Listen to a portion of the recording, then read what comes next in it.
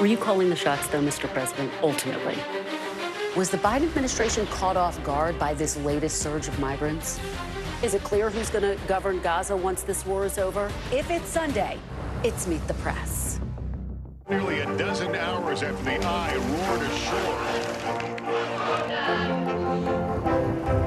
There is some late-breaking news.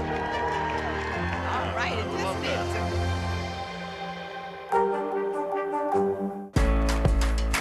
when I think about what the Today Show does, it's not just about the mornings, it's about your whole day. There's a feeling of, we're in there with you. Then let's take on this day together. Morning, Al. I think when you open your eyes, you get to decide, how's my day going to be? We want to be a way to start your day, lighten your load. Every single A diplomatic breakthrough. Overnight, Israeli leaders reaching an agreement with Hamas to free dozens of hostages. Our team in D.C. joining us with the details of that deal and America's part in securing it. An Oscar-winning actor and a Hollywood newcomer both facing fallout over their comments about the Israel-Hamas war. How the controversy unfolded amid protests. Hollywood churning out holiday hits. There's a whole slate of new films to catch at the box office. We break down all the biggest movies opening this weekend. It's a record-breaking year for Thanksgiving travel. Is America's strained airline infrastructure ready for it? We'll take you inside the air traffic control tower at Chicago's O'Hare Airport to see how they handle the holiday chaos. Between the floats and football, furry friends will take center stage this Thanksgiving. Go behind the scenes of the National Dog Show to get a sneak peek at the top pups. It's Wednesday, November 22nd. Early today starts right now.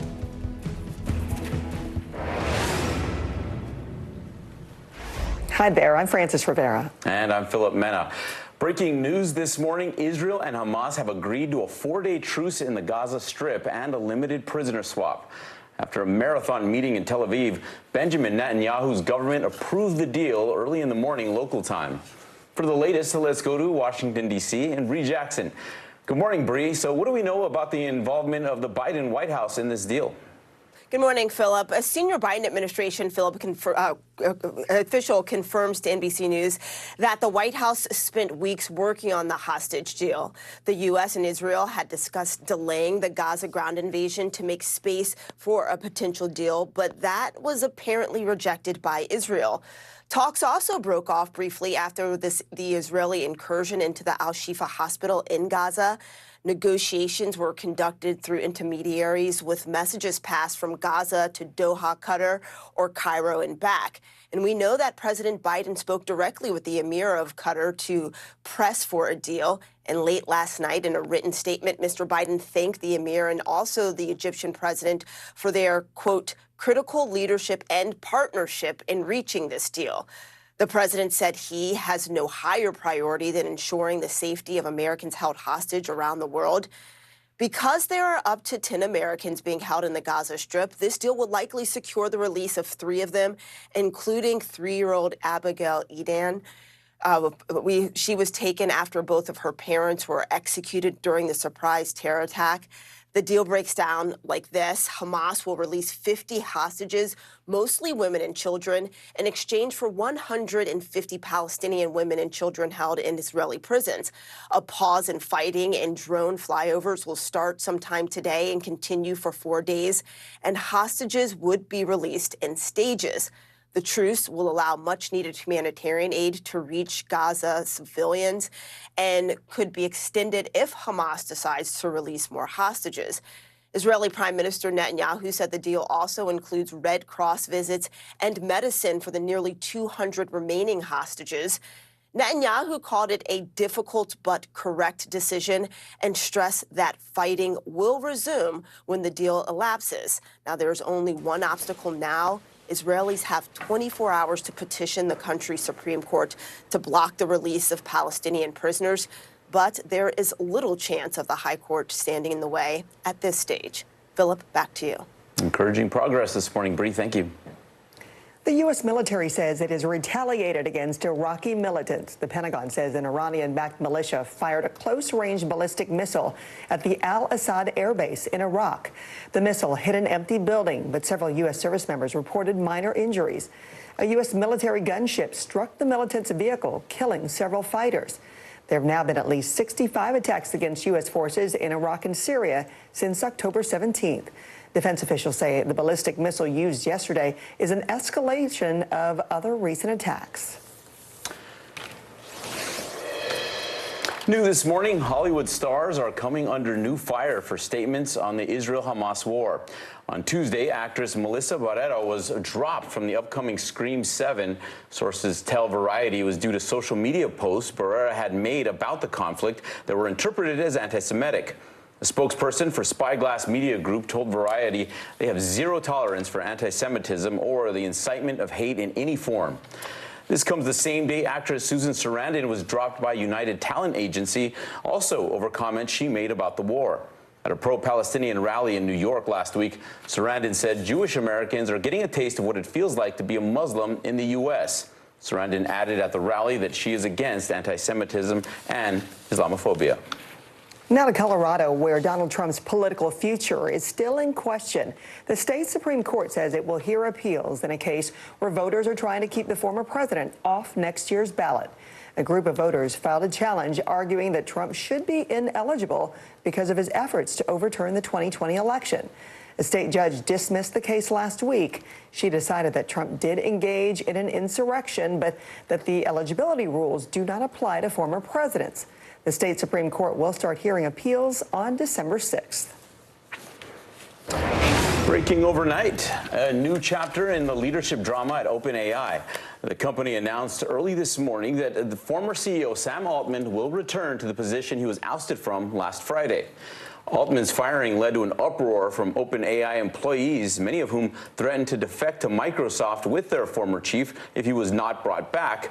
And the board members responsible for the decision did not resign. In a post to X early Wednesday, Altman reaffirmed his love for the company and said he looks forward to working with the new members of the board of directors. The weather has been impacting Thanksgiving travel all week, but with AAA reporting a record 55 million people hitting the roads and skies, it will be a massive test for the already strained airline infrastructure. Tom Costello is following it all. Across the eastern U.S., that heavy rain is testing travelers' patience on clogged highways as 49 million Americans drive over the coming days. Whatever happens, we're just going to roll with it. To long and winding airport security lines. It's just a lot of people, a lot of it's just chaos. 5 million people flying. We kind of go into this knowing that it's going to be a real busy travel time. Group 2, please proceed. Chicago O'Hare, the nation's fourth busiest airport, is United's mega hub with 850 inbound and outbound flights each day. She came into Fox 27. It's a 24/7 logistical juggle. United 1879 with the medical, Park Charlie set 27. From medical and mechanical issues to weather, catering, fueling, crew schedules, flight delays, passenger and luggage reroutes. Everyone in here is engaged and connected to make sure that we can keep the airline on schedule. High stress on the ground and high above. So this is an area most people don't get to see. It's the ramp tower for United here at O'Hare. United 634, taxi Bravo Sierra, Volchar taxiway Alpha. The controllers here act as traffic cops, directing hundreds of planes moving on United's ramp.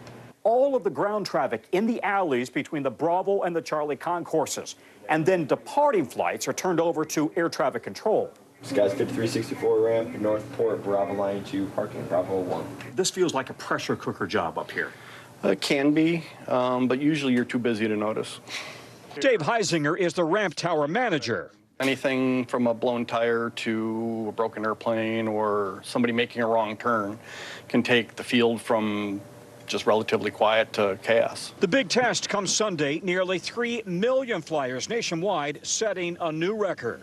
Tom Costello, NBC News, Chicago. Thankfully, that rain is mostly moving off the coast this morning, but it could linger on the East Coast.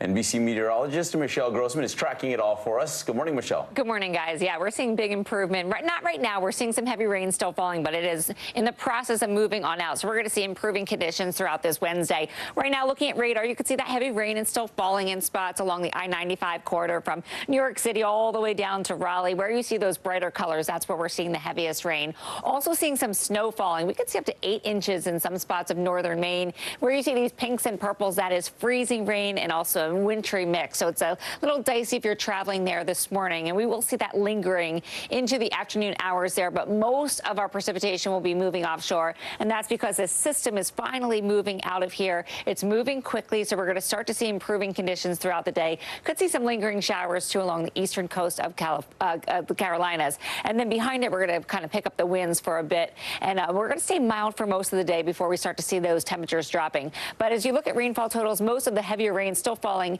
in portions of New England as we go throughout the rest of today. And that is the same story for snowfall. We could see up to 8 inches in some spots where you see that pink.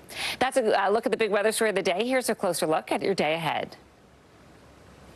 All right, we're looking at temperatures really mild in the mid-Atlantic, temperatures in the 60s. We have that rain falling this morning, but improving conditions throughout the afternoon. And then those showers lingering along the Carolina coast before they move out. Also could see some showers in Jacksonville, Orlando, and also Tampa.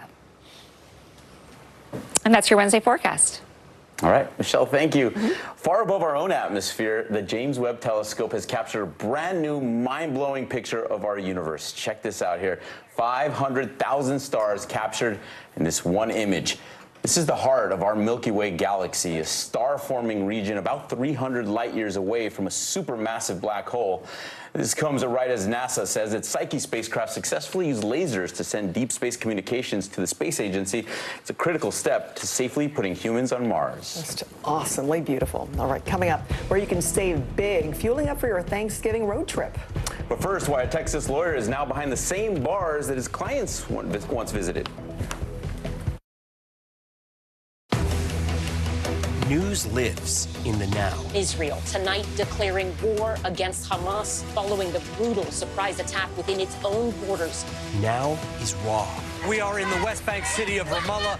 Protesters are on the streets here to denounce Israel. Now is real. Most of the time, the Iron Dome works, but there are rare occasions that a few get through, like here in Ashkelon. News for the generation of now is NBC News Now, streaming free everywhere. The NBC News mobile app. Get connected to your favorite news shows. For the top stories, breaking news, and live video, download the NBC News mobile app now.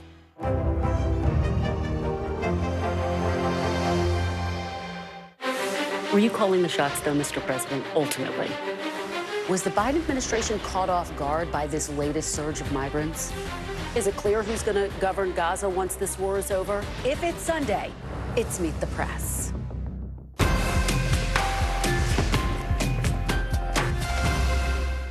Top stories coming to you live from Juarez, Mexico. Reporting over the skies of Lahaina. Every weeknight, it's your news playlist. Top Story with Tom Yamas, streaming weeknights at 7 on NBC News Now. This is what a country in war looks like. You came to get blood. So many stories of heroism and heartbreak emerging from here.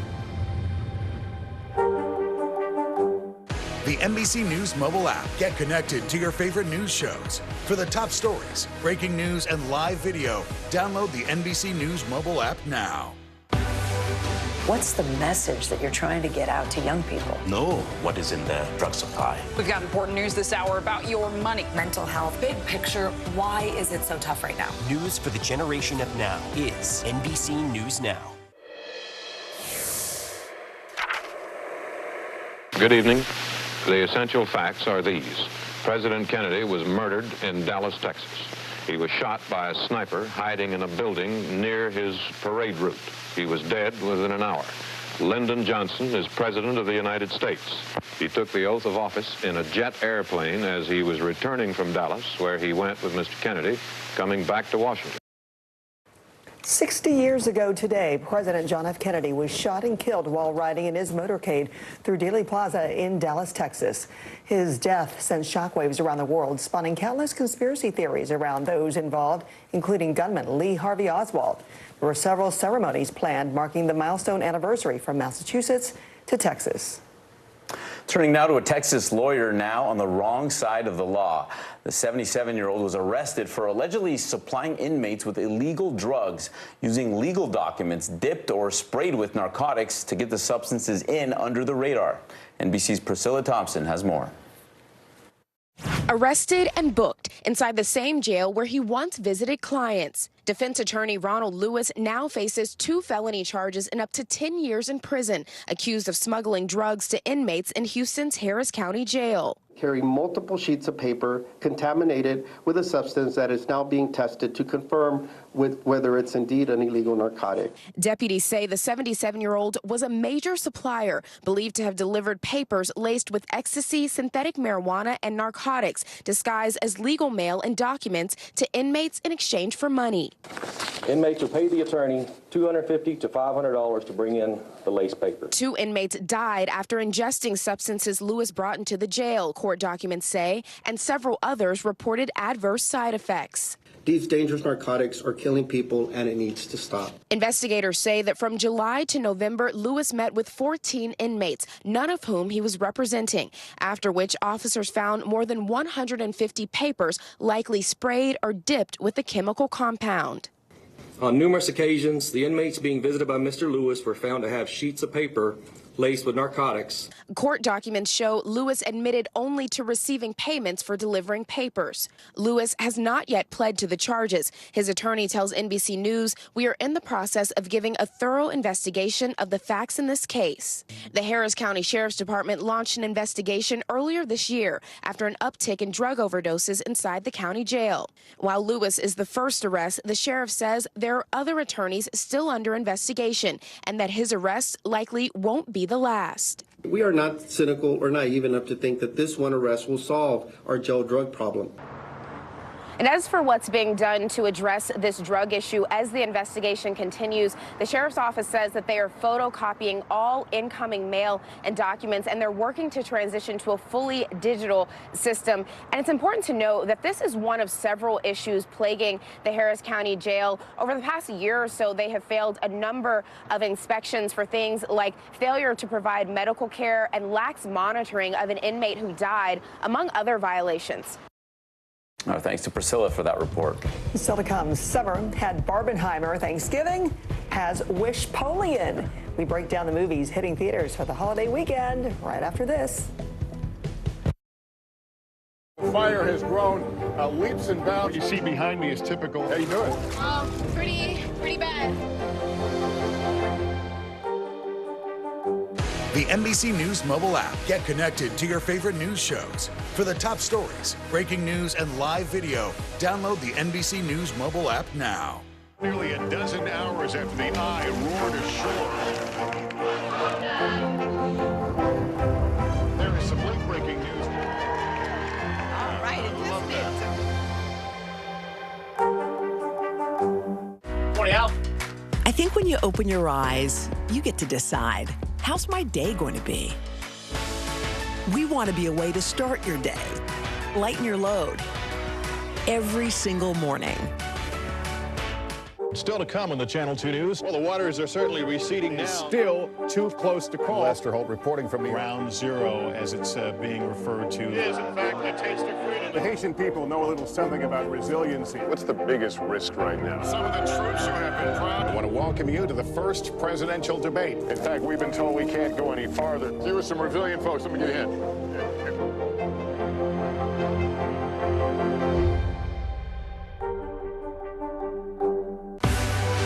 Now is raw.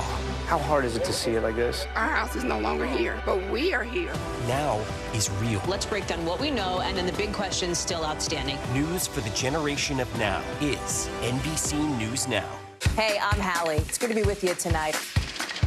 the debt ceiling. Here's why this matters. Please, please don't have your eyeballs glaze over. Here's why this matters. Talk to us about what we're supposed to call this. Is it a bailout? Is it a backstop? There's a difference because it matters whose money is being used to prop up these banks. We think we're getting close to this news conference. I will be honest with people. This is like an awkward moment where we think we're like right there. You're going to have to like tap dance with us maybe a little bit. I do have my tap dancing shoes on, not to worry. When I think about what the Today Show does, it's not just about the mornings, it's about your whole day. There's a feeling of we're in there with you. Then let's take on this day together.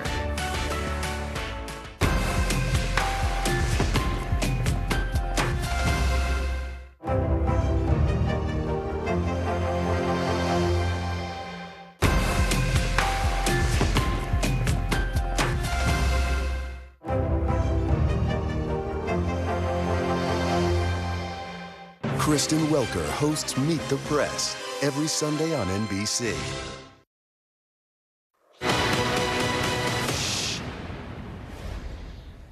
Whose country are we in?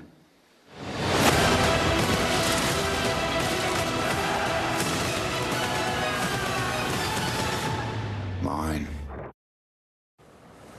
It is a classic Thanksgiving weekend for moviegoers across the country. Napoleon, the new historical epic starring Joaquin Phoenix, rides into theaters alongside Wish, the new animated Disney film celebrating the studio's 100th anniversary.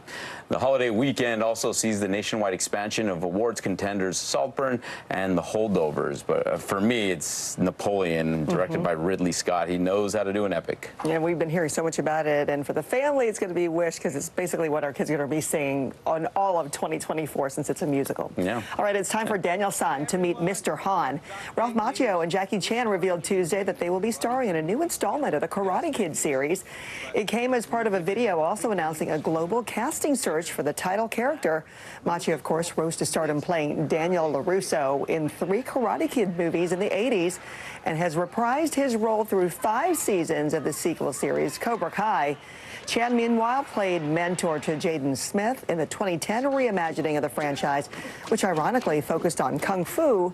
The film is set for release next December. Let's see who's going to be the next face when it comes to the Karate Kid, but I love that he is still rocking the OG style. Yeah, you're right. I mean, it's exciting and unknown out there, someone we don't know yet. It can be the next Karate Kid star. There is no stopping a Rolling Stone. On Tuesday, the legendary rockers announced a 16-date stadium tour in support of Hackney Diamonds, their first album of new material since 2005.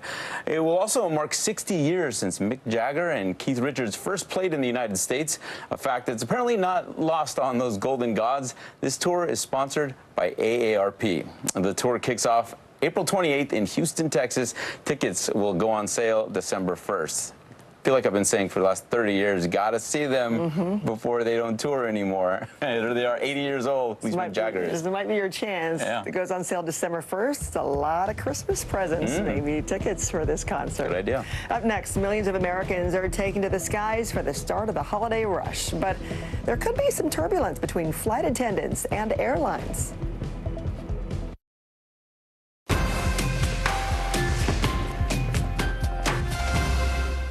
Stay on top of breaking news and the biggest stories of the day with NBC News Daily. Thank you so much for joining us. I'm Morgan Radford. I'm Vicki Wynn. I'm Kate Snow. And I'm Zinklaya Samwat. Get in-depth reporting from across the country. We have breaking news out of the White House and around the world. Questions about the rebellion inside Russia. And ways you can take care of your health. What are symptoms that people should be on the lookout for? And your wallet. Some really great last-minute deals if you have flexibility. NBC News Daily. Weekdays from 12 to 4 p.m. Eastern on NBC News Now.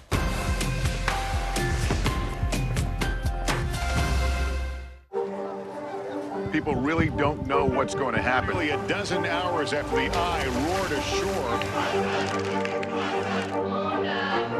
More good people than bad people, you know, right? There is some late-breaking news 4 hours into the Iowa caucuses by the mail delivered. All right, it just did too.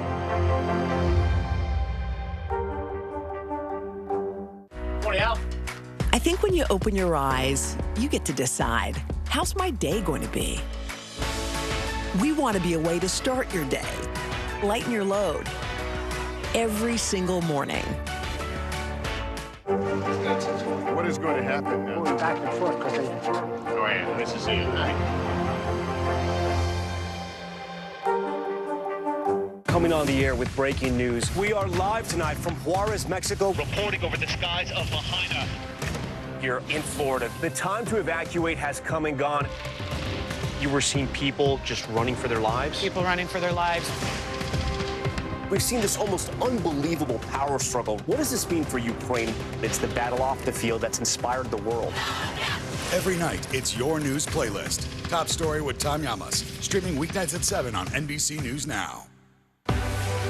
What's the message that you're trying to get out to young people? Know what is in the drug supply. We've got important news this hour about your money. Mental health, big picture, why is it so tough right now? News for the generation of now is NBC News Now. The NBC News mobile app. Get connected to your favorite news shows. For the top stories, breaking news, and live video, download the NBC News mobile app now. We're back with what you need to know early today. American Airlines flight attendants are asking federal officials for permission to strike. Union leaders say they are frustrated with the lack of progress in contract negotiations. Sheetz is cutting gas prices this week to $1.99 per gallon. The discounted price for unleaded gas will last through Monday.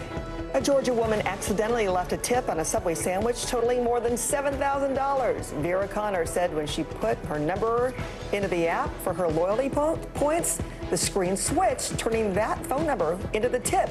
It took a month, but she's finally been refunded. We'll be right back. From inside Iran, from Israel, from Florida, from Lewiston, Maine, part of our continued reporting. This is what a country in war looks like. Women, children.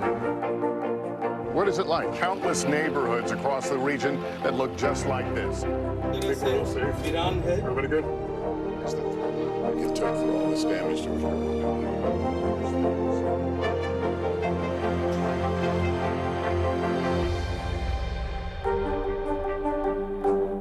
The NBC News mobile app. Get connected to your favorite news shows. For the top stories, breaking news, and live video, download the NBC News mobile app now.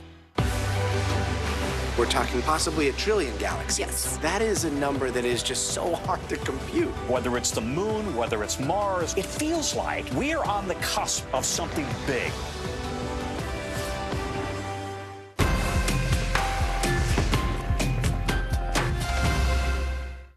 News for the generation of now is NBC News Now. Kristen Welker hosts Meet the Press every Sunday on NBC. Coming on the air with breaking news. We are live tonight from Juarez, Mexico. Reporting over the skies of Lahaina. Here in Florida. The time to evacuate has come and gone. You were seeing people just running for their lives? People running for their lives. We've seen this almost unbelievable power struggle. What does this mean for Ukraine? It's the battle off the field that's inspired the world. Every night, it's your news playlist. Top Story with Tom Llamas. Streaming weeknights at 7 on NBC News Now. Nearly a dozen hours after the eye roared ashore. There is some late-breaking news. All right, it just needs to.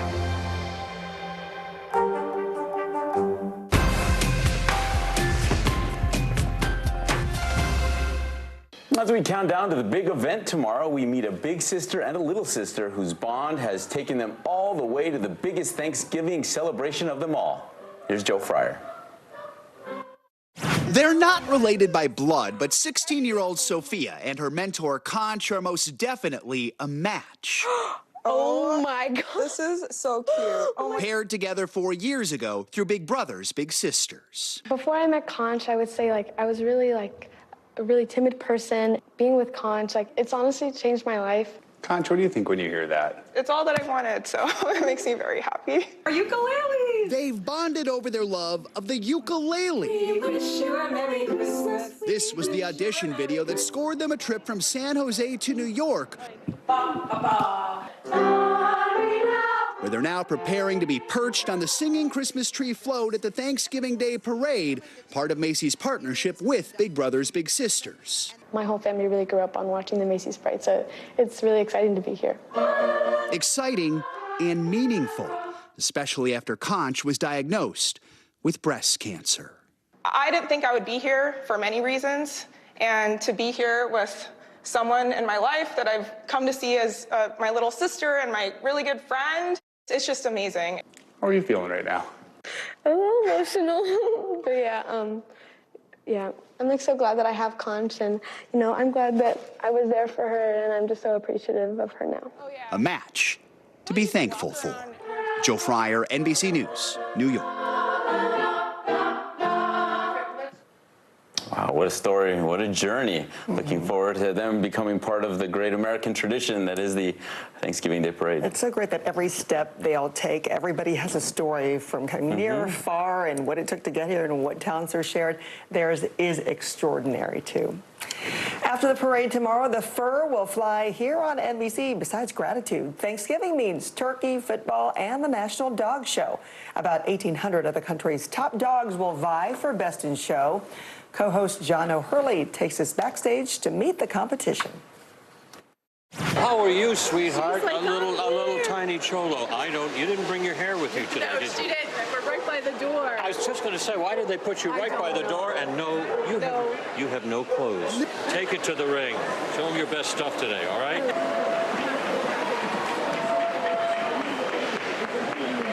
From the small to the not so small. Hi, sweetheart. You and I have the same hair. Do you know that? Very similar hair. You can catch the National Dog Show at noon Eastern tomorrow right here on NBC. So much to look forward to. We got the parade, the dog show, the football, and food. See you tomorrow.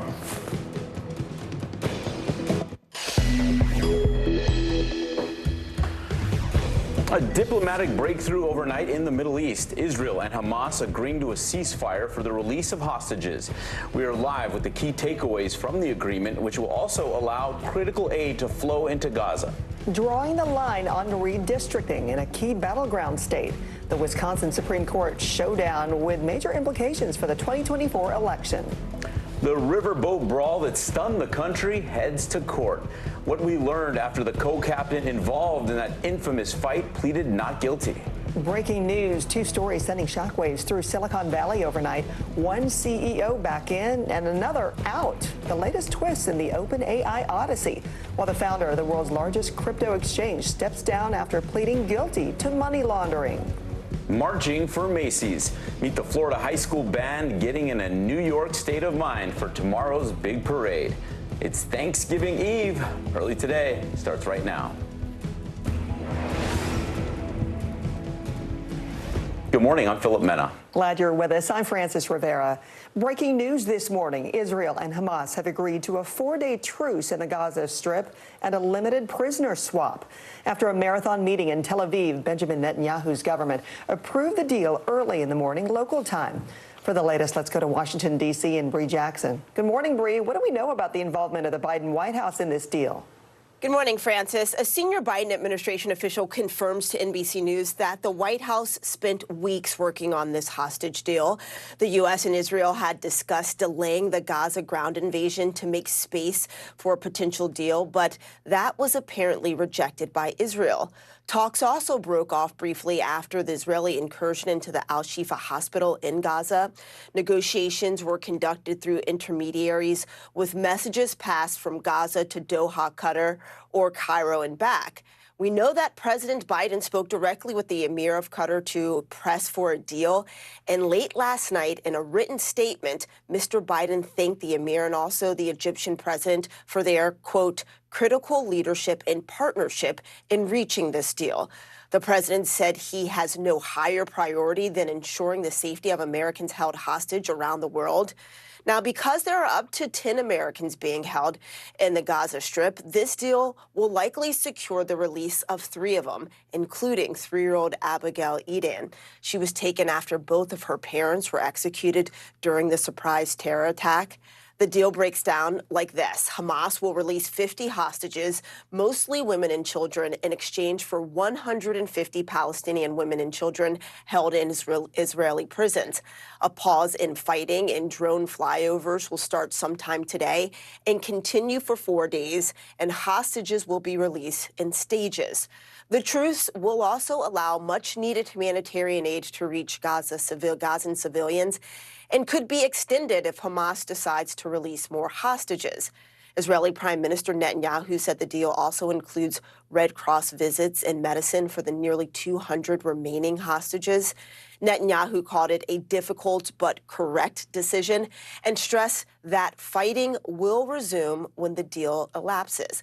There's only one obstacle now. Israelis have 24 hours to petition the country's Supreme Court to block the release of Palestinian prisoners.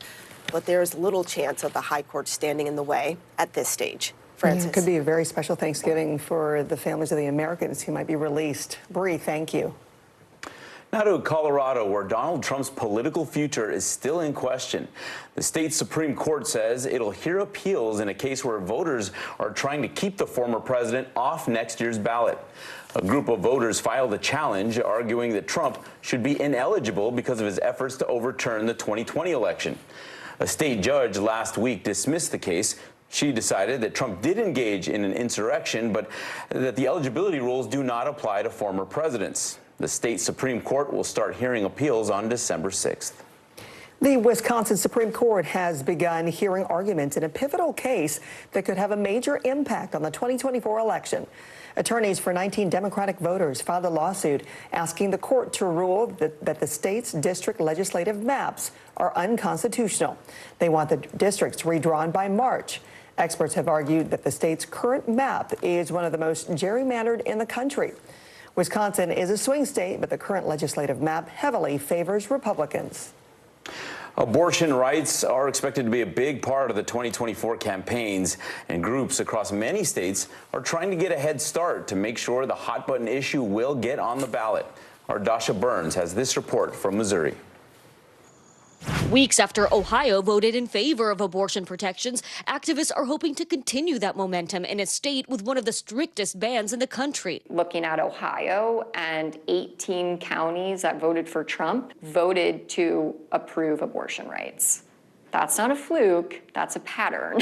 Two competing groups are looking to put abortion access on the ballot in Missouri in 2024, one of them led by a Republican. I'm from Missouri. Jamie Corley is behind a proposal that would allow abortions up to 12 weeks and add exceptions for fatal fetal abnormalities, rape, and incest if reported to a hotline. Some people watching this might say, what the heck's going on? Right. So I am a Republican, and I am also pro-choice. I think that we now know that there are many more like me than one would think.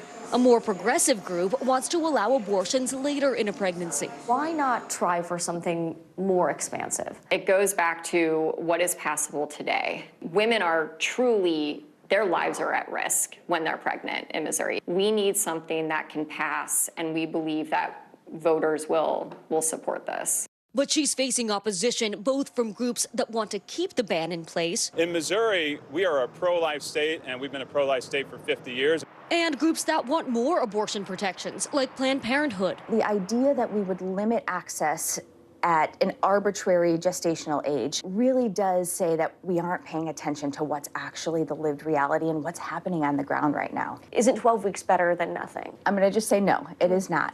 Views on abortion often defy party lines, so the question is, what will voters support?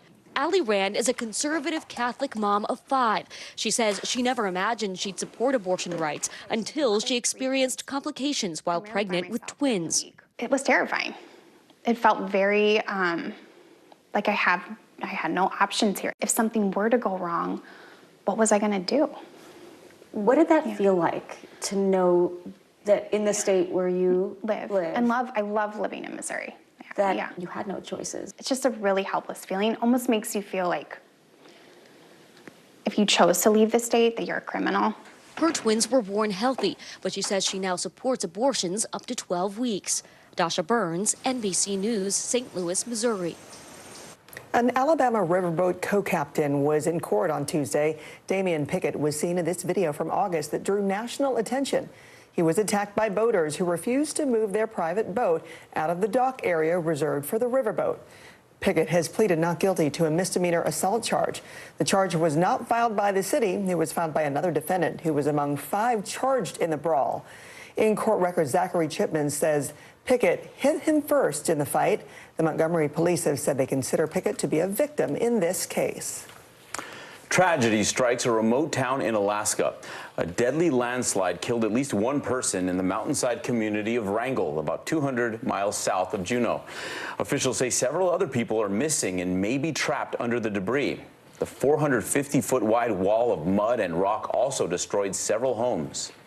The U.S. is seeing a boom in Thanksgiving travel this year. According to AAA, a record 55 million Americans will journey to their holiday destinations by air and car. That includes a 6.6% increase in air travel compared to last year.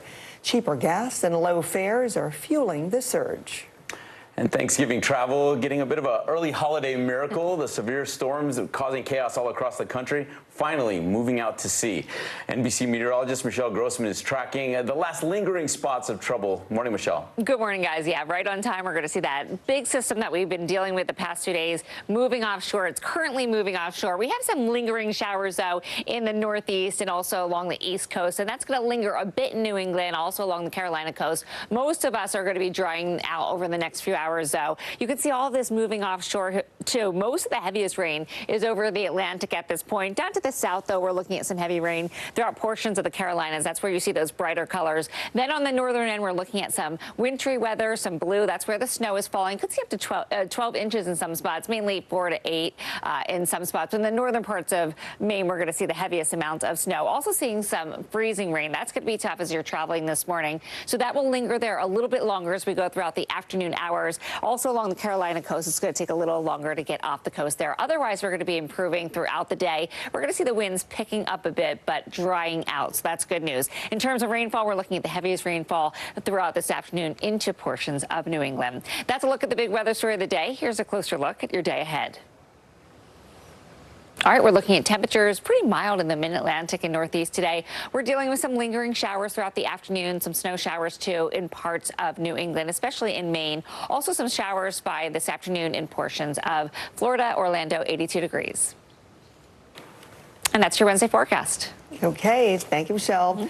Many Americans across the country are prepping for tomorrow's Thanksgiving feast. While there are plenty of ways to prepare a turkey, one in particular has fire officials urging caution. That's right there, frying the bird. They demonstrated how quickly it can go terribly wrong, and they gave some pointers to make sure your turkey is completely thawed before putting it in a fryer.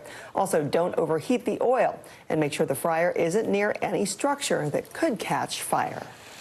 Coming up, the perfect holiday cocktail, maybe for after you deep fry that turkey. But first, we're back in a minute with another late night twist in the chaotic fight for control of ChatGPT's parent company. Still to come on the Channel 2 News. Well, the waters are certainly receding now. Still too close to call. Lester Holt reporting from Ground Zero, as it's being referred to. It is, in fact, the taste of freedom. The Haitian people know a little something about resiliency. What's the biggest risk right now? Some of the troops who have been proud. I want to welcome you to the first presidential debate. In fact, we've been told we can't go any farther. Here are some resilient folks. Let me get a hint.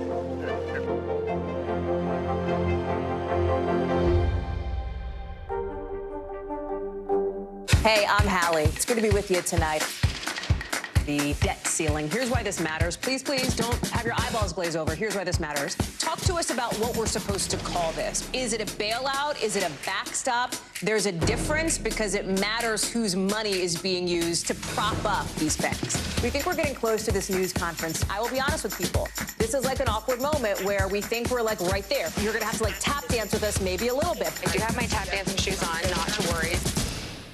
They told him I rejected him because he wanted to be female. This is the story of a family divided, a fringe religious movement blurring the lines between church and state, and a teacher caught in the middle. This is Grapevine, an NBC News podcast. Listen now. Fire has grown leaps and bounds. What you see behind me is typical. How you doing? Pretty bad. News for the generation of now is NBC News Now.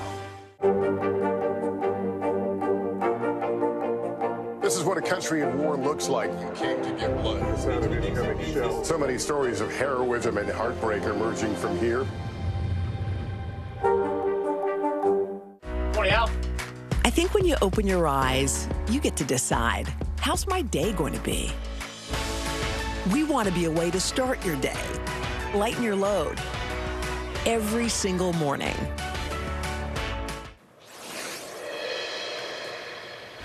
New this morning, Hollywood stars are coming under fire for statements on the Israel-Hamas war. On Tuesday, actress Melissa Barrera was dropped from the upcoming Scream 7. Sources tell Variety it was due to social media posts Barrera had made about the conflict. They were interpreted as anti-Semitic. A spokesperson for Spyglass Media Group told Variety that they have zero tolerance for anti-Semitism or the incitement of hate in any form. This comes the same day actress Susan Sarandon was dropped by United Talent Agency, also over comments she made about the war. At a pro-Palestinian rally in New York last week, Sarandon said Jewish Americans are getting a taste of what it feels like to be a Muslim in the U.S. Sarandon added at the rally that she is against anti-Semitism and Islamophobia.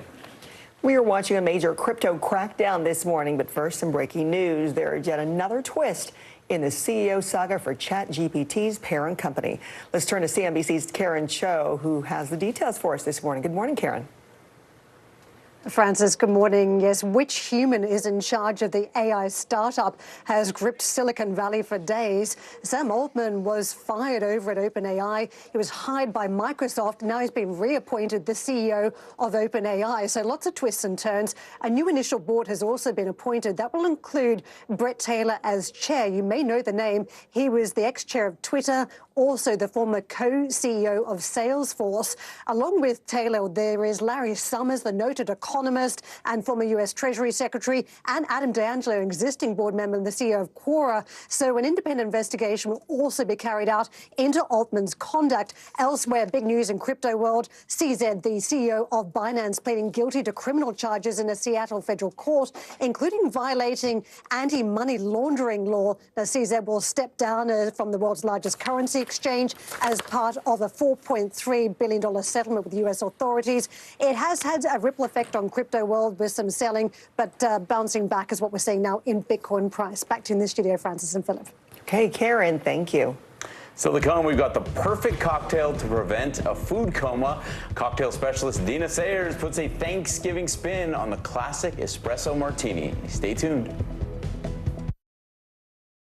Coming on the air with breaking news. We are live tonight from Juarez, Mexico. Reporting over the skies of Lahaina.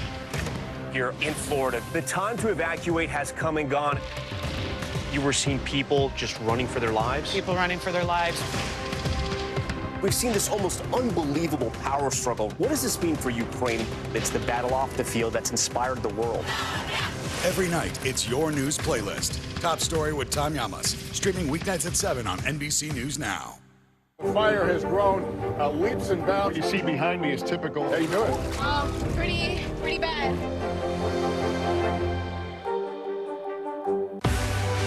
Now is raw. How hard is it to see it like this? Our house is no longer here, but we are here. Now is real. Let's break down what we know and then the big questions still outstanding. News for the generation of now is NBC News Now.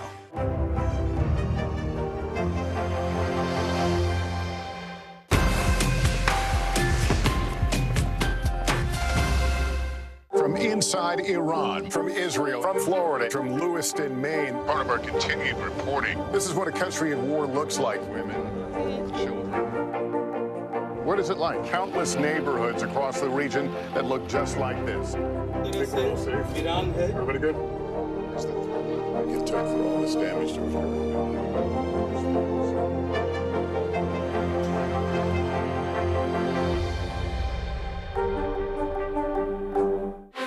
Were you calling the shots, though, Mr. President, ultimately? Was the Biden administration caught off guard by this latest surge of migrants? Is it clear who's going to govern Gaza once this war is over? If it's Sunday, it's Meet the Press. News for the generation of now is NBC News Now. When I think about what the Today Show does, it's not just about the mornings, it's about your whole day.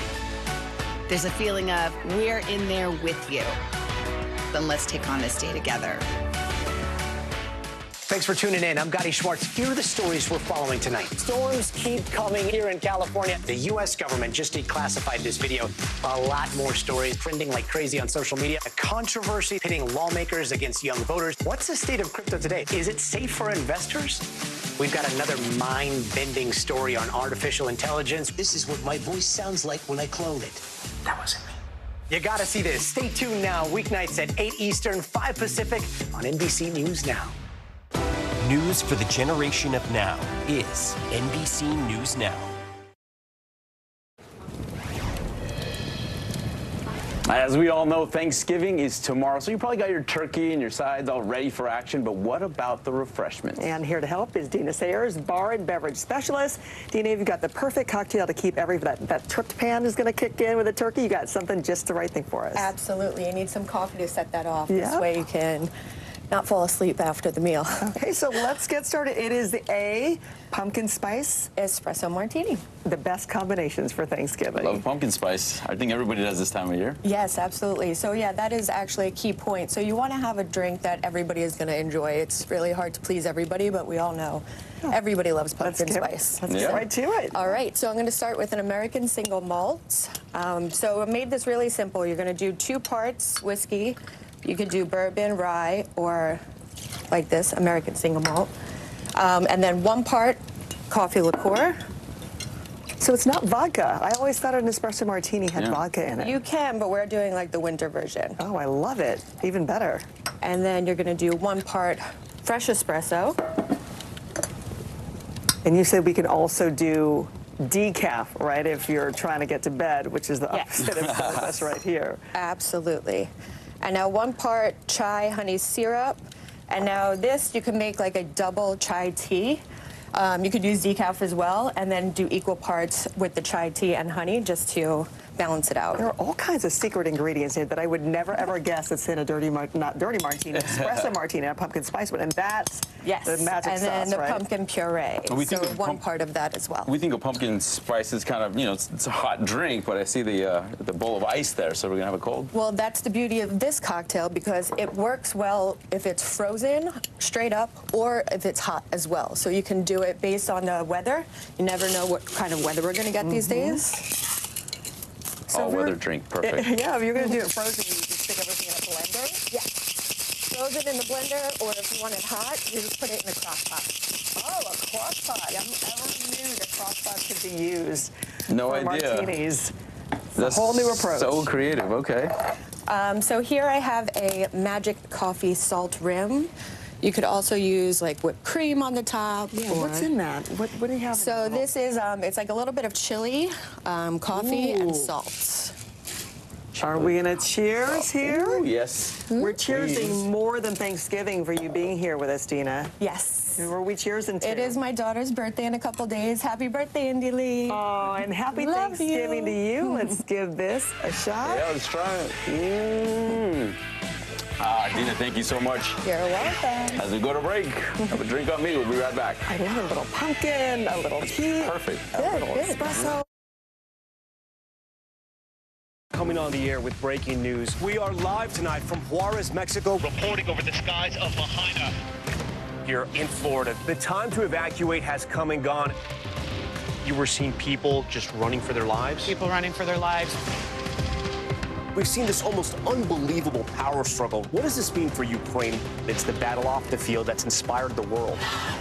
Every night, it's your news playlist. Top Story with Tom Llamas. Streaming weeknights at 7 on NBC News Now. News lives in the now. Look at this. You can't even see anything anymore. Let's break down what we know. You gotta see this. News for the generation of now is NBC News Now. From inside Iran, from Israel, from Florida, from Lewiston, Maine, part of our continued reporting. This is what a country in war looks like. Women, children. What is it like? Countless neighborhoods across the region that look just like this. Everybody good? I get took for all this damage to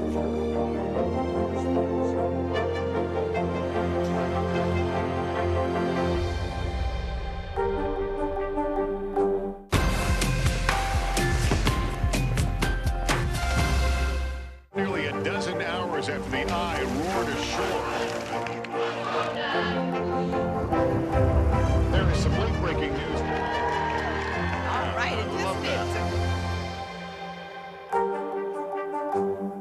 News lives in the now. The horrors of the war on full display on both sides of the Israel-Gaza border. Protesters are on the streets here. Most of the time, the Iron Dome works, but a few get through. News for the generation of now is NBC News Now.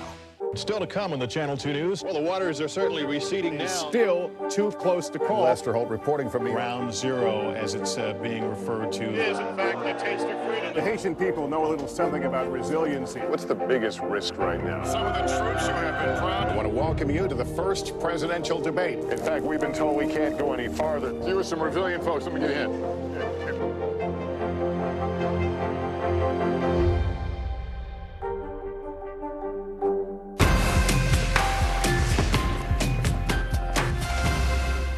Kristen Welker hosts Meet the Press every Sunday on NBC.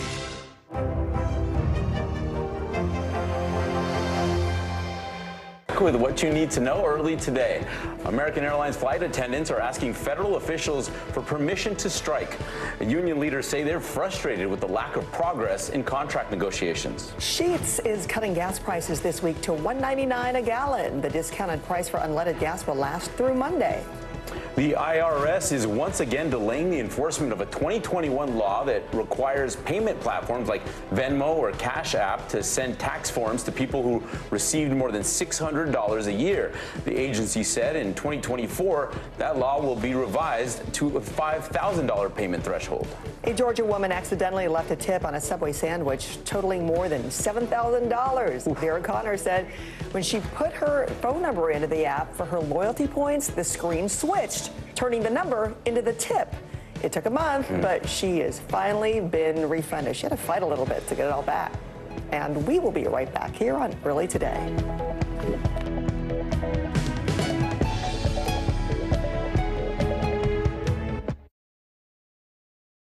They told him I rejected him because he wanted to be female. This is the story of a family divided, a fringe religious movement blurring the lines between church and state, and a teacher caught in the middle. This is Grapevine, an NBC News podcast. Listen now. Now is raw. How hard is it to see it like this? Our house is no longer here, but we are here. Now is real. Let's break down what we know and then the big questions still outstanding. News for the generation of now is NBC News Now. Top stories coming to you live from Juarez, Mexico. Reporting over the skies of Lahaina. Every weeknight, it's your news playlist. Top Story with Tom Yamas, streaming weeknights at 7 on NBC News Now.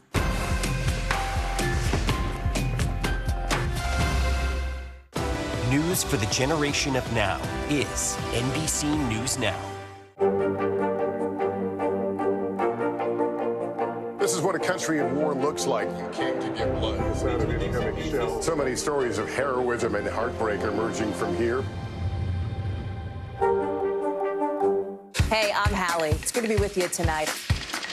The debt ceiling. Here's why this matters. Please, please don't have your eyeballs glaze over. Here's why this matters. Talk to us about what we're supposed to call this. Is it a bailout? Is it a backstop? There's a difference because it matters whose money is being used to prop up these banks. We think we're getting close to this news conference. I will be honest with people.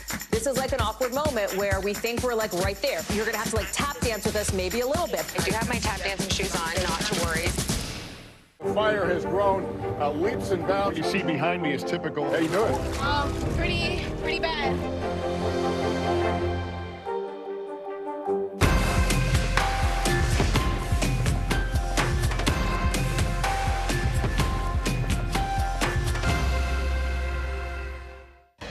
Tomorrow, larger-than-life balloons will float through Manhattan alongside excited high school student performers. Julia Bragg with NBC South Florida caught up with some of them before they caught their flight to the Big Apple. Empire State, here they come. From Parkland to New York City. It's a first for the Marjorie Stoneman Douglas High School Eagle Regiment, and they are ready to take the spotlight on Turkey Day. I'm pretty excited that we get to go to Macy's Day Parade, like one of the biggest parades in like history. Josiah Jimenez is joining 160 of his friends as their award-winning band marches right into that history. What a blessing for these students, for our community, for everybody to really see all the positivity that comes out of Stoneman Douglas High School. girls are in good company. Once the parade begins, you'll spot some moves straight from Kendall. Dozens of dancers from Maria Verdeja School of the Arts will sashay down 6th Avenue.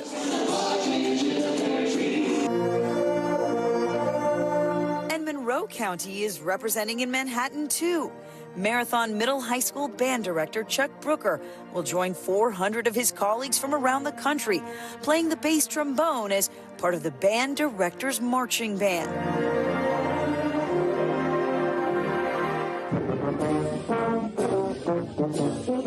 We caught up with Brooker during his rehearsal in New Jersey. I'm so excited to be here. I'm just so happy to represent the marathon community and the Florida Keys as the southernmost director performing in the parade. It's very exciting. But just exactly what these South Florida performers are performing is still a secret. We can't reveal any of that just yet. You'll have to watch on TV on Thanksgiving morning. And our thanks to Julia Bragg for that report. Going to cheer on especially the kids from Stoneman Douglas High School in Florida, given everything that they've been through and how that community's come together.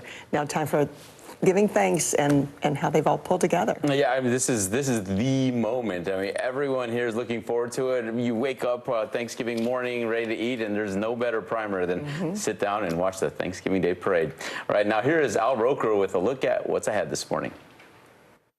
This morning on the third hour of Today, Steve Kornacki's back with the big board to preview all the Thanksgiving football matchups. Plus, the sweet story of how a dad and his sons started helping neighborhoods in need of firewood. And the stars of Ladies of the 80s, A Diva's Christmas in Studio 1A. All that and more coming up this morning on the third hour of Today.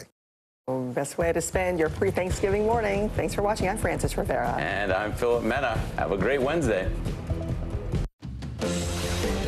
Breaking right now on Morning News Now, a breakthrough deal between Israel and Hamas to release dozens of hostages held captive in Gaza. It's really hard for us, but we're waiting for all of them to come back. The agreement just made after weeks of negotiations, with the U.S. playing a key role in securing the deal. Also this morning at the Vatican, Pope Francis meeting with the families of some of the hostages. We have team coverage. And it's the nightmare before Thanksgiving. Millions of people traveling by plane, train, and automobile to make it home for the holiday. So will the weather cooperate with your plans? We are tracking the conditions, including a storm system making its way across the Northeast. Plus, more Americans passing on precautions when it comes to COVID-19. What doctors want you to know before you gather for the holiday. And a match to be thankful for. Joe is going to introduce us to a duo selected to take part in tomorrow's big Thanksgiving Day parade. I can't believe it's tomorrow. I know, and it's a heartwarming story. They'll be marching with so many other people. Looking forward to the parade tomorrow. Good morning. Good to have you with us on this day before Thanksgiving. I'm Joe Fryer. And I'm Savannah Sellers. We're going to get started this morning with that breaking news overnight. An agreement made between the Israeli government and Hamas to release dozens of hostages in exchange for a pause in fighting and the release of some Palestinian prisoners held in Israel. Qatar, which served as a mediator between the two sides, formally made the announcement after nearly 5 hours of deliberations among Israeli cabinet members. Now, once implemented, it will mark the first pause in fighting since the war began on October 7th. Family members of the hostages are now speaking out, voicing some concerns and uncertainty despite the major diplomatic breakthrough. You know, it's like a Russian roulette. We are waiting to see who will come back home. It's crazy. We don't have names yet. Only speculations that it's going to be mothers and their children. It's tough, very tough. Prime Minister Netanyahu also spoke after the announcement, warning the war will continue with Hamas following the pause. The United Nations issued its own warning yesterday, saying nearly 2 million people have been displaced by the war. We have our team standing by to break down this agreement between Israel and Hamas, including NBC News foreign correspondent Claudio Lavanga and retired Navy SEAL Commander Dan O'Shea. Yeah, but first let's bring in NBC News foreign correspondent Raf Sanchez. He's in Tel Aviv, and NBC News White House correspondent Mike Memoli. So, Raf, let's start with you. Walk us through some of the details of the deal. How many hostages are being released? When does this start? And for how long could we see a pause in fighting? Joe, Savannah, good morning. This deal was approved in the early hours of the morning by Prime Minister Netanyahu and his cabinet after an hours-long meeting. Under the terms of this deal, 50 hostages, women and children, to be released in exchange for 150 Palestinian prisoners, also women and children, who will be freed from Israeli jails. There will be a 4-day ceasefire in Gaza. Hamas is saying that ceasefire due to come into effect 10 a.m. tomorrow, 10 a.m. Thanksgiving morning, local time.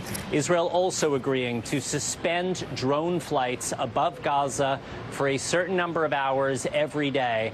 And guys, there is an option for this initial deal for 50 hostages to be extended, with 10 hostages released every day in exchange for an additional day of ceasefire.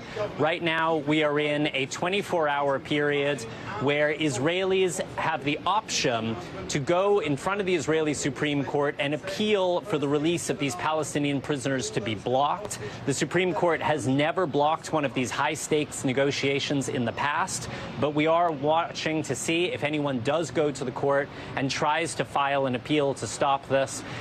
Prime Minister Netanyahu also yesterday thanking President Biden for his role in mediating these negotiations. Guys. Mike, let's bring you in here. Walk us through that, exactly what Raf just touched on, what role the U.S. played in this agreement and how the White House is responding. Well, Savannah, this was a heavy diplomatic lift, and in a statement released overnight, the president thanking the leaders of Qatar as well as Egypt for their role in helping to bring it to reality. The president also calling this deal a testament to the tireless diplomacy and determination of many dedicated individuals. Two of those individuals are Brett McGurk and Joshua Geltzer. They were asked by National Security Jake Sullivan in the early stages of this crisis to oversee a small working group dedicated to this hostage issue. We also know from White House officials that we remember President Biden traveling to Israel. We're told a focus of his meeting with Prime Minister Netanyahu as well as the war cabinet in Israel at the time was about this hostage issue and the process for potentially obtaining the release of these hostages. Now, these negotiations intensified after the initial release of 2 American hostages, ultimately bringing in the leader of Egypt as well as the CIA director engaged in those talks. We're told that the deal finally did appear to come together over November 18th this weekend, but it was a tense few days to see it to this point. Now, the president arrived last night in Nantucket, where his family has celebrated the Thanksgiving holiday for decades. We understand that it is possible we may hear from the president more directly today, guys. So, Raf, we know there's a lot of anxiety among the families of the hostages. How are they feeling right now? Do we know anything about who is going to be released in this agreement? Yeah, Joe, these families are in limbo. They know that there is a deal. They do not yet know who's coming out as part of this deal. We spoke a little earlier to a man named Gilad. Several of his grandchildren, including his 3-year-old granddaughter, are being held inside of Gaza right now. And we know this deal is for women and it's for children. So there is a good chance that his grandkids may be coming out as part of this deal. But he says he simply does not know at this point. There has been no official confirmation about who is on the list to be released or not. He says that he is holding out hope, but that he just won't know until he has them back in his arms. And his is a good example of just this painful situation that even though 50 hostages are slated to be released, there are 240 hostages being held in Gaza. That is 190 who are not coming out as part of this initial deal, including Gilad's son, the father of these little grandchildren. And he says for him, it won't be until his entire family is out and safe that he will be able to breathe easy. Guys. Absolutely. And Mike, also, what are White House officials saying? Because we know that we expect Americans to be part of this, to be set free in this first round of hostage releases. What do we know at this point? Yes, Savannah, as Raf indicates, the exact identity of these individuals is not yet clear. White House officials have been reluctant to get into specifics, but they did confirm that at least 2 American women, as well as a young 3-year-old girl, were among those who should potentially be released as part of this deal. Interestingly, the young girl tragically lost both of her parents in this initial attack. Now, what the White House also is saying is that they hope that this pause will allow them to further identify other Americans who could be part of potential future releases. As Raf also indicates, there are phases of this potential release, this category including women and children, other categories to come.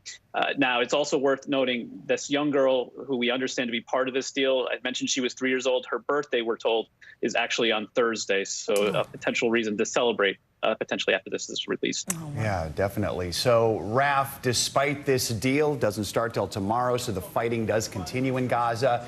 Israeli troops continue to surround that Indonesian hospital. Officials say they're also closing in on a refugee camp nearby. So what is the situation there right now? And is the pause in fighting enough time to get that humanitarian aid into Gaza and actually make a meaningful difference?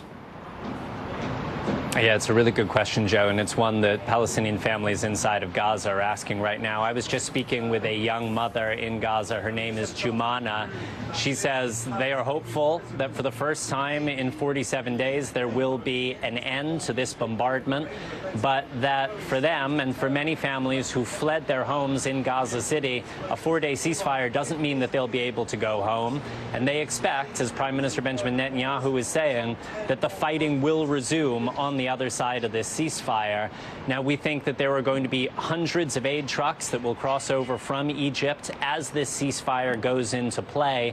But whether that's going to be enough for the more than 1 million displaced people, many of whom are desperately short of food, remains unclear. The UN says it will do everything it can to maximize this ceasefire, to get aid to people. But one of the really big questions here is how much fuel is going to be allowed inside Gaza, because as we have seen over these 6 weeks of war, without fuel, it is impossible to keep the lights on at hospitals, and it is impossible to distribute this humanitarian aid, even if you are able to get it inside Gaza. All right. Raf Sanchez, Mike Memoli, thank you both for your reporting. We appreciate it. Yeah, we're now joined by Dan O'Shea. He's a retired Navy SEAL commander and coordinator for the Hostage Working Group with the U.S. Embassy in Iraq. Dan, good morning. Thank you very much for joining us. So first, what are your initial thoughts on this tentative deal, and how much do you see this deal being in the best interest for both sides? Well, this is the reason Hamas took the kidnapped victims in the first place, because this was going to be their bargaining chip to basically force the IDF to stop this offensive that they knew was inevitable after the October 7 attacks. So it is, again, this deal was not across the table between Hamas and Israel. So I'm very cautious about this until it's complete, because anything could go wrong and this could change overnight.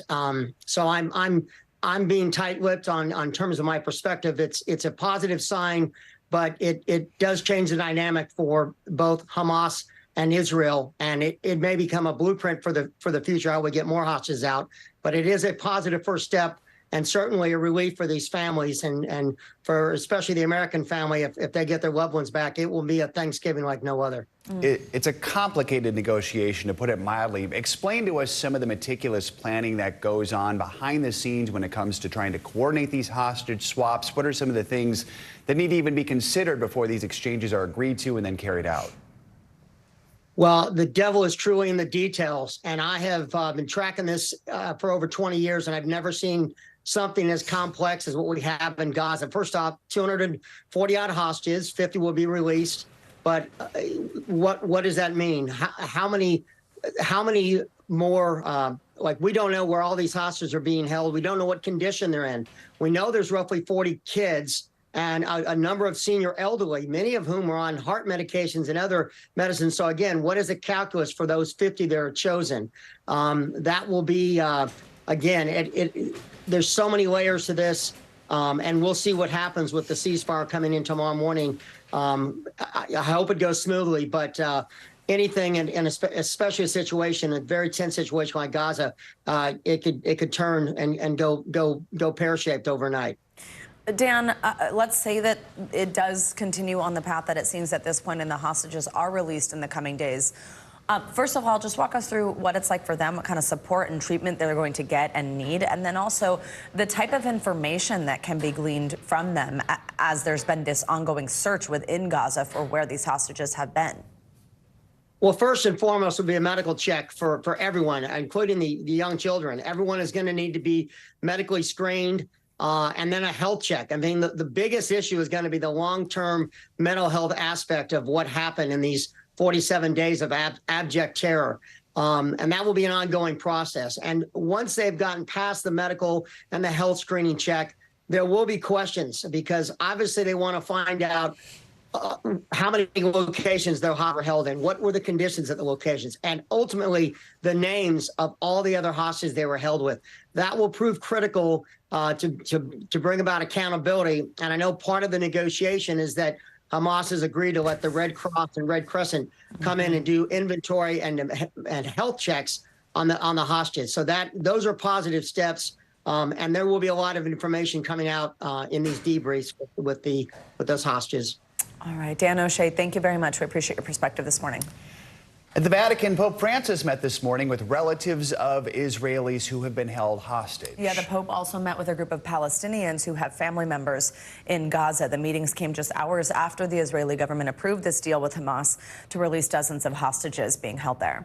NBC News foreign correspondent Claudio Lavaga joins us now with more on this. Claudio, good morning. So the Pope addressed the war earlier today, speaking at his general audience. What did he have to say, and what more can you tell us about these meetings with the families of the hostages? Good morning, guys. Well, this morning during the weekly general audience, the Pope said that he heard of the suffering from both sides. As you mentioned, he met in two different occasions, both the families or the relatives of some of the hostages still being held in Gaza, but as well as relatives of Palestinians living in Gaza who are suffering the consequences of the war there. And he said that that is what war does. But also he went as far as saying that the conflict between Israel and Hamas has gone beyond war. He's called it now, it's terrorism. Well, now among the families of the hostages being held in Gaza were also the parents of Hirsch Goldberg Pauling. He's a 23-year-old American citizen. They spoke to NBC's Ann Thompson this morning. Let's take a listen.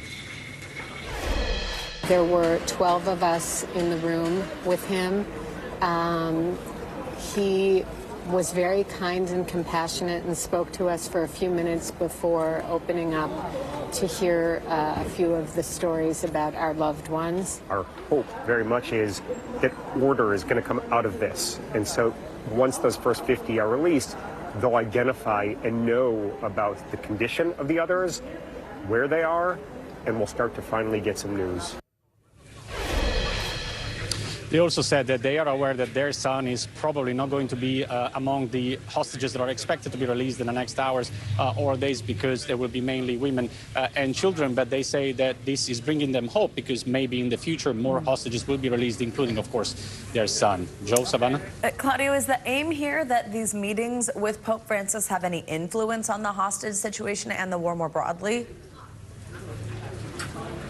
Well, the Pope told those families that he will do everything in his power, that he will use all the influence that he could have to ensure, to make sure that all hostages will be released and will be safely returned to their families. Now, of course, none of the parties involved in this war between Israel and Hamas are Catholic, but the Pope is a global leader that is seen as independent and that he is listened to. And the hope here from the Vatican and the Pope is that by showing that both sides are suffering, that may have an impact on this war, guys. Yeah, I mean, we know the Pope has previously called for a ceasefire, for the hostages to be released. Remind us what he thinks needs to happen in the region.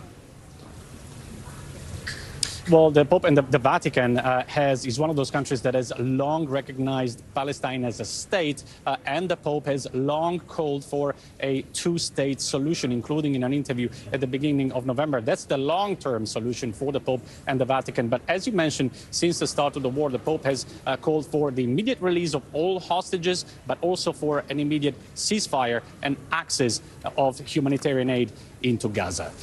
Guys? All right, Claudio, thank you so much. Thank you.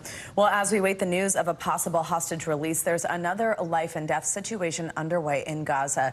Doctors are racing to save dozens of premature babies born in the throes of war.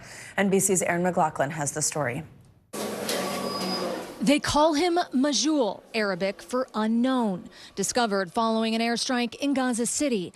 The doctors here fear his family is dead. No one has come forward to claim him, he says. More than a week ago, the world first met Majul at the besieged Al-Shifa hospital, along with more than 30 other premature babies. RPGs. AK-47s. Israel, the U.S., and the European Union have all condemned Hamas for using hospitals as bases for military operations and for using Palestinian civilians as human shields, which Hamas denies. Eventually, help arrived. 31 babies evacuated. Hypothermic, dehydrated, and starving, yet alive. Although 2 didn't survive the trip to Egypt.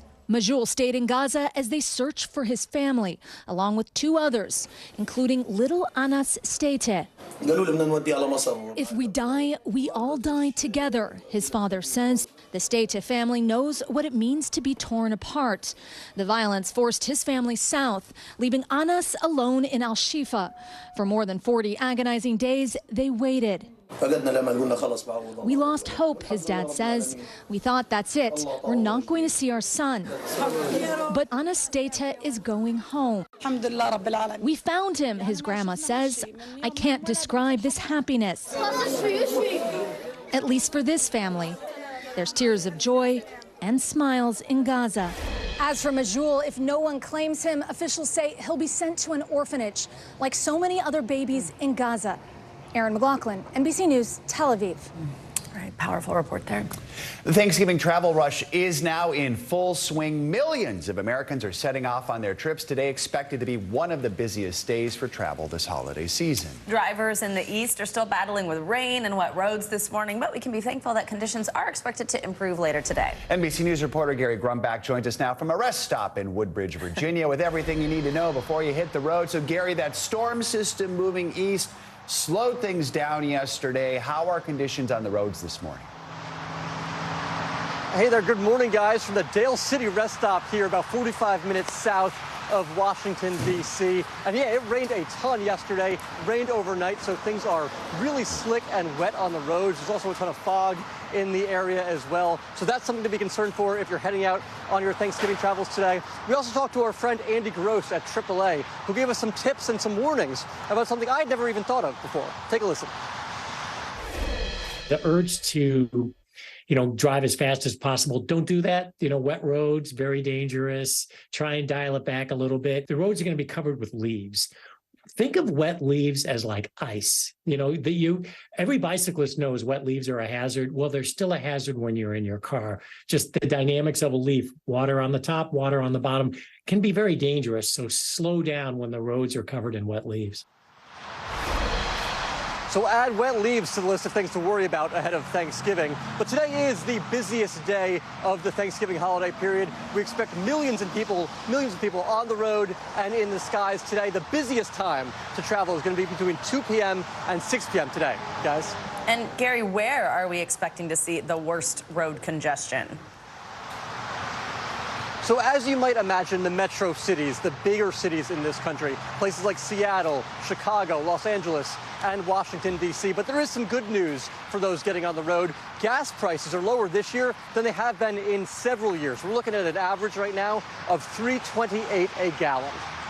So you do not have to worry about wet leaves in the sky. Still, the TSA expecting record-breaking numbers for the Thanksgiving holiday period. So what should we know if you're heading out for your flights today and throughout this whole holiday weekend? As always, get there earlier than you think you need to. And even if you have TSA PreCheck, which you think could actually speed things up, this year it may not actually speed things up as much as you think, because 17.8 million people now have TSA PreCheck. Really what they need is perhaps a TSA PreCheck Plus. Guys. I think they call that clear in some places. Yeah. That's what I use. All right, Gary, thank you so much. Appreciate it. Thank you. Well, as you just heard from Gary, things are improving, so we're feeling extra thankful today after days of that wet weather in the east.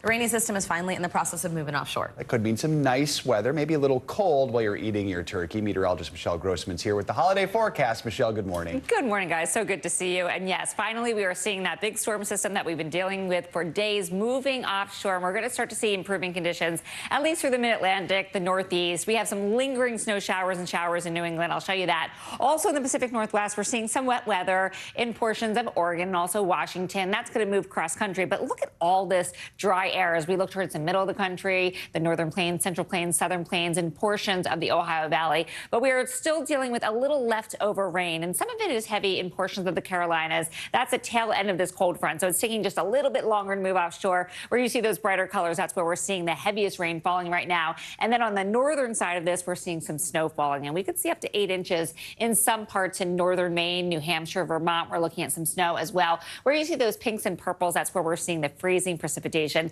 This is going to be a little bit more stubborn, hang on a little bit longer as we go throughout the day. So by this afternoon, this evening, it will be out of here. But the Northeast, we're starting to clear out already, and that system is going to take a hike. It's going to move over the Atlantic. So we're going to see everything sort of improving. We could even see a little sunshine in spots. But we do still have some rainfall to go. That's mainly throughout New England and mainly along the coast here where you see those higher amounts corresponding to an inch, maybe an inch and a half. But most of it is on the lighter side as we go forward throughout this Wednesday. Now, as far as snowfall goes, we're looking at 1, 2, 3 inches, but some spots even up to 8 inches. I saw some reports of even up to a foot in some spots. That's in the highest elevations of northern New England, mainly in Maine, and that's where you see that pink color and also the purple color. Those are the highest amounts. So then let's switch gears, look towards tomorrow, because tomorrow looking really good in a lot of spots too. Starting with New York City, we're looking at the Macy's Thanksgiving Day Parade, 8:30 in the morning, mostly sunny skies. It'll be cool, it'll be breezy, but I think the winds are going to stay where they need to be so those balloons can fly. They're going to be inflating them later today.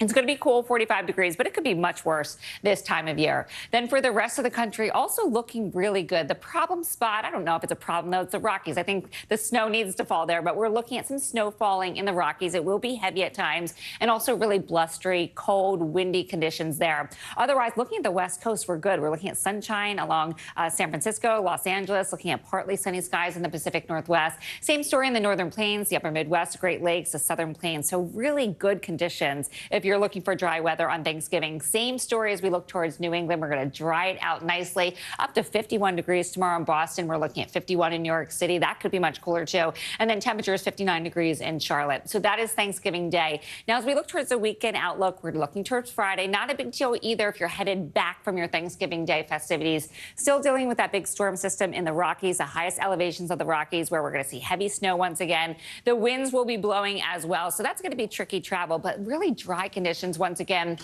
into the Pacific Northwest, the South Central states as well, the Northern Plains, the Ohio Valley into the Tennessee Valley is looking really good. Could see some showers arriving in portions of the Southeast. Blustery and cold, but dry for most of New England. Could see a couple lake effect snow showers in the Great Lakes. Then by Saturday, the snowy and cold still in the Rockies. We're going to deal with that for several days, but dry once again. Chilly highs in New England, also the Mid-Atlantic. Temperatures only in the 30s and 40s by Saturday. The Southeast looking good. We're dry down to the South Central states too. The Northern Plains looking good as well. Central Plains not too bad. And then this is going to be a big travel day as well. So we're going to look closely at this, but this could be worse too. You know, we're not looking at a big blockbuster storm, but we're looking at temperatures cold throughout the Rockies. We're going to dry it out in terms of that snowfall. Lots of sunshine throughout the Pacific Northwest, also down through the Southwest. Light snow through the Upper Midwest, the Upper Great Lakes, into the Great Lakes. Showers developing along the Gulf Coast states and looking good once again along the Mid-Atlantic coast and Northeast to Southeast. So if you're flying out of any of those areas, we're looking really good. Now, in terms of temperatures, we're really warm today throughout the Northern Plains. Rapid City, 64 degrees. And temperatures not too bad either. Little Rock, Atlanta, Lexington. We're looking at temperatures in the 40s and 50s. So we had the bad weather the past 2 days, but looking much, much quieter. Wow. All right. Denver almost up to 70 degrees today. Wow. They have such big swings. They really do. Yeah, it's crazy weather there. To it. Yeah. Beware of wet leaves. Yeah. I am a scary wet leaves part. Never thought of that before. All right. Thanks, Michelle. Much more to come here on Morning News Now later this hour. Turkey dinner with a side of tension with so many hot topics in the news today. How do you keep the peace with loved ones you might not agree with? We will get you some tips for that. First, though, after the break, another shakeup in Silicon Valley. OpenAI reinstates its CEO just days after firing him. Stay with us. We'll be right back.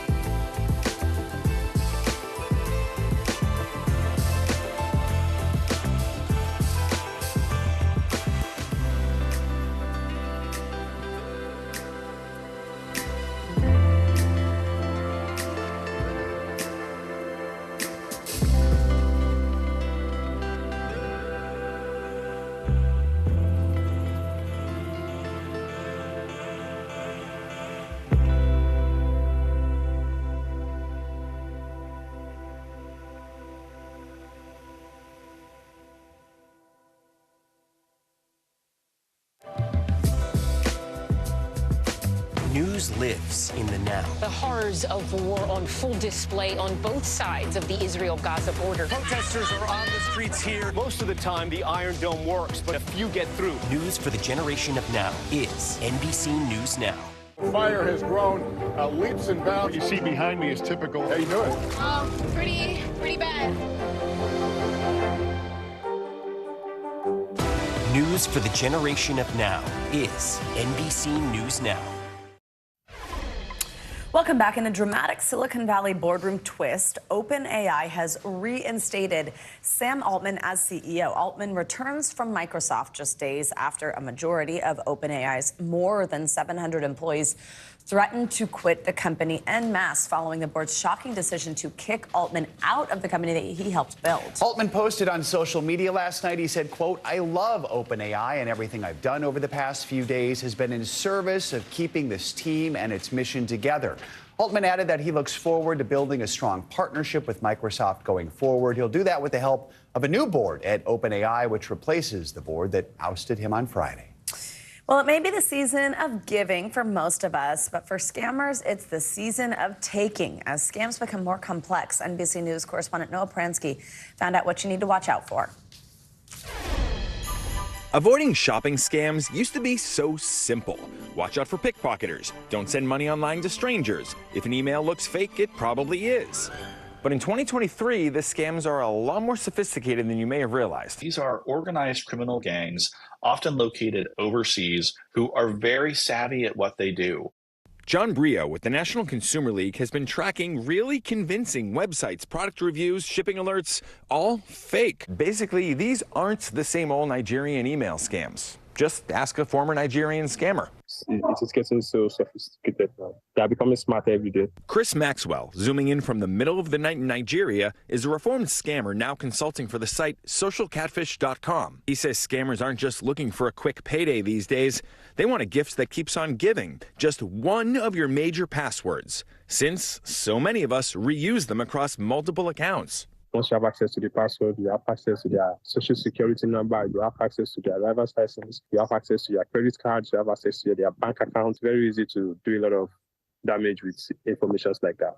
So here are 5 quick tips to defend yourself against 2023's most dangerous thieves and hackers. Number 1, don't reuse passwords. I know it's impossible to remember 300 different logins, but at least use different passwords for your bank and email. Consider using a secure password manager to make it all easier.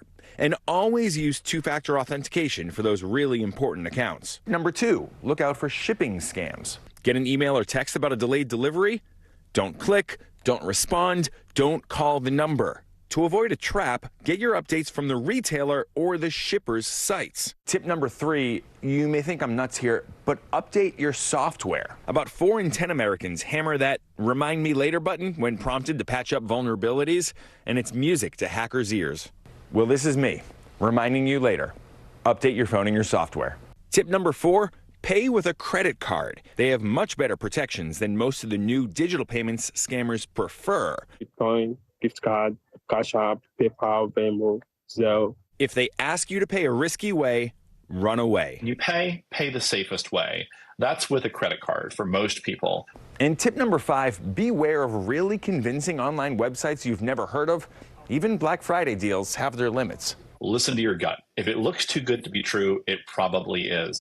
With any luck, your vigilance will ensure some happy holidays. At least until those credit card bills roll in come January.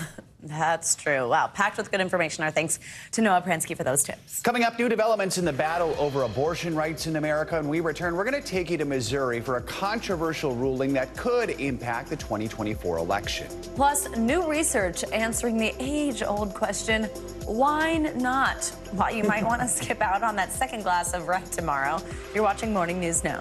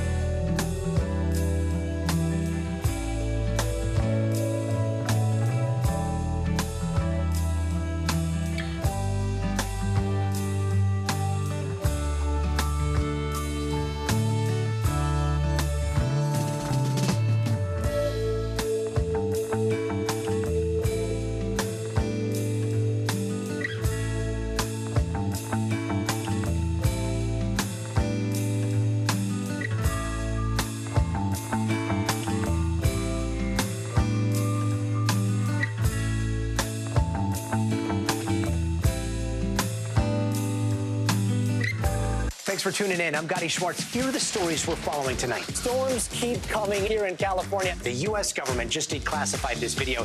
A lot more stories trending like crazy on social media. A controversy pitting lawmakers against young voters. What's the state of crypto today? Is it safe for investors? We've got another mind-bending story on artificial intelligence. This is what my voice sounds like when I clone it. That wasn't me. You gotta see this. Stay tuned now, weeknights at 8 Eastern, 5 Pacific on NBC News Now. We're back with a look at a topic that will play a major role in many 2024 election races, abortion rights. NBC's Dasha Burns takes us to Missouri, where the state Supreme Court recently declined to consider an appeal on abortion ballot language.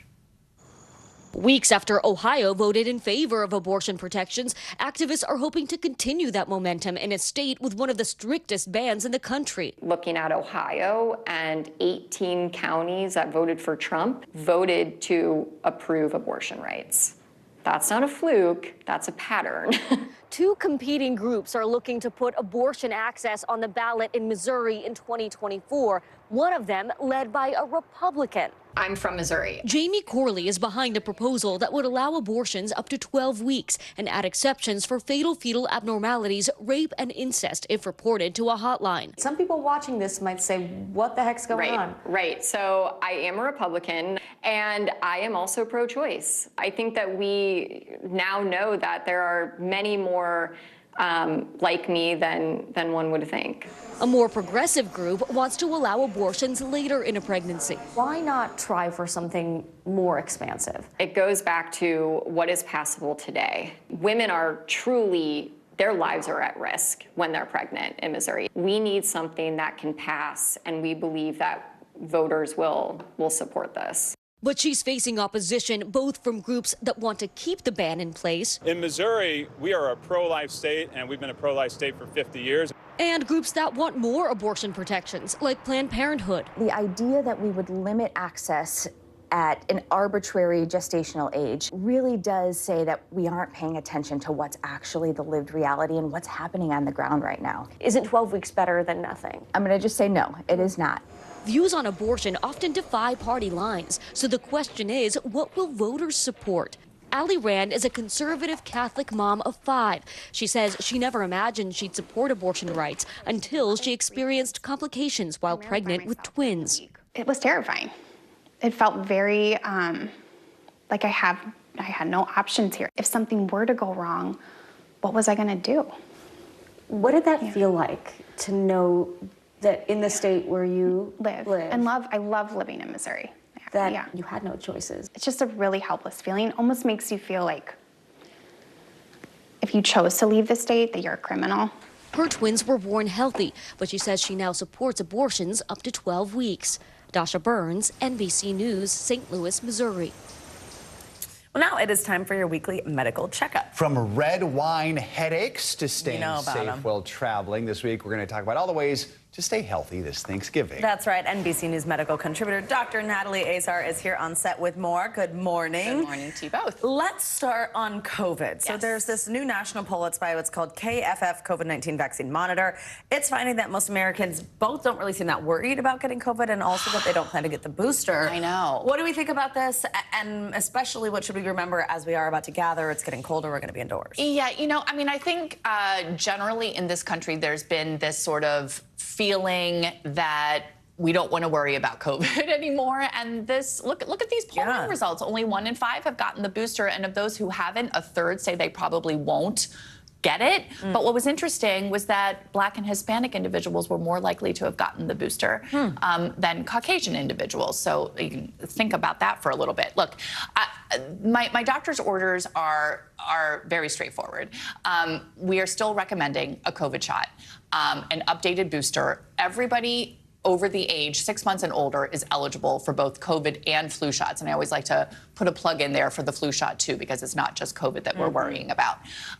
Testing is still something that we all should be doing if you're not feeling well. COVID.gov, or I can't remember what the website is right now. Mandy Cohen on the Today Show yesterday announced that they're giving out free tests again. And if you're sick, you're wearing a mask inside. I know like we travel on mass transit and airplanes and we're not seeing a lot of masking, but it is still a very good way to protect yourself and to protect others. Yes, definitely. All right, so if you are traveling, it's stressful anyway. Yes. If you're traveling with young children, it's even more stressful. So sure is. maybe your doctor's hat and your parent hat here. What are some tips, especially if you're a new parent and you're traveling? Well, especially with young ones, it's difficult. So the American Academy of Pediatrics has some tips for parents. And the first one is, if you can avoid it, try not to travel with your children if they're under 6 months of age. Not only are they're much more susceptible to getting sick, they're really too young to be vaccinated for flu and for COVID. If they are eligible for vaccination, make sure that they're up to date on their vaccines, COVID, flu, and also for little ones between 0 and 8 months, the RSV monoclonal antibody. There is an FAA-approved seat for airplanes. Try to sit next to the window. Look for rows that are wider. Avoid sitting on the aisle seat because when they're passing out hot drinks and things like that, things can spill on children. So doctor's orders also plan ahead and also to expect delays, obviously. And if your child is feeling sick before you travel, get them tested for strep versus flu versus COVID, because there are things that they can and are eligible to actually be treated for before you go away on said vacation. All right, red wine headaches. The big one. Lay it on us. Okay. You guys have heard of flavanols, right? Yes. These are the things in red wine, especially, but also in fruits and vegetables that are actually really healthy for us. Quercetin is one of those. It's an antioxidant. Antioxidants are supposed to only do good things, but apparently in wine, and this is just a hypothesis, this is not 100% proven, it prevents the metabolism of alcohol, which means alcohol isn't getting broken down. It means it's getting turned into something called acetaldehyde, which is the culprit chemical that gives us the headaches. So, and we asked about how can you avoid it? Well, obviously, doctor's orders are don't drink, or limit if you're vulnerable to getting second glass? the red wine. Avoid that second glass. Maybe drink something alternative. One thing that was interesting about the quercetin story is that it happens to be, the quercetin levels happen to be higher in grapes and clusters that are exposed to the sun when they are not fermenting, but whatever the process is, growing, as opposed to the shade. So, for example, Napa Valley wines tend to be more, the clusters tend to be very much sun exposed, so there's higher levels of quercetin, Joe. So you might want to think about that when you're in Napa and buying a case of red wine that you're bringing back to the East Coast. One glass at a time. You're going to have to savor it even longer. All right. Exactly. All right, Dr. Azar, thank you so much. Happy Thanksgiving. You too. Coming up on Thanksgiving, family and food could quickly turn into family feud if a controversial topic comes up. That's why you need the red wine. So what you can do to keep the peace at the dinner table tomorrow, we've got some tips next on Morning News Now.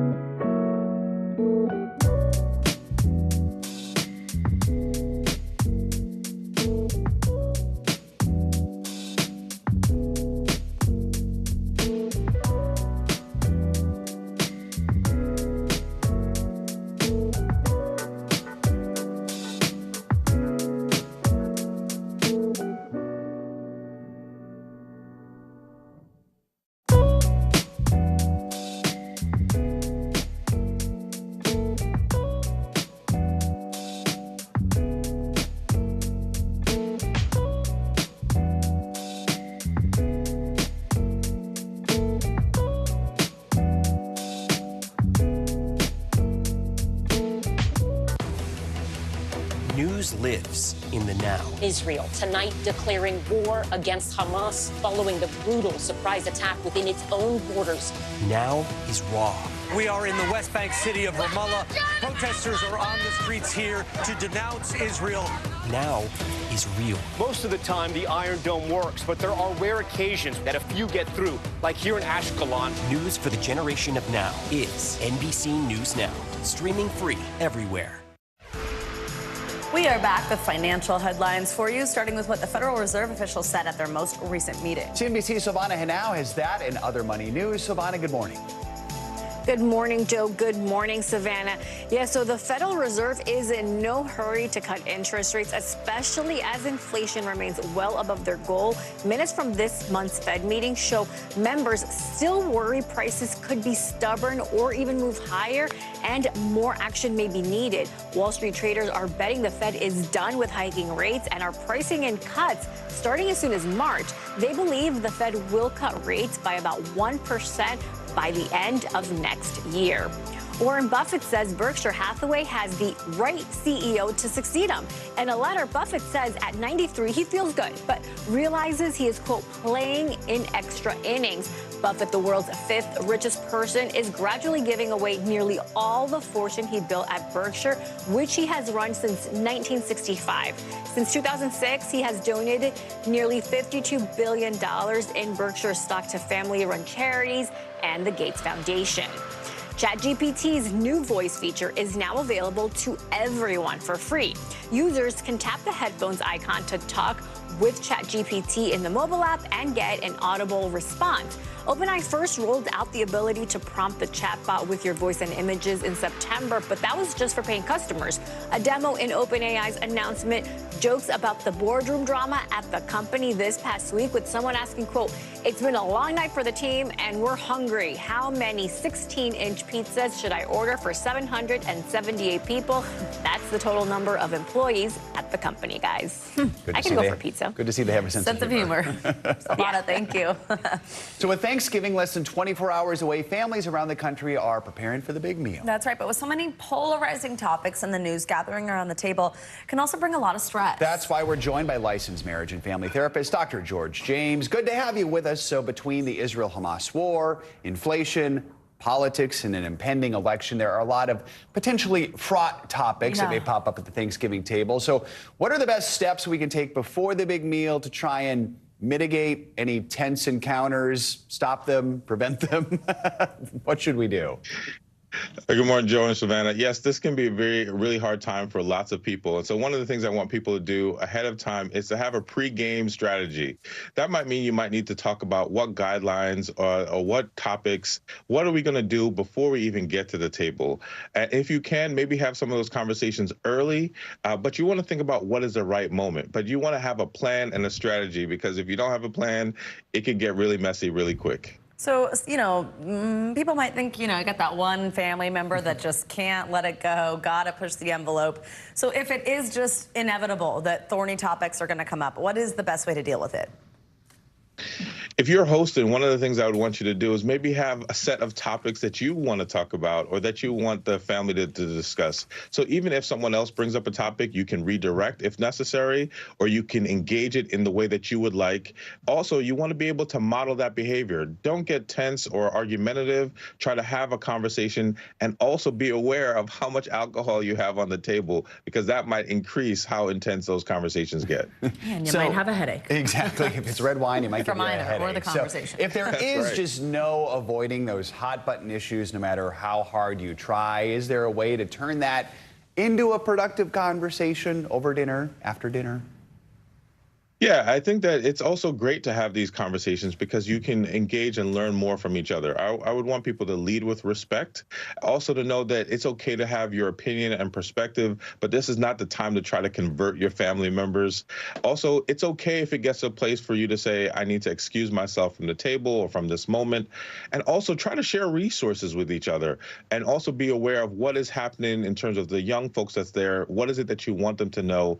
But really remember, this is your family and a time to have connection with each other. All right, Dr. George James, we always appreciate you helping us out on topics like this. Thank you so much, and happy Thanksgiving. Same to you both. Speaking of family, as we count down to Turkey Day, I got a chance to meet a big sister and a little sister from the mentoring network Big Brothers Big Sisters. Their bond has taken them all the way here to New York for the biggest Thanksgiving celebration of them all. They're not related by blood, but 16-year-old Sophia and her mentor Conch are most definitely a match. Oh my God. This is so cute. Oh Paired together 4 years ago through Big Brothers Big Sisters. Before I met Conch, I would say I was really a really timid person. Being with Conch, it's honestly changed my life. Conch, what do you think when you hear that? It's all that I wanted, so it makes me very happy. Our ukulele! They've bonded over their love of the ukulele. We wish you a Merry Christmas. This was the audition video that scored them a trip from San Jose to New York, where they're now preparing to be perched on the singing Christmas tree float at the Thanksgiving Day parade, part of Macy's partnership with Big Brothers Big Sisters. My whole family really grew up on watching the Macy's Parade, so it's really exciting to be here. Exciting and meaningful, especially after Conch was diagnosed with breast cancer. I didn't think I would be here for many reasons, and to be here with someone in my life that I've come to see as my little sister and my really good friend, it's just amazing. How are you feeling right now? A little emotional, but yeah, I'm so glad that I have Conch, and I'm glad that I was there for her, and I'm just so appreciative of her now. A match to be thankful for. And don't forget, you can watch the Macy's Thanksgiving Day Parade tomorrow starting at 8:30 a.m. Eastern, right here on NBC. You love just all the little stories that people have. I know, that it's bring so them to cool. New York And you know who ends the parade. Exactly. Santa. And before that, Cher. Yeah, there you go. Coming up, a sweet Thanksgiving for families in need. After the break, how some migrant families are getting help from people who face the same challenges. Stay with us. You're watching Morning News Now.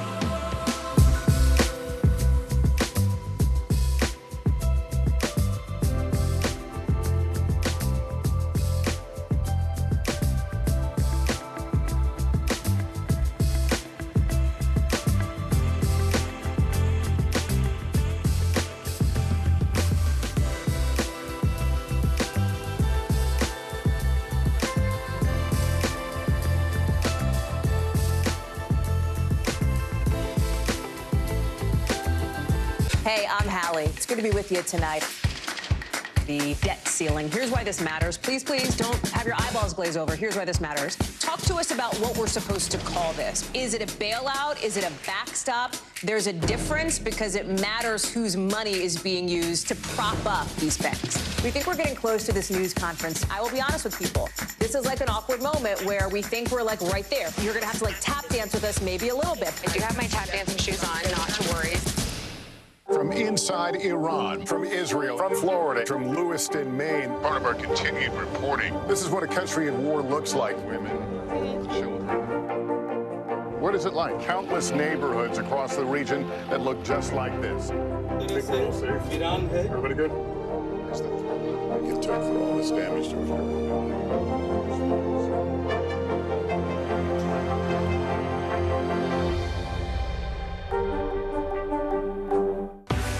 News lives in the now. It's coming at us every second. News is more now than ever. Just outside of the Israeli military headquarters. Now is raw. Now is real. The Fed's decision today, help us translate that into very plain English. Now is constant. You gotta see this. The future is now. News for the generation of now is NBC News Now. Welcome back. Earth has received a laser beam message from more than 10 million miles away. Last week, NASA successfully fired an infrared laser encoded with data toward Earth, and the message was received about 50 seconds later. 10 million miles, that's about 40 times the distance to the moon. The agency says this is the farthest ever demonstration of communication. This data tool is a significant step toward increasing the amount of data that can be transmitted throughout the solar system. So in the future, astronauts on missions to Mars might actually use this technology. Wow. Very cool. We love space news here. Thanks, Joe. Yep.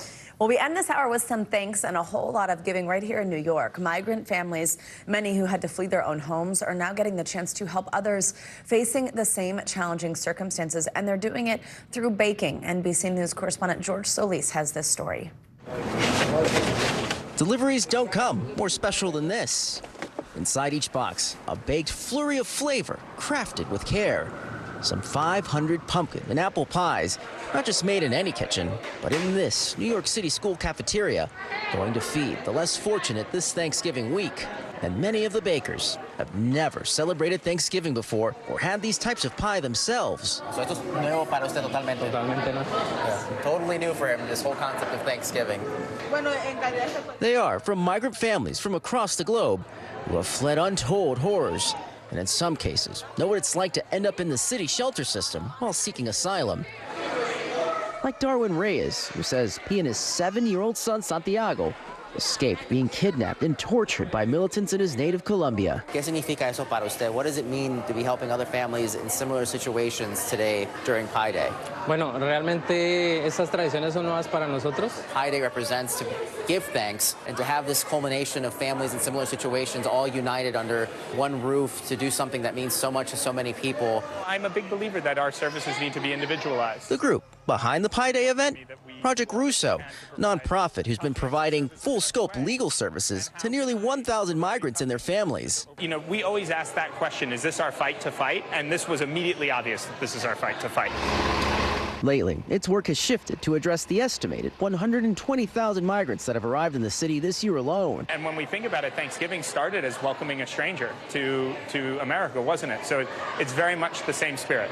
Also caught in that spirit, Sure. the Shanori family, who fled ethnic, religious, and political persecution by the Taliban. I feel that I'm really thankful to God because I was the luckiest person among Afghan women who has the opportunity to educate and continue and follow my dreams. I know that this opportunity cannot be given to everyone. So it doesn't matter where you're from, what country you come from, friendship, family, that is true everywhere. Exactly.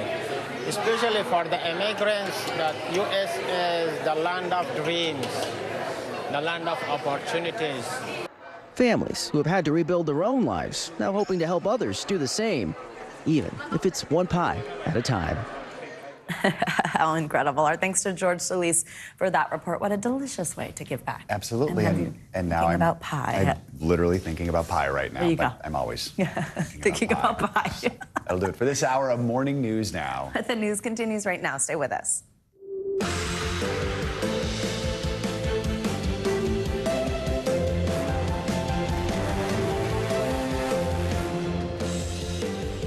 Good morning. Happy day before Thanksgiving. Thanks for joining us. I'm Savannah Sellers. I'm Joe Fryer. Right now on Morning News Now, temporary truce. Israel and Hamas agreed to a 4-day pause in fighting that will allow for the release of 50 hostages held in Gaza and 150 Palestinian prisoners held in Israel, all expected to be women and children.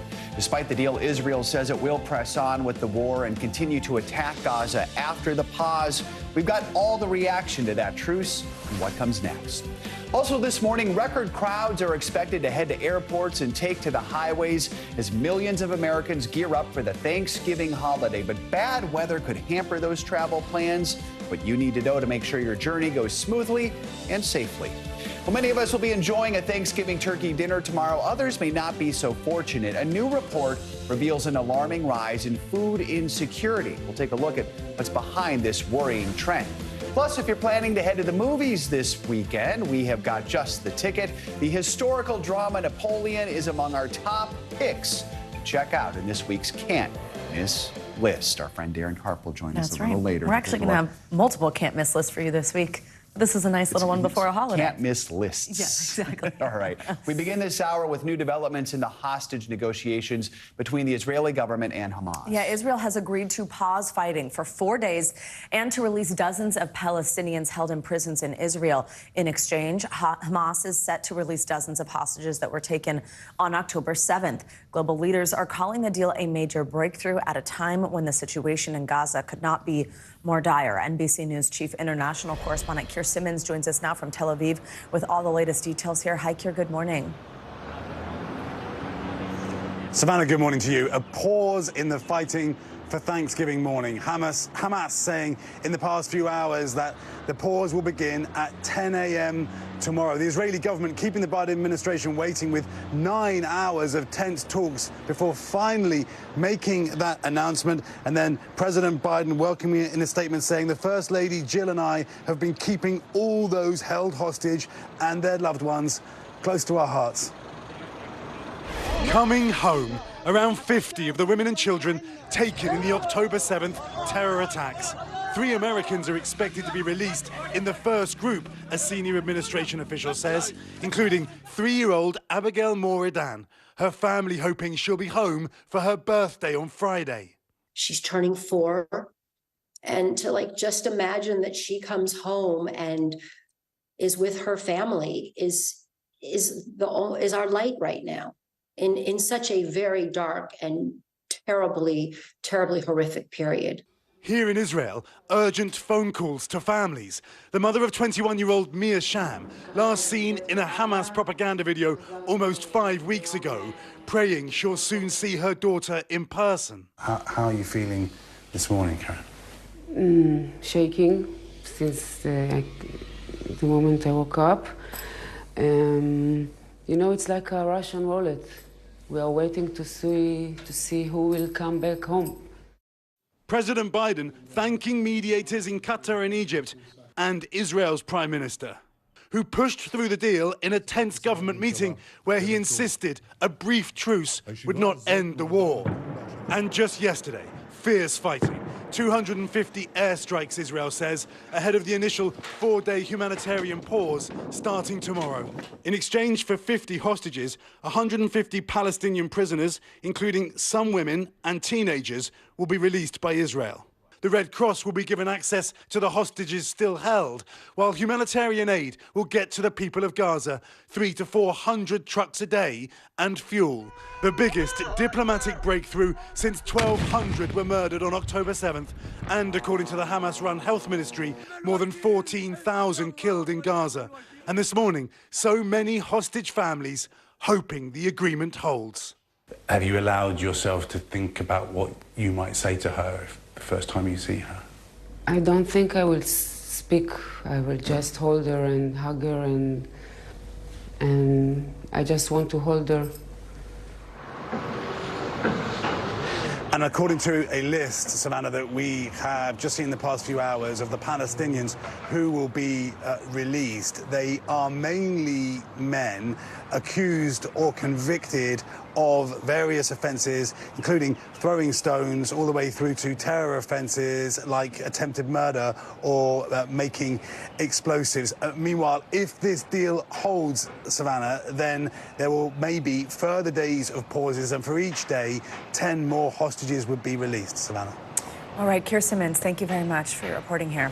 We are now joined by longtime former NBC News correspondent and Tel Aviv bureau chief, Martin Fletcher. Martin, good morning. Thank you very much for joining us. You have been so generous since this crisis has started, both with your professional, your expertise connection here to this region, but also a very personal one. You've shared with viewers that you had relatives who were taken hostage last month. 2 hostages, they were released. You may not be able to separate the two necessarily. I know, of course, how personal something like that is, but as someone who has both covered the region for decades, but also somebody who has experienced that in this personal way, what's your reaction first just to hearing about the details of this deal?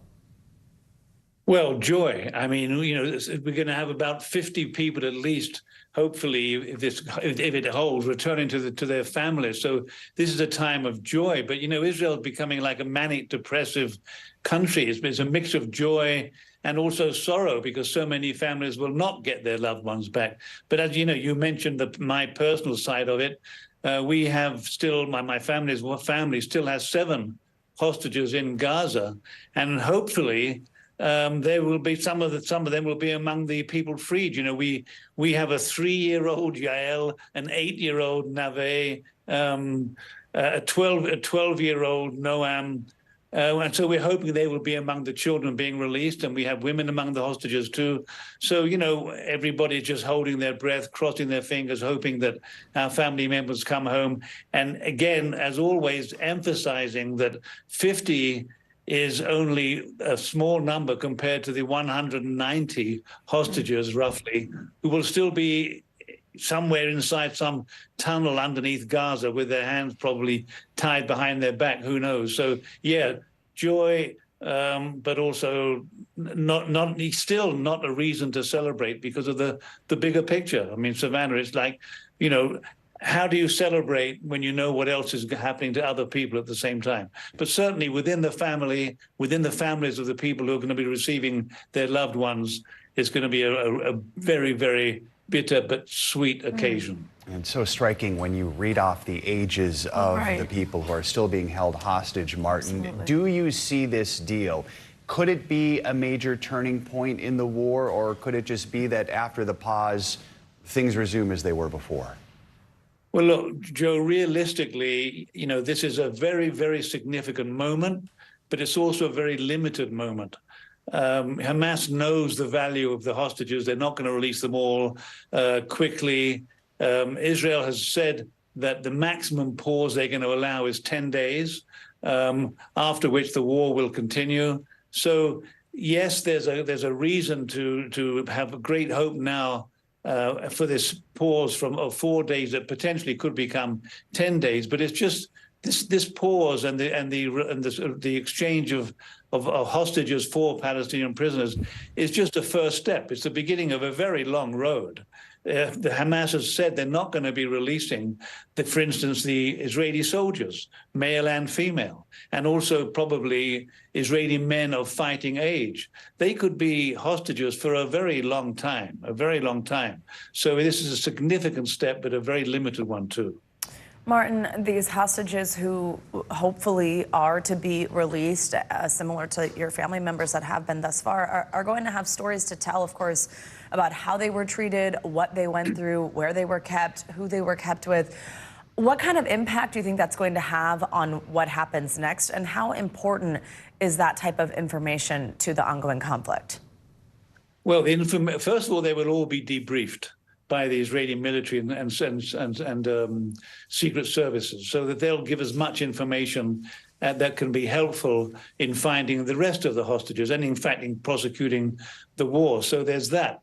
But apart from their conversations with the security services, it's quite possible they don't speak at all to the public. I mean, that's what happened in the case of our family. The first 2 hostages to be released, Natalie and Judith, were from our family, and they still have not spoken. I think like 5 weeks later, they still have not spoken publicly.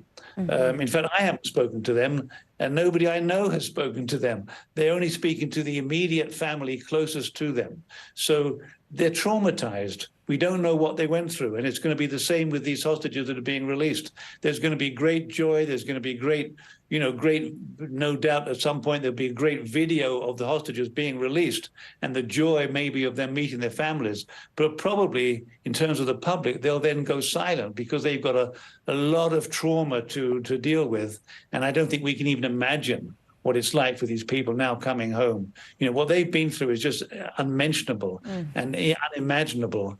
And it's going to take some time for them to speak in public about it, I'm sure, if our family's experience is anything to go by. Absolutely. Well, Martin, we are thinking about you, especially as this deal is unfolding, and we'll continue to check in with you. As always, thank you very much for spending some time with us this morning.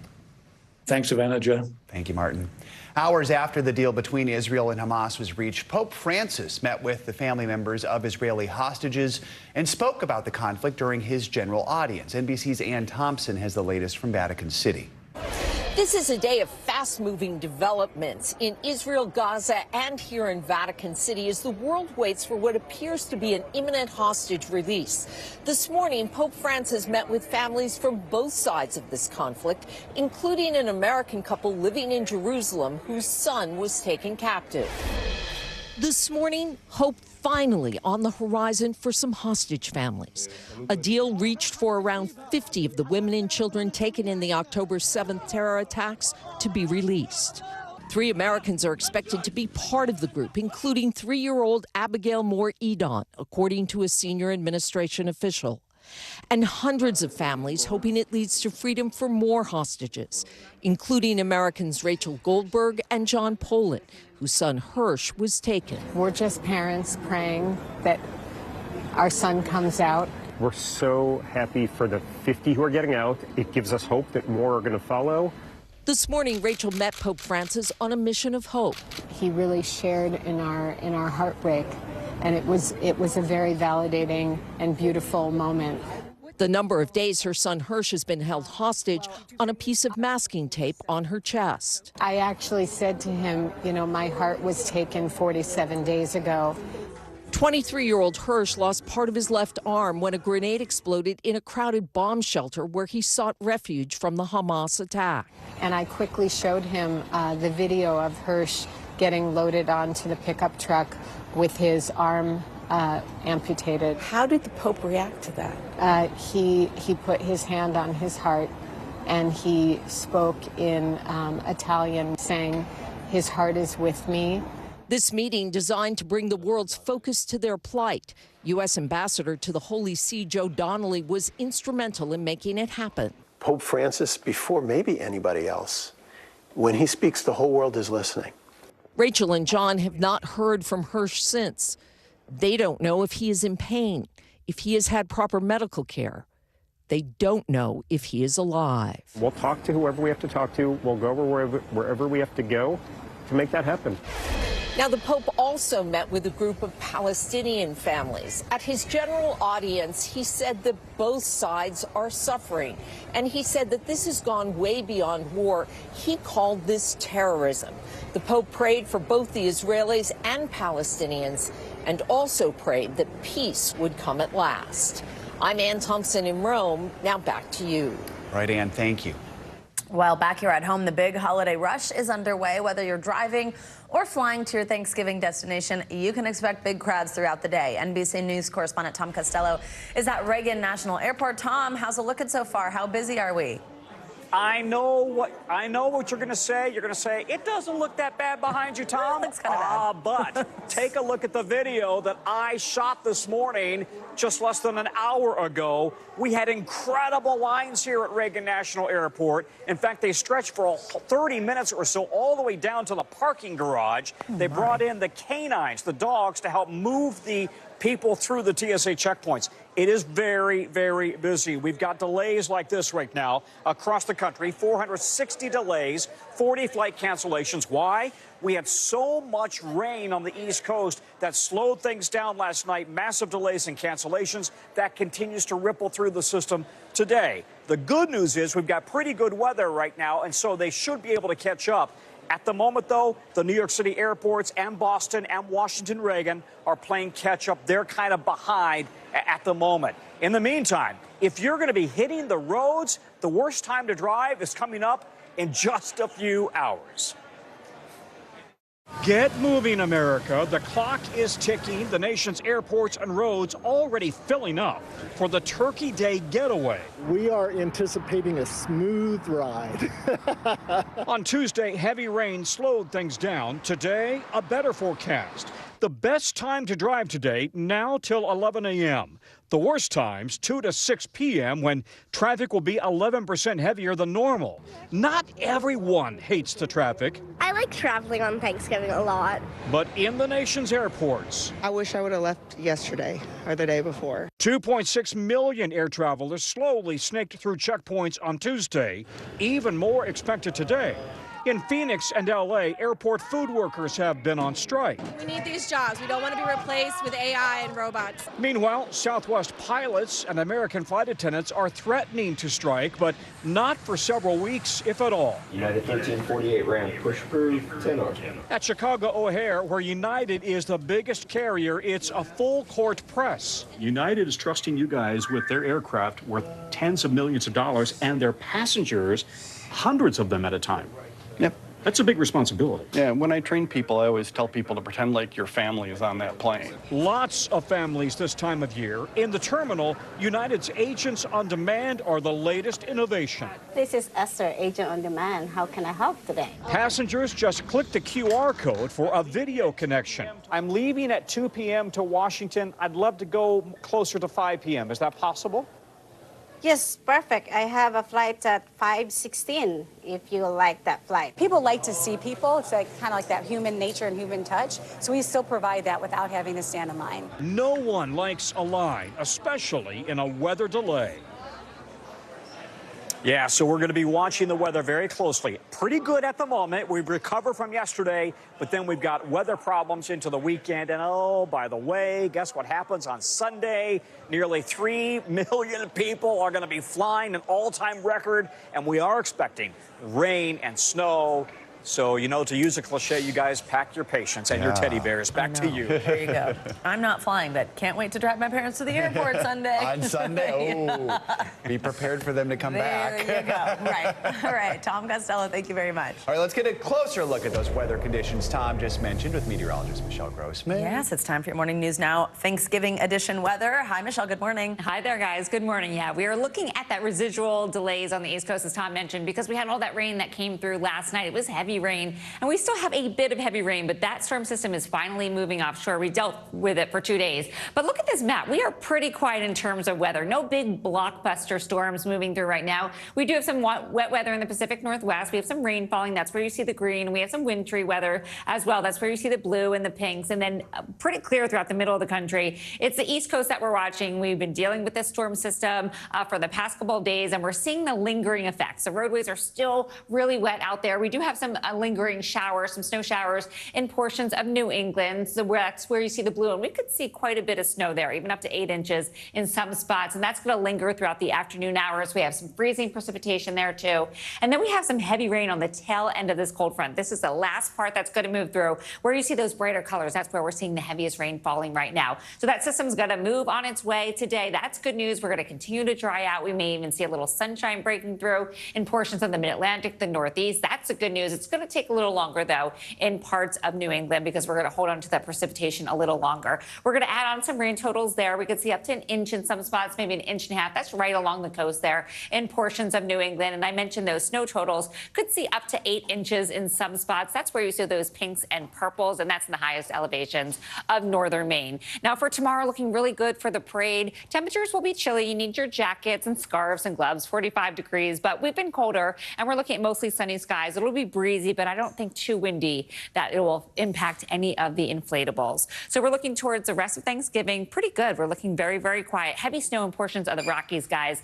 It's going to be dicey there for tomorrow into Friday, where we could see some heavy snow and also some really blustery conditions. So overall, not bad. And it's looking good through Sunday. There you go. That's good. Yeah, very good. Thanks, Michelle. Sure. So if you are traveling for Thanksgiving, hopefully you're taking travel experts' advice and leaving early, which would be now, right? Yeah, I know. That's the big tip, though. They say staying informed is also key to help you survive the holiday travel rush. Going travel expert Katie Nastro joins us now with some more tips you can use. So AAA expects more than 4 million people to fly for Thanksgiving. That's between today and Sunday.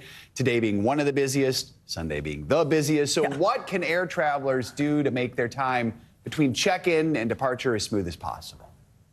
Sure. So, this is shaping up to be the busiest Thanksgiving travel period on record, but don't automatically assume doom and gloom, since especially even with the weather that we've been seeing over the past few days, airlines have actually been operating about only up to 75 cancellations a day, which, yes, may change, but still significantly lower than the winter holidays last year. So don't just assume absolute dread. Cautious optimism. And before you even head to the airport, download your airline's app. If any changes occur that impact your plans, you want to be one of the first to make changes.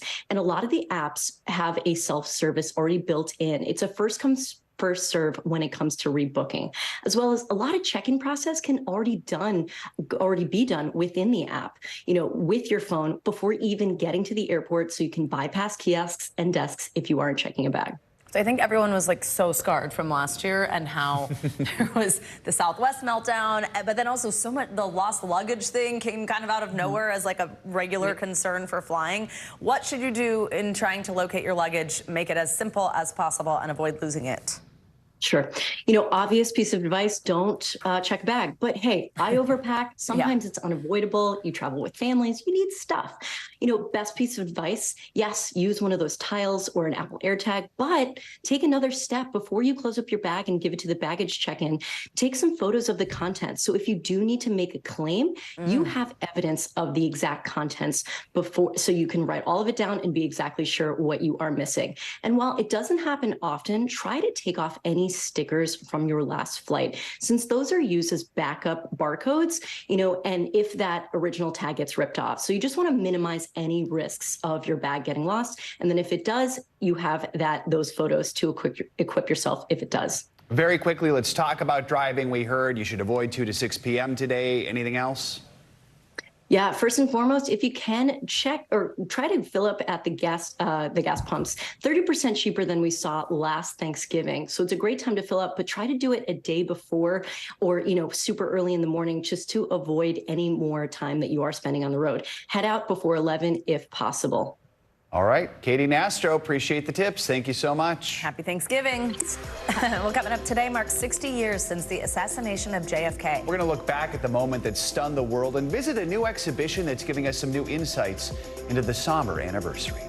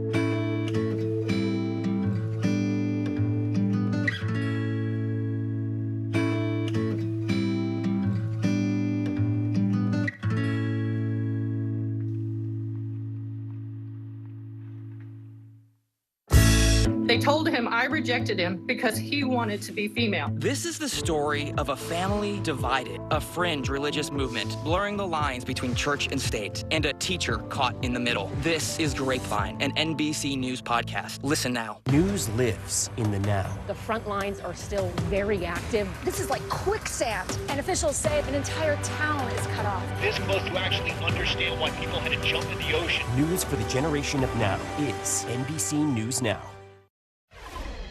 Welcome back. The U.S. has conducted a series of precise airstrikes in Iraq overnight. The strikes destroyed 2 facilities near Baghdad. U.S. officials say this latest round of American military force in the region is a direct response to ballistic missile attacks against U.S. forces by Iran-backed militia groups. Joining us now with more on this is NBC News Pentagon correspondent Courtney Cubie. Hey, Courtney, good morning. So this incident comes a day after a U.S. military gunship killed 3 militants linked with Iran in a separate round of strikes. Tell us about both these events. Yeah, I have to say, we've really seen an escalation of what's been happening in Iraq over the last 36 to 48 hours, Savannah. So this all started Monday when an Iranian-backed militia group we now know as Kataib Hezbollah, it's generally called KH, they're trained, equipped, funded by Iran. They fired a close-range ballistic missile at Al-Assad. That's a base housing Americans in western Iraq. Now, fortunately, the missile hit an unoccupied building, but a number of American service members reported some minor injuries and the building was badly damaged. Now, because of that, at that time when that missile was fired, there happened to be an AC-130 gunship. That's a U.S. military plane that was overhead. It actually saw the missile as it launched, was able to track the individuals who launched it, and then target them very quickly after that missile hit the base, killing several of these militants. Then, I'm just learning in the last couple of moments that, in fact, after that attack on Al-Assad, yesterday, this same militia group fired multiple drones at Al-Assad again. Several of them were able to impact, others were knocked down. There were no injuries, no U.S. casualties or damage to any infrastructure.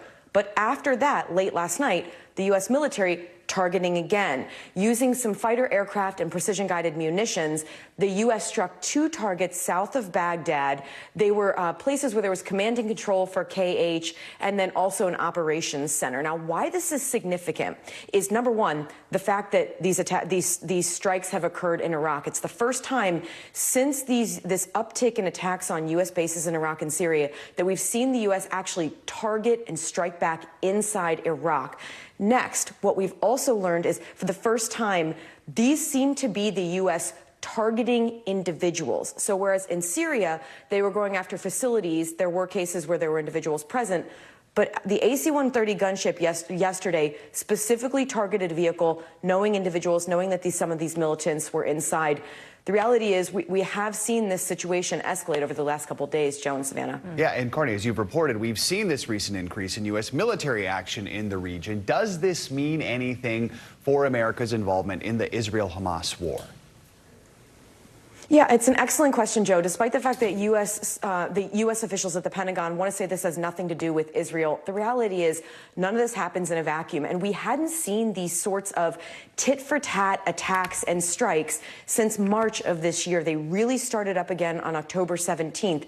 And ever since then, they have been consistent. We're going on 70 attacks on U.S. bases since October 17th, and the U.S. continues to respond. The real concern here is that if, in fact, one of these attacks is really successful, Americans are badly injured or killed, this is going to lead to an escalation and a widening of the conflict in Israel and Gaza. That's what officials at the Pentagon are really concerned about, Joe. And we know you will keep your eyes on it for us. Courtney, thank you so much.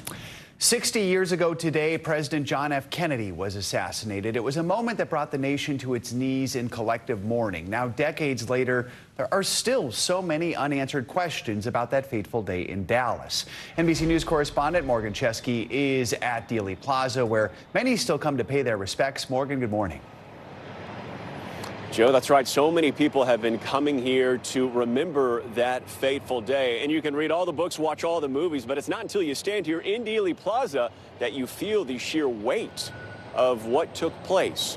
The assassination of President John F. Kennedy has often been called the end of America's innocence and perhaps the beginning of its biggest and most enduring mystery.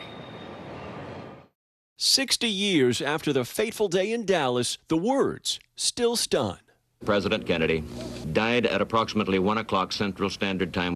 America's young, inspiring president gunned down by a man the Warren Commission would later claim acted alone, firing 3 shots from this 6th-floor window in a book depository. We have to learn why the death of this one man so impacted the nation and the world. Stephen Fagan is curator at the 6th-floor museum at Dealey Plaza, giving today a first look at a new exhibit, 2 days in Texas, marking the somber anniversary. This particular artifact has never been displayed before. Sharing how a trauma surgeon ditched protocols in an effort to save the president. He didn't have a chance to change into surgical scrubs, and so he was wearing his dress shirt, which was stained with the president's blood. JFK's personal possessions, letters, books, even a boat, now all coveted pieces of history. His death changed things. It really did. It changed the course of 20th century American history. Which is why so many still come here to remember and pay tribute. Multiple X's marking the spots where bullets found their mark in 1963. The X's, that's something I hadn't seen before, and that really kind of gets me. And everyone has their own thoughts on Lee Harvey Oswald, Kennedy's accused gunman, who was himself killed just 2 days later on live TV.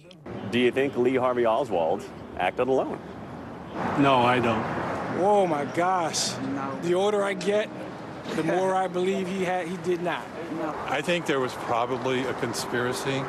Conspiracy or not, 60 years later, the loss hangs heavy, especially for JFK's family. This picture capturing his daughter, Ambassador Caroline Kennedy, recently honoring her father at Arlington National Cemetery. Is it the lack of closure here that you think helps keep this story alive? It is the mystery, the lingering questions that bring people to Dealey Plaza. Hopefully, they leave here with a broader appreciation of who President Kennedy was, what his legacy still means to us today. And because part of that legacy includes those unanswered questions, the National Archives has announced this year that 99% of formerly classified documents have now been made available to the public. As for that remaining 1%, President Biden has said that they should continue to be processed, released in full, or at least redacted versions until the reasoning behind that initial classification is no longer applicable. Joe? All right, Morgan, thank you so much. Let's get you international headlines now. Tensions between South and North Korea grow as North Korea claims to have successfully launched a spy satellite. NBC's Claudio Lavanga joins us from Rome with that and other world headlines. Claudio, good morning. Joe, Savannah, good morning. That's right. Today, South Korea announced it will suspend parts of a military agreement it signed in 2018 with North Korea after the North launched a spy satellite. Now, on Tuesday, North Korea defied warnings from the U.S. and its allies and launched the satellite using ballistic missile technology in violation of United Nations resolutions. The Prime Minister of South Korea said that the latest launch by the North demonstrates it has no intention of abiding to the 2018 agreement designed to reduce military tension in the Korean peninsula, and that, as a consequence, South Korea will restore reconnaissance and surveillance activities around the demarcation line that separates the North and the South. Now let's go to the Netherlands, where today polling stations opened in an unpredictable election. The latest polls show that any of the 4 main parties could win, including a far-right party led by Geert Wilders. His anti-Islam and anti-European Union Freedom Party appear to make a dramatic comeback, with one poll putting it head-to-head with the ruling People's Party for Freedom and Democracy.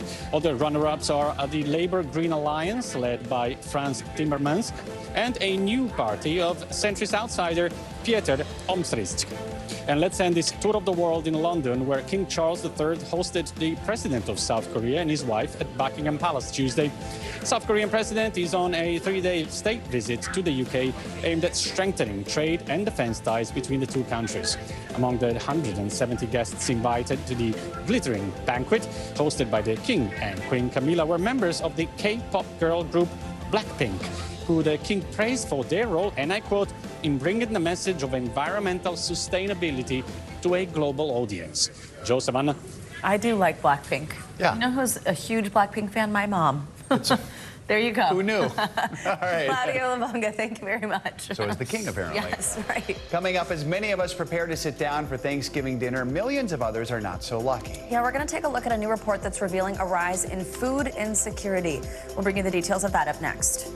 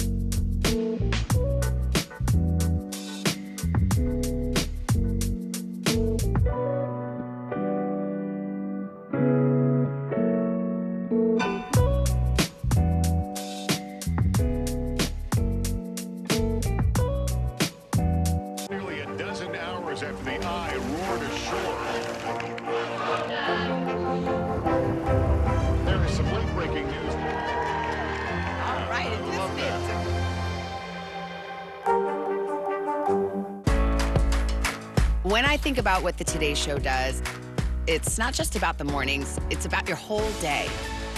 There's a feeling of we're in there with you. Then let's take on this day together.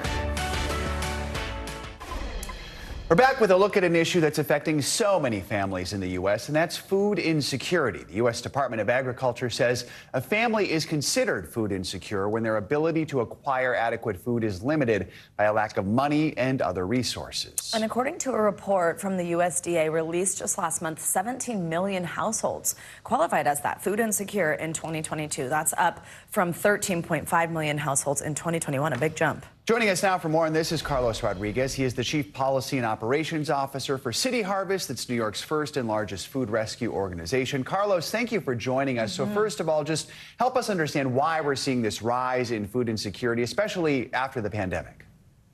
Well, thank you for having me. And yes, it's a disheartening number, partly because families who are struggling in New York City really have a hard time getting back to a stable condition after a major disaster. And there has been no more major disaster than the pandemic. So we're talking about 3 million New Yorkers who have a hard time just making ends meet. Also, Carlos, although this is, of course, an issue that is felt across the country, the impact on children is really striking. This same report, it found that more than 3 million households with children were food insecure at times during last year. It's a rise from 2.3 million in the year prior to that. Are high food costs, how much is that contributing to the spike? Obviously, we know with inflation and everything, it's just been really expensive to go to the grocery store. Walk us through the impact that has here. That's exactly it. High inflation makes it harder for families that are just getting back on their feet to make ends meet. You have on top of that housing costs, shelter costs going up, especially in New York City and areas like this. And so it just puts more pressure on families who are living paycheck to paycheck. And in fact, it's many working families that we're seeing turning into the lines and making up the lines at pantries and soup kitchens throughout the 5 boroughs. What is the impact that a holiday like this has on families that are food insecure, and what are some of the resources you're able to provide to help them out? Well, at a time where we're getting ready to sit around the table and give thanks and share a meal, for many families, it's a time of anxiety and stress. Imagine struggling to put food on the table just on an everyday basis, going through that during the holidays where prices are still high. higher than before the pandemic, if not just a little lower than it was just last year. So it's a time of stress. Also, for many families, as we mentioned, with children, it's a time where there's no school, and no school means no school meals. So it's more meals that have to be provided during these days off. All right. Carlos Rodriguez with City Harvest, thank you so much for your time. We really appreciate it, and happy Thanksgiving to you. Thank you. Yeah, absolutely. Same to you. Well, Florida will be well represented at this year's Thanksgiving Day parade. The marching band from Marjorie Stoneman Douglas High School, that is the site, of course, of the tragic Parkland massacre, will join other performers hitting the streets of Manhattan tomorrow. Julia Bagg from our NBC affiliate in Miami caught up with the students before they hopped on their flight to New York. Empire State, here they come. From Parkland to New York City. It's a first for the Marjorie Stoneman Douglas High School Eagle Regiment, and they are ready to take the spotlight on Turkey Day. I'm pretty excited that we get to go to Macy's Day Parade, like one of the biggest parades in history. Josiah Jimenez is joining 160 of his friends as their award-winning band marches right into that history. What a blessing for these students, for our community, for everybody to really see all the positivity that comes out of Stoneman Douglas High School. And the Eagles are in good company. Once the parade begins, you'll spot some moves straight from Kendall. Dozens of dancers from Maria Verdeja School of the Arts will sashay down 6th Avenue.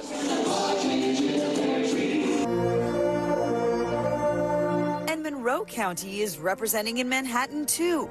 Marathon Middle High School band director Chuck Brooker will join 400 of his colleagues from around the country, playing the bass trombone as part of the band director's marching band.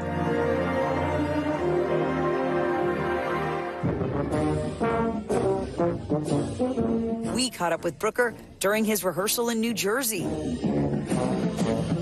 I'm so excited to be here. I'm just so happy to represent the marathon community and the Florida Keys as the southernmost director performing in the parade. It's very exciting. But just exactly what these South Florida performers are performing is still a secret. We can't reveal any of that just yet. You'll have to watch on TV on Thanksgiving morning. All right, thanks to Julia Bagg for that report. And once again, you can catch the band and, of course, other performers. Many. Like Cher. In action at the Macy's Thanksgiving Day Parade tomorrow morning. Coverage on NBC kicks off at 8:30 a.m. Eastern Time.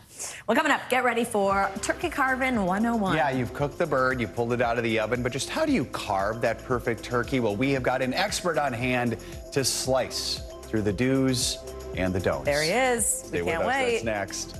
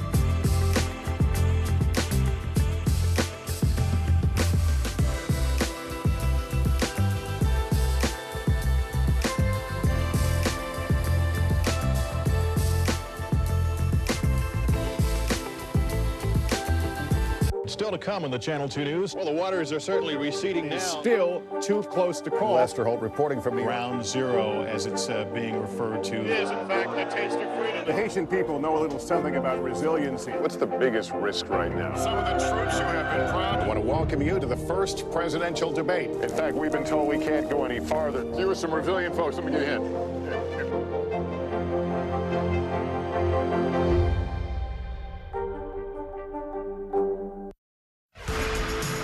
Back now with financial headlines. Sam Altman returning to head the artificial intelligence firm OpenAI. Yeah, big back and forth here. CNBC's Silvana Henao joins us with that and other financial headlines. Hey, Silvana. Hey, Savannah. Hey, Joe. Yeah, really a back and forth. Sam Altman is back as CEO of OpenAI 5 days after he was fired by the board. The maker of ChatGPT will now have a new board with the initial members including former Salesforce co-CEO Bret Taylor and former Treasury Secretary Larry Summers. Most of the members involved in removing Altman won't be part of the new board. Since that surprise move, investors have been pushing to reinstate Altman. Hundreds of employees threatened to quit, and Microsoft, which is OpenAI's largest backer, said it was hiring Altman to run a new AI research team.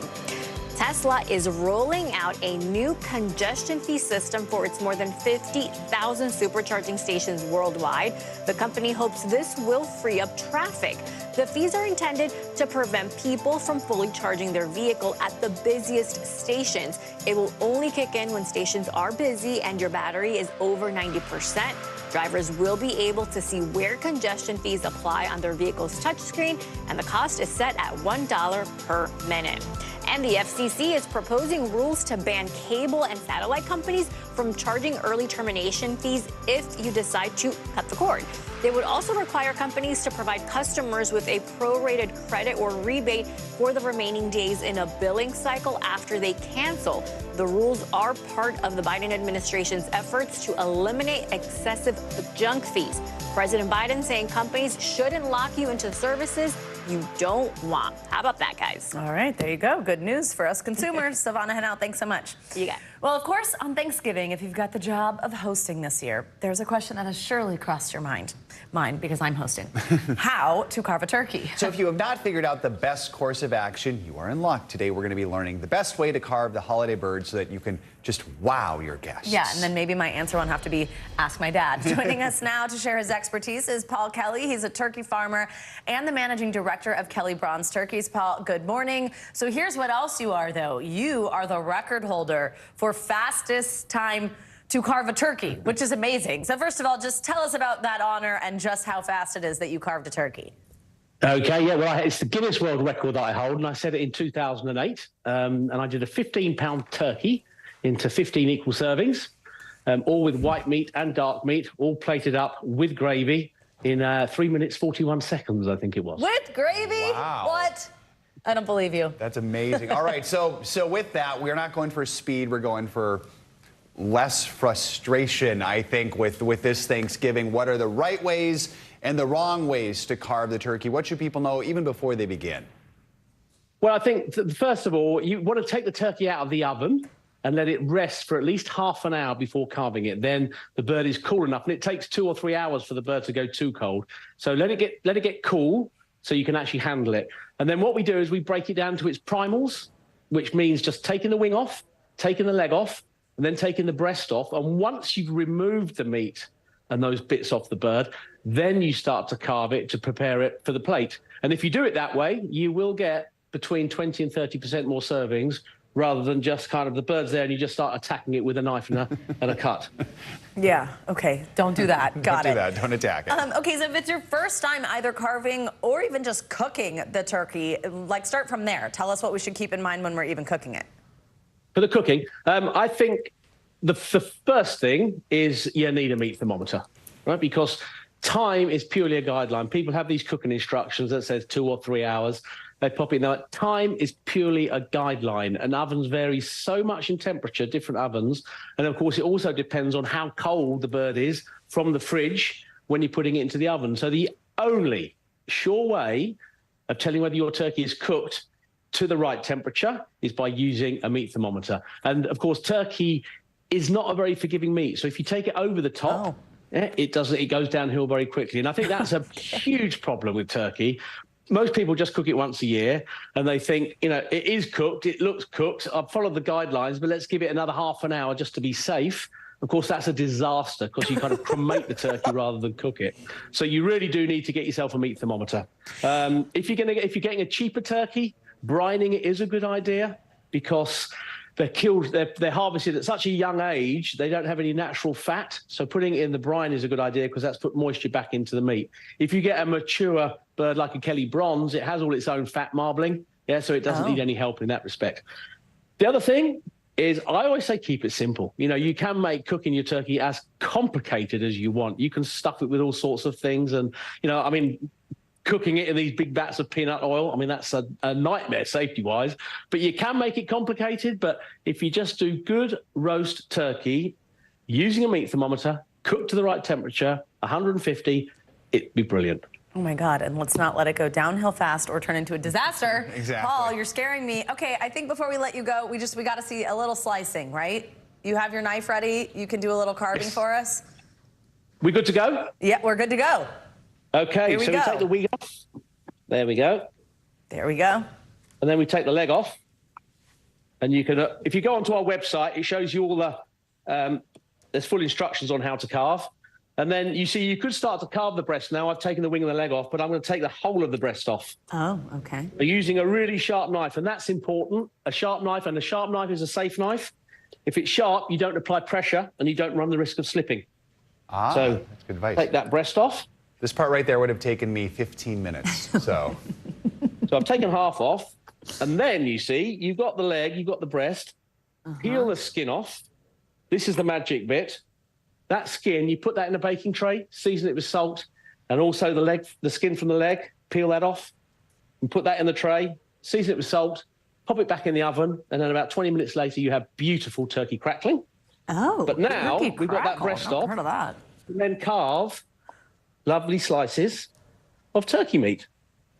And the other thing, you've got the dark meat here. I would say people buying a bone-in breast, if you want value, buy a whole bird. Because when you buy a bone-in breast, if you look at the cost per pound, you pretty much pay for the whole bird anyway. Yeah, because all we do as farmers is what we cut off the turkey, we load it onto the breast. So buy a whole bird because that's great value. And that gives you all this lovely dark meat as well. The leg meat and the back, you get a wonderful gravy from that. Very good. Piece of cake, or in this case, piece of pie. So, all right. Paul Kelly, I just want to bite. It looks great. Thank you for joining us. You are the record holder. We are honored to learn from you. Thank you very much, and happy Thanksgiving. Thank you very much. Happy Thanksgiving. All right. Happy Wow, that is a skill right there. My goodness. All right. Time to grab your popcorn, your turkey. Oh my God, I didn't know we were still on camera. That's right. Thanks a lot, Regina, our director. Ridley Scott's Napoleon is among the biggest movies coming out this Thanksgiving. But even more exciting than that is that Darren Karp is here to talk about it and lots more in our can't miss list. That is up next. Gobble, gobble. Let's hear your turn. There we go.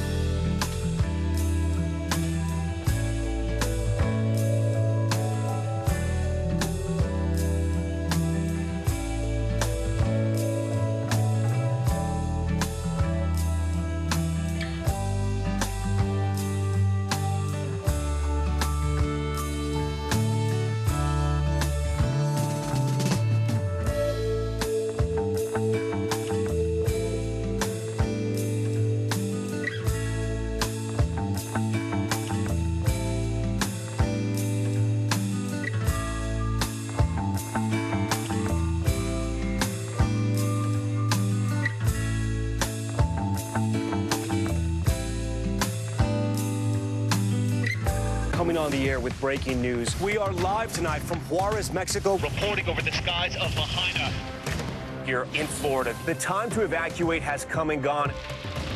You were seeing people just running for their lives? People running for their lives.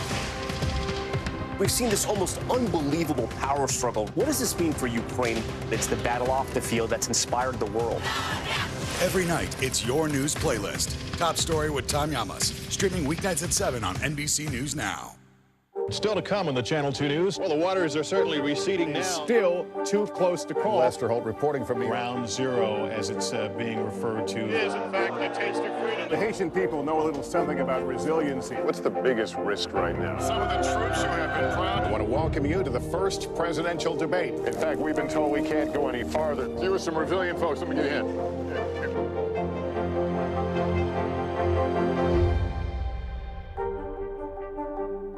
Coming on the air with breaking news. We are live tonight from Juarez, Mexico, reporting over the skies of Lahaina here in Florida. The time to evacuate has come and gone. You were seeing people just running for their lives? People running for their lives.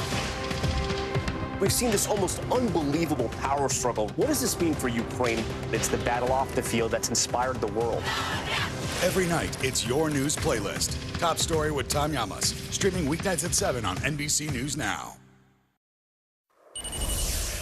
Our Thanksgiving typically kicks off the winter holiday blockbuster season. So we have a special Wednesday edition of our can't miss list, especially because you're probably kind of headed into your weekend anyway. This is all the movies and shows that you got to know about, of course. Bravo personality and host of Shaken and Disturbed, Darren Karp, is here with a look at what we can't miss.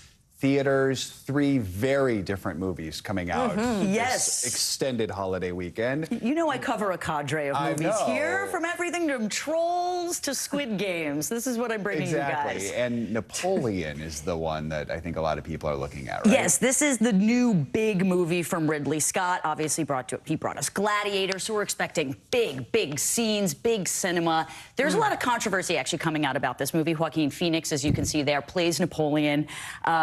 And this actually takes place over 6 consequential, equally different, but just powerful battle scenes. Some of the best battle scenes that have ever been filmed in all of cinema. Wow. However, there is some critique about it being a little bit factually inaccurate, that it is more pro-British than it is pro-French, and so that's why I think a lot of people are actually viewing this as slightly a dark comedy as opposed to a drama. When you think of Napoleon. Yeah, when you think of Napoleon, it is, you know, a lot of people came out recently saying, like, okay, after you watch this movie, make sure you read books, watch another documentary about this guy, just to make sure that you are, you know, giving the right facts out. But it's supposed to be a beautiful movie, just not sure how factually accurate it is. And a couple other movies too, right? Yeah, we do have a couple other movies. Okay, we have Wish on Disney. This one's for you, Joe, as always. This is Disney's sort of, let's bring back animation after Thanksgiving. It used to own and dominate the box office, but animation has kind of been a little rough go since about 2019. This is obviously marking Disney's 100th anniversary, which we've been talking about for quite some time. Ariana DeBose is in this, as well as Chris Pine. This is actually supposed to do over $75 million. What are you looking at, Joe, for? I've seen it already. And it's not going to be a Disney classic. Not happy with this one. That would be a It's supposed to save Disney's animation, and Joe Fryer is here to say. Love it. Kids well, it is. People on TikTok are not that into it either. I've been seeing that. Yeah. But, All you right. know. Fair enough, fair enough. Okay, this other movie I'm actually really excited about. This is Saltburn. This is brought to us by Emerald Fennell, who bought us Promising Young Woman, if you remember that. Yeah. It's sort of So this fabulous. rape revenge movie. This is sort of her dark take on class warfare in Britain. It stars Barry Keoghan. It stars Jacob Elordi from Euphoria fame. It's super dark. It's very twisted. Honestly, this was the trailer that I think I was most excited for. Critics aren't raving about it. There is a little bit of kind of too much muss and not a lot of fuss towards it. But I love a dark thing. I love anything that's going to give me twists and turns. And it's obviously shot beautifully at this huge mansion and castle. So I do kind of highly recommend seeing this. Joe, have you seen this one yet? I have not seen that Okay, one, there's hope. All right, there is hope. All right, we actually only have like 30, 40 seconds. Sorry, we took a long time with the turkey. I know you love that, right? What was your favorite part of that? If you're staying in, what should you stream? Just tell us one or two things. Okay, Good Burger 2 on Paramount Plus. This is actually my childhood, if we remember Keenan and Kel from all that. They're actually reprising their 1997 role. I've never felt so old. And Carmen Electra's going to be in this. She was in the original. I'm super excited about Good Burger 2. It's actually going to be kind of amazing. And then, of course, tomorrow we've got the Thanksgiving Day Parade. There's going to be tons of floats. I believe there's 51 floats. There's 25 balloons. I always look for it for the Snoopy balloon. My favorite thing is actually tonight watching all the balloons kind of be blown up in New York City. So that's kind of my favorite thing. You can stream that tomorrow. And also there's on NBC. Cher. And Santa. And Cher and John Batiste. It's going to be amazing. Brandy's performing. All right, Darren. Happy Thanksgiving. We love y'all. Thank you. None of us can do it. That's going to do it for this hour Morning News Now. The news continues right now.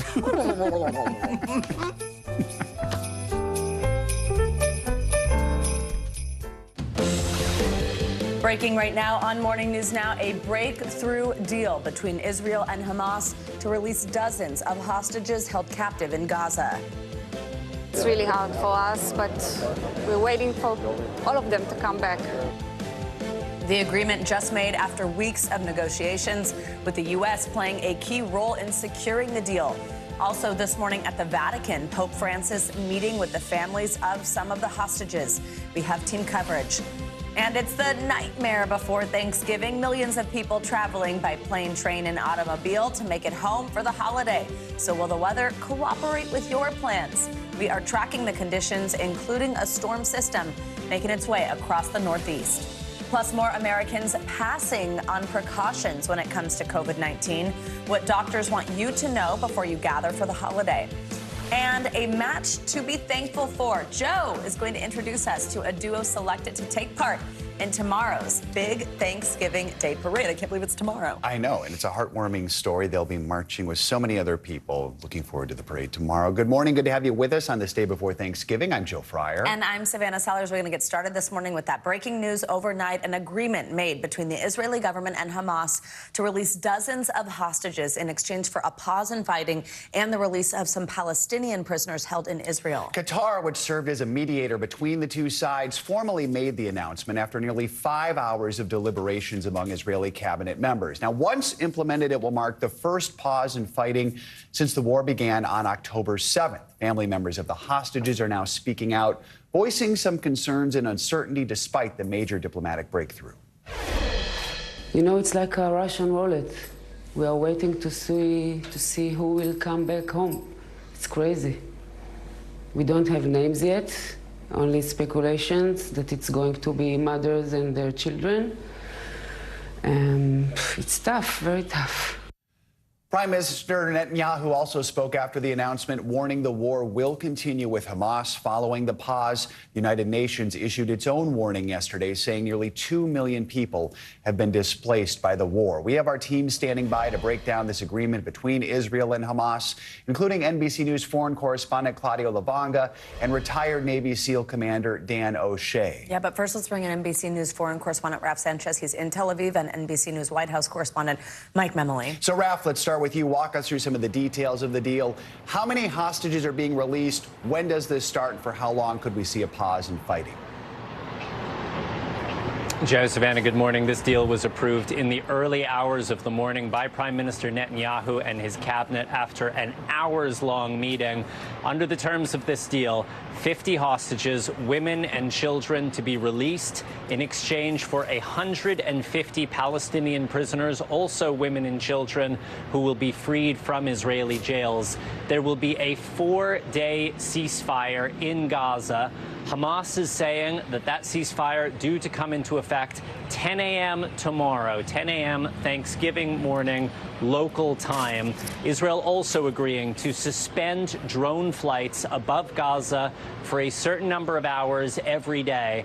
And guys, there is an option for this initial deal for 50 hostages to be extended, with 10 hostages released every day in exchange for an additional day of ceasefire. Right now, we are in a 24-hour period where Israelis have the option to go in front of the Israeli Supreme Court and appeal for the release of these Palestinian prisoners to be blocked. The Supreme Court has never blocked one of these high-stakes negotiations in the past, but we are watching to see if anyone does go to the court and tries to file an appeal to stop this. Prime Minister Netanyahu also yesterday thanking President Biden for his role in mediating these negotiations. Guys. Mike, let's bring you in here. Walk us through that, exactly what Raf just touched on, what role the U.S. played in this agreement and how the White House is responding.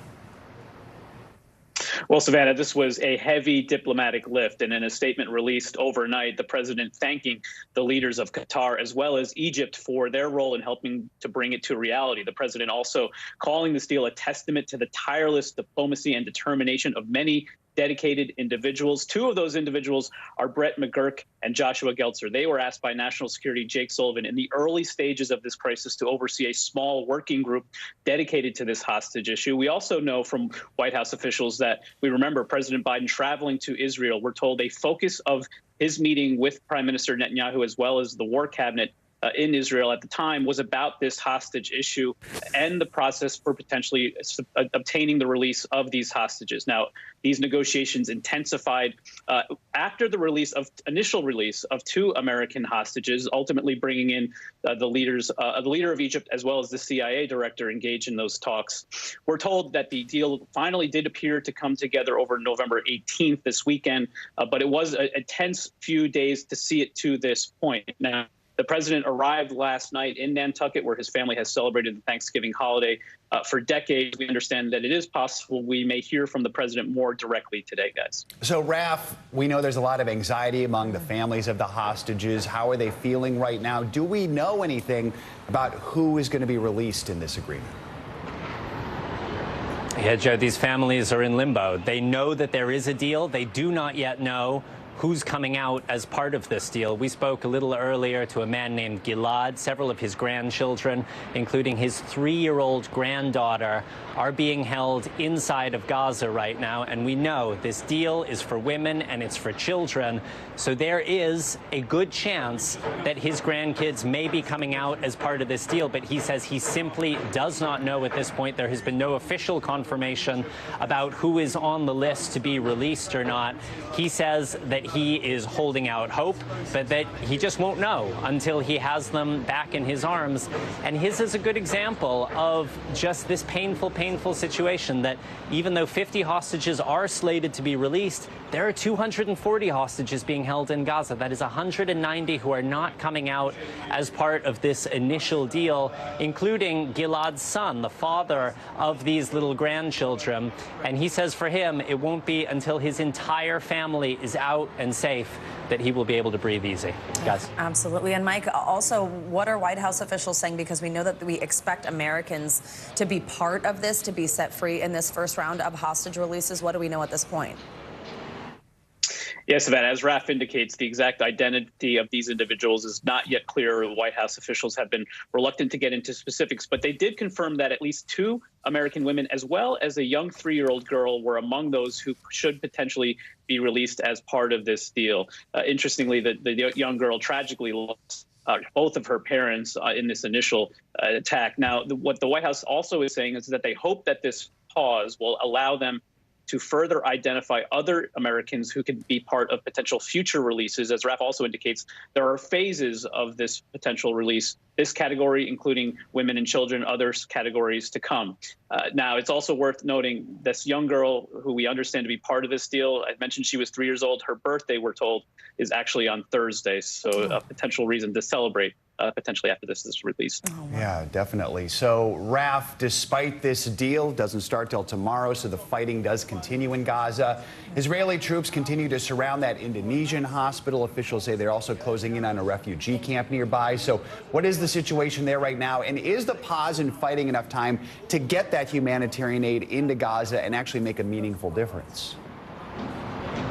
Yeah, it's a really good question, Joe, and it's one that Palestinian families inside of Gaza are asking right now. I was just speaking with a young mother in Gaza. Her name is Jumana.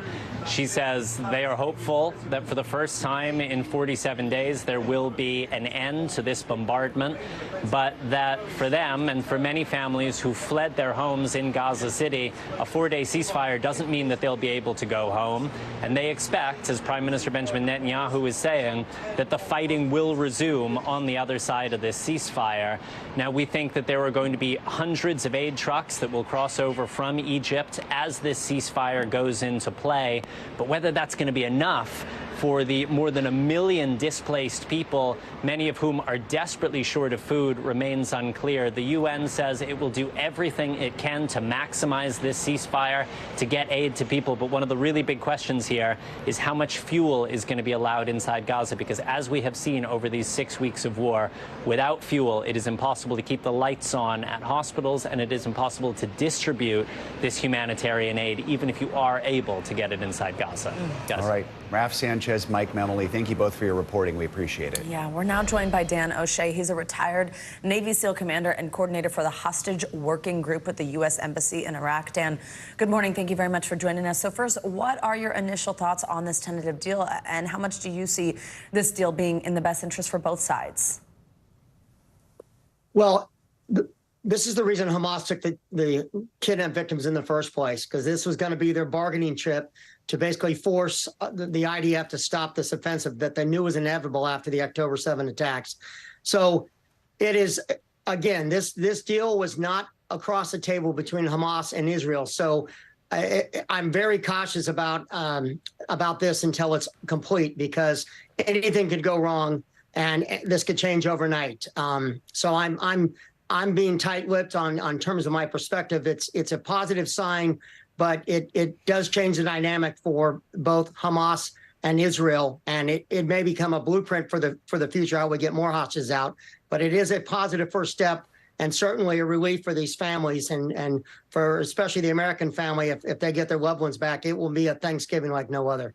It's a complicated negotiation, to put it mildly. Explain to us some of the meticulous planning that goes on behind the scenes when it comes to trying to coordinate these hostage swaps. What are some of the things that need to even be considered before these exchanges are agreed to and then carried out?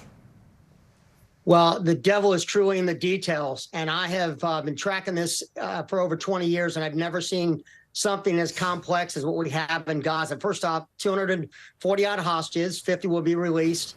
But what does that mean? How many more? Like, we don't know where all these hostages are being held. We don't know what condition they're in.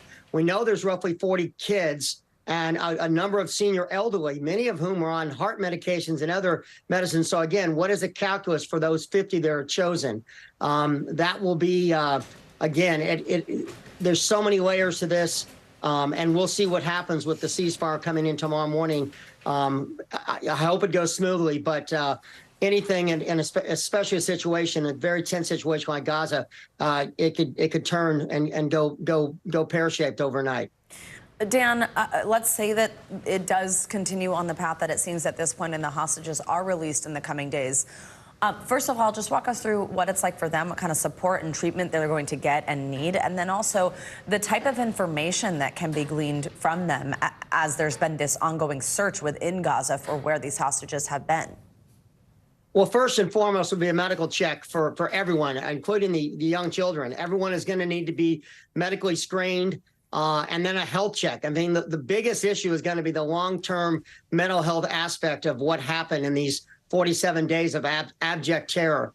And that will be an ongoing process. And once they've gotten past the medical and the health screening check, there will be questions, because obviously they want to find out how many locations they're held in, what were the conditions at the locations, and ultimately the names of all the other hostages they were held with. That will prove critical to bring about accountability. And I know part of the negotiation is that Hamas has agreed to let the Red Cross and Red Crescent come in and do inventory and health checks on the hostages. So those are positive steps. And there will be a lot of information coming out in these debriefs with those hostages. All right, Dan O'Shea, thank you very much. We appreciate your perspective this morning.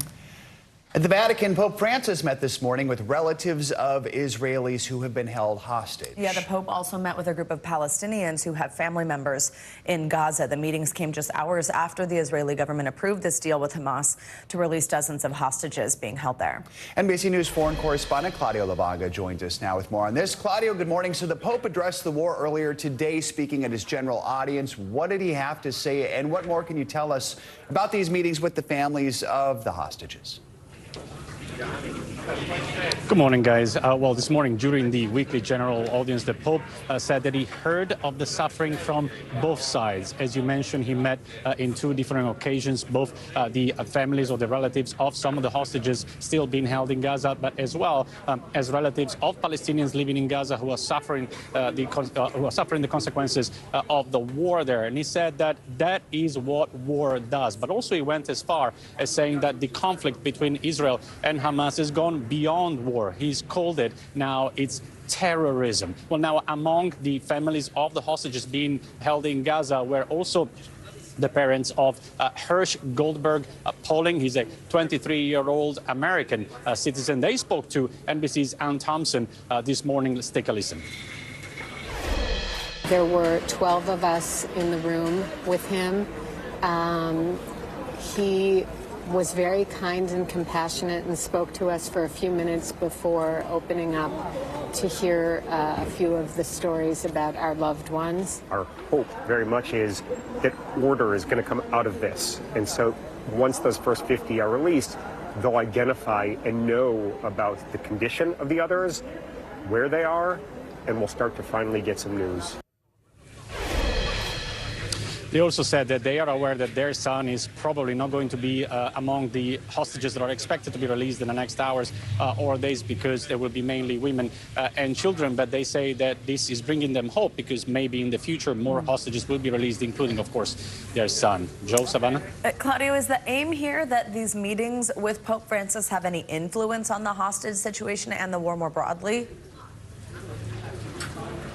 Well, the Pope told those families that he will do everything in his power, that he will use all the influence that he could have to ensure, to make sure that all hostages will be released and will be safely returned to their families. Now, of course, none of the parties involved in this war between Israel and Hamas are Catholic, but the Pope is a global leader that is seen as independent and that he is listened to. And the hope here from the Vatican and the Pope is that by showing that both sides are suffering, that may have an impact on this war, guys. Yeah, I mean, we know the Pope has previously called for a ceasefire, for the hostages to be released. Remind us what he thinks needs to happen in the region.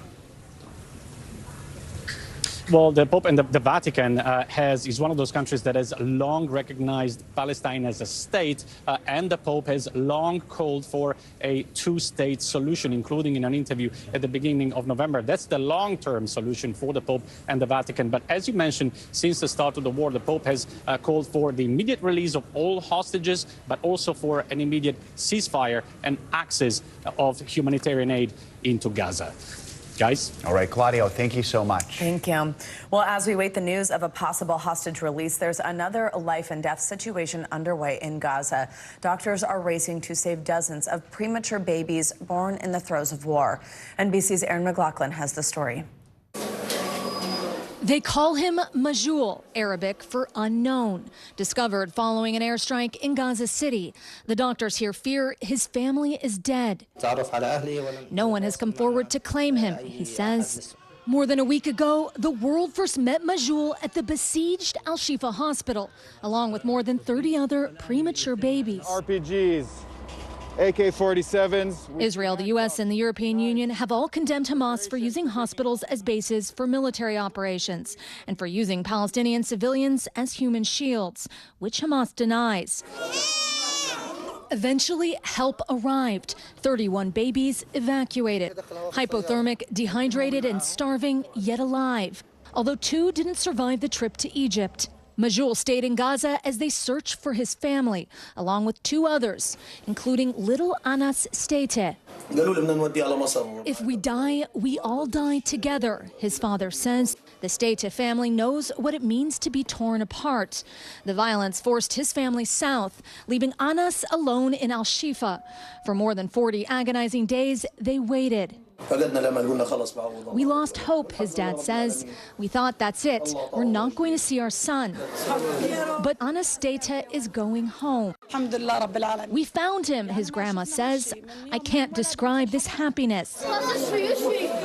At least for this family. There's tears of joy and smiles in Gaza. As for Majul, if no one claims him, officials say he'll be sent to an orphanage, like so many other babies in Gaza. Erin McLaughlin, NBC News, Tel Aviv. All right, powerful report there. The Thanksgiving travel rush is now in full swing. Millions of Americans are setting off on their trips today, expected to be one of the busiest days for travel this holiday season. Drivers in the east are still battling with rain and wet roads this morning, but we can be thankful that conditions are expected to improve later today. NBC News reporter Gary Grumbach joins us now from a rest stop in Woodbridge, Virginia, with everything you need to know before you hit the road. So, Gary, that storm system moving east slowed things down yesterday. How are conditions on the roads this morning? Hey there, good morning, guys, from the Dale City rest stop here, about 45 minutes south of Washington, D.C. And yeah, it rained a ton yesterday, rained overnight, so things are really slick and wet on the roads. There's also a ton of fog in the area as well. So that's something to be concerned for if you're heading out on your Thanksgiving travels today. We also talked to our friend Andy Gross at AAA, who gave us some tips and some warnings about something I'd never even thought of before. Take a listen. The urge to drive as fast as possible. Don't do that. Wet roads, very dangerous. Try and dial it back a little bit. The roads are going to be covered with leaves. Think of wet leaves as like ice. Every bicyclist knows wet leaves are a hazard. Well, they're still a hazard when you're in your car. Just the dynamics of a leaf, water on the top, water on the bottom, can be very dangerous. So slow down when the roads are covered in wet leaves. So add wet leaves to the list of things to worry about ahead of Thanksgiving. But today is the busiest day of the Thanksgiving holiday period. We expect millions of people on the road and in the skies today. The busiest time to travel is going to be between 2 p.m. and 6 p.m. today, guys. And Gary, where are we expecting to see the worst road congestion? So as you might imagine, the metro cities, the bigger cities in this country, places like Seattle, Chicago, Los Angeles, and Washington, D.C. But there is some good news for those getting on the road. Gas prices are lower this year than they have been in several years. We're looking at an average right now of $3.28 a gallon. So you do not have to worry about wet leaves in the sky. Still, the TSA expecting record-breaking numbers for the Thanksgiving holiday period. So what should we know if you're heading out for your flights today and throughout this whole holiday weekend? As always, get there earlier than you think you need to. And even if you have TSA PreCheck, which you think could actually speed things up, this year it may not actually speed things up as much as you think, because 17.8 million people now have TSA PreCheck. Really what they need is perhaps a TSA PreCheck Plus. Guys. I think they call that clear in some places. Yeah. That's what I use. All right, Gary, thank you so much. Appreciate it. Thank you. Well, as you just heard from Gary, things are improving, so we're feeling extra thankful today after days of that wet weather in the east. The rainy system is finally in the process of moving offshore. It could mean some nice weather, maybe a little cold while you're eating your turkey. Meteorologist Michelle Grossman's here with the holiday forecast. Michelle, good morning. Good morning, guys. So good to see you. And yes, finally, we are seeing that big storm system that we've been dealing with for days moving offshore. And we're going to start to see improving conditions, at least through the Mid-Atlantic, the Northeast. We have some lingering snow showers and showers in New England. I'll show you that. Also in the Pacific Northwest, we're seeing some wet weather in portions of Oregon and also Washington. That's going to move cross country. But look at all this dry air as we look towards the middle of the country, the Northern Plains, Central Plains, Southern Plains, and portions of the Ohio Valley. But we are still dealing with a little leftover rain, and some of it is heavy in portions of the Carolinas. That's the tail end of this cold front, so it's taking just a little bit longer to move offshore. Where you see those brighter colors, that's where we're seeing the heaviest rain falling right now. And then on the northern side of this, we're seeing some snow falling, and we could see up to 8 inches in some parts in northern Maine, New Hampshire, Vermont. We're looking at some snow as well. Where you see those pinks and purples, that's where we're seeing the freezing precipitation. This is going to be a little bit more stubborn, hang on a little bit longer as we go throughout the day. So by this afternoon, this evening, it will be out of here. But the Northeast, we're starting to clear out already, and that system is going to take a hike. It's going to move over the Atlantic. So we're going to see everything sort of improving. We could even see a little sunshine in spots. But we do still have some rainfall to go. That's mainly throughout New England and mainly along the coast here where you see those higher amounts corresponding to an inch, maybe an inch and a half. But most of it is on the lighter side as we go forward throughout this Wednesday. Now, as far as snowfall goes, we're looking at 1, 2, 3 inches, but some spots even up to 8 inches. I saw some reports of even up to a foot in some spots. That's in the highest elevations of northern New England, mainly in Maine, and that's where you see that pink color and also the purple color. Those are the highest amounts. So then let's switch gears, look towards tomorrow, because tomorrow looking really good in a lot of spots too. Starting with New York City, we're looking at the Macy's Thanksgiving Day Parade, 8:30 in the morning, mostly sunny skies. It'll be cool, it'll be breezy, but I think the winds are going to stay where they need to be so those balloons can fly. They're going to be inflating them later today.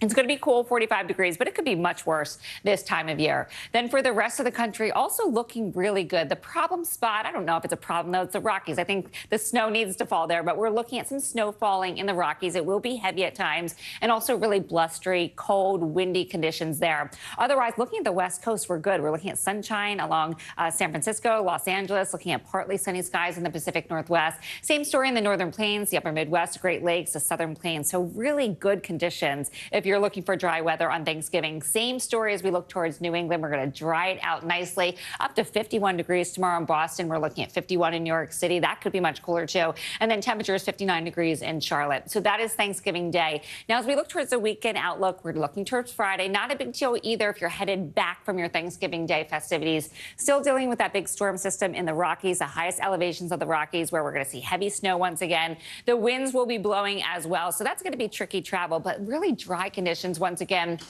into the Pacific Northwest, the South Central states as well, the Northern Plains, the Ohio Valley into the Tennessee Valley is looking really good. Could see some showers arriving in portions of the Southeast. Blustery and cold, but dry for most of New England. Could see a couple lake effect snow showers in the Great Lakes. Then by Saturday, the snowy and cold still in the Rockies. We're going to deal with that for several days, but dry once again. Chilly highs in New England, also in the Mid-Atlantic. Temperatures only in the 30s and 40s by Saturday. The Southeast looking good. We're dry down to the South Central states too. The Northern Plains looking good as well. Central Plains not too bad. And then this is going to be a big travel day as well. So we're going to look closely at this, but this could be worse too. You know, we're not looking at a big blockbuster storm, but we're looking at temperatures cold throughout the Rockies. We're going to dry it out in terms of that snowfall. Lots of sunshine throughout the Pacific Northwest, also down through the Southwest. Light snow through the Upper Midwest, the Upper Great Lakes, into the Great Lakes. Showers developing along the Gulf Coast states and looking good once again along the Mid-Atlantic coast and Northeast, the Southeast. So if you're flying out of any of those areas, we're looking really good. Now, in terms of temperatures, we're really warm today throughout the Northern Plains. Rapid City, 64 degrees, and temperatures not too bad either. Little Rock, Atlanta, Lexington, we're looking at temperatures in the 40s and 50s. So we had the bad weather the past 2 days, but looking much, much quieter. Wow. All right. Denver, almost up to 70 degrees today. Wow. They have such big swings. They really do. Yeah. It's crazy weather there. To it. Yeah. Beware of wet leaves. Yeah. I am a scary wet leaves. Never thought of that before. All right. Thanks, Michelle. Much more to come here on Morning News Now later this hour. Turkey dinner with a side of tension with so many hot topics in the news today. How do you keep the peace with loved ones you might not agree with? We will get you some tips for that. First, though, after the break, another shakeup in Silicon Valley. OpenAI reinstates its CEO just days after firing him. Stay with us. We'll be right back.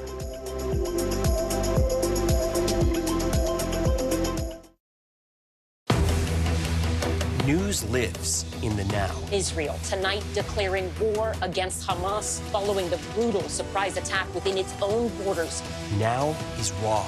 We are in the West Bank city of Ramallah. Protesters are on the streets here to denounce Israel. Now is real. Most of the time, the Iron Dome works, but there are rare occasions that a few get through, like here in Ashkelon. News for the generation of now is NBC News Now, streaming free everywhere. Coming on the air with breaking news. We are live tonight from Juarez, Mexico, reporting over the skies of Lahaina here in Florida. The time to evacuate has come and gone. You were seeing people just running for their lives? People running for their lives. We've seen this almost unbelievable power struggle. What does this mean for Ukraine? It's the battle off the field that's inspired the world. Every night, it's your news playlist. Top Story with Tom Llamas. Streaming weeknights at 7 on NBC News Now. Morning, Al. I think when you open your eyes, you get to decide, how's my day going to be? We want to be a way to start your day, lighten your load, every single morning. people really don't know what's going to happen. Nearly a dozen hours after the eye roared ashore. More good people than bad people, you know, right? Yeah, 5 seconds. 4, 3. There is some late-breaking news 4 hours into the Iowa caucuses.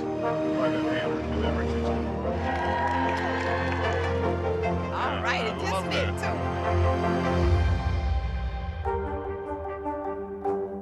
The NBC News mobile app. Get connected to your favorite news shows. For the top stories, breaking news, and live video, download the NBC News mobile app now.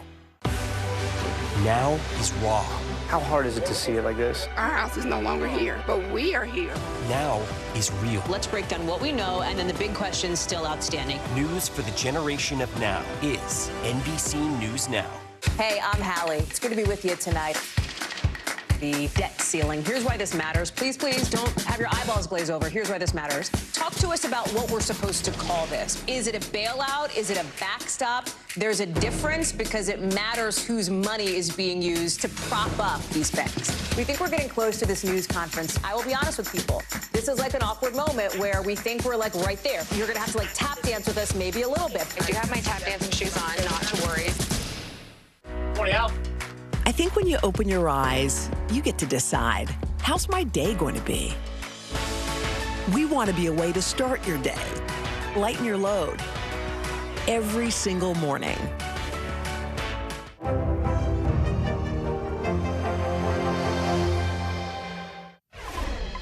Welcome back. In a dramatic Silicon Valley boardroom twist, OpenAI has reinstated Sam Altman as CEO. Altman returns from Microsoft just days after a majority of OpenAI's more than 700 employees threatened to quit the company en masse following the board's shocking decision to kick Altman out of the company that he helped build. Altman posted on social media last night. He said, quote, "I love OpenAI, and everything I've done over the past few days has been in service of keeping this team and its mission together."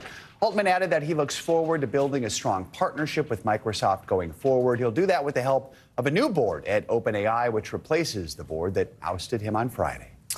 Well, it may be the season of giving for most of us, but for scammers, it's the season of taking as scams become more complex. NBC News correspondent Noah Pransky found out what you need to watch out for. Avoiding shopping scams used to be so simple. Watch out for pickpocketers. Don't send money online to strangers. If an email looks fake, it probably is. But in 2023, the scams are a lot more sophisticated than you may have realized. These are organized criminal gangs, often located overseas, who are very savvy at what they do. John Brio with the National Consumer League has been tracking really convincing websites, product reviews, shipping alerts, all fake. Basically, these aren't the same old Nigerian email scams. Just ask a former Nigerian scammer.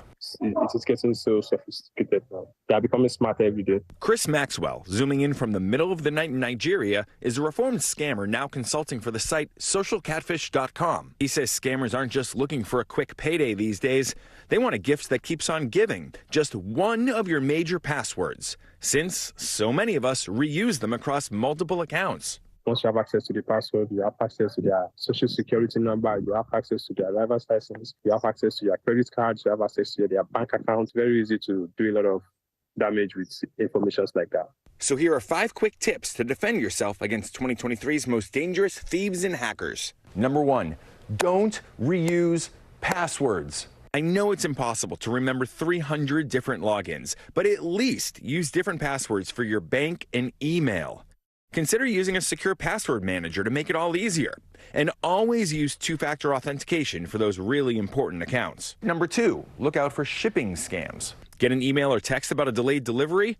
Don't click, don't respond, don't call the number. To avoid a trap, get your updates from the retailer or the shipper's sites. Tip number 3, you may think I'm nuts here, but update your software. About 4 in 10 Americans hammer that remind me later button when prompted to patch up vulnerabilities, and it's music to hackers' ears. Well, this is me, reminding you later. Update your phone and your software. Tip number 4, pay with a credit card. They have much better protections than most of the new digital payments scammers prefer. Bitcoin, gift card, Cash App, PayPal, Venmo, Zelle. If they ask you to pay a risky way, run away. You pay the safest way. That's with a credit card for most people. And tip number 5, beware of really convincing online websites you've never heard of. Even Black Friday deals have their limits. Listen to your gut. If it looks too good to be true, it probably is. With any luck, your vigilance will ensure some happy holidays. At least until those credit card bills roll in come January. That's true. Wow, packed with good information. Our thanks to Noah Pransky for those tips. Coming up, new developments in the battle over abortion rights in America. When we return, we're going to take you to Missouri for a controversial ruling that could impact the 2024 election. Plus, new research answering the age-old question, why not? Why you might want to skip out on that second glass of red tomorrow. You're watching Morning News Now.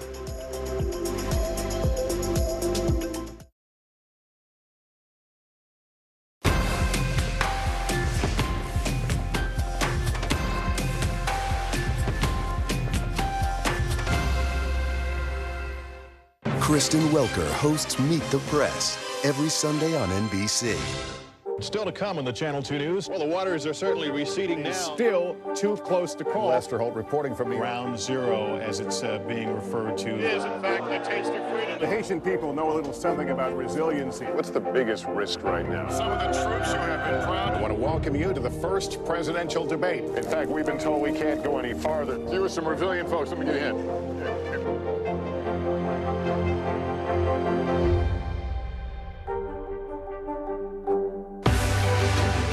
We're talking possibly a trillion galaxies. Yes. That is a number that is just so hard to compute. Whether it's the moon, whether it's Mars, it feels like we're on the cusp of something big. People really don't know what's going to happen. Nearly a dozen hours after the eye roared ashore. More good people than bad people, you know, right? 5 seconds. 4, 3. There is some late-breaking news 4 hours into the Iowa caucuses. All right, anticipate too.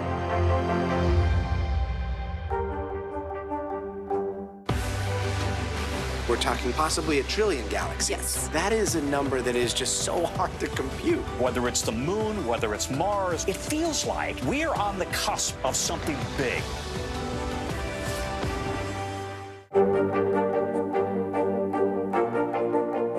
This is what a country in war looks like. You came to get blood. So many stories of heroism and heartbreak emerging from here.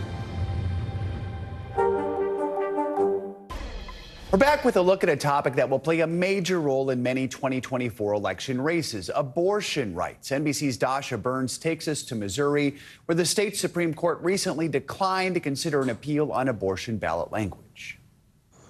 Weeks after Ohio voted in favor of abortion protections, activists are hoping to continue that momentum in a state with one of the strictest bans in the country. Looking at Ohio, and 18 counties that voted for Trump voted to approve abortion rights. That's not a fluke, that's a pattern. Two competing groups are looking to put abortion access on the ballot in Missouri in 2024, one of them led by a Republican. I'm from Missouri. Jamie Corley is behind a proposal that would allow abortions up to 12 weeks and add exceptions for fatal fetal abnormalities, rape, and incest if reported to a hotline. Some people watching this might say, what the heck's going on? Right. So I am a Republican, and I am also pro-choice. I think that we now know that there are many more like me than one would think.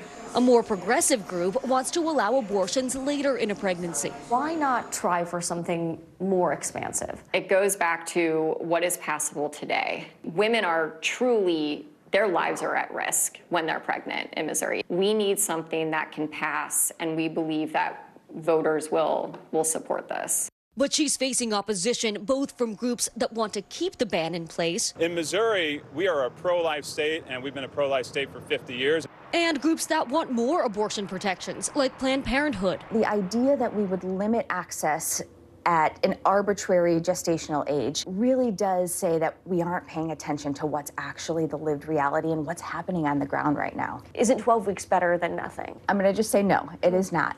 Views on abortion often defy party lines. So the question is, what will voters support? Allie Rand is a conservative Catholic mom of 5. She says she never imagined she'd support abortion rights until she experienced complications while pregnant with twins. It was terrifying. It felt very like I had no options here. If something were to go wrong, what was I going to do? What did that feel like to know that in the state where you live and love? I love living in Missouri. That you had no choices. It's just a really helpless feeling. Almost makes you feel like if you chose to leave the state, that you're a criminal. Her twins were born healthy, but she says she now supports abortions up to 12 weeks. Dasha Burns, NBC News, St. Louis, Missouri. Well, now it is time for your weekly medical checkup. From red wine headaches to staying safe while traveling, this week we're going to talk about all the ways to stay healthy this Thanksgiving. That's right. NBC News medical contributor Dr. Natalie Azar is here on set with more. Good morning. Good morning to you both. Let's start on COVID. Yes. So there's this new national poll that's by what's called KFF COVID-19 Vaccine Monitor. It's finding that most Americans both don't really seem that worried about getting COVID and also that they don't plan to get the booster. I know. What do we think about this? And especially what should we remember as we are about to gather? It's getting colder. We're going to be indoors. Yeah, you know, I mean, I think generally in this country, there's been this sort of feeling that we don't want to worry about COVID anymore. And this, look at these polling results. Only 1 in 5 have gotten the booster. And of those who haven't, a third say they probably won't get it. But what was interesting was that Black and Hispanic individuals were more likely to have gotten the booster than Caucasian individuals. So you can think about that for a little bit. Look, my doctor's orders are very straightforward. We are still recommending a COVID shot, an updated booster. Everybody over the age 6 months and older is eligible for both COVID and flu shots. And I always like to put a plug in there for the flu shot too, because it's not just COVID that we're worrying about. Testing is still something that we all should be doing if you're not feeling well. COVID.gov, or I can't remember what the website is right now. Mandy Cohen on the Today Show yesterday announced that they're giving out free tests again. And if you're sick, you're wearing a mask inside. You know, I know like we travel on mass transit and airplanes and we're not seeing a lot of masking, but it is still a very good way to protect yourself and to protect others. Yes, definitely. All right, so if you are traveling, it's stressful anyway. Yes. You're traveling with young children. It's even more stressful. So sure is. Maybe your doctor's hat and your parent hat here. What are some tips, especially if you're a new parent and you're traveling? Well, especially with young ones, it's difficult. So the American Academy of Pediatrics has some tips for parents. And the first one is, if you can avoid it, try not to travel with your children if they're under 6 months of age. Not only are they're much more susceptible to getting sick, they're really too young to be vaccinated for flu and for COVID. If they are eligible for vaccination, make sure that they're up to date on their vaccines, COVID, flu, and also for little ones between 0 and 8 months, the RSV monoclonal antibody. There is an FAA-approved seat for airplanes. Try to sit next to the window. Look for rows that are wider. Avoid sitting on the aisle seat because when they're passing out hot drinks and things like that, things can spill on children. So doctor's orders also plan ahead and also to expect delays, obviously. And if your child is feeling sick before you travel, get them tested for strep versus flu versus COVID, because there are things that they can and are eligible to actually be treated for before you go away on said vacation. All right, red wine headaches. The big one. Lay it on us.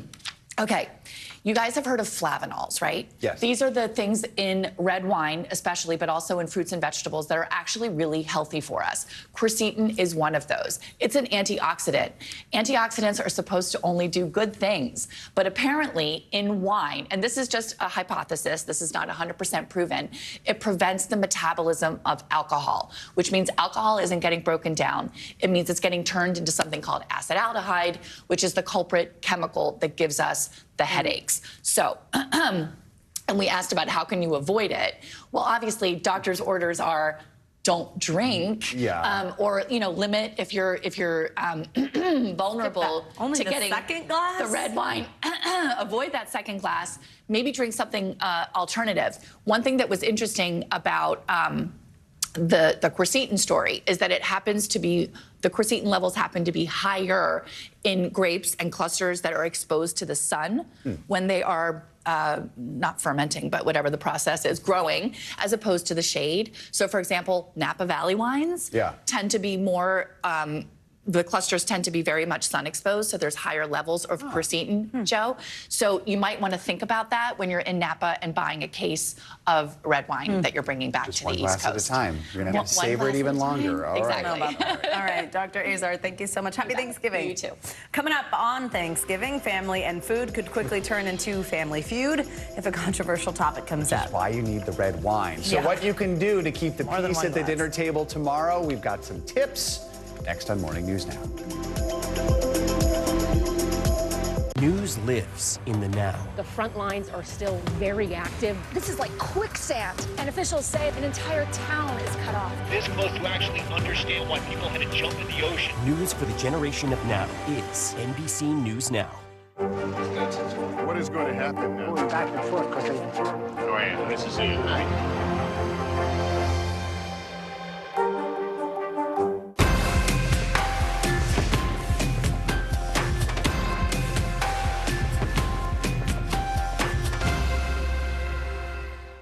Kristen Welker hosts Meet the Press every Sunday on NBC.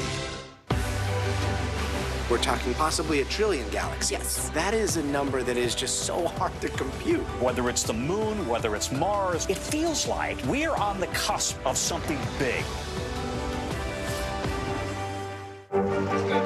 What is going to happen now? Going back and forth because they... Oh, yeah, this is it, right?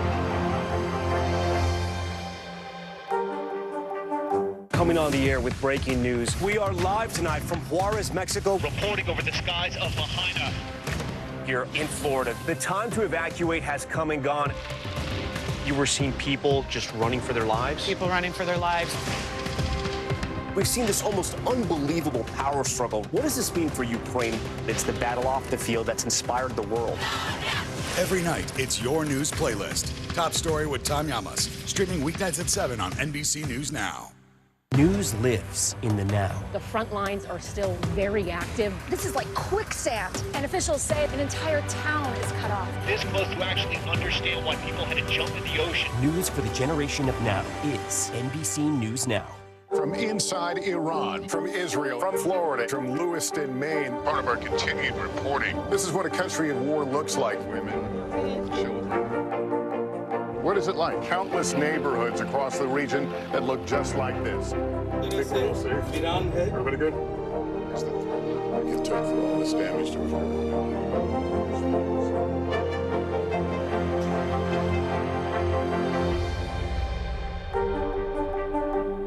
Coming on the air with breaking news. We are live tonight from Juarez, Mexico. Reporting over the skies of Lahaina. Here in Florida. The time to evacuate has come and gone. You were seeing people just running for their lives? People running for their lives. We've seen this almost unbelievable power struggle. What does this mean for Ukraine? It's the battle off the field that's inspired the world. Every night, it's your news playlist. Top Story with Tom Llamas. Streaming weeknights at 7 on NBC News Now. The NBC News mobile app. Get connected to your favorite news shows. For the top stories, breaking news, and live video, download the NBC News mobile app now. We are back with financial headlines for you, starting with what the Federal Reserve officials said at their most recent meeting. CNBC's Silvana Henao has that and other money news. Silvana, good morning. Good morning, Joe. Good morning, Savannah. Yeah, so the Federal Reserve is in no hurry to cut interest rates, especially as inflation remains well above their goal. Minutes from this month's Fed meeting show members still worry prices could be stubborn or even move higher, and more action may be needed. Wall Street traders are betting the Fed is done with hiking rates and are pricing in cuts starting as soon as March. They believe the Fed will cut rates by about 1% by the end of next year. Warren Buffett says Berkshire Hathaway has the right CEO to succeed him. In a letter, Buffett says at 93, he feels good, but realizes he is, quote, playing in extra innings. Buffett, the world's fifth richest person, is gradually giving away nearly all the fortune he built at Berkshire, which he has run since 1965. Since 2006, he has donated nearly $52 billion in Berkshire stock to family-run charities and the Gates Foundation. ChatGPT's new voice feature is now available to everyone for free. Users can tap the headphones icon to talk with ChatGPT in the mobile app and get an audible response. OpenAI first rolled out the ability to prompt the chatbot with your voice and images in September, but that was just for paying customers. A demo in OpenAI's announcement jokes about the boardroom drama at the company this past week, with someone asking, quote, "It's been a long night for the team and we're hungry. How many 16-inch pizzas should I order for 778 people?" That's the total number of employees at the company, guys. I can go for pizza. Good to see they have a sense of humor. Savannah, thank you.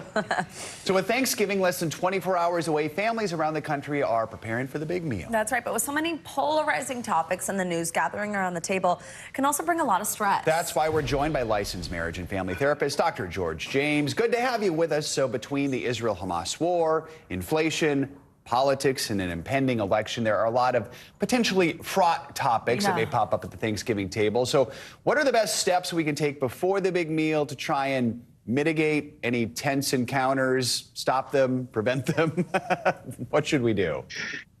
Good morning, Joe and Savannah. Yes, this can be a really hard time for lots of people. And so one of the things I want people to do ahead of time is to have a pre-game strategy. That might mean you might need to talk about what guidelines or what topics, what are we going to do before we even get to the table?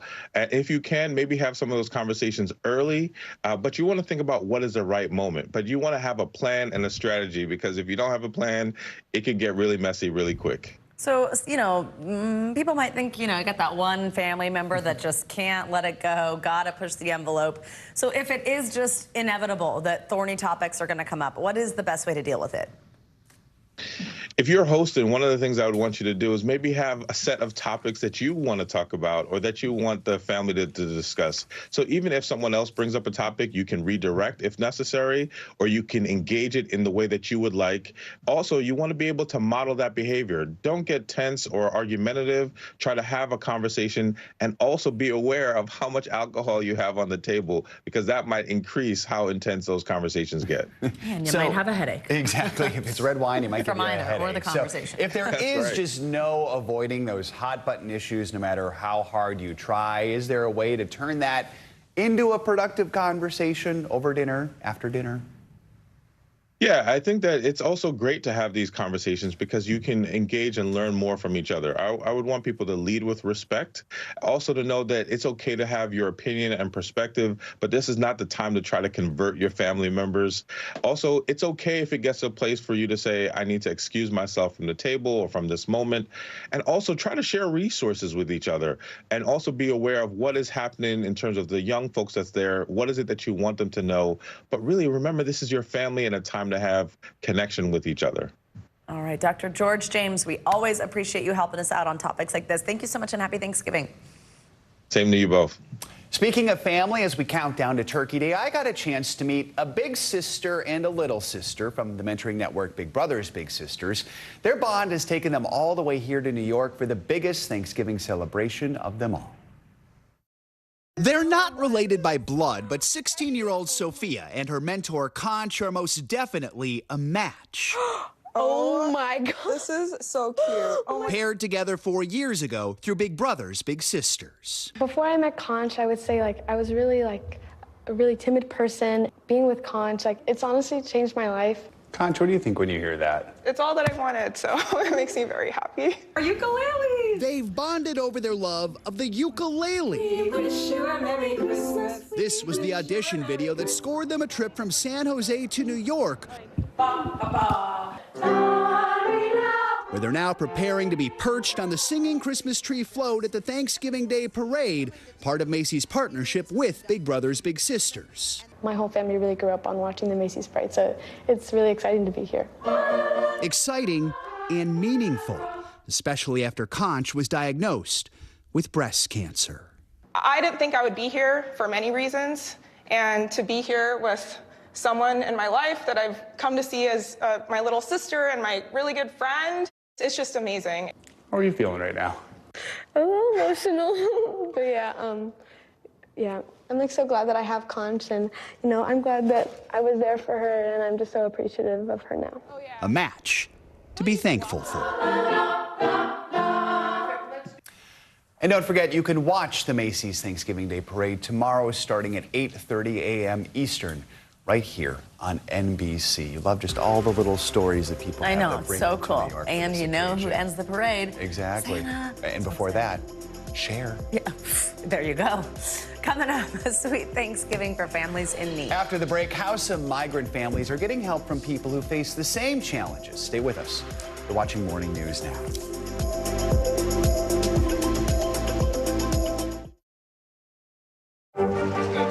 What is going to happen now? Going back and forth because Go ahead. Nice to see you.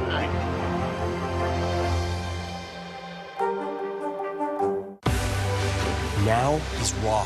How hard is it to see it like this? Our house is no longer here, but we are here. Now is real. Let's break down what we know and then the big questions still outstanding. News for the generation of now is NBC News Now. Were you calling the shots, though, Mr. President, ultimately?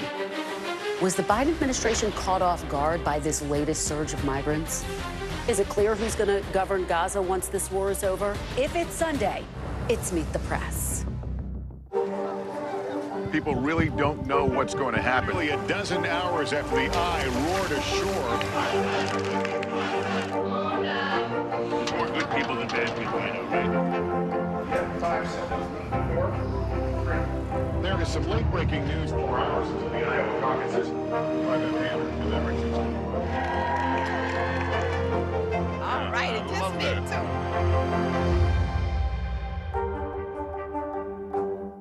The NBC News mobile app. Get connected to your favorite news shows. For the top stories, breaking news, and live video, download the NBC News mobile app now. Stay on top of breaking news and the biggest stories of the day with NBC News Daily. Thank you so much for joining us. I'm Morgan Radford. I'm Vicki Wynn. I'm Kate Snow. And I'm Zinclair Samwa. Get in-depth reporting from across the country We have breaking news out of the White House. and around the world, Questions about the rebellion inside Russia. and ways you can take care of your health. What are symptoms that people should be on the lookout for? Andrew Wallace, Some really great last-minute deals if you have flexibility. NBC News Daily, weekdays from 12 to 4 p.m. Eastern on NBC News Now. The NBC News mobile app. Get connected to your favorite news shows. For the top stories, breaking news, and live video, download the NBC News mobile app now. Welcome back. Earth has received a laser beam message from more than 10 million miles away. Last week, NASA successfully fired an infrared laser encoded with data toward Earth, and the message was received about 50 seconds later. 10 million miles, that's about 40 times the distance to the moon. The agency says this is the farthest ever demonstration of communication. This data tool is a significant step toward increasing the amount of data that can be transmitted throughout the solar system. So in the future, astronauts on missions to Mars might actually use this technology. Wow. Very cool. We love space news here. Thanks, Joe. Yep.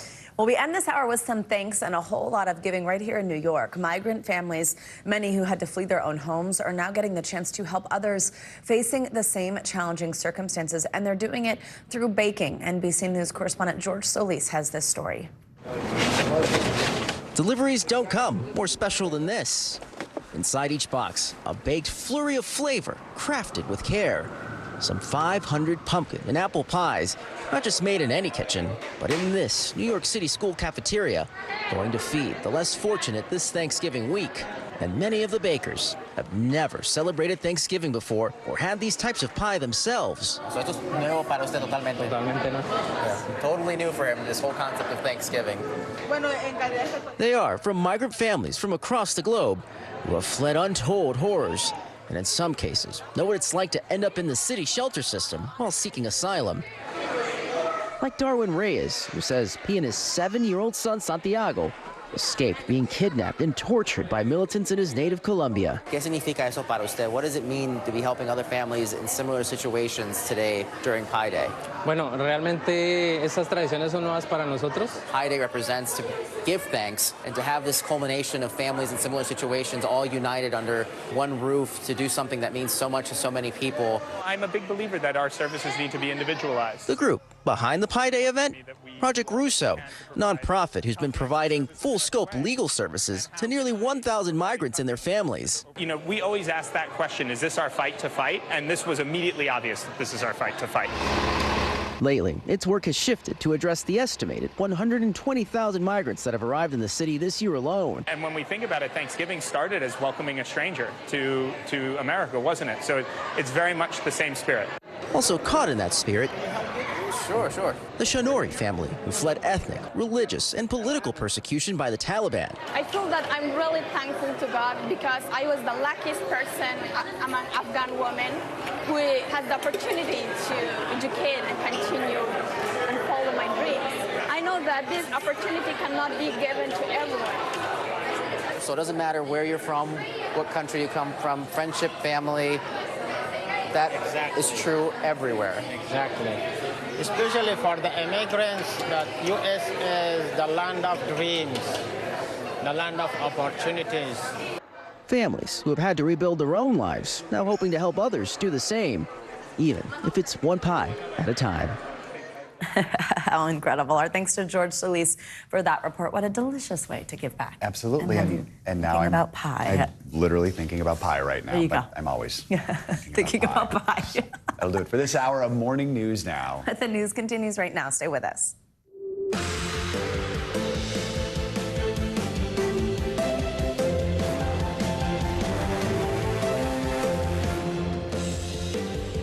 Good morning. Happy day before Thanksgiving. Thanks for joining us. I'm Savannah Sellers. I'm Joe Fryer. Right now on Morning News Now, temporary truce. Israel and Hamas agreed to a 4-day pause in fighting that will allow for the release of 50 hostages held in Gaza and 150 Palestinian prisoners held in Israel, all expected to be women and children.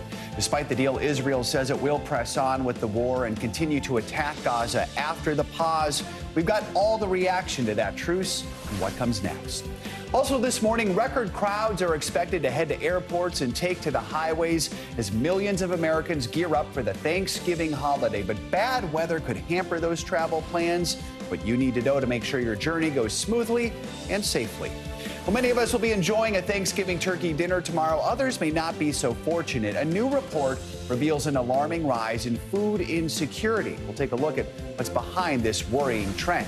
Plus, if you're planning to head to the movies this weekend, we have got just the ticket. The historical drama Napoleon is among our top picks to check out in this week's Can't Miss list. Our friend Darren Karp will join us a little later. We're actually going to have multiple can't miss lists for you this week.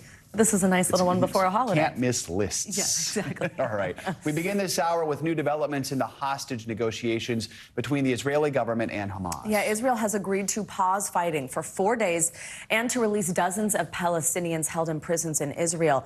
In exchange, Hamas is set to release dozens of hostages that were taken on October 7th. Global leaders are calling the deal a major breakthrough at a time when the situation in Gaza could not be more dire. NBC News chief international correspondent Keir Simmons joins us now from Tel Aviv with all the latest details here. Hi, Keir, good morning. Savannah, good morning to you. A pause in the fighting for Thanksgiving morning. Hamas saying in the past few hours that the pause will begin at 10 a.m.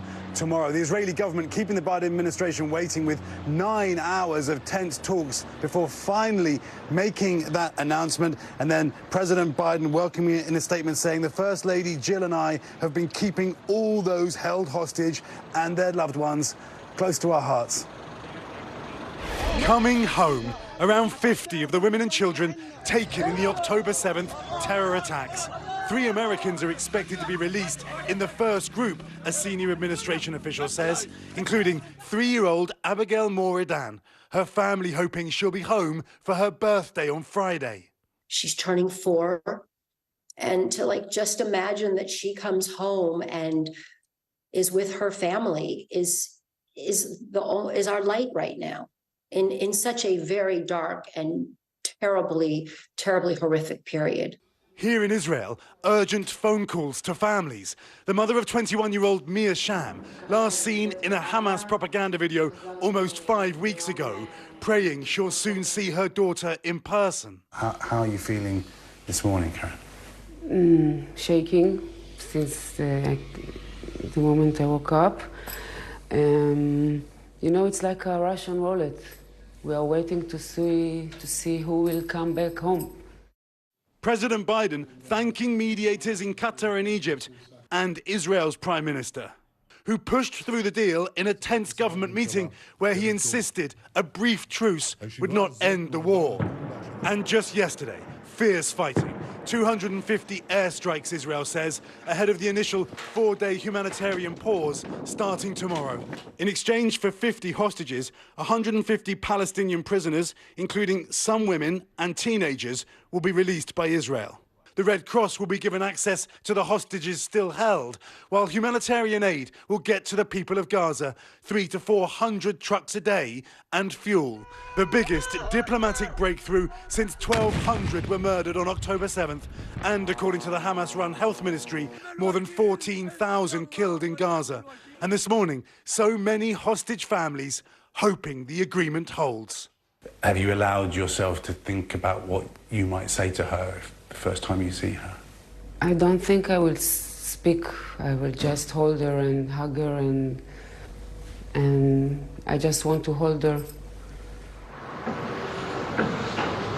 And according to a list, Savannah, that we have just seen in the past few hours of the Palestinians who will be released, they are mainly men accused or convicted of various offences, including throwing stones, all the way through to terror offences like attempted murder or making explosives. Meanwhile, if this deal holds, Savannah, then there will maybe further days of pauses, and for each day, 10 more hostages would be released, Savannah.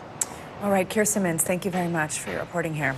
We are now joined by longtime former NBC News correspondent and Tel Aviv bureau chief, Martin Fletcher. Martin, good morning. Thank you very much for joining us. You have been so generous since this crisis has started, both with your professional, your expertise connection here to this region, but also a very personal one. You've shared with viewers that you had relatives who were taken hostage last month. 2 hostages, they were released. You may not be able to separate the two necessarily. I know, of course, how personal something like that is, but as someone who has both covered the region for decades, but also somebody who has experienced that in this personal way, what's your reaction first just to hearing about the details of this deal? Well, joy. I mean, you know, we're going to have about 50 people at least, hopefully, if it holds, returning to their families. So this is a time of joy. But, you know, Israel is becoming like a manic depressive country. It's a mix of joy and also sorrow, because so many families will not get their loved ones back. But as you know, you mentioned my personal side of it. We have still, my family still has 7 hostages in Gaza, and hopefully there will be some of them will be among the people freed. You know, we have a 3-year-old Yael, an 8-year-old Naveh, a 12-year-old Noam. And so we're hoping they will be among the children being released, and we have women among the hostages too. So, you know, everybody's just holding their breath, crossing their fingers, hoping that our family members come home. And again, as always, emphasizing that 50 is only a small number compared to the 190 hostages, roughly, who will still be somewhere inside some tunnel underneath Gaza with their hands probably tied behind their back. Who knows? So, yeah, joy, but also still not a reason to celebrate because of the bigger picture. I mean, Savannah, it's like, you know, how do you celebrate when you know what else is happening to other people at the same time? But certainly within the families of the people who are going to be receiving their loved ones, it's going to be a very, very bitter but sweet occasion. And it's so striking when you read off the ages of the people who are still being held hostage, Martin. Absolutely. Do you see this deal? Could it be a major turning point in the war, or could it just be that after the pause, things resume as they were before? Well, look, Joe, realistically, you know, this is a very, very significant moment, but it's also a very limited moment. Hamas knows the value of the hostages. They're not going to release them all quickly. Israel has said that the maximum pause they're going to allow is 10 days, after which the war will continue. So, yes, there's a reason to have a great hope now for this pause of 4 days that potentially could become 10 days. But it's just this pause and the exchange of hostages for Palestinian prisoners is just a first step. It's the beginning of a very long road. the Hamas has said they're not going to be releasing, for instance, the Israeli soldiers, male and female, and also probably Israeli men of fighting age. They could be hostages for a very long time, So this is a significant step, but a very limited one too. Martin, these hostages who hopefully are to be released, similar to your family members that have been thus far, are going to have stories to tell, of course, about how they were treated, what they went through, where they were kept, who they were kept with. What kind of impact do you think that's going to have on what happens next, and how important is that type of information to the ongoing conflict?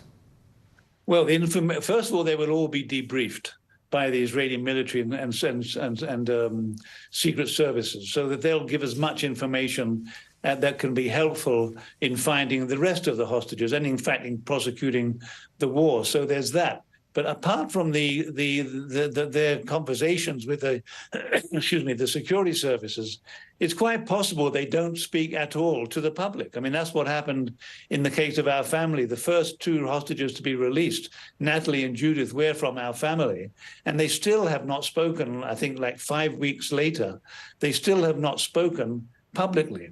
In fact, I haven't spoken to them, and nobody I know has spoken to them. They're only speaking to the immediate family closest to them. So they're traumatized. We don't know what they went through, and it's going to be the same with these hostages that are being released. There's going to be great joy. There's going to be great, no doubt at some point there'll be a great video of the hostages being released and the joy maybe of them meeting their families.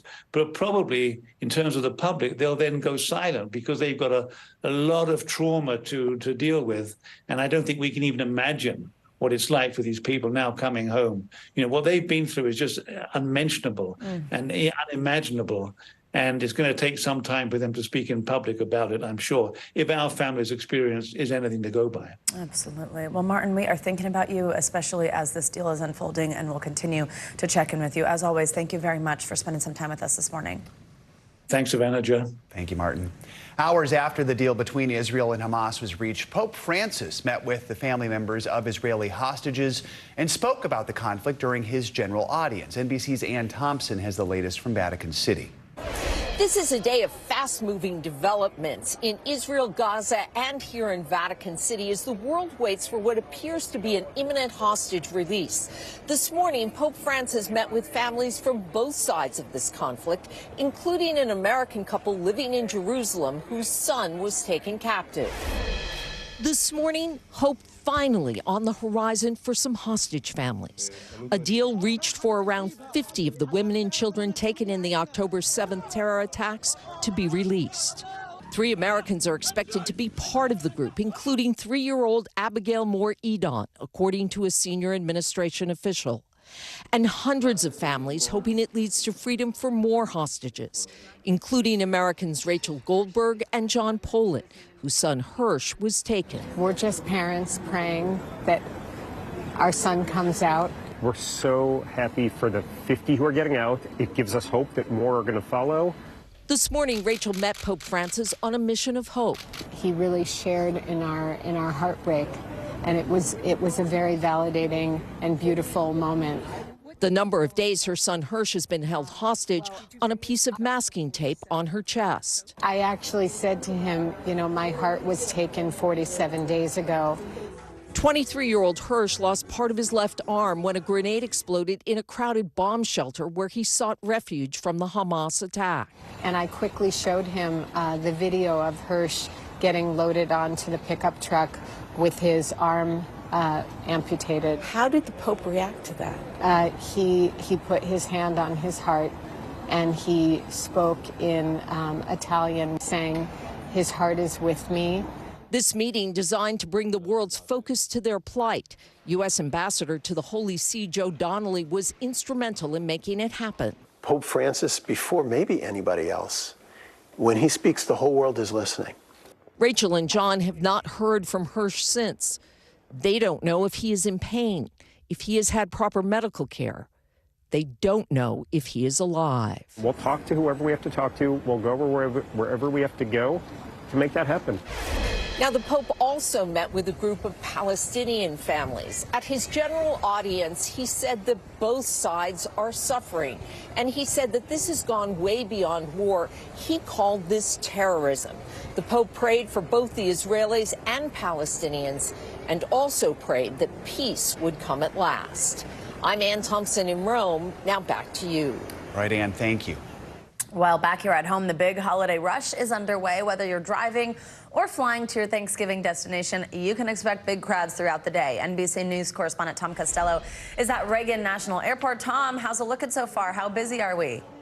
I know what you're going to say. You're going to say, it doesn't look that bad behind you, Tom. It looks kind of bad. But take a look at the video that I shot this morning, just less than an hour ago. We had incredible lines here at Reagan National Airport. In fact, they stretched for 30 minutes or so all the way down to the parking garage. They brought in the canines, the dogs, to help move the people through the TSA checkpoints. It is very, very busy. We've got delays like this right now across the country, 460 delays, 40 flight cancellations. Why?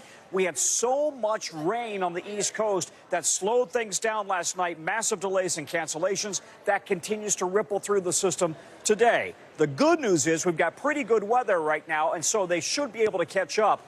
At the moment, though, the New York City airports and Boston and Washington Reagan are playing catch-up. They're kind of behind at the moment. In the meantime, if you're going to be hitting the roads, the worst time to drive is coming up in just a few hours.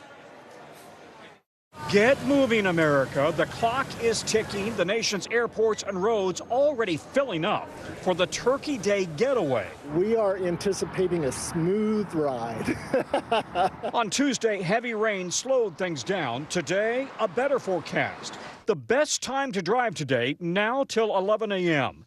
The worst times, 2 to 6 p.m., when traffic will be 11% heavier than normal. Not everyone hates the traffic. I like traveling on Thanksgiving a lot. But in the nation's airports, I wish I would have left yesterday or the day before. 2.6 million air travelers slowly snaked through checkpoints on Tuesday. Even more expected today.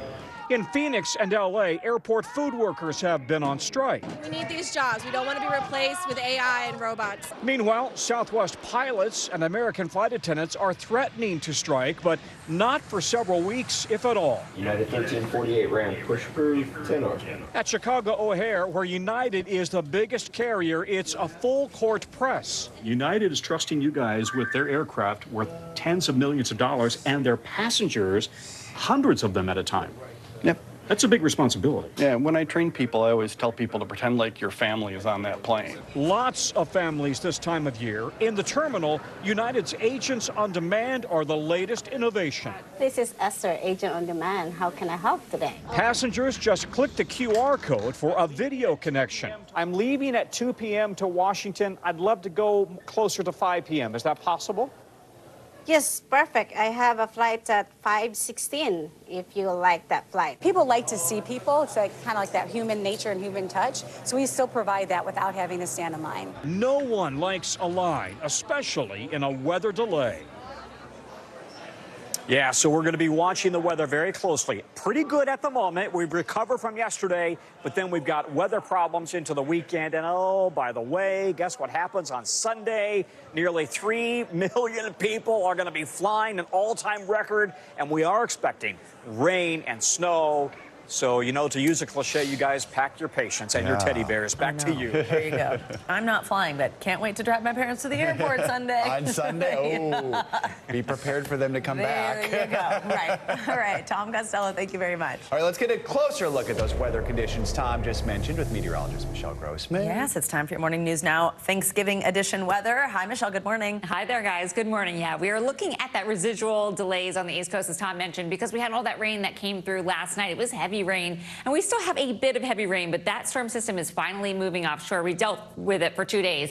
But look at this map. We are pretty quiet in terms of weather. No big blockbuster storms moving through right now. We do have some wet weather in the Pacific Northwest. We have some rain falling. That's where you see the green. We have some wintry weather as well. That's where you see the blue and the pinks, and then pretty clear throughout the middle of the country. It's the East Coast that we're watching. We've been dealing with this storm system for the past couple of days, and we're seeing the lingering effects. The roadways are still really wet out there. We do have some lingering showers, some snow showers in portions of New England. So that's where you see the blue, and we could see quite a bit of snow there, even up to 8 inches in some spots. And that's going to linger throughout the afternoon hours. We have some freezing precipitation there, too.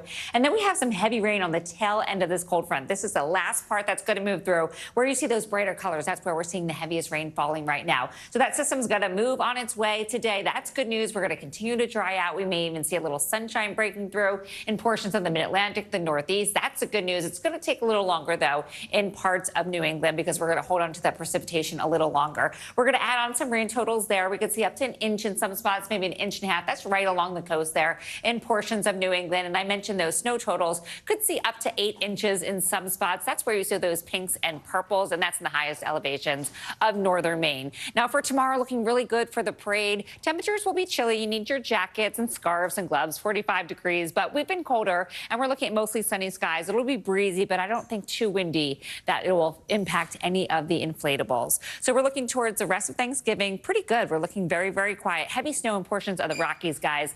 It's going to be dicey there for tomorrow into Friday, where we could see some heavy snow and also some really blustery conditions. So overall, not bad, and it's looking good through Sunday. There you go. That's good. Yeah, Very good. Thanks, Michelle. Sure. So if you are traveling for Thanksgiving, hopefully you're taking travel experts' advice and leaving early, which would be now, right? Yeah, I know. That's the big tip, though. They say staying informed is also key to help you survive the holiday travel rush. Going travel expert Katie Nastro joins us now with some more tips you can use. So AAA expects more than 4 million people to fly for Thanksgiving. That's between today and Sunday.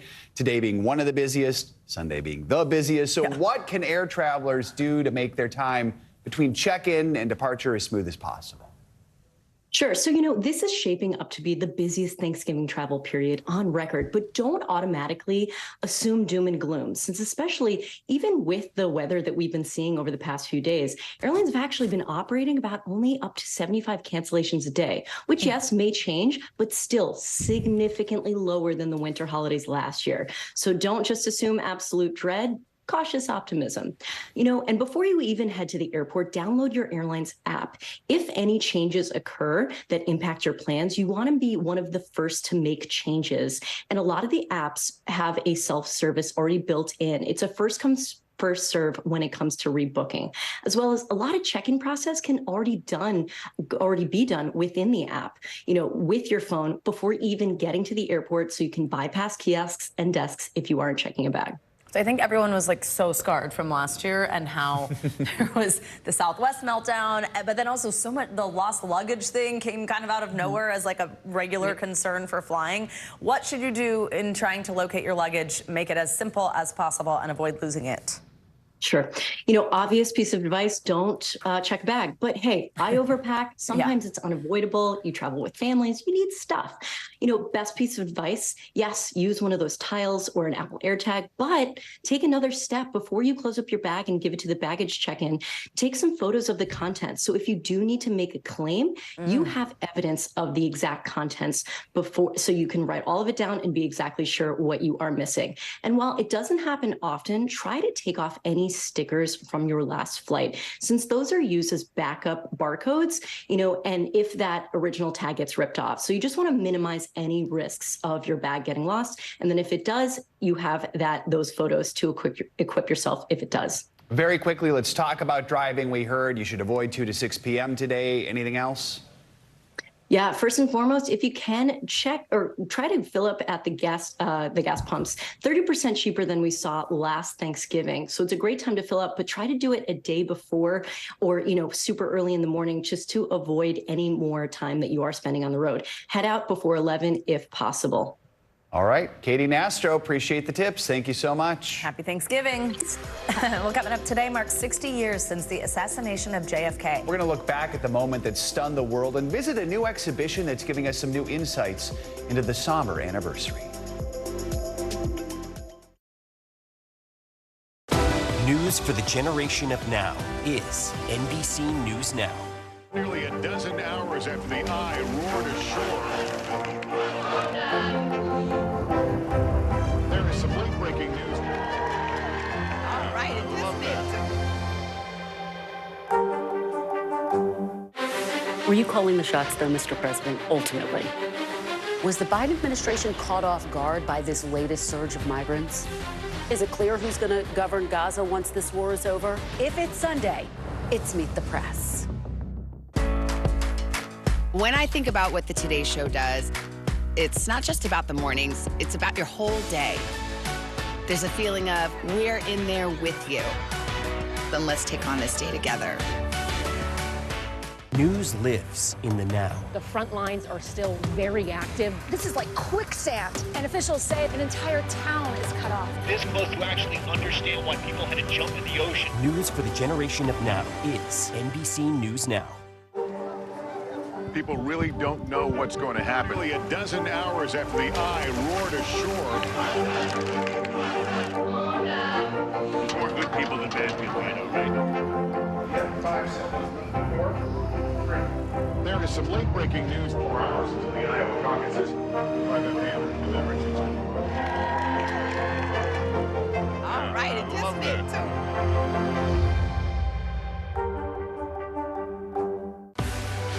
Now is raw. How hard is it to see it like this? Our house is no longer here, but we are here. Now is real. Let's break down what we know and then the big questions still outstanding. News for the generation of now is NBC News Now. Top story is coming to you live from Juarez, Mexico. Reporting over the skies of Lahaina.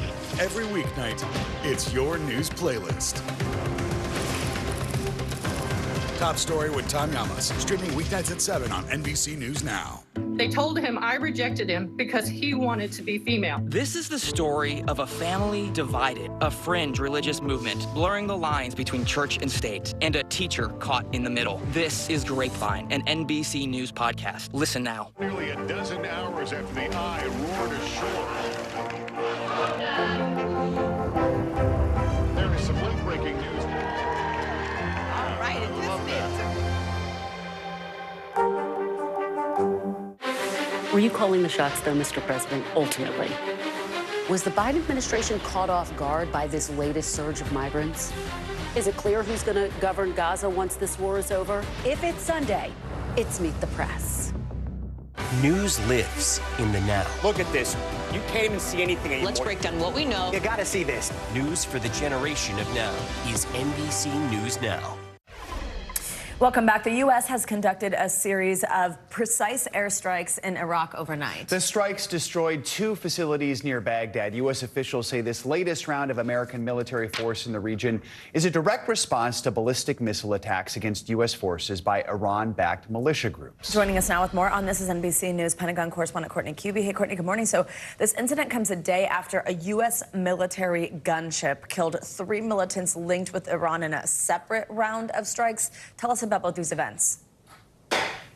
Yeah, I have to say, we've really seen an escalation of what's been happening in Iraq over the last 36 to 48 hours, Savannah. So this all started Monday when an Iranian-backed militia group, we now know as Kataib Hezbollah, it's generally called KH, they're trained, equipped, funded by Iran. They fired a close-range ballistic missile at Al-Assad. That's a base housing Americans in western Iraq. Now, fortunately, the missile hit an unoccupied building, but a number of American service members reported some minor injuries and the building was badly damaged. Now, because of that, at that time when that missile was fired, there happened to be an AC-130 gunship. That's a U.S. military plane that was overhead. It actually saw the missile as it launched, was able to track the individuals who launched it, and then target them very quickly after that missile hit the base, killing several of these militants. Then, I'm just learning in the last couple of moments that, in fact, after that attack on Al-Assad, yesterday, this same militia group fired multiple drones at Al-Assad again. Several of them were able to impact, others were knocked down. There were no injuries, no U.S. casualties or damage to any infrastructure. But after that, late last night, the U.S. military targeting again. Using some fighter aircraft and precision-guided munitions, the U.S. struck 2 targets south of Baghdad. They were places where there was command and control for KH and then also an operations center. Now, why this is significant is, number one, the fact that these strikes have occurred in Iraq. It's the first time since this uptick in attacks on U.S. bases in Iraq and Syria that we've seen the U.S. actually target and strike back inside Iraq. Next, what we've also learned is, for the first time, these seem to be the U.S. targeting individuals. So whereas in Syria, they were going after facilities, there were cases where there were individuals present. But the AC-130 gunship yesterday specifically targeted a vehicle, knowing individuals, knowing that some of these militants were inside. The reality is we have seen this situation escalate over the last couple of days, Joe and Savannah. Yeah, and Courtney, as you've reported, we've seen this recent increase in U.S. military action in the region. Does this mean anything for America's involvement in the Israel-Hamas war? Yeah, it's an excellent question, Joe. Despite the fact that the U.S. officials at the Pentagon want to say this has nothing to do with Israel, the reality is none of this happens in a vacuum. And we hadn't seen these sorts of tit-for-tat attacks and strikes since March of this year. They really started up again on October 17th. And ever since then, they have been consistent. We're going on 70 attacks on U.S. bases since October 17th, and the U.S. continues to respond. The real concern here is that if, in fact, one of these attacks is really successful, Americans are badly injured or killed, this is going to lead to an escalation and a widening of the conflict in Israel and Gaza. That's what officials at the Pentagon are really concerned about, Joe. And we know you will keep your eyes on it for us. Courtney, thank you so much. 60 years ago today, President John F. Kennedy was assassinated. It was a moment that brought the nation to its knees in collective mourning. Now, decades later, there are still so many unanswered questions about that fateful day in Dallas. NBC News correspondent Morgan Chesky is at Dealey Plaza, where many still come to pay their respects. Morgan, good morning. Joe, that's right. So many people have been coming here to remember that fateful day. And you can read all the books, watch all the movies, but it's not until you stand here in Dealey Plaza that you feel the sheer weight of what took place. The assassination of President John F. Kennedy has often been called the end of America's innocence and perhaps the beginning of its biggest and most enduring mystery. 60 years after the fateful day in Dallas, the words still stun. President Kennedy died at approximately 1 o'clock Central Standard Time. America's young, inspiring president gunned down by a man the Warren Commission would later claim acted alone, firing 3 shots from this 6th-floor window in a book depository. We have to learn why the death of this one man so impacted the nation and the world. Stephen Fagan is curator at the 6th-floor museum at Dealey Plaza, giving today a first look at a new exhibit, 2 days in Texas, marking the somber anniversary.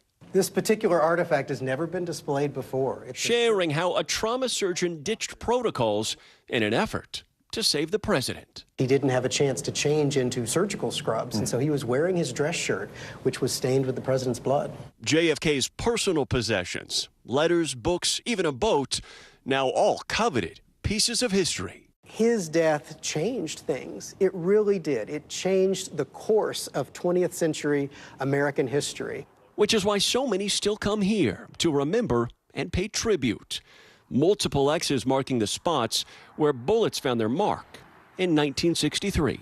The X's, that's something I hadn't seen before, and that really kind of gets me. And everyone has their own thoughts on Lee Harvey Oswald, Kennedy's accused gunman, who was himself killed just 2 days later on live TV. Do you think Lee Harvey Oswald acted alone? No, I don't. Oh my gosh. The older I get, the more I believe he did not. I think there was probably a conspiracy. Conspiracy or not, 60 years later, the loss hangs heavy, especially for JFK's family.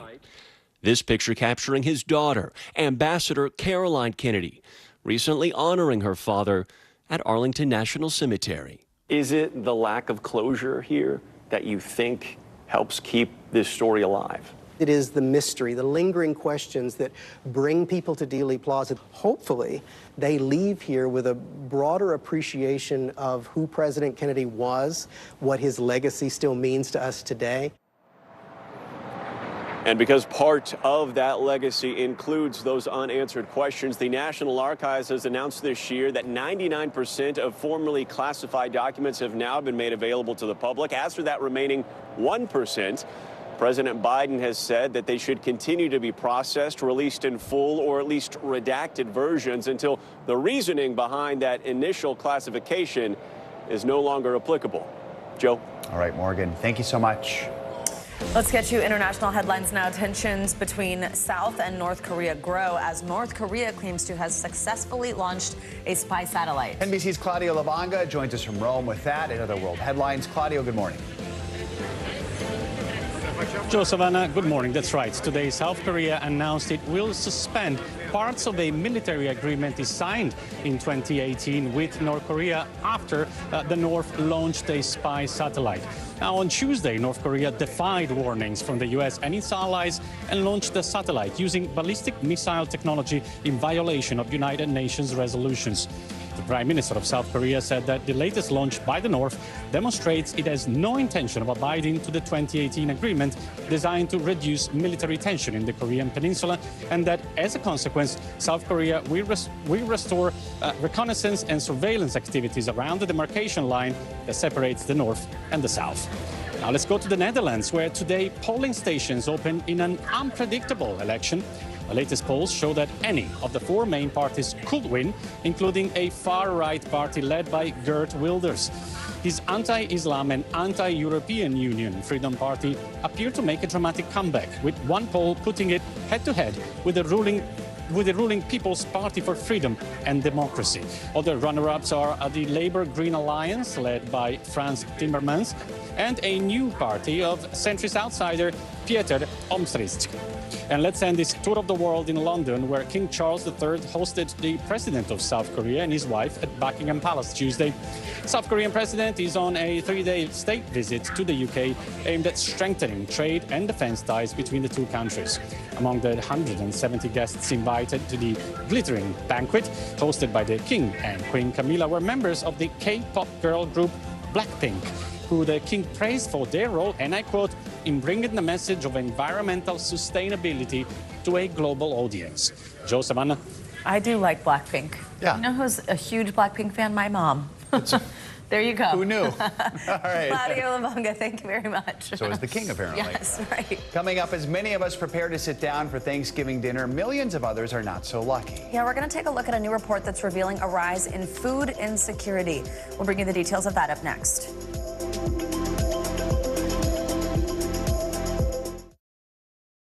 Hey, I'm Hallie. It's good to be with you tonight. The debt ceiling. Here's why this matters. Please, please don't have your eyeballs glaze over. Here's why this matters. Talk to us about what we're supposed to call this. Is it a bailout? Is it a backstop? There's a difference because it matters whose money is being used to prop up these banks. We think we're getting close to this news conference. I will be honest with people. This is like an awkward moment where we think we're like right there. You're going to have to like tap dance with us maybe a little bit. I do have my tap dancing shoes on, not to worry. News lives in the now. Israel tonight declaring war against Hamas following the brutal surprise attack within its own borders. Now is raw. We are in the West Bank city of Ramallah. Protesters are on the streets here to denounce Israel. Now is real. Most of the time, the Iron Dome works, but there are rare occasions that a few get through, like here in Ashkelon. News for the generation of now is NBC News Now, streaming free everywhere. Thanks for tuning in. I'm Gotti Schwartz. Here are the stories we're following tonight. Storms keep coming here in California. The U.S. government just declassified this video. A lot more stories trending like crazy on social media. A controversy pitting lawmakers against young voters. What's the state of crypto today? Is it safe for investors? We've got another mind-bending story on artificial intelligence. This is what my voice sounds like when I clone it. That wasn't me. You gotta see this. Stay tuned now. Weeknights at 8 Eastern, 5 Pacific on NBC News Now. What's the message that you're trying to get out to young people? Know what is in the drug supply. We've got important news this hour about your money. Mental health, big picture. Why is it so tough right now? News for the generation of now is NBC News Now. What is going to happen now? Going back and forth because Go ahead. This is it.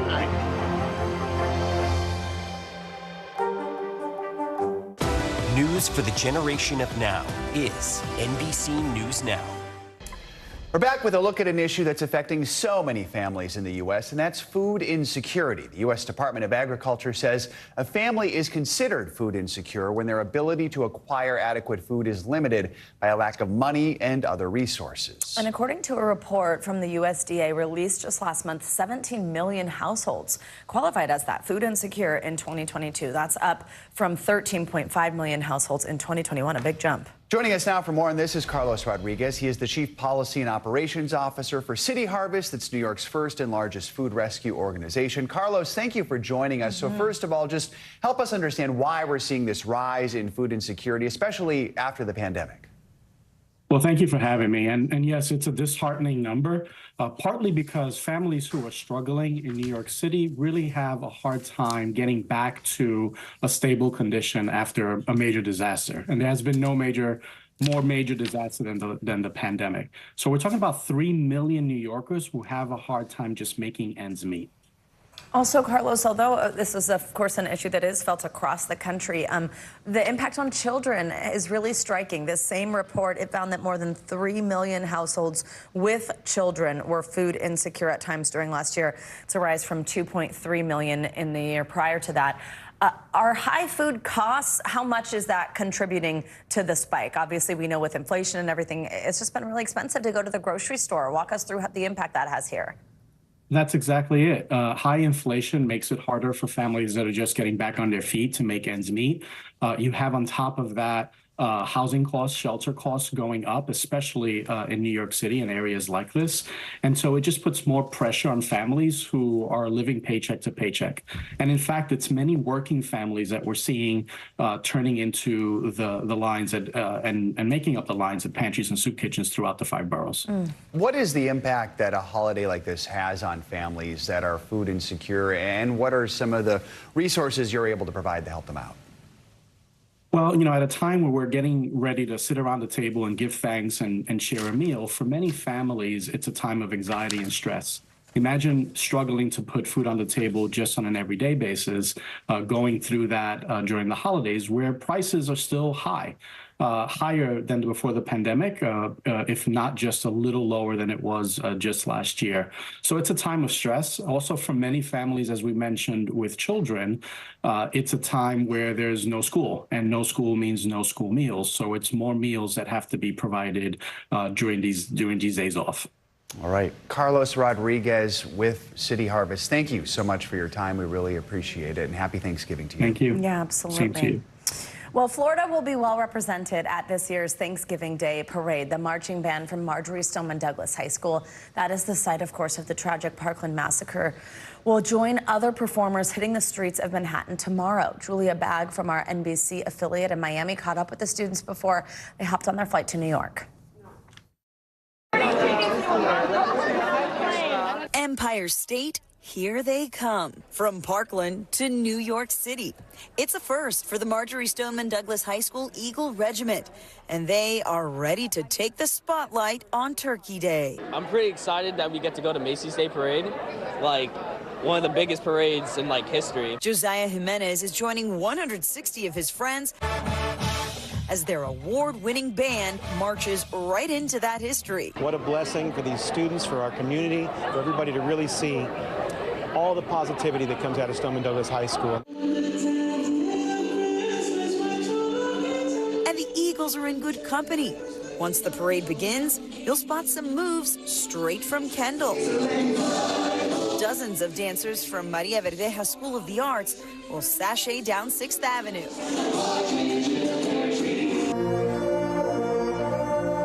And Monroe County is representing in Manhattan, too. Marathon Middle High School band director Chuck Brooker will join 400 of his colleagues from around the country, playing the bass trombone as part of the band director's marching band.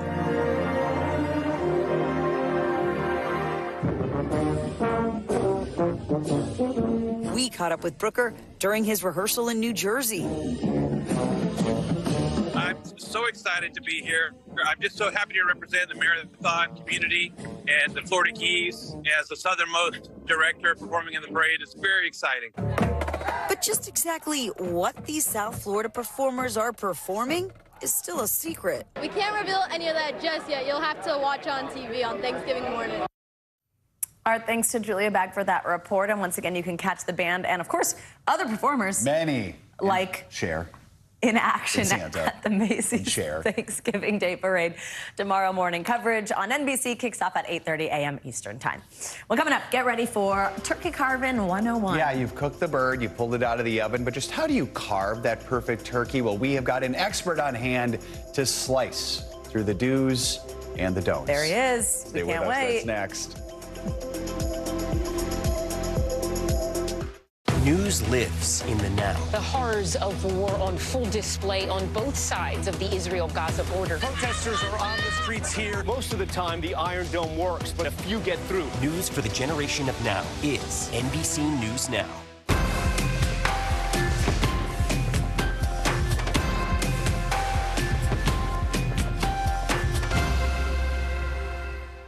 Still to come on the Channel 2 News. Well, the waters are certainly receding now. Still too close to call. Lester Holt reporting from Ground Zero, as it's being referred to. It is, in fact, a taste of freedom. The Haitian people know a little something about resiliency. What's the biggest risk right now? Some of the troops who have been proud. I want to welcome you to the first presidential debate. In fact, we've been told we can't go any farther. Here are some resilient folks. Let me get a hint.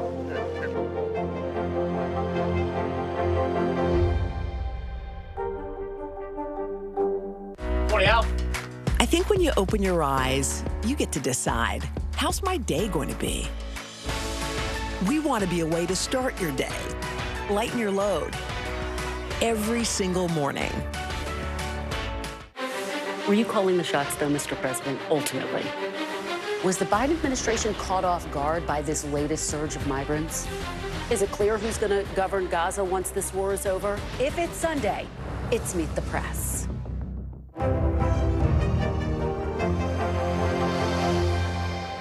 Coming on the air with breaking news. We are live tonight from Juarez, Mexico. Reporting over the skies of Lahaina. Here in Florida. The time to evacuate has come and gone. You were seeing people just running for their lives? People running for their lives. We've seen this almost unbelievable power struggle. What does this mean for Ukraine? It's the battle off the field that's inspired the world. Every night, it's your news playlist. Top Story with Tom Llamas. Streaming weeknights at 7 on NBC News Now. News lives in the now. The front lines are still very active. This is like quicksand, and officials say an entire town is cut off. This close to actually understand why people had to jump in the ocean. News for the generation of now is NBC News Now. When I think about what the Today Show does, it's not just about the mornings, it's about your whole day. There's a feeling of, we're in there with you. Then let's take on this day together.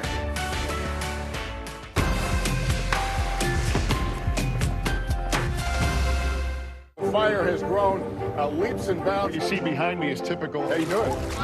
Pretty bad. Morning, Al.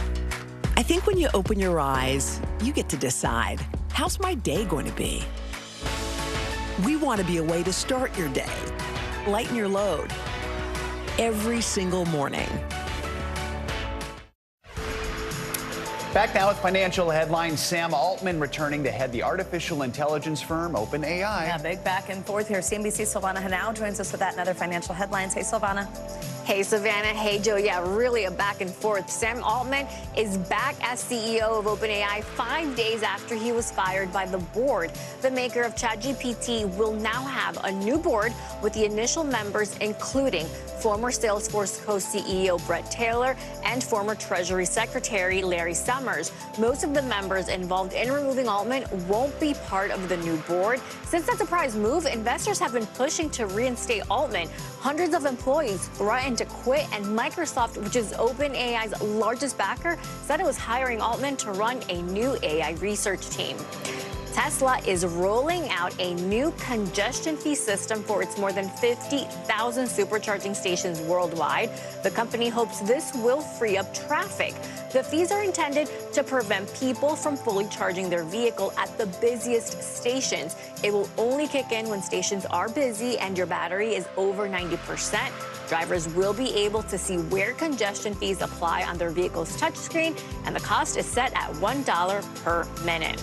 And the FCC is proposing rules to ban cable and satellite companies from charging early termination fees if you decide to cut the cord.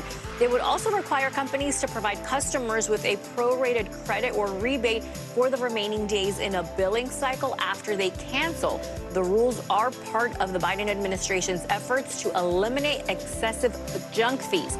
President Biden saying companies shouldn't lock you into services you don't want. How about that, guys? All right, there you go. Good news for us consumers. Savannah Henao, thanks so much. You got it. Well, of course, on Thanksgiving, if you've got the job of hosting this year, there's a question that has surely crossed your mind. Mine, because I'm hosting. How to carve a turkey. So if you have not figured out the best course of action, you are in luck. Today, we're going to be learning the best way to carve the holiday bird so that you can just wow your guests. Yeah, and then maybe my answer won't have to be ask my dad. Joining us now to share his expertise is Paul Kelly. He's a turkey farmer and the managing director of Kelly Bronze Turkeys. Paul, good morning. So here's what else you are, though. You are the record holder for fastest time to carve a turkey, which is amazing. So first of all, just tell us about that honor and just how fast it is that you carved a turkey. Okay, yeah, well, it's the Guinness World Record that I hold, and I set it in 2008, and I did a 15-pound turkey into 15 equal servings, all with white meat and dark meat, all plated up with gravy in 3 minutes, 41 seconds, I think it was. With gravy? Wow. What? I don't believe you. That's amazing. All right, so with that, we're not going for speed. We're going for less frustration, I think, with this Thanksgiving. What are the right ways and the wrong ways to carve the turkey? What should people know even before they begin? Well, I think, first of all, you want to take the turkey out of the oven and let it rest for at least half an hour before carving it. Then the bird is cool enough, and it takes 2 or 3 hours for the bird to go too cold. So let it get cool so you can actually handle it. And then what we do is we break it down to its primals, which means just taking the wing off, taking the leg off, and then taking the breast off. And once you've removed the meat and those bits off the bird, then you start to carve it to prepare it for the plate. And if you do it that way, you will get between 20 and 30% more servings, rather than just kind of the bird's there and you just start attacking it with a knife and a cut. Yeah, okay, don't do that. Got it. Don't do that, don't attack it. Okay, so if it's your first time either carving or even just cooking the turkey, like start from there. Tell us what we should keep in mind when we're even cooking it. For the cooking, I think the first thing is you need a meat thermometer, right? Because time is purely a guideline. People have these cooking instructions that says 2 or 3 hours. They pop it. Now, time is purely a guideline, and ovens vary so much in temperature, different ovens. And of course, it also depends on how cold the bird is from the fridge when you're putting it into the oven. So the only sure way of telling whether your turkey is cooked to the right temperature is by using a meat thermometer. And of course, turkey is not a very forgiving meat. So if you take it over the top, it goes downhill very quickly. And I think that's a huge problem with turkey. Most people just cook it once a year and they think, you know, it is cooked, it looks cooked, I've followed the guidelines, but let's give it another half an hour just to be safe. Of course, that's a disaster because you kind of cremate the turkey rather than cook it. So you really do need to get yourself a meat thermometer. If you're getting a cheaper turkey, brining it is a good idea because they're harvested at such a young age, they don't have any natural fat. So putting it in the brine is a good idea because that's put moisture back into the meat. If you get a mature bird like a Kelly Bronze, it has all its own fat marbling. Yeah, so it doesn't need any help in that respect. The other thing is I always say keep it simple. You know, you can make cooking your turkey as complicated as you want. You can stuff it with all sorts of things. And, you know, I mean, cooking it in these big vats of peanut oil, I mean, that's a nightmare safety-wise. But you can make it complicated. But if you just do good roast turkey, using a meat thermometer, cooked to the right temperature, 150, it'd be brilliant. Oh, my God. And let's not let it go downhill fast or turn into a disaster. Exactly. Paul, you're scaring me. Okay, I think before we let you go, we got to see a little slicing, right? You have your knife ready. You can do a little carving for us. We good to go? Yeah, we're good to go. Okay, so we take the wing off. There we go. There we go. And then we take the leg off. And you can, if you go onto our website, it shows you all the, there's full instructions on how to carve. And then you see you could start to carve the breast now. I've taken the wing and the leg off, but I'm going to take the whole of the breast off. Oh, okay. So using a really sharp knife, and that's important. A sharp knife, and a sharp knife is a safe knife. If it's sharp, you don't apply pressure and you don't run the risk of slipping. So that's good advice. Take that breast off. This part right there would have taken me 15 minutes, so. So I've taken half off, and then you see, you've got the leg, you've got the breast. Peel the skin off. This is the magic bit. That skin, you put that in a baking tray, season it with salt, and also the skin from the leg, peel that off, and put that in the tray, season it with salt, pop it back in the oven, and then about 20 minutes later, you have beautiful turkey crackling. Oh, but now we've got that breast off. Heard of that. And then carve lovely slices of turkey meat. And the other thing, and you've got the dark meat here. I would say people buying a bone-in breast, if you want value, buy a whole bird. Because when you buy a bone-in breast, if you look at the cost per pound, you pretty much pay for the whole bird anyway. Yeah, because all we do as farmers is what we cut off the turkey, we load it onto the breast. So buy a whole bird because that's great value. And that gives you all this lovely dark meat as well. The leg meat and the back, you get a wonderful gravy from that. Very good. Piece of cake, or in this case, piece of pie. So, all right. Paul Kelly, I just want to bite. It looks great. Thank you for joining us. You are the record holder. We are honored to learn from you. Thank you very much, and happy Thanksgiving. Thank you very much. Happy Thanksgiving. All right.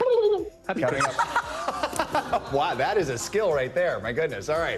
Time to grab your popcorn, your turkey. Oh my God, I didn't know we were still on camera. That's right. Thanks a lot, Regina, our director. Ridley Scott's Napoleon is among the biggest movies coming out this Thanksgiving. But even more exciting than that is that Darren Karp is here to talk about it and lots more in our can't miss list. That is up next. Gobble, gobble. Let's hear your turkey. There we go.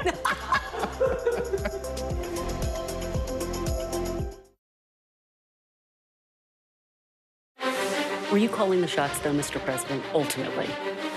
Was the Biden administration caught off guard by this latest surge of migrants? Is it clear who's going to govern Gaza once this war is over? If it's Sunday, it's Meet the Press.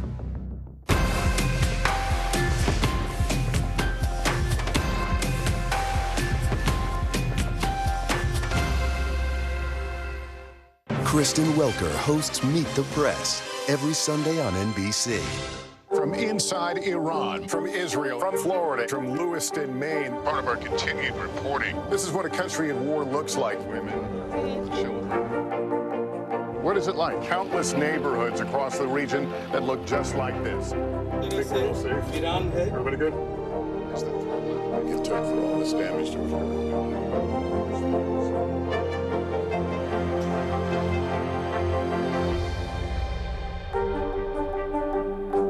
Hey, I'm Hallie. It's good to be with you tonight. The debt ceiling. Here's why this matters. Please, please don't have your eyeballs glaze over. Here's why this matters. Talk to us about what we're supposed to call this. Is it a bailout? Is it a backstop? There's a difference because it matters whose money is being used to prop up these banks. We think we're getting close to this news conference. I will be honest with people. This is like an awkward moment where we think we're like right there. You're going to have to like tap dance with us maybe a little bit. I do have my tap dancing shoes on, not to worry. They told him I rejected him because he wanted to be female. This is the story of a family divided, a fringe religious movement blurring the lines between church and state, and a teacher caught in the middle. This is Grapevine, an NBC News podcast. Listen now. Top Story is coming to you live from Juarez, Mexico. Reporting over the skies of Lahaina. Every weeknight, it's your news playlist. Top Story with Tom Llamas, streaming weeknights at 7 on NBC News Now.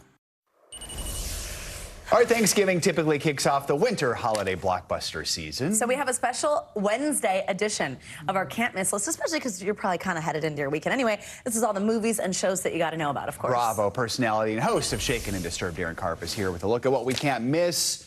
Theaters, 3 very different movies coming out Yes. this extended holiday weekend. You know I cover a cadre of movies here, from everything from Trolls to Squid Games. This is what I'm bringing you guys. And Napoleon is the one that I think a lot of people are looking at, right? Yes, this is the new big movie from Ridley Scott. Obviously, he brought us Gladiator, so we're expecting big scenes, big cinema. There's a lot of controversy actually coming out about this movie. Joaquin Phoenix, as you can see there, plays Napoleon. And this actually takes place over 6 consequential, equally different, but just powerful battle scenes. Some of the best battle scenes that have ever been filmed in all of cinema. Wow. However, there is some critique about it being a little bit factually inaccurate, that it is more pro-British than it is pro-French, and so that's why I think a lot of people are actually viewing this as slightly a dark comedy as opposed to a drama. When you think of Napoleon. Yeah, when you think of Napoleon, it is, a lot of people came out recently saying, like, okay, after you watch this movie, make sure you read books, watch another documentary about this guy, just to make sure that you are, giving the right facts out. But it's supposed to be a beautiful movie, just not sure how factually accurate it is. And a couple other movies too, right? Yeah, we do have a couple other movies. Okay, we have Wish on Disney. This one's for you, Joe, as always. This is Disney's sort of let's bring back animation after Thanksgiving. It used to own and dominate the box office, but animation has kind of been a little rough go since about 2019. This is obviously marking Disney's 100th anniversary, which we've been talking about for quite some time. Ariana DeBose is in this, as well as Chris Pine. This is actually supposed to do over $75 million. What are you looking at, Joe, for? I've seen it already. And it's not going to be a Disney classic. Not happy with this one. That would be a It's supposed to say Disney's animation, and Joe Fryer is here to kids could say. love it. Kids Well, could, it is. People on kids could love TikTok it. are Kids not could that love into it and see either. I've been seeing that. Yeah. But, All you right. know. Fair enough, fair enough. Okay, this other movie I'm actually really excited about. This is Saltburn. This is brought to us by Emerald Fennell, who bought us Promising Young Woman, if you remember that. Yeah. It's sort of So this fabulous. rape revenge movie. This is sort of her dark take on class warfare in Britain. It stars Barry Keoghan. It stars Jacob Elordi from Euphoria fame. It's super dark. It's very twisted. Honestly, this was the trailer that I think I was most excited for. Critics aren't raving about it. There is a little bit of kind of too much muss and not a lot of fuss towards it. But I love a dark thing. I love anything that's going to give me twists and turns. And it's obviously shot beautifully at this huge mansion and castle. So I do kind of highly recommend seeing this. Joe, have you seen this one yet? I have not seen that Okay, one, there's so, hope. all right, There is hope. All right, we actually only have like 30, 40 seconds. Sorry, we took a long time with the turkey. I know you love that, right? What was your favorite part of that? If you're staying in, what should you stream? Just tell us one or two things. Okay, Good Burger 2 on Paramount Plus. This is actually my childhood, if we remember Keenan and Kel from all that. They're actually reprising their 1997 role. I've never felt so old. And Carmen Electra's going to be in this. She was in the original. I'm super excited about Good Burger 2. It's actually going to be kind of amazing. And then, of course, tomorrow, we've got the Thanksgiving Day Parade. There's going to be tons of floats. I believe there's 51 floats. There's 25 balloons. I always look for it for the Snoopy balloon. My favorite thing is actually tonight watching all the balloons kind of be blown up in New York City. So that's kind of my favorite thing. You can stream that tomorrow. And also there's on NBC. Cher. And Santa. And Cher and John Batiste. It's going to be amazing. Brandy's performing. All right, Darren. Happy Thanksgiving. We love y'all. Thank you. None of us can do it. That's going to do it for this hour of Morning News Now. The news continues right now.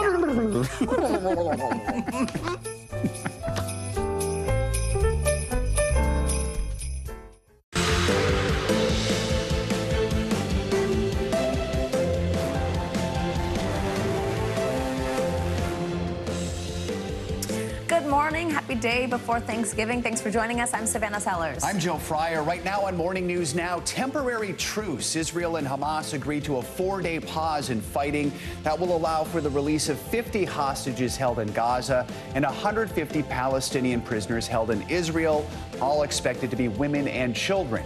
Despite the deal, Israel says it will press on with the war and continue to attack Gaza after the pause. We've got all the reaction to that truce and what comes next. Also this morning, record crowds are expected to head to airports and take to the highways as millions of Americans gear up for the Thanksgiving holiday. But bad weather could hamper those travel plans. What you need to know to make sure your journey goes smoothly and safely. Well, many of us will be enjoying a Thanksgiving turkey dinner tomorrow. Others may not be so fortunate. A new report reveals an alarming rise in food insecurity. We'll take a look at what's behind this worrying trend. Plus, if you're planning to head to the movies this weekend, we have got just the ticket. The historical drama Napoleon is among our top picks to check out in this week's Can't Miss list. Our friend Darren Karp will join us a little later. We're actually going to have multiple can't miss lists for you this week. This is a nice little one before a holiday. Can't miss lists. Yeah, exactly. All right. We begin this hour with new developments in the hostage negotiations between the Israeli government and Hamas. Yeah, Israel has agreed to pause fighting for 4 days and to release dozens of Palestinians held in prisons in Israel. In exchange, Hamas is set to release dozens of hostages that were taken on October 7th. Global leaders are calling the deal a major breakthrough at a time when the situation in Gaza could not be more dire. NBC News chief international correspondent Keir Simmons joins us now from Tel Aviv with all the latest details here. Hi, Keir, good morning.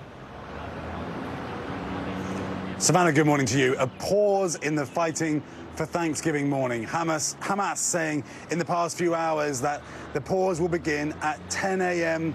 tomorrow. The Israeli government keeping the Biden administration waiting with 9 hours of tense talks before finally making that announcement. And then President Biden welcoming it in a statement saying the First Lady Jill and I have been keeping all those held hostage and their loved ones close to our hearts.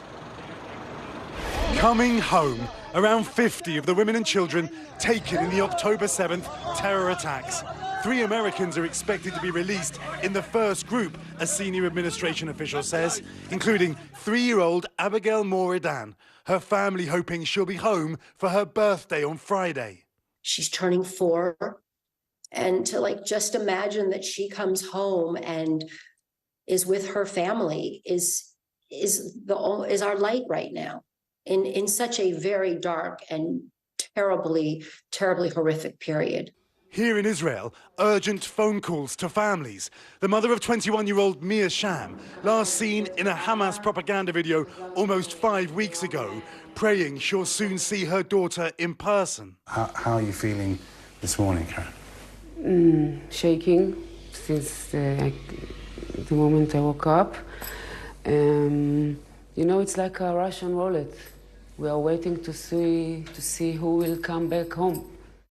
President Biden thanking mediators in Qatar and Egypt and Israel's Prime Minister, who pushed through the deal in a tense government meeting where he insisted a brief truce would not end the war. And just yesterday, fierce fighting. 250 airstrikes, Israel says, ahead of the initial 4-day humanitarian pause starting tomorrow. In exchange for 50 hostages, 150 Palestinian prisoners, including some women and teenagers, will be released by Israel. The Red Cross will be given access to the hostages still held, while humanitarian aid will get to the people of Gaza, 300 to 400 trucks a day, and fuel. The biggest diplomatic breakthrough since 1,200 were murdered on October 7th, and according to the Hamas-run health ministry, more than 14,000 killed in Gaza. And this morning, so many hostage families hoping the agreement holds. Have you allowed yourself to think about what you might say to her the first time you see her? I don't think I will speak. I will just hold her and hug her, and I just want to hold her. And according to a list, Savannah, that we have just seen in the past few hours of the Palestinians who will be released, they are mainly men accused or convicted of various offences, including throwing stones all the way through to terror offences like attempted murder or making explosives. Meanwhile, if this deal holds, Savannah, then there will maybe further days of pauses, and for each day, 10 more hostages would be released, Savannah. All right, Keir Simmons, thank you very much for your reporting here. We are now joined by longtime former NBC News correspondent and Tel Aviv bureau chief, Martin Fletcher. Martin, good morning. Thank you very much for joining us. You have been so generous since this crisis has started, both with your professional, your expertise connection here to this region, but also a very personal one. You've shared with viewers that you had relatives who were taken hostage last month. 2 hostages, they were released. You may not be able to separate the two necessarily. I know, of course, how personal something like that is, but as someone who has both covered the region for decades, but also somebody who has experienced that in this personal way, what's your reaction first just to hearing about the details of this deal? Well, joy. I mean, you know, we're going to have about 50 people at least, hopefully, if it holds, returning to their families. So this is a time of joy. But, you know, Israel is becoming like a manic depressive country. It's a mix of joy and also sorrow, because so many families will not get their loved ones back. But as you know, you mentioned my personal side of it.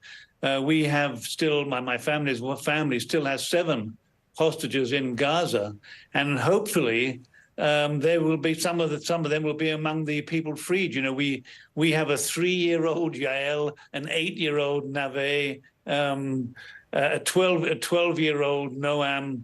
And so we're hoping they will be among the children being released, and we have women among the hostages too. So, you know, everybody's just holding their breath, crossing their fingers, hoping that our family members come home. And again, as always, emphasizing that 50 is only a small number compared to the 190 hostages, roughly, who will still be somewhere inside some tunnel underneath Gaza with their hands probably tied behind their back. Who knows? So, yeah, joy, but also still not a reason to celebrate because of the bigger picture. I mean, Savannah, it's like, you know, how do you celebrate when you know what else is happening to other people at the same time? But certainly within the family, within the families of the people who are going to be receiving their loved ones, it's going to be a very, very bitter but sweet occasion. And so striking when you read off the ages of the people who are still being held hostage, Martin. Absolutely. Do you see this deal? Could it be a major turning point in the war, or could it just be that after the pause, things resume as they were before? Well, look, Joe, realistically, you know, this is a very, very significant moment, but it's also a very limited moment. Hamas knows the value of the hostages. They're not going to release them all quickly. Israel has said that the maximum pause they're going to allow is 10 days, after which the war will continue. So, yes, there's a reason to have a great hope now for this pause from 4 days that potentially could become 10 days. But it's just this pause and the exchange of hostages for Palestinian prisoners is just a first step. It's the beginning of a very long road. The Hamas has said they're not going to be releasing, for instance, the Israeli soldiers, male and female, and also probably Israeli men of fighting age. They could be hostages for a very long time, So this is a significant step, but a very limited one too.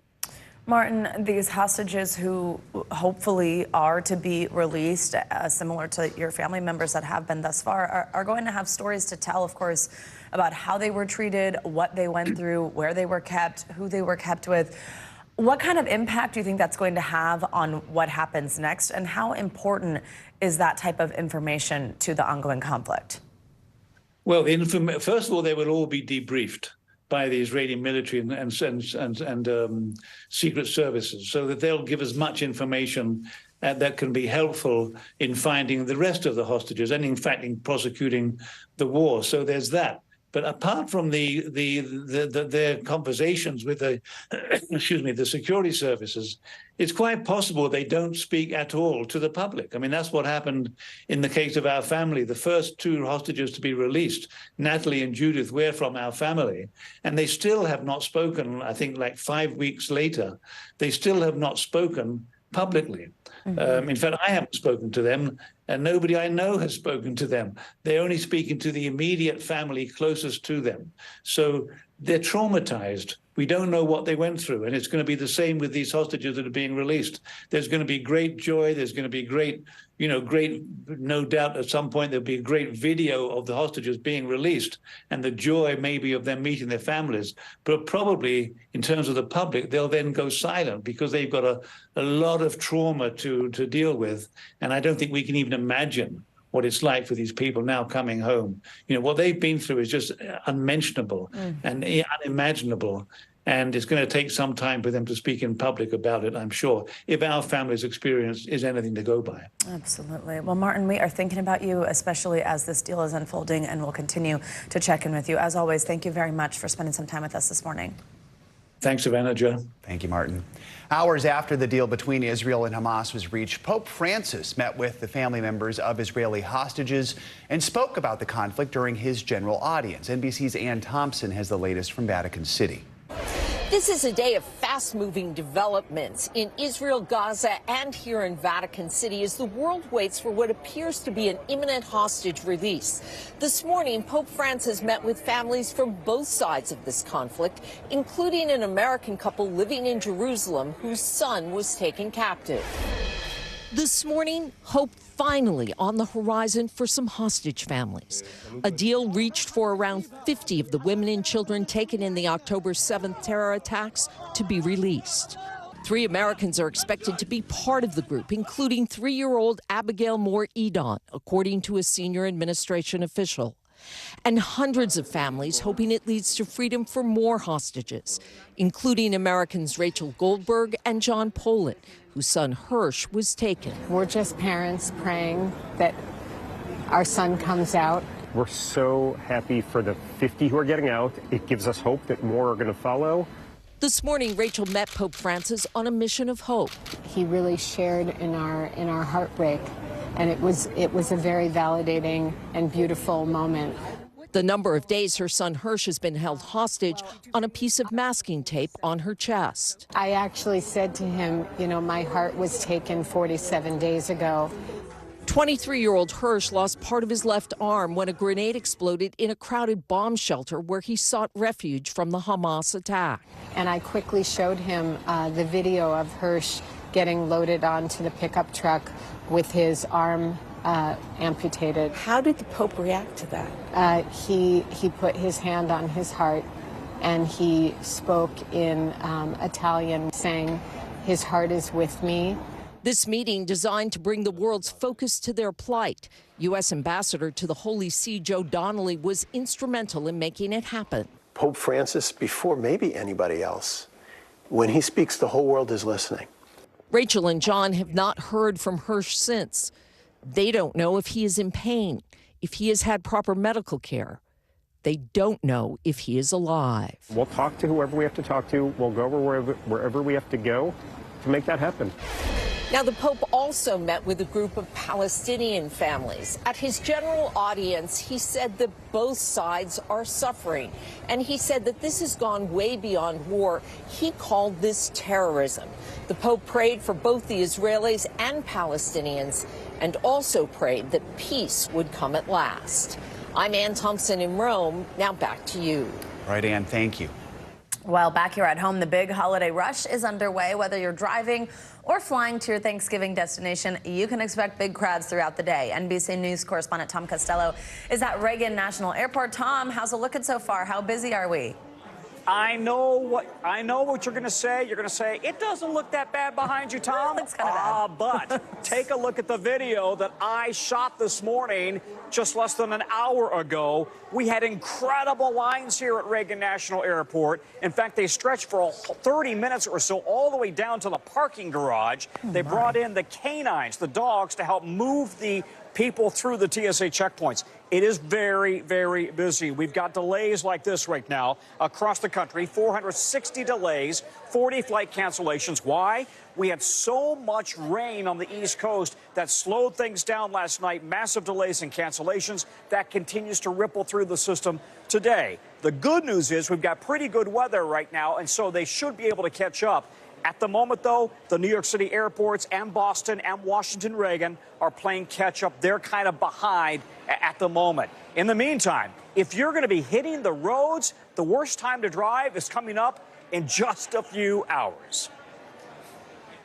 Get moving, America. The clock is ticking. The nation's airports and roads already filling up for the Turkey Day getaway. We are anticipating a smooth ride.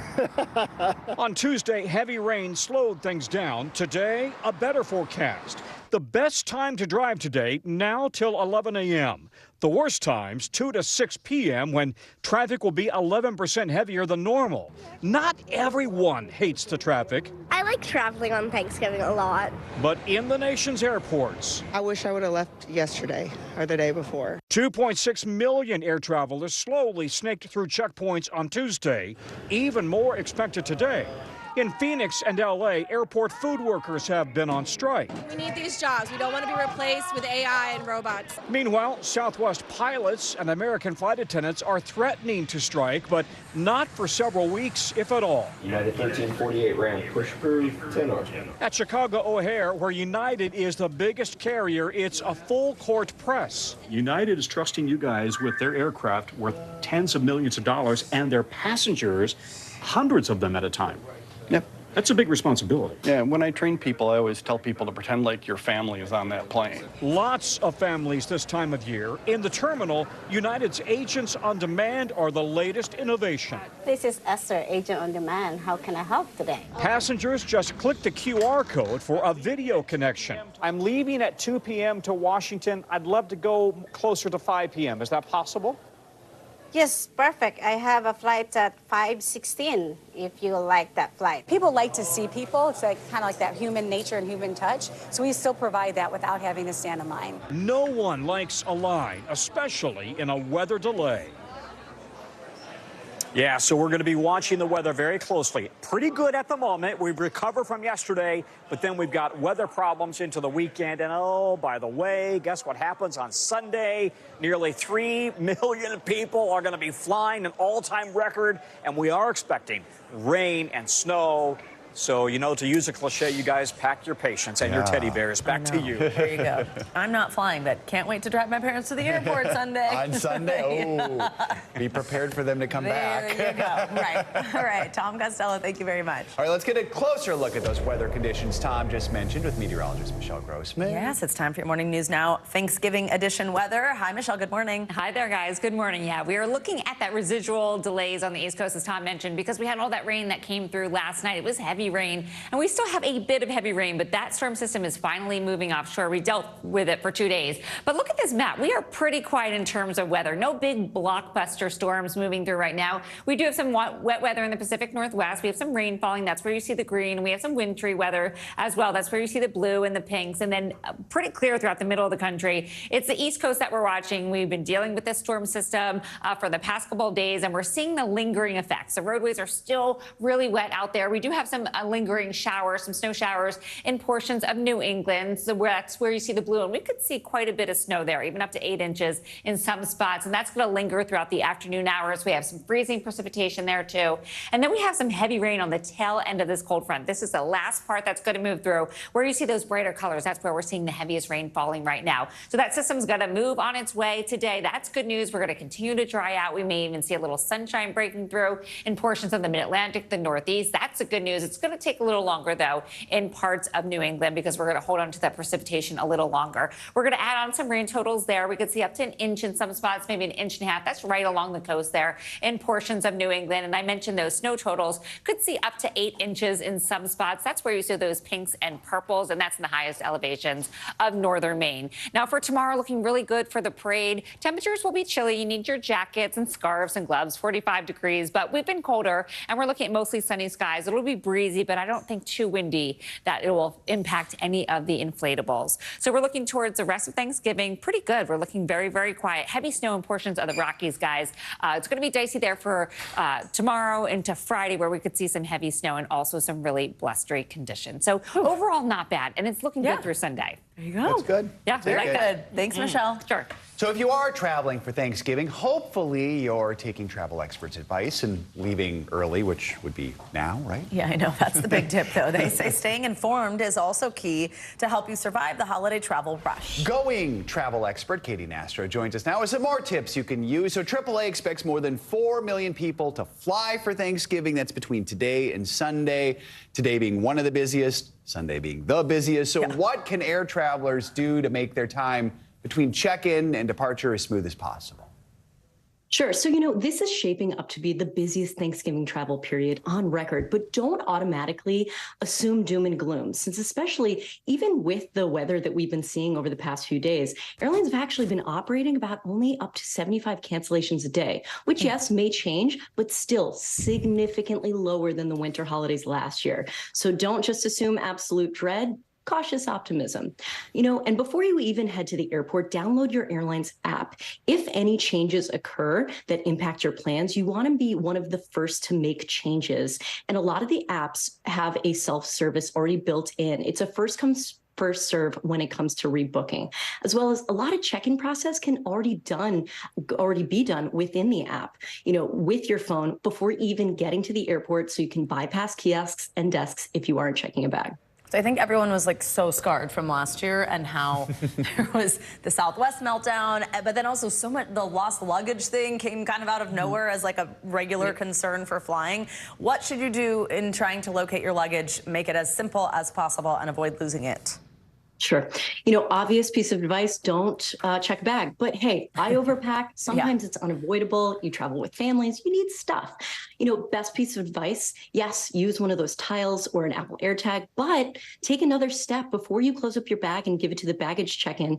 Take some photos of the contents. So if you do need to make a claim, you have evidence of the exact contents before, so you can write all of it down and be exactly sure what you are missing. And while it doesn't happen often, try to take off any any stickers from your last flight, since those are used as backup barcodes, and if that original tag gets ripped off. So you just want to minimize any risks of your bag getting lost. And then if it does, you have those photos to equip yourself if it does. Very quickly, let's talk about driving. We heard you should avoid 2 to 6 p.m. today. Anything else? Yeah, first and foremost, if you can, check or try to fill up at the gas pumps. 30% cheaper than we saw last Thanksgiving. So it's a great time to fill up, but try to do it a day before or, super early in the morning, just to avoid any more time that you are spending on the road. Head out before 11 if possible. All right, Katie Nastro, appreciate the tips. Thank you so much. Happy Thanksgiving. Well, coming up today marks 60 years since the assassination of JFK. We're going to look back at the moment that stunned the world and visit a new exhibition that's giving us some new insights into the somber anniversary. Thanks for tuning in. I'm Gotti Schwartz. Here are the stories we're following tonight. Storms keep coming here in California. The U.S. government just declassified this video. A lot more stories trending like crazy on social media. A controversy pitting lawmakers against young voters. What's the state of crypto today? Is it safe for investors? We've got another mind-bending story on artificial intelligence. This is what my voice sounds like when I clone it. That wasn't me. You gotta see this. Stay tuned now. Weeknights at 8 Eastern, 5 Pacific on NBC News Now.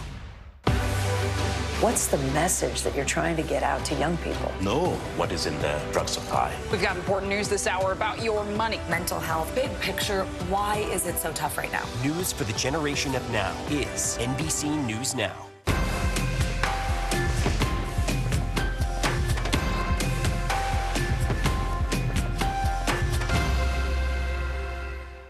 News lives in the now. The horrors of the war on full display on both sides of the Israel-Gaza border. Protesters are on the streets here. Most of the time, the Iron Dome works, but a few get through. News for the generation of now is NBC News Now.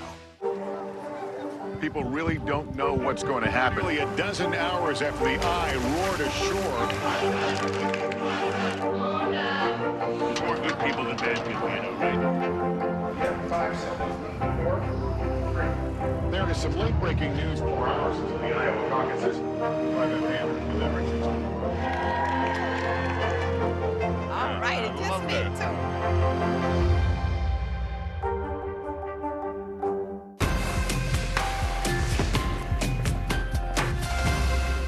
The fire has grown leaps and bounds. You see behind me is typical. How you doing? Pretty bad.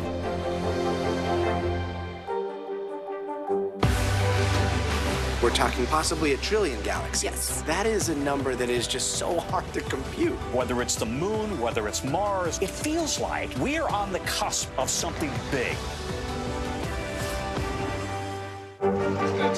What is going to happen now? Going back and forth because Oh, yeah, this is it, right? News lives in the now. Look at this. You can't even see anything anymore. Let's break down what we know. You gotta see this. News for the generation of now is NBC News Now. Top story is coming to you live from Juarez, Mexico. Reporting over the skies of Lahaina. Every weeknight, it's your news playlist. Top Story with Tom Llamas, streaming weeknights at 7 on NBC News Now. News lives in the now. The horrors of the war on full display on both sides of the Israel-Gaza border. Protesters are on the streets here. Most of the time, the Iron Dome works, but a few get through. News for the generation of now is NBC News Now. Welcome back. The U.S. has conducted a series of precise airstrikes in Iraq overnight. The strikes destroyed 2 facilities near Baghdad. U.S. officials say this latest round of American military force in the region is a direct response to ballistic missile attacks against U.S. forces by Iran-backed militia groups. Joining us now with more on this is NBC News Pentagon correspondent Courtney Cubie. Hey, Courtney, good morning. So this incident comes a day after a U.S. military gunship killed 3 militants linked with Iran in a separate round of strikes. Tell us about both these events. Yeah, I have to say, we've really seen an escalation of what's been happening in Iraq over the last 36 to 48 hours, Savannah. So this all started Monday when an Iranian-backed militia group we now know as Kataib Hezbollah, it's generally called KH, they're trained, equipped, funded by Iran. They fired a close-range ballistic missile at Al-Assad. That's a base housing Americans in western Iraq. Now, Fortunately, the missile hit an unoccupied building, but a number of American service members reported some minor injuries and the building was badly damaged. Now, because of that, at that time when that missile was fired, there happened to be an AC-130 gunship. That's a U.S. military plane that was overhead. It actually saw the missile as it launched, was able to track the individuals who launched it, and then target them very quickly after that missile hit the base, killing several of these militants. Then, I'm just learning in the last couple of moments that, in fact, after that attack on al-Assad yesterday, this same militia group fired multiple drones at al-Assad again. Several of them were able to impact, others were knocked down. There were no injuries, no U.S. casualties or damage to any infrastructure. But after that, late last night, the U.S. military targeting again. Using some fighter aircraft and precision-guided munitions, the U.S. struck 2 targets south of Baghdad. They were places where there was command and control for KH and then also an operations center. Now, why this is significant is, number one, the fact that these strikes have occurred in Iraq. It's the first time since this uptick in attacks on U.S. bases in Iraq and Syria that we've seen the U.S. actually target and strike back inside Iraq. Next, what we've also learned is, for the first time, these seem to be the U.S. targeting individuals. So whereas in Syria, they were going after facilities, there were cases where there were individuals present, but the AC-130 gunship yesterday specifically targeted a vehicle, knowing individuals, knowing that some of these militants were inside. The reality is we have seen this situation escalate over the last couple of days, Joe and Savannah. Yeah, and Courtney, as you've reported, we've seen this recent increase in U.S. military action in the region. Does this mean anything for America's involvement in the Israel-Hamas war? Yeah, it's an excellent question, Joe. Despite the fact that the U.S. officials at the Pentagon want to say this has nothing to do with Israel, the reality is none of this happens in a vacuum. And we hadn't seen these sorts of tit-for-tat attacks and strikes since March of this year. They really started up again on October 17th. And ever since then, they have been consistent. We're going on 70 attacks on U.S. bases since October 17th, and the U.S. continues to respond. The real concern here is that if, in fact, one of these attacks is really successful, Americans are badly injured or killed, this is going to lead to an escalation and a widening of the conflict in Israel and Gaza. That's what officials at the Pentagon are really concerned about, Joe. And we know you will keep your eyes on it for us. Courtney, thank you so much. 60 years ago today, President John F. Kennedy was assassinated. It was a moment that brought the nation to its knees in collective mourning. Now, decades later, there are still so many unanswered questions about that fateful day in Dallas. NBC News correspondent Morgan Chesky is at Dealey Plaza, where many still come to pay their respects. Morgan, good morning. Joe, that's right. So many people have been coming here to remember that fateful day. And you can read all the books, watch all the movies, but it's not until you stand here in Dealey Plaza that you feel the sheer weight of what took place. The assassination of President John F. Kennedy has often been called the end of America's innocence and perhaps the beginning of its biggest and most enduring mystery. 60 years after the fateful day in Dallas, the words still stun. President Kennedy died at approximately 1 o'clock Central Standard Time. America's young, inspiring president gunned down by a man the Warren Commission would later claim acted alone, firing 3 shots from this 6th-floor window in a book depository. We have to learn why the death of this one man so impacted the nation and the world. Stephen Fagan is curator at the 6th-floor museum at Dealey Plaza, giving today a first look at a new exhibit, 2 days in Texas, marking the somber anniversary. This particular artifact has never been displayed before. Sharing how a trauma surgeon ditched protocols in an effort to save the president. He didn't have a chance to change into surgical scrubs, and so he was wearing his dress shirt, which was stained with the president's blood. JFK's personal possessions, letters, books, even a boat, now all coveted pieces of history. His death changed things. It really did. It changed the course of 20th century American history. Which is why so many still come here to remember and pay tribute. Multiple X's marking the spots where bullets found their mark in 1963. The X's, that's something I hadn't seen before, and that really kind of gets me. And everyone has their own thoughts on Lee Harvey Oswald, Kennedy's accused gunman, who was himself killed just 2 days later on live TV. Do you think Lee Harvey Oswald acted alone? No, I don't. Oh my gosh. The older I get, the more I believe he did not. I think there was probably a conspiracy. Conspiracy or not, 60 years later, the loss hangs heavy, especially for JFK's family. This picture capturing his daughter, Ambassador Caroline Kennedy, recently honoring her father at Arlington National Cemetery. Is it the lack of closure here that you think helps keep this story alive? It is the mystery, the lingering questions that bring people to Dealey Plaza. Hopefully, they leave here with a broader appreciation of who President Kennedy was, what his legacy still means to us today. And because part of that legacy includes those unanswered questions, the National Archives has announced this year that 99% of formerly classified documents have now been made available to the public. As for that remaining 1%, President Biden has said that they should continue to be processed, released in full, or at least redacted versions until the reasoning behind that initial classification is no longer applicable. Joe? All right, Morgan, thank you so much.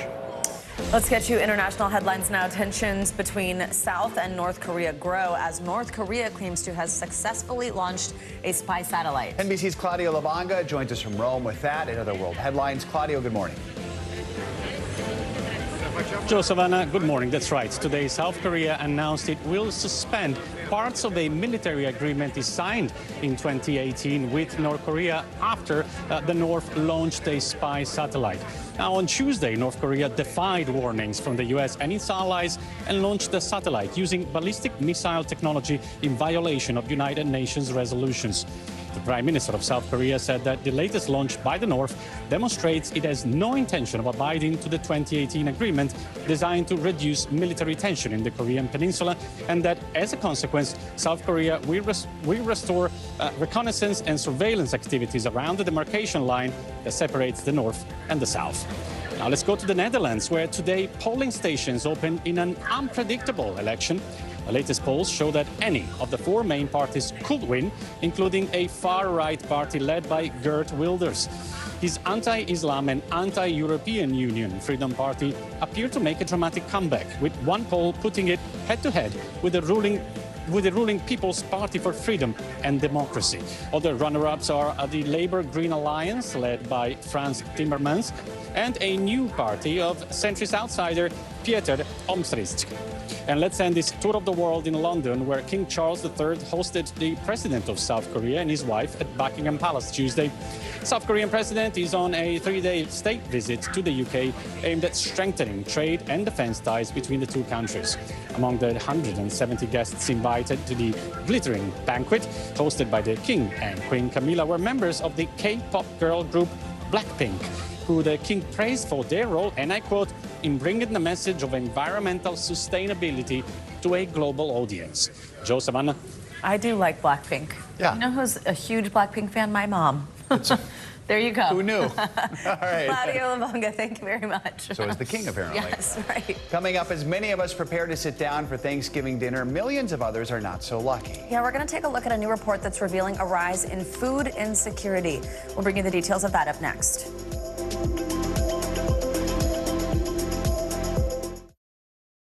From inside Iran, from Israel, from Florida, from Lewiston, Maine. Part of our continued reporting. This is what a country in war looks like. Women, children. What is it like? Countless neighborhoods across the region that look just like this. Everybody good? What's the threat it took for all this damage to occur?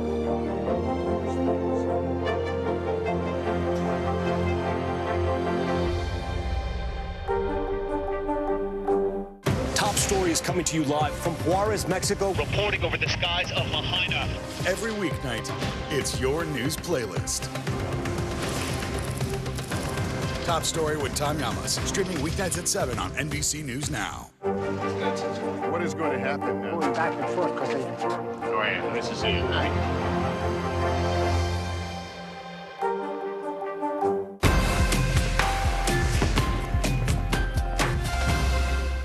Stay Stay on top of breaking news and the biggest stories of the day with NBC News Daily. Thank you so much for joining us. I'm Morgan Radford. I'm Vicki Wynn. I'm Kate Snow. And I'm Zinklaya Samwat. Get in-depth reporting from across the country. We have breaking news out of the White House And around the world. Questions about the rebellion inside Russia. And ways you can take care of your health. What are symptoms that people should be on the lookout for? And your wallet. Some really great last-minute deals if you have flexibility. NBC News Daily. Weekdays from 12 to 4 p.m. Eastern on NBC News Now.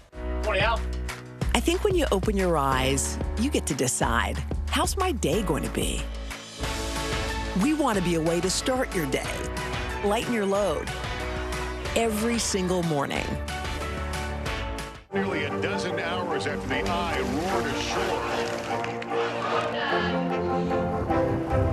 There is some late-breaking news. All right, it is it.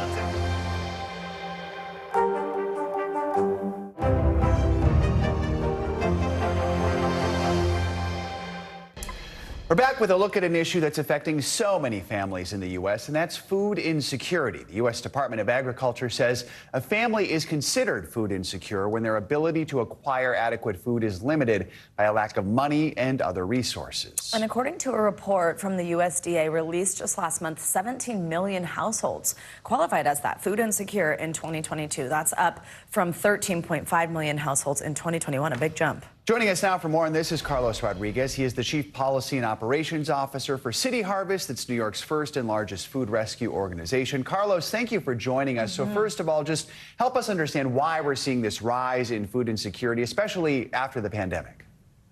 Well, thank you for having me. And yes, it's a disheartening number, partly because families who are struggling in New York City really have a hard time getting back to a stable condition after a major disaster. And there has been no more major disaster than the pandemic. So we're talking about 3 million New Yorkers who have a hard time just making ends meet. Also, Carlos, although this is, of course, an issue that is felt across the country, the impact on children is really striking. This same report, it found that more than 3 million households with children were food insecure at times during last year. It's a rise from 2.3 million in the year prior to that. Are high food costs, how much is that contributing to the spike? Obviously, we know with inflation and everything, it's just been really expensive to go to the grocery store. Walk us through the impact that has here. That's exactly it. High inflation makes it harder for families that are just getting back on their feet to make ends meet. You have on top of that housing costs, shelter costs going up, especially in New York City and areas like this. And so it just puts more pressure on families who are living paycheck to paycheck. And in fact, it's many working families that we're seeing turning into the lines and making up the lines at pantries and soup kitchens throughout the 5 boroughs.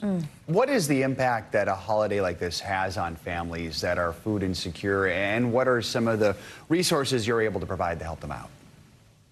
Well, you know, at a time where we're getting ready to sit around the table and give thanks and share a meal, for many families, it's a time of anxiety and stress.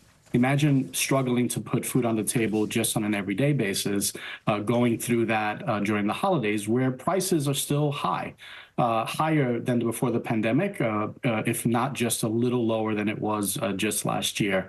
So it's a time of stress. Also for many families, as we mentioned with children, it's a time where there's no school, and no school means no school meals. So it's more meals that have to be provided during these days off.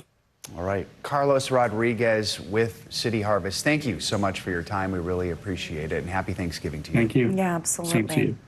Well, Florida will be well represented at this year's Thanksgiving Day Parade. The marching band from Marjorie Stoneman Douglas High School, that is the site, of course, of the tragic Parkland massacre, will join other performers hitting the streets of Manhattan tomorrow. Julia Bagg from our NBC affiliate in Miami caught up with the students before they hopped on their flight to New York. Empire State, here they come. From Parkland to New York City. It's a first for the Marjorie Stoneman Douglas High School Eagle Regiment, and they are ready to take the spotlight on Turkey Day. I'm pretty excited that we get to go to Macy's Day Parade, like one of the biggest parades in history. Josiah Jimenez is joining 160 of his friends as their award-winning band marches right into that history. What a blessing for these students, for our community, for everybody to really see all the positivity that comes out of Stoneman Douglas High School. and the Eagles are in good company. Once the parade begins, you'll spot some moves straight from Kendall. Dozens of dancers from Maria Verdeja School of the Arts will sashay down 6th Avenue.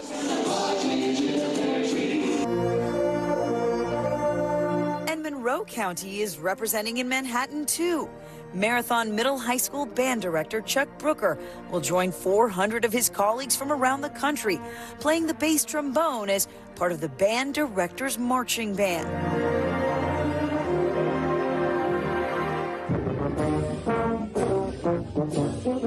We caught up with Brooker during his rehearsal in New Jersey. I'm so excited to be here.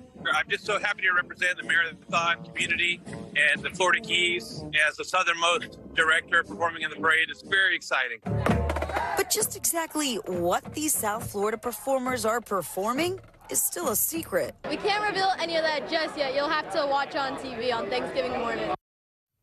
Our thanks to Julia Bag for that report. And once again, you can catch the band and, of course, other performers. Many. Like Cher. In action at the Macy's Thanksgiving Day Parade tomorrow morning. Coverage on NBC kicks off at 8:30 a.m. Eastern Time. Well, coming up, get ready for Turkey Carving 101. Yeah, you've cooked the bird, you pulled it out of the oven, but just how do you carve that perfect turkey? Well, we have got an expert on hand to slice through the do's and the don'ts. There he is. Stay we can't with us. wait. That's next. Hey, I'm Hallie. It's good to be with you tonight. The debt ceiling. Here's why this matters. Please, please don't have your eyeballs glaze over. Here's why this matters. Talk to us about what we're supposed to call this. Is it a bailout? Is it a backstop? There's a difference because it matters whose money is being used to prop up these banks. We think we're getting close to this news conference. I will be honest with people. This is like an awkward moment where we think we're like right there. You're going to have to like tap dance with us maybe a little bit. I do have my tap dancing shoes on, not to worry. Stay on top of breaking news and the biggest stories of the day with NBC News Daily. Thank you so much for joining us. I'm Morgan Radford. I'm Vicki Wynn. I'm Kate Snow. And I'm Zinklea Samwat. Get in-depth reporting from across the country. We have breaking news out of the White House and around the world. Questions about the rebellion inside Russia. And ways you can take care of your health. What are symptoms that people should be on the lookout for? And your wallet. Some really great last-minute deals if you have flexibility. NBC News Daily. Weekdays from 12 to 4 p.m. Eastern on NBC News Now. Nearly a dozen hours after the eye roared ashore. There is some late-breaking news. All right,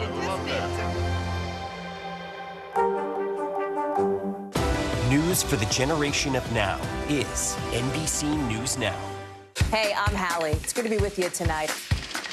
The debt ceiling. Here's why this matters. Please, please don't have your eyeballs glaze over. Here's why this matters. Talk to us about what we're supposed to call this. Is it a bailout? Is it a backstop? There's a difference because it matters whose money is being used to prop up these banks. We think we're getting close to this news conference. I will be honest with people. This is like an awkward moment where we think we're like right there. You're going to have to like tap dance with us maybe a little bit. I do have my tap dancing shoes on, not to worry. They told him I rejected him because he wanted to be female. This is the story of a family divided, a fringe religious movement blurring the lines between church and state, and a teacher caught in the middle. This is Grapevine, an NBC News podcast. Listen now. Hey, I'm Hallie. It's good to be with you tonight. The debt ceiling. Here's why this matters. Please, please don't have your eyeballs glaze over. Here's why this matters. Talk to us about what we're supposed to call this. Is it a bailout? Is it a backstop? There's a difference because it matters whose money is being used to prop up these banks. We think we're getting close to this news conference. I will be honest with people. This is like an awkward moment where we think we're like right there. You're going to have to like tap dance with us maybe a little bit. I do have my tap dancing shoes on, not to worry. The NBC News mobile app. Get connected to your favorite news shows. For the top stories, breaking news, and live video, download the NBC News mobile app now. Were you calling the shots, though, Mr. President, ultimately? Was the Biden administration caught off guard by this latest surge of migrants? Is it clear who's going to govern Gaza once this war is over? If it's Sunday, it's Meet the Press. Back now with financial headlines. Sam Altman returning to head the artificial intelligence firm OpenAI. Yeah, big back and forth here. CNBC's Silvana Henao joins us with that and other financial headlines. Hey, Silvana. Hey, Savannah. Hey, Joe. Yeah, really a back and forth. Sam Altman is back as CEO of OpenAI 5 days after he was fired by the board. The maker of ChatGPT will now have a new board with the initial members including former Salesforce co-CEO Bret Taylor and former Treasury Secretary Larry Summers. Most of the members involved in removing Altman won't be part of the new board. Since that surprise move, investors have been pushing to reinstate Altman. Hundreds of employees threatened to quit, and Microsoft, which is OpenAI's largest backer, said it was hiring Altman to run a new AI research team. Tesla is rolling out a new congestion fee system for its more than 50,000 supercharging stations worldwide. The company hopes this will free up traffic. The fees are intended to prevent people from fully charging their vehicle at the busiest stations. It will only kick in when stations are busy and your battery is over 90%. Drivers will be able to see where congestion fees apply on their vehicle's touchscreen, and the cost is set at $1 per minute.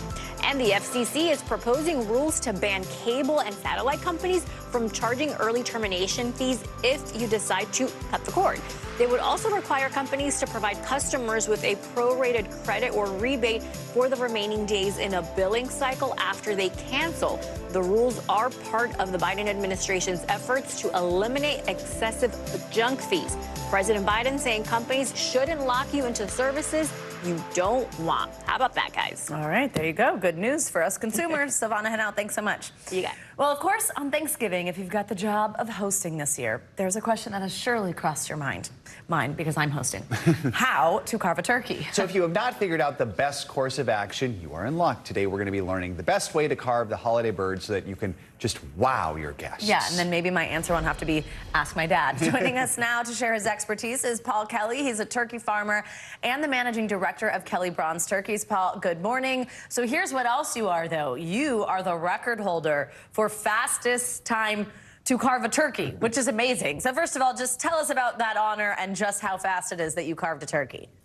Okay, yeah, well, it's the Guinness World Record that I hold, and I set it in 2008, and I did a 15-pound turkey into 15 equal servings, all with white meat and dark meat, all plated up with gravy in 3 minutes, 41 seconds, I think it was. With gravy? Wow. What? I don't believe you. That's amazing. All right, so with that, we're not going for speed. We're going for less frustration, I think, with this Thanksgiving. What are the right ways and the wrong ways to carve the turkey? What should people know even before they begin? Well, I think, first of all, you want to take the turkey out of the oven and let it rest for at least half an hour before carving it. Then the bird is cool enough, and it takes 2 or 3 hours for the bird to go too cold. So let it get cool so you can actually handle it. And then what we do is we break it down to its primals, which means just taking the wing off, taking the leg off, and then taking the breast off. And once you've removed the meat and those bits off the bird, then you start to carve it to prepare it for the plate. And if you do it that way, you will get between 20 and 30% more servings, rather than just kind of the bird's there and you just start attacking it with a knife and a cut. Yeah, okay, don't do that. Got it. Don't do that, don't attack it. Okay, so if it's your first time either carving or even just cooking the turkey, like start from there. Tell us what we should keep in mind when we're even cooking it. For the cooking, I think the first thing is you need a meat thermometer, right? Because time is purely a guideline. People have these cooking instructions that says 2 or 3 hours. They pop it in there. Time is purely a guideline, and ovens vary so much in temperature, different ovens. And of course, it also depends on how cold the bird is from the fridge when you're putting it into the oven. So the only sure way of telling whether your turkey is cooked to the right temperature is by using a meat thermometer. And of course, turkey is not a very forgiving meat. So if you take it over the top, it goes downhill very quickly. And I think that's a huge problem with turkey. Most people just cook it once a year and they think, it is cooked, it looks cooked, I've followed the guidelines, but let's give it another half an hour just to be safe. Of course, that's a disaster because you kind of cremate the turkey rather than cook it. So you really do need to get yourself a meat thermometer. If you're getting a cheaper turkey, brining it is a good idea because they're harvested at such a young age, they don't have any natural fat. So putting it in the brine is a good idea because that's put moisture back into the meat. If you get a mature bird like a Kelly Bronze, it has all its own fat marbling. Yeah, so it doesn't need any help in that respect. The other thing is I always say keep it simple. You know, you can make cooking your turkey as complicated as you want. You can stuff it with all sorts of things. And, you know, I mean, cooking it in these big vats of peanut oil, I mean, that's a nightmare safety-wise. But you can make it complicated. But if you just do good roast turkey using a meat thermometer, cooked to the right temperature, 150, it'd be brilliant. Oh, my God. And let's not let it go downhill fast or turn into a disaster. Exactly. Paul, you're scaring me. Okay, I think before we let you go, we got to see a little slicing, right? You have your knife ready. You can do a little carving for us. We good to go? Yeah, we're good to go. Okay, so we take the wing off. There we go. There we go. And then we take the leg off. And you can, if you go onto our website, it shows you all the, there's full instructions on how to carve. And then you see you could start to carve the breast now. I've taken the wing and the leg off, but I'm going to take the whole of the breast off. Oh, okay. Using a really sharp knife, and that's important. A sharp knife, and a sharp knife is a safe knife. If it's sharp, you don't apply pressure, and you don't run the risk of slipping. So that's good advice. Take that breast off. This part right there would have taken me 15 minutes, so. So I've taken half off, and then you see, you've got the leg, you've got the breast. Peel the skin off. This is the magic bit. That skin, you put that in a baking tray, season it with salt, and also the skin from the leg, peel that off, and put that in the tray, season it with salt, pop it back in the oven, and then about 20 minutes later, you have beautiful turkey crackling. Oh, but now we've got that breast off. Heard of that. And then carve lovely slices of turkey meat. And the other thing, you've got the dark meat here. I would say people buying a bone-in breast, if you want value, buy a whole bird. Because when you buy a bone-in breast, if you look at the cost per pound, you pretty much pay for the whole bird anyway. Yeah, because all we do as farmers is what we cut off the turkey, we load it onto the breast. So buy a whole bird because that's great value. And that gives you all this lovely dark meat as well. The leg meat and the back, you get a wonderful gravy from that. Very good. Piece of cake, or in this case, piece of pie. So, all right. Paul Kelly, I just want to bite. It looks great. Thank you for joining us. You are the record holder. We are honored to learn from you. Thank you very much, and happy Thanksgiving. Thank you very much. Happy Thanksgiving. All right. Happy Thanksgiving. Wow, that is a skill right there. My goodness. All right. Time to grab your popcorn, your turkey. Oh my God, I didn't know we were still on camera. That's right. Thanks a lot, Regina, our director. Ridley Scott's Napoleon is among the biggest movies coming out this Thanksgiving. But even more exciting than that is that Darren Karp is here to talk about it and lots more in our can't miss list. That is up next. Gobble, gobble. Let's hear your turn. There we go.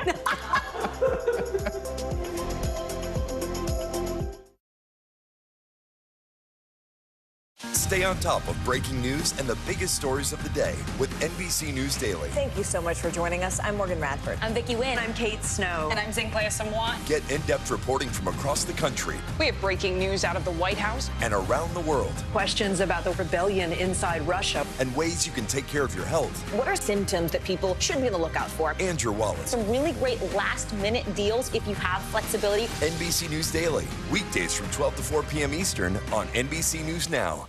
The NBC News mobile app. Get connected to your favorite news shows. For the top stories, breaking news, and live video, download the NBC News mobile app now. Thanks for tuning in. I'm Gotti Schwartz. Here are the stories we're following tonight. Storms keep coming here in California. The U.S. government just declassified this video. A lot more stories trending like crazy on social media. A controversy pitting lawmakers against young voters. What's the state of crypto today? Is it safe for investors? We've got another mind-bending story on artificial intelligence. This is what my voice sounds like when I clone it. That wasn't me. You gotta see this. Stay tuned now, weeknights at 8 Eastern, 5 Pacific on NBC News Now. Kristen Welker hosts Meet the Press every Sunday on NBC. Fire has grown leaps and bounds. You see behind me is typical. How you doing? Pretty bad.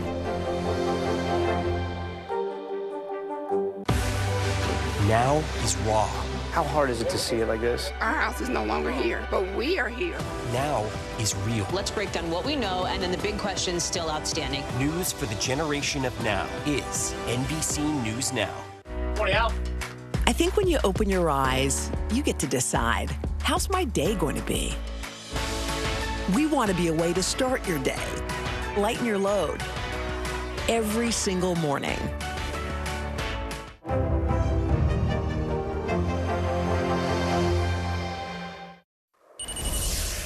Our Thanksgiving typically kicks off the winter holiday blockbuster season. So we have a special Wednesday edition of our can't miss list, especially because you're probably kind of headed into your weekend anyway. This is all the movies and shows that you got to know about, of course. Bravo personality and host of Shaken and Disturbed, Aaron Karp, is here with a look at what we can't miss.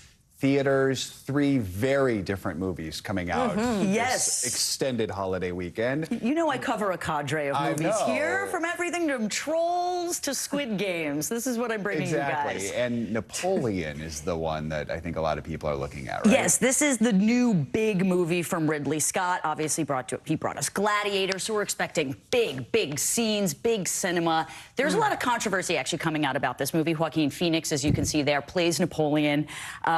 And this actually takes place over 6 consequential, equally different, but just powerful battle scenes. Some of the best battle scenes that have ever been filmed in all of cinema. Wow. However, there is some critique about it being a little bit factually inaccurate, that it is more pro-British than it is pro-French, and so that's why I think a lot of people are actually viewing this as slightly a dark comedy as opposed to a drama. When you think of Napoleon. Yeah, when you think of Napoleon, it is, you know, a lot of people came out recently saying, like, okay, after you watch this movie, make sure you read books, watch another documentary about this guy, just to make sure that you are, you know, giving the right facts out. But it's supposed to be a beautiful movie, just not sure how factually accurate it is. And a couple other movies too, right? Yeah, we do have a couple other movies. Okay, we have Wish on Disney. This one's for you, Joe, as always. This is Disney's sort of, let's bring back animation after Thanksgiving. It used to own and dominate the box office, but animation has kind of been a little rough go since about 2019. This is obviously marking Disney's 100th anniversary, which we've been talking about for quite some time. Ariana DeBose is in this, as well as Chris Pine. This is actually supposed to do over $75 million. What are you looking at, Joe, for? I've seen it already. And it's not going to be a Disney classic. Not happy with this one. Would be a It's supposed to save Disney's animation, and Joe Fryer is here to say. Kids could love it. Kids could, people on TikTok are not that into it either. I've been seeing that. Yeah. But, you know. Fair enough. Okay, this other movie I'm actually really excited about. This is Saltburn. This is brought to us by Emerald Fennell, who bought us Promising Young Woman, if you remember that. It's sort of so fabulous. Rape revenge movie. This is sort of her dark take on class warfare in Britain. It stars Barry Keoghan. It stars Jacob Elordi from Euphoria fame. It's super dark. It's very twisted. Honestly, this was the trailer that I think I was most excited for. Critics aren't raving about it. There is a little bit of kind of too much muss and not a lot of fuss towards it. But I love a dark thing. I love anything that's going to give me twists and turns. And it's obviously shot beautifully at this huge mansion and castle. So I do kind of highly recommend seeing this. Joe, have you seen this one yet? I have not seen that Okay, one. there's hope. All right, there is hope. All right, we actually only have like 30, 40 seconds. Sorry, we took a long time with the turkey. I know you love that, right? What was your favorite part of it? If you're staying in, what should you stream? Just tell us 1 or 2 things. Okay, Good Burger 2 on Paramount Plus. This is actually my childhood, if we remember Keenan and Kel from all that. They're actually reprising their 1997 role. I've never felt so old. And Carmen Electra's going to be in this. She was in the original. I'm super excited about Good Burger 2. It's actually going to be kind of amazing. And then, of course, tomorrow, we've got the Thanksgiving Day Parade. There's going to be tons of floats. I believe there's 51 floats. There's 25 balloons. I always look for it for the Snoopy balloon. My favorite thing is actually tonight watching all the balloons kind of be blown up in New York City. So that's kind of my favorite thing. You can stream that tomorrow. And also there's on NBC. Cher. And Santa. And Cher and John Batiste. It's going to be amazing. Brandy's perforing. All right, Darren. Happy Thanksgiving. We love y'all. Thank you. None of us can do it.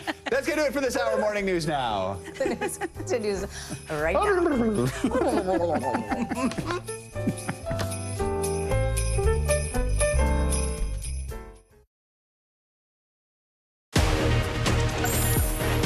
Everyone, happy Wednesday. We're so glad you're with us. I'm Vicky Nguyen. And I'm Zinklea Samoa. NBC News Daily starts right now.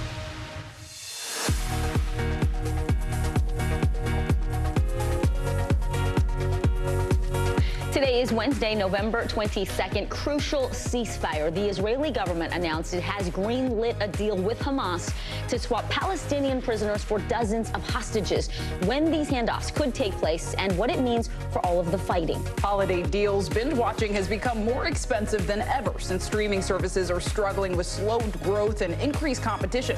The special bundles that companies are offering this season and how you can get the most bang for your buck. Final preps, you are not alone. If you have pushed pushed off your Thanksgiving travel plans or hosting duties until the last minute, we have you covered with an all-out Turkey Day survival guide. And knowing your worth. Talking about money with a partner might not be the most romantic conversation, but experts say it's key to having a healthy relationship. Our dating coach is here with a list of some financial red flags to look out for. An important topic indeed. I'm looking forward to sure. that one. Welcome to NBC News Daily. We're going to start with Israel and Hamas agreeing on a temporary ceasefire to free hostages. Qatar officially announced the deal. They served as one of the key mediators alongside the U.S. and Egypt. The agreement came after nearly 5 hours of deliberation from Israel's cabinet, with Israeli Prime Minister Benjamin Netanyahu stressing the deal does not mean this war is over. In the deal, both sides agreed to a 4-day ceasefire. Hamas will free 50 women and children held hostage in exchange for 150 Palestinian prisoners from Israel. Israel will also allow more humanitarian aid and suspend some drone flights each day over Gaza. NBC News correspondent Aaron McLaughlin joins us now from Tel Aviv. Aaron, good to see you. So first, can you just tell us about the deal and how the families of the hostages are reacting today? Well, Clay, there's still much we don't know about this deal. Key details have yet to be made public. For example, we know that a pause in the fighting is expected to start tomorrow. Hamas has announced that the pause will start at 10 a.m., but that has yet to be confirmed by the Qataris, a key intermediary, as well as the Israelis. We also know from officials that 50 Israeli hostages, women and children, are expected to be released, but no list of names has been made public, and that is agonizing for the families of these hostages. They don't know if their loved ones will be released tomorrow. They say they are in the dark, and that's including Hadass Calderon. Now, on October 7th, her mother and her niece were killed when Hamas militants stormed their kibbutz. Her ex-husband, her 11-year-old son, and her 16-year-old daughter were kidnapped and taken into Gaza. She says she does not know what to expect next. No one from the government has reached out to her. Take a listen. It's still going on. It's very delicate and it's very frightening. When will you know? Sorry? When will you know? When I see them, then I know. Do you know how you'll see them? I don't know even how it's going to happen. I know it's a moment I see them and hug them, then I know that my nightmare is finished. Now, it's unlikely that her ex-husband will be released as part of this deal, and she told me that it's her hope that this deal will lead to more deals so that her whole family will be reunited. Guys. Aaron, we know this ceasefire will last for 4 days. What are you hearing about what comes next? Will the fighting return to what we've been seeing, or is this a positive sign that we could see more hostages released? Well, according to the contours of this deal that have been outlined by Israeli officials, it's at least 4 days, and there's an opportunity to extend the pause, 10 hostages for each day. A senior Israeli official telling NBC News that they're just going to have to see how things go tomorrow. Guys. NBC News correspondent Aaron McLaughlin. Aaron, thank you so much.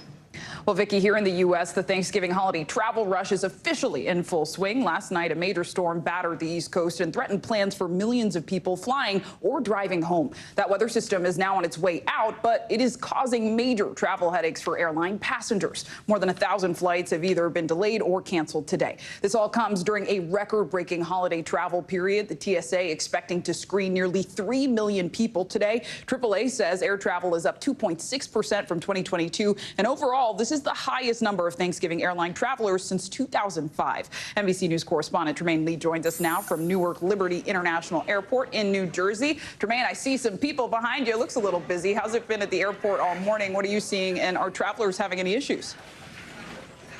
I'll tell you what, Zinkley, some of what you might expect to see, we saw this morning, deep waves of people coming in and out of the airport from all around the country and internationally. Now, for many folks getting back to New York City or coming for holiday, it's been relatively smooth, but there have been some hiccups considering that TSA expects this to be a record-breaking day. As you mentioned, 2.7 million people pouring through airports throughout today alone. While it was smooth for some, not so smooth for others. I talked to a bunch of them. Check it out.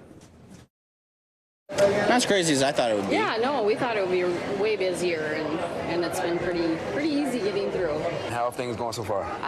Pretty terrible. Terrible? What happened? So we were supposed to get home yesterday from Costa Rica, but they delayed us, and then they sent us to Florida. And then after Florida, we ended up here, but we missed work. I'm tired. I've never felt more exhausted in my life. What that young lady experienced has been an anomaly from folks I talked to today. But I did get a chance to speak with a number of other people who had a relatively smooth experience. So far, so good, but we're just still at the tail end of the morning rush here, Zinkley. Yeah, so far, so good, but still a lot of time to go. Tremaine, how are airports and the TSA handling this massive and record-breaking holiday rush? On pins and needles, hoping everything goes well. I actually, off the record, spoke to an airline worker who said, you know what, the airlines are doing a pretty good job, but it seems that in some airports, the TSA is actually overwhelmed. And so I haven't had a chance to engage with any of those workers myself. But from those workers, they say, hey, it's pretty tough during the holidays, during a normal holiday stretch, let alone what is expected to be the most busy holiday travel experience ever in this country, Zinkley. Yeah, get those TV downloads ready. Going to be some long rides. NBC News correspondent Tremaine Lee, thank you. Zinkley, Sam Altman is back at the chief executive officer of OpenAI. Late last night, the company announced on social media, we have reached an agreement in principle for Sam Altman to return to OpenAI as CEO with a new initial board. Now, this comes after he was unexpectedly ousted, leading to hundreds of employees saying they would leave the company if he wasn't brought back. NBC News technology correspondent Jake Ward joins us live now from Oakland. What a roller coaster, Jake. The OpenAI staff won this battle. Now, what happens? Because with Altman there, they get rid of the board. Why did they want him out so badly in the first place? Well, Vicki, you are asking the question that everyone is asking, and we just don't have an answer to. What was it that led a board entrusted, in theory, with overseeing this entity because OpenAI was really, considered itself to be such a world-changing, potentially transformative company? They had this board in there that was supposed to have this sort of oversight, this really unprecedented oversight of how things go. That board saw fit to fire this, one of the best connected, most visible, most high-profile people in tech, the person who put ChatGPT in all our laps.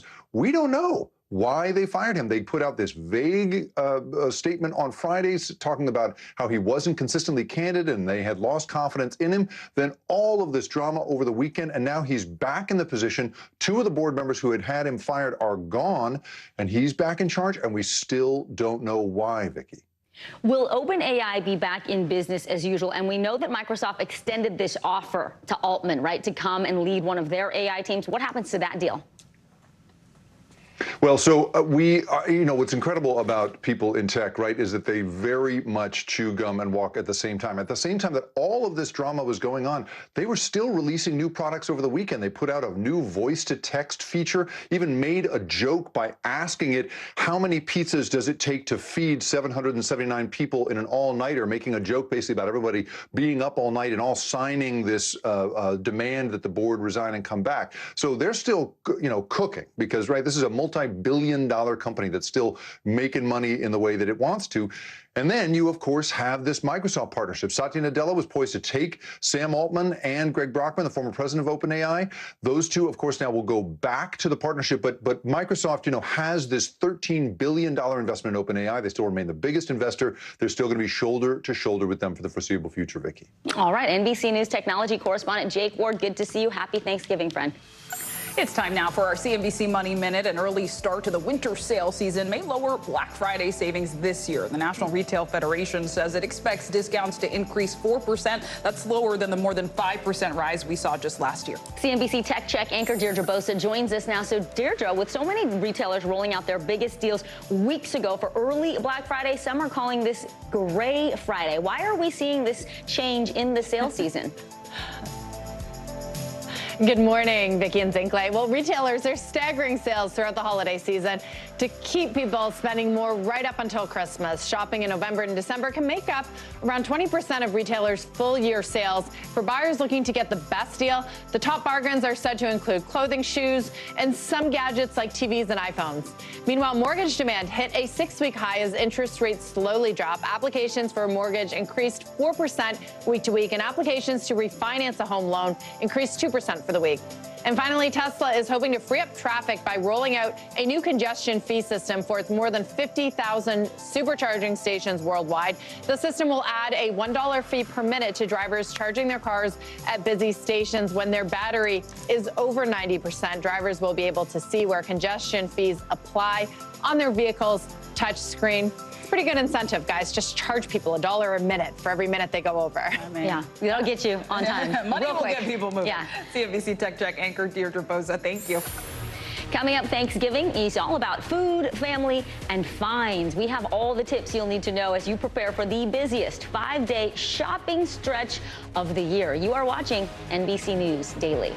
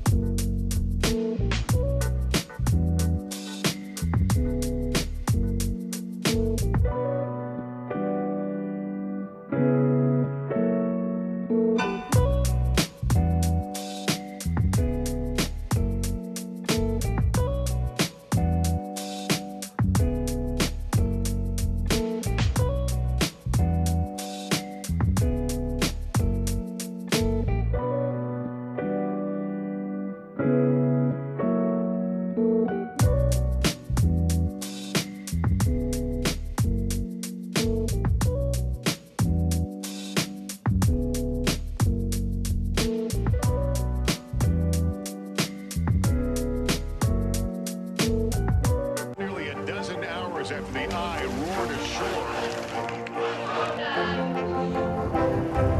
There is some late-breaking news. All right, They told him I rejected him because he wanted to be female. This is the story of a family divided, a fringe religious movement blurring the lines between church and state, and a teacher caught in the middle. This is Grapevine, an NBC News podcast. Listen now.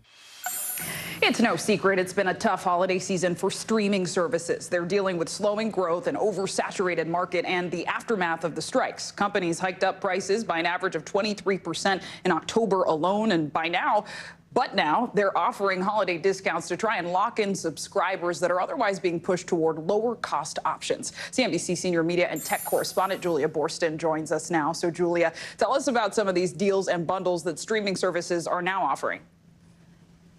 Well, Well, look, they all did just raise prices, as you mentioned. So now they're trying to lure in new subscribers or maybe get subscribers back who had dropped the service. And there are so many offers right now. What I think is most notable about them is they're really pushing the ad-supported services, which are lower cost to begin with, and also offer the streamers 2 revenue streams. And they're also trying to lock people in, for the most part, for longer periods of time. So take a look at Hulu. $1 a month, but you have to commit for 1 year, and it's for the ad-supported plan. HBO Max, $3 a month for 6 months, and Paramount, $2 a month for 3 months. So some of these lock you in for a longer period, some don't. Peacock, the premium is $2 a month for 1 year. So one reason they're offering these lower price options is because if you are watching the ad-supported plan, they might be making less from the subscription, but they're still going to generate revenue from all of those ad dollars. So fascinating. I mean, are there any companies that are not taking part in these discounts? The answer is yes, and it's Netflix. Netflix is not offering any deals, no holiday deals. What they are selling are some products based on their hit shows. So if you're a fan of Stranger Things, you're a fan of Bridgerton, there is a bunch of different types of products that you can buy from Netflix's website. So they're saying, we'll offer you things that if you want to give a Netflix related gift, we're just not going to offer you a deal and a discount. One thing to note, though, is that Netflix added more subscribers than any of these other streamers in this past year, 24 million subscribers, and they're having a lot of success cracking down on password sharing. So maybe they don't feel any pressure to discount. Yeah, they got a big audience. I mean, I think the big question for folks at home, does it seem like these high subscription costs may go down anytime soon? I would say once they go up, it's hard for them to bring them down again. What you will see is lower prices for ad-supported streaming. If you don't want to pay as much for streaming, switch to an ad-supported plan or look for these holiday deals. I think the overall prices will continue to inch up over time. It's just these occasional times when you could get a discount. All right, CNBC senior media and tech correspondent Julia Borston, thank you. Zinkley, watching shows with ads, it's like what's old is new again. All right, let's talk Black Friday. 2 days away, retailers gearing up for the busiest 5-day shopping stretch of the year. Despite all the online deals happening already, Friday is still expected to be the busiest in-store shopping day, according to Sensormatic. So are the stores prepared? We've got none other than CNBC senior retail correspondent Courtney Reagan with us now. So Courtney, what's going to be different about this year's turnout in person than in the past few years? And does it look like it's going to be a strong Black Friday? Vicki, I know you know a lot about this, too. It really does. All signs are pointing to a really strong Black Friday. You pointed out those Sensormatic numbers. Of course, they track in-store foot traffic. That's sort of the metric that we all go by. And they say, look, Black Friday is going to be the busiest in-store shopping day of the year. Now, to be sure, we're not seeing as much traffic in stores and at malls as we once did because of the options of online. That's one example. But it's still relatively the biggest day of the year. The National Retail Federation is expecting more than 130 million Americans to hit the stores just on Black Friday alone and or shop online. That's about 72% of Americans. That's up from 69% last year. And this year, yes, we know COVID is still around, but it feels at least a little bit more normal than in the past. So maybe that's part of it. People sort of hearkening back to the traditions, of course, and they also do it for the discounts. As a mall rat myself, it warms my heart to see people shopping in person. We do know, though, worsening retail theft. We report on it all the time. We're seeing locks on store glass doors and, people having to call customer service to get items. What's your sense of whether stores will be staffed up to handle the in-person shopping? Yeah, that's a great question. We've been asking a lot of retailers this, especially with their seasonal holiday hiring plans. And a lot of them said, look, it's sort of part of the cross-training, unfortunately, these days for some of our in-store associates. They have to learn to help customers in new ways, which, of course, includes unlocking some of these cases, so faster response times. They're also opening up more in-person registers, less of the self-checkouts potentially than at other times of the year, so that, of course, that can lower the theft as well. And really quickly, before you go, which stores started their deals earlier this year?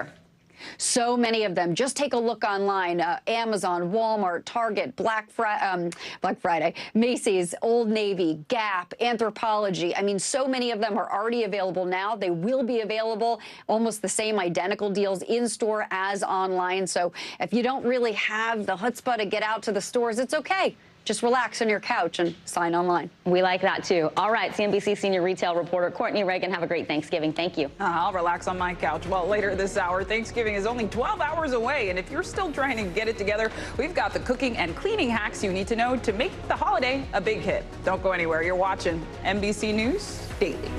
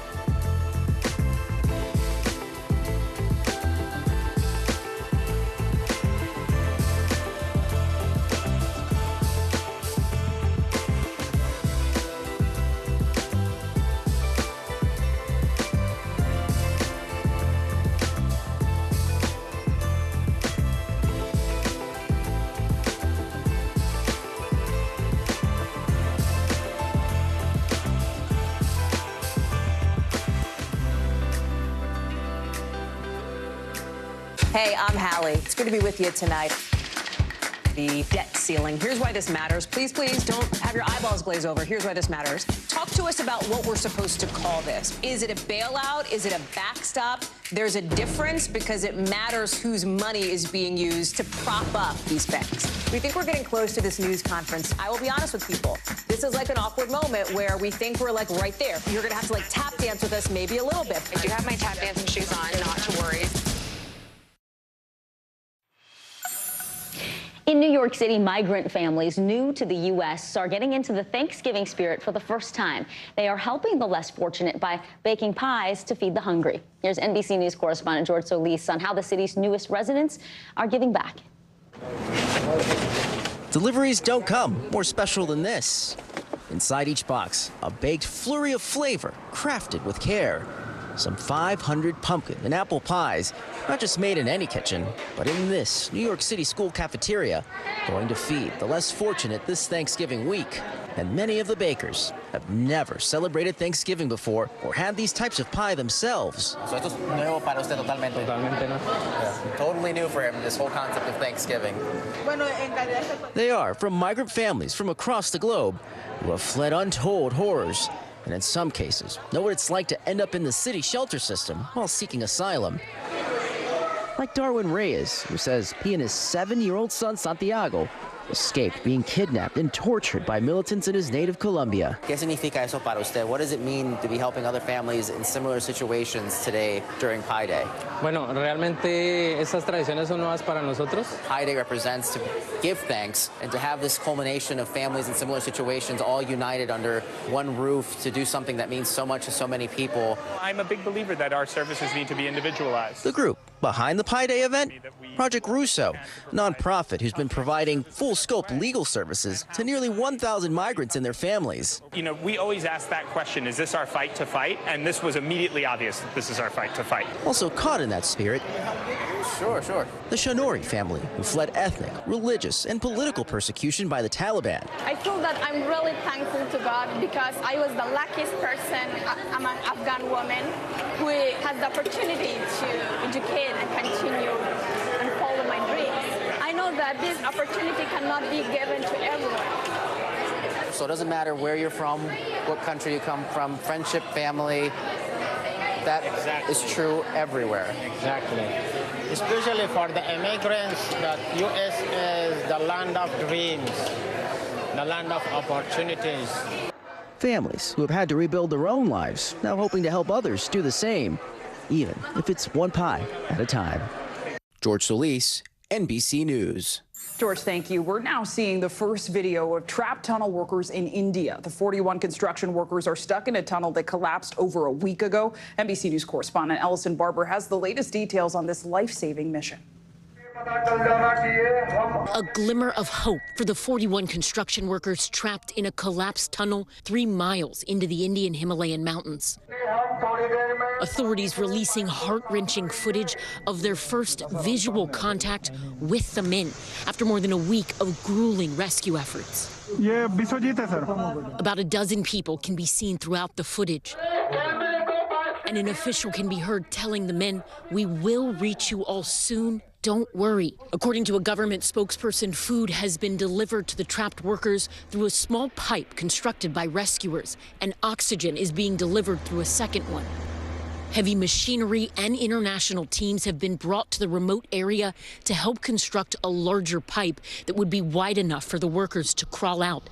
But first, teams have to drill through 195 feet of debris.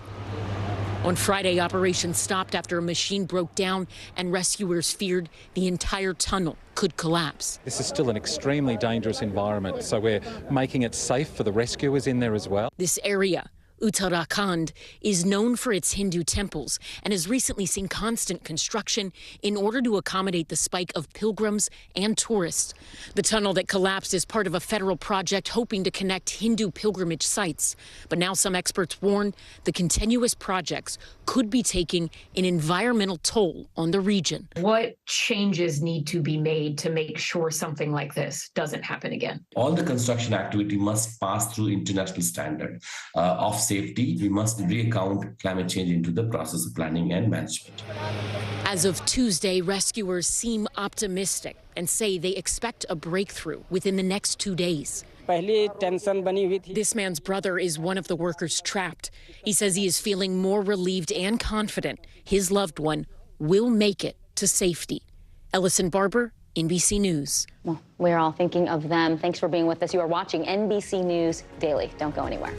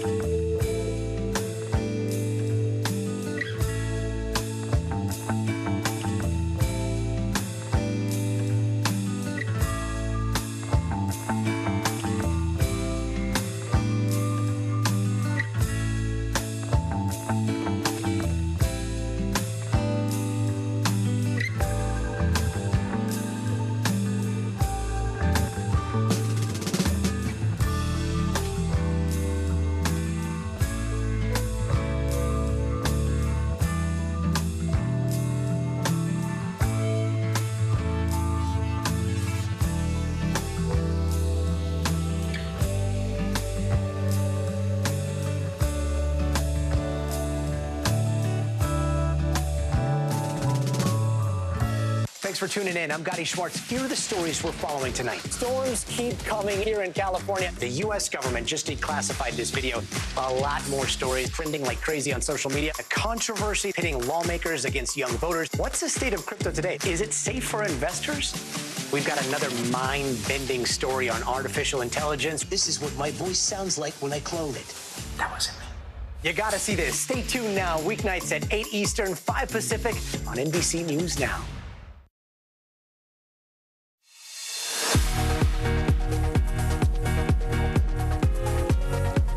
Welcome back. I'm Zinklea Samwa. And I'm Vicki Wynn. Here's what's making news right now. We have new information on the gunman who opened fire at an Ohio Walmart Monday night. Beaver Creek police identified the shooter as 20-year-old Benjamin Charles Jones from Dayton. Police say Jones shot 4 people, 3 women and a man. All 4 are being treated at nearby hospitals. Police are still investigating his motive. At least 3 people are dead and 3 more missing after a landslide tore through a fishing community in Alaska. It happened just south of Juneau during a heavy storm Monday night. Authorities are warning there could be more landslides and are asking people to evacuate. And North Korea says it successfully launched a spy satellite. South Korea's Joint Chiefs of Staff say it looks like the satellite entered orbit, but it is unclear whether it's actually working. North Korea had notified Japan prior to the launch. This was the 3rd attempt after 2 failures earlier this year. Now to a small-town murder mystery that gained national attention. Of course, we're talking about the case of Alec Murdaugh. The once prominent South Carolina attorney was convicted earlier this year of killing his wife and son back in 2021. Now he is expected to be sentenced on financial crimes that he pleaded guilty to this week. We have Today Show co-host and Dateline correspondent Craig Melvin here. He sat down with several of the lead agents who worked on the Murdaugh murder investigation from day one. Craig, it is really good to have you. So you spoke with one of these lead agents early on, and he actually said, look, I didn't think that there was guilt here, but then there was one piece of evidence that really blew this case wide open. Yeah, you know, this is the 3rd or 4th Dateline we've done on this particular topic. This is hours 6 and 7.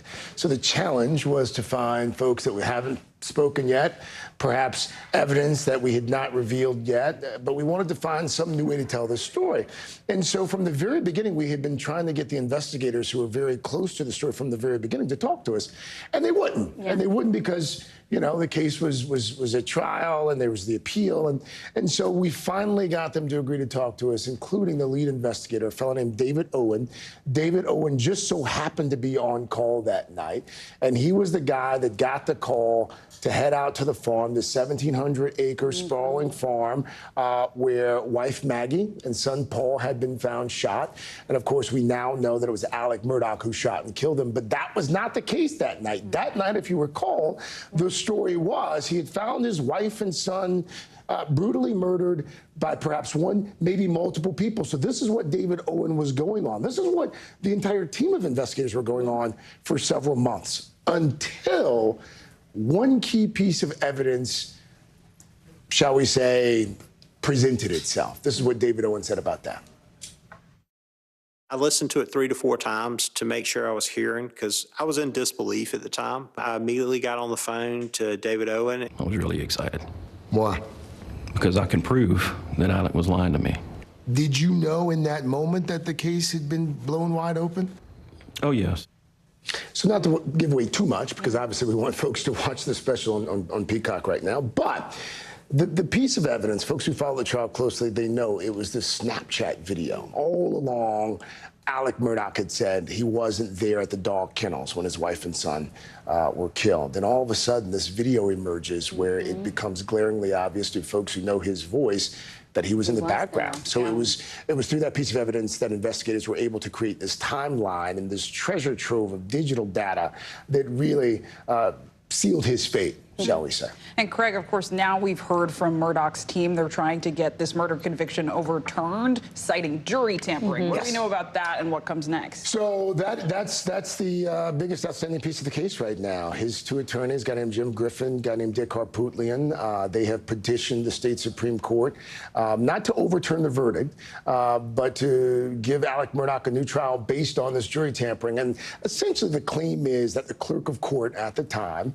this woman named Becky, that Becky had improper conversations with some of the jurors during deliberations, and that because of those conversations, that Alec Murdaugh should be given a new trial.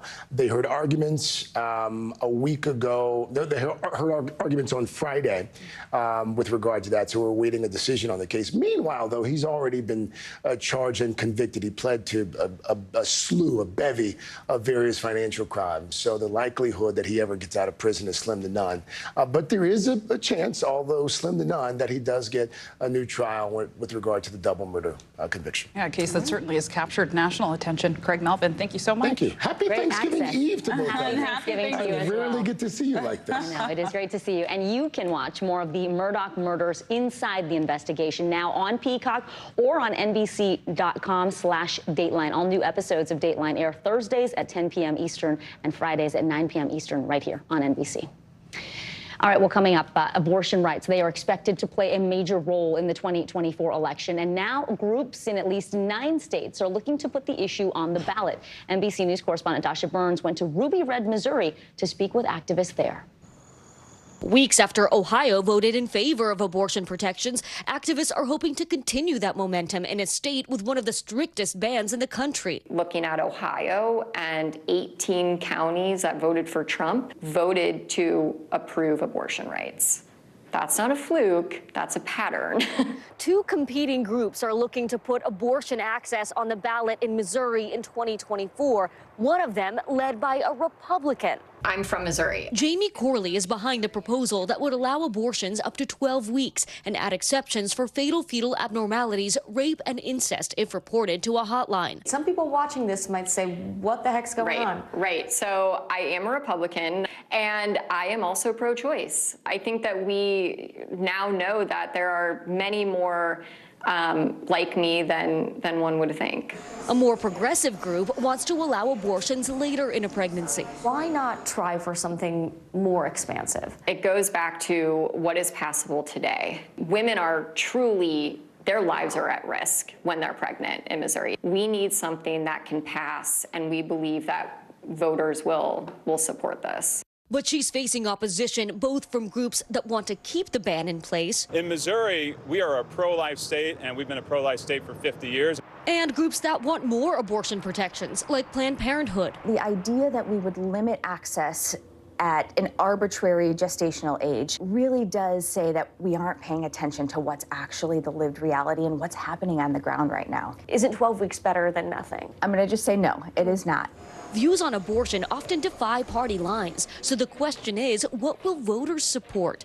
Allie Rand is a conservative Catholic mom of 5. She says she never imagined she'd support abortion rights until she experienced complications while pregnant with twins. It was terrifying.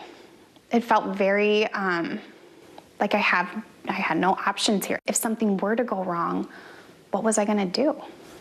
What did that feel like to know that in the state where you live and love, I love living in Missouri. That you had no choices. It's just a really helpless feeling. It almost makes you feel like if you chose to leave the state, that you're a criminal. Her twins were born healthy, but she says she now supports abortions up to 12 weeks. Dasha Burns, NBC News, St. Louis, Missouri. Well, veterinarians say they are struggling to treat a dangerous new bacteria affecting dogs. They say it's tough to find and causing respiratory illness that can be deadly. As new cases pop up in states, NBC News senior national correspondent Miguel Almaguer has more on how to keep your pets safe. The mysterious respiratory illness is infecting dogs at a worrisome rate as veterinarians now scramble to better understand the possible bacterium pathogen, and more owners believe their pets have been infected. It's just been a brutal 6 weeks. It's, everything you do for them, nothing really works. Diane Swanson says her golden retriever, Gus, became severely ill last month. The night before last, I thought for sure that we were going to lose him. It was just one of those nights all night long that he just could not catch his breath. He would just wake up just gasping. And with symptoms similar to kennel cough, vets say the suspected newly discovered bacterium can quickly progress to pneumonia and severe respiratory distress. There's a very small subset of the affected animals, at least based on reports we're hearing from clinical veterinarians, that will develop a secondary bacterial infection, and that can be severe.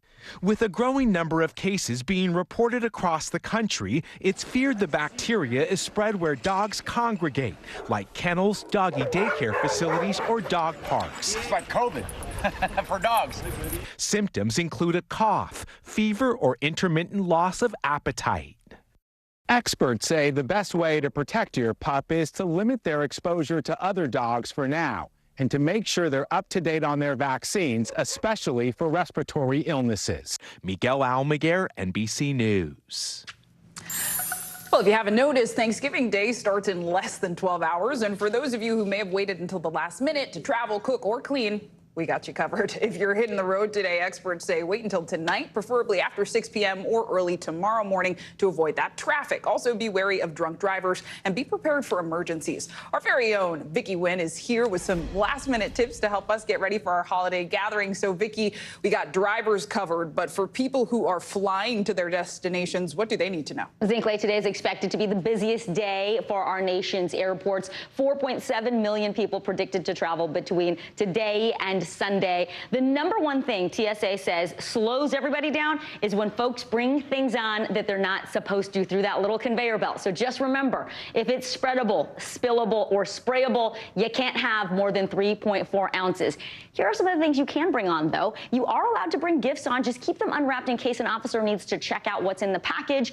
Baby supplies, breast milk and formula, you can have more than 3.4 ounces. And food, as long as it is rock solid frozen, you are good to go. But if there's a delay and then suddenly grandma's gravy starts to thaw and becomes a liquid, you might have to leave that behind. Oh, not grandma's gravy. That's tough. Okay, so for those of us who are serial procrastinators, have not started our planning for the feast itself of Thanksgiving yet, any tips on how to whip that up quickly? All right, so if you live near a Denny's or a Cracker Barrel, they have this whole pre-order that you can do. Today is the last day. Cracker Barrel's meal serves 4 to 6 people. It's got everything: the turkey, the stuffing, the gravy, the cranberries, all of it. It starts at about $100. Denny's serves 4. It starts at under $60. So you just go in, you reheat that, and you serve it. It's great. Let's talk about the grocery stores that will be open tomorrow. For your last-minute needs, you can get delivery via Uber Eats, DoorDash, or Grubhub. The stores that are open: Albertsons, Safeway, Sprouts, Ralph's, Whole Foods, and Acme. Do not try to hit up a Trader Joe's or an Aldi. Those stores will be closed. Walmart and Target also closed on Thanksgiving this year. And what if you're actually hosting friends, family this year? How can we best be set up for success, Vicki?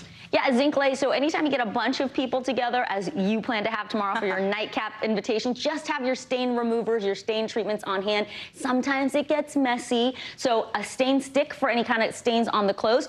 Did you know salt, shaving cream, and white wine can actually get out red wine stains? The experts at Real Simple also say white vinegar can get rid of coffee stains and have a bunch of those cotton cloths. They don't have to be white, but just something absorbent on hand, because you want to soak everything up. That's the key. People get impatient. They start rubbing. No, you get all the chunky stuff off, you soak it, and then you let that stain remover do its magic. Okay, man, I wish I knew these tips before. I got grandma's old school plastic cover on the couch. You ever seen that before? Yeah, well, not Oh, the yeah, best. we live like that, too. We keep plastic on everything for as long as we can. Gotta do what you gotta do. Vicki, thank you so much for these tips and helping us make the most of our holiday. Thank you. Yep.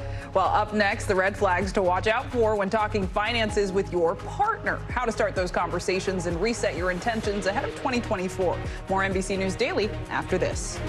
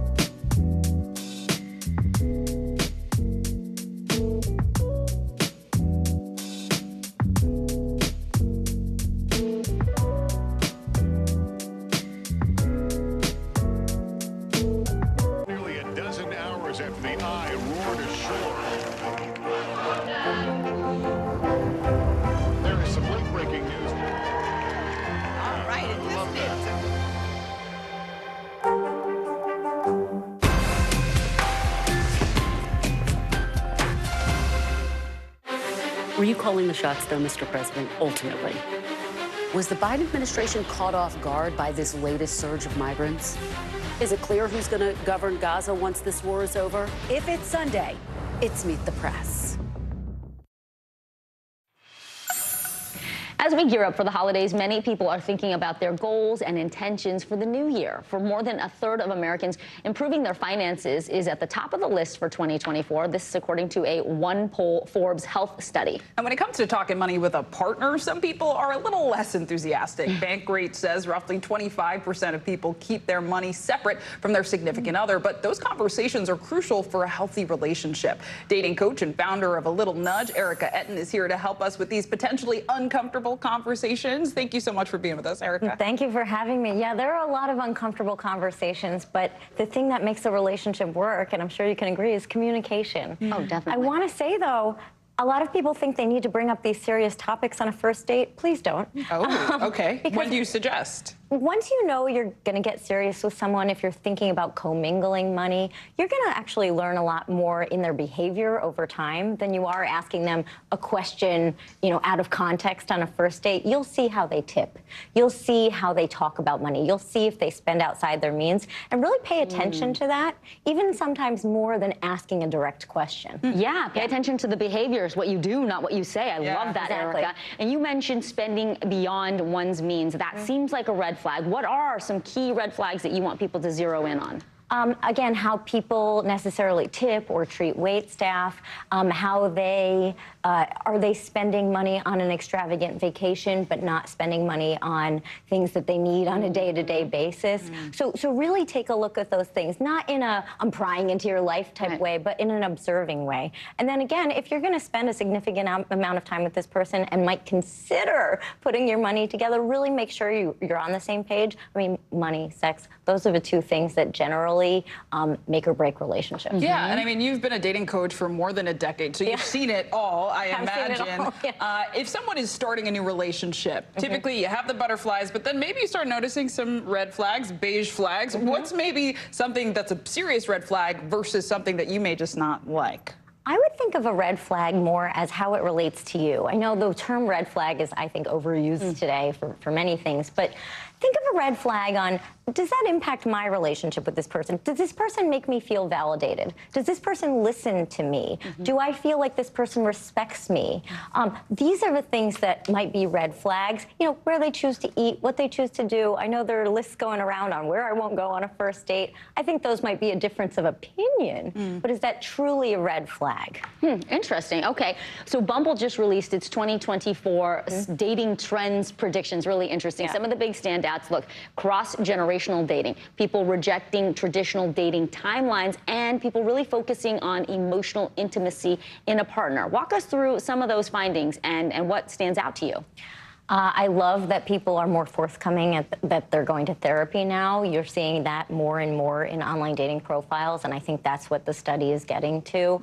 I also think people, especially younger people, are bucking trends of getting married by a certain age, having children by a certain age, if at all. And I'm glad that society is moving in that way, because there isn't a one-size-fits-all solution to relationships, and I think the study just highlights that. And briefly, if someone's just re-entering the dating game, what should they be prioritizing and thinking about? Just meeting new people. You're not going on a first date to figure out if this is your life partner, your future spouse, your end-all be-all. You're seeing if you can have a conversation next to that person and a glass of Pinot Grigio. That's it. I love that. Don't lower put the stakes. Yeah, exactly. Lower the stakes. Yeah, well exactly. Said. Dating coach and founder of A Little Nudge, Erica Etten. Thank you so much for joining us. We appreciate it. Thanks for giving us a nudge, huh? Yeah. Thanks for being with us. You're watching NBC News Daily.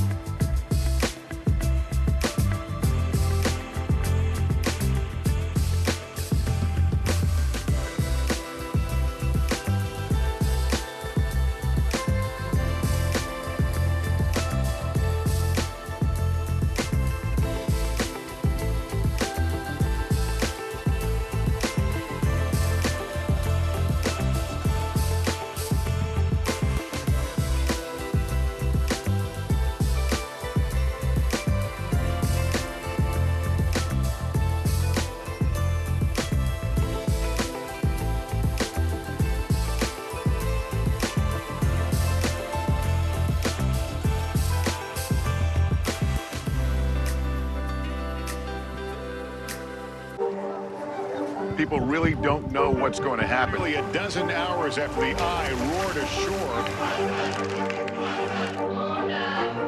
More good people than bad people, you know, right? 5 seconds. 4, 3. There is some late-breaking news 4 hours into the Iowa caucuses by the November 2nd. All right, it just made it too.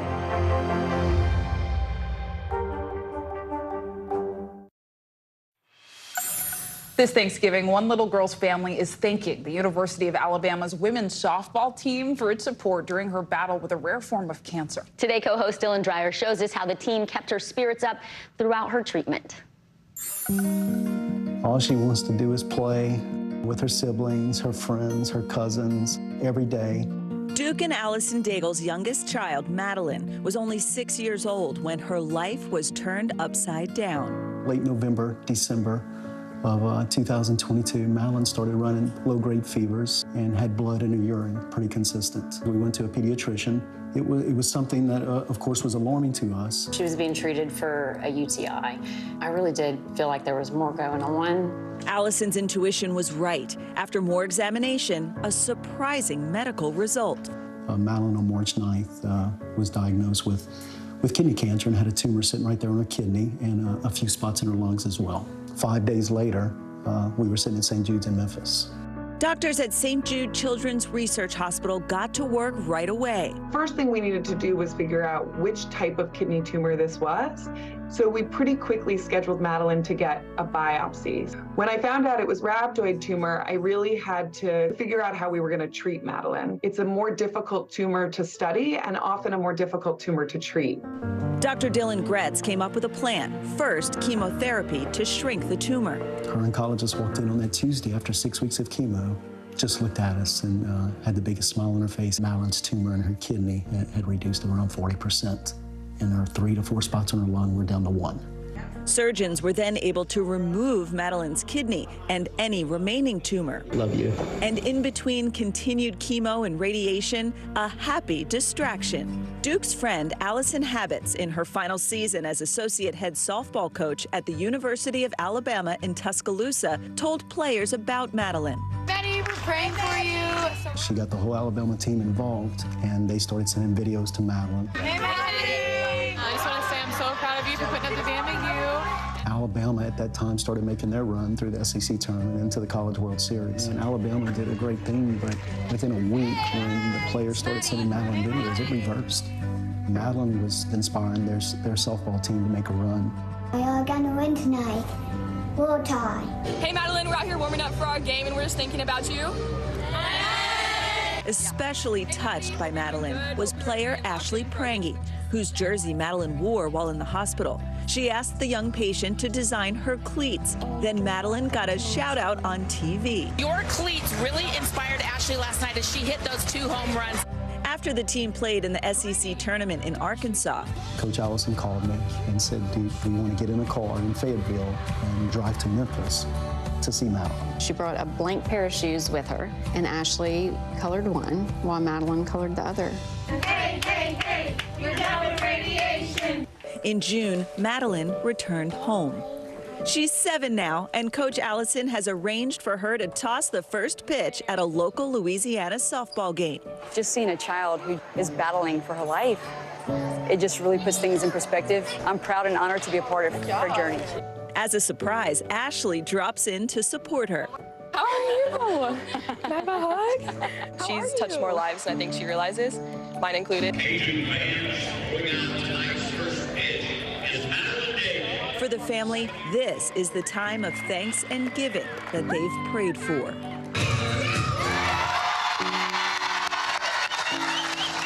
We're most grateful for St. Jude and the team that they have working towards healing Madeline. She's been through a lot in this 8-month period. We pray that Madeline can start returning to being a normal girl. A beautiful report. That was Today co-host Dylan Dreyer reporting. Thank you for that. Happy Thanksgiving to Madeline and her family. Well, Thanksgiving may be known for good food. Not everyone should be getting a plate. Veterinarians say proceed with caution when it comes to giving your dogs any leftovers. And here are some foods you really want to look out for. Chocolate desserts, baked goods that have raisins, garlic, onions. Those are all things that you want to stay away from, as well as fatty or spicy foods. And then also the bones. Some people want to give away the turkey bones, but those can really be a choking hazard. Be careful. So what is safe for dogs? We've got white meat turkey, cranberry sauce, love that, and plain steamed veggies. The biggest tip, treat your dogs in moderation, even with safe-to-eat foods, and you should do that with yourself, too. How cute. So cranberry sauce, I didn't know about that. Yeah, who knew? Maybe a little mashed potatoes, that might be too rich. Thanks for watching Daily.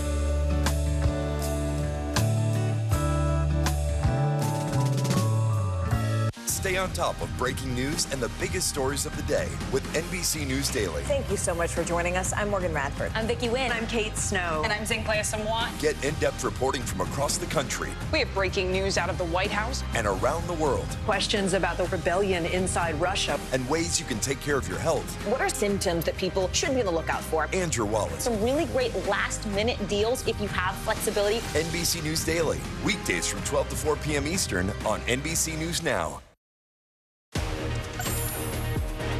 Hey, everybody. Good Wednesday to you. I'm so glad you're with us, and you're with us, too. I'm Vicki Wynn. I'm Zinklea Samwat. You're watching NBC News Daily.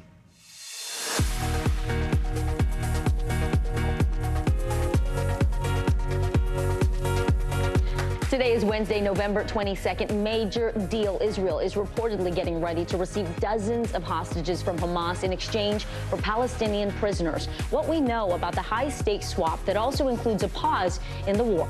Heading out, the majority of Thanksgiving travelers are hitting the roads and skies today to get to their turkey destinations. We have your full traffic and weather report for this busy holiday weekend. Finishing touches, it is all systems go for the officials, the organizers, and the performers taking part in tomorrow's Thanksgiving Day parade. We have a behind-the-scenes look at some of the most iconic balloons that will be making their way down New York City's 6th Avenue. Drawing the line, young kids can be oblivious to acceptable behavior when it comes to setting and following boundaries. Our parenting expert is here with tips for teaching your child how to respect people's limits. Welcome to NBC News Daily. We're going to start with Israel and Hamas agreeing on a ceasefire to release hostages. In the new deal, both sides agree to pause all fighting for 4 days at least. Hamas will free 50 women and children held hostage in exchange for 150 Palestinian prisoners from Israel. Israel will also allow more humanitarian aid into Gaza, including more fuel trucks. Here's the mother of one of the young girls being held hostage by Hamas reacting to this news. It's like a Russian roulette. We are waiting to see who will come back home. It's crazy. We don't have names yet, only speculations that it's going to be mothers and their children. It's tough, very tough. Qatar officially announced the deal playing a key role in negotiations alongside the U.S. and Egypt. Israeli Prime Minister Benjamin Netanyahu says the deal doesn't mean the war is over. And U.S. National Security Advisor Jake Sullivan had this message for Hamas. Really now, the ball is in Hamas's court. If Hamas has any care or concern for continuing a pause in the hostilities, and frankly, any sense of responsibility, it will continue to release hostages, and this pause can continue. NBC News senior White House correspondent Gabe Gutierrez has more on how the U.S. helped broker this deal. But first, let's go to NBC News correspondent Aaron McLaughlin on the ground in Tel Aviv for us. Aaron, good to see you. So we do not know which hostages will be released, at least not yet. But can you tell us the details of this agreement and how soon these hostages could be home? You're right, Sinclair. Crucially, we don't know the names of the hostages that are going to be released, perhaps as early as tomorrow. That list has not been made public. We know it exists, although officials, according to Israeli media reports, cannot be sure that the list provided by Hamas is accurate. And so they're going to wait for the hostages to cross from Gaza into Israel and then notify the families. This amounts to just this agonizing wait for any number of people that have their loved ones inside of Gaza. I was speaking earlier today with Hadass Calderon on October 7th. She lost her mother. She lost her niece, killed by Hamas militants when they stormed her kibbutz. And then she lost her ex-husband, her 11-year-old son, and her 16-year-old daughter. They were kidnapped and taken into Gaza. She said she's heard nothing since and is completely in the dark. Take a listen. It's still going on. It's very delicate and it's very frightening. When will you know? Sorry? When will you know? When I see them, then I know. Do you know how you'll see them? I don't know even how it's going to happen. I know it's a moment I see them and hug them, then I know that my nightmare is finished. And so many families here in Israel are waiting for that exact moment. Now, it seems unlikely at this point, given the parameters of the deal, that her ex-husband will be released. They're only going to be releasing women and children. And she says her hope is that this deal will lead to other deals and that her entire family will eventually be reunited. Guys, I hope so. NBC News correspondent Aaron McLaughlin in Tel Aviv for us. Thank you. Let's now bring in NBC News senior White House correspondent Gabe Gutierrez from Washington. Gabe, we know Qatar and Egypt played big parts in this negotiating process. Talk about the role of the U.S. here. Hi there, Vicki and Sinclair. Well, the Biden administration has been playing a huge role in these negotiations. The president paying attention to this on a daily, if not hour-by-hour basis over the last several weeks. And yesterday, Prime Minister Benjamin Netanyahu credited President Biden for getting involved in these negotiations and for being playing a very significant role, potentially increasing the number of hostages that would be released. So over the last several weeks, as you know, Secretary of State Antony Blinken has been shuttling between parts of the Mideast, including as well as the president's national security team that was heavily involved in this. And this is something that the Biden administration has considered to be hugely significant and has played a key role in communicating with the Israelis, the Qatar's government, which has acted as a go-between between Hamas and Israel.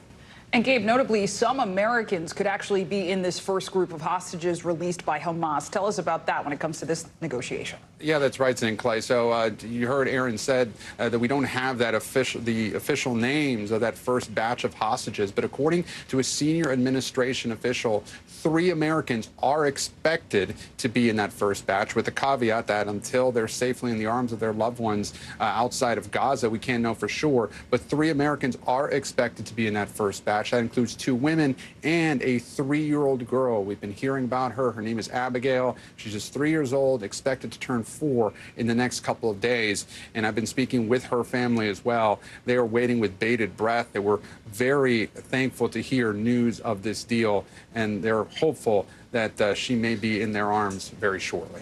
Zane Clay, Vicky. Holding out hope for them and all the others who are waiting to come home. NBC News senior White House correspondent Gabe Gutierrez, thank you.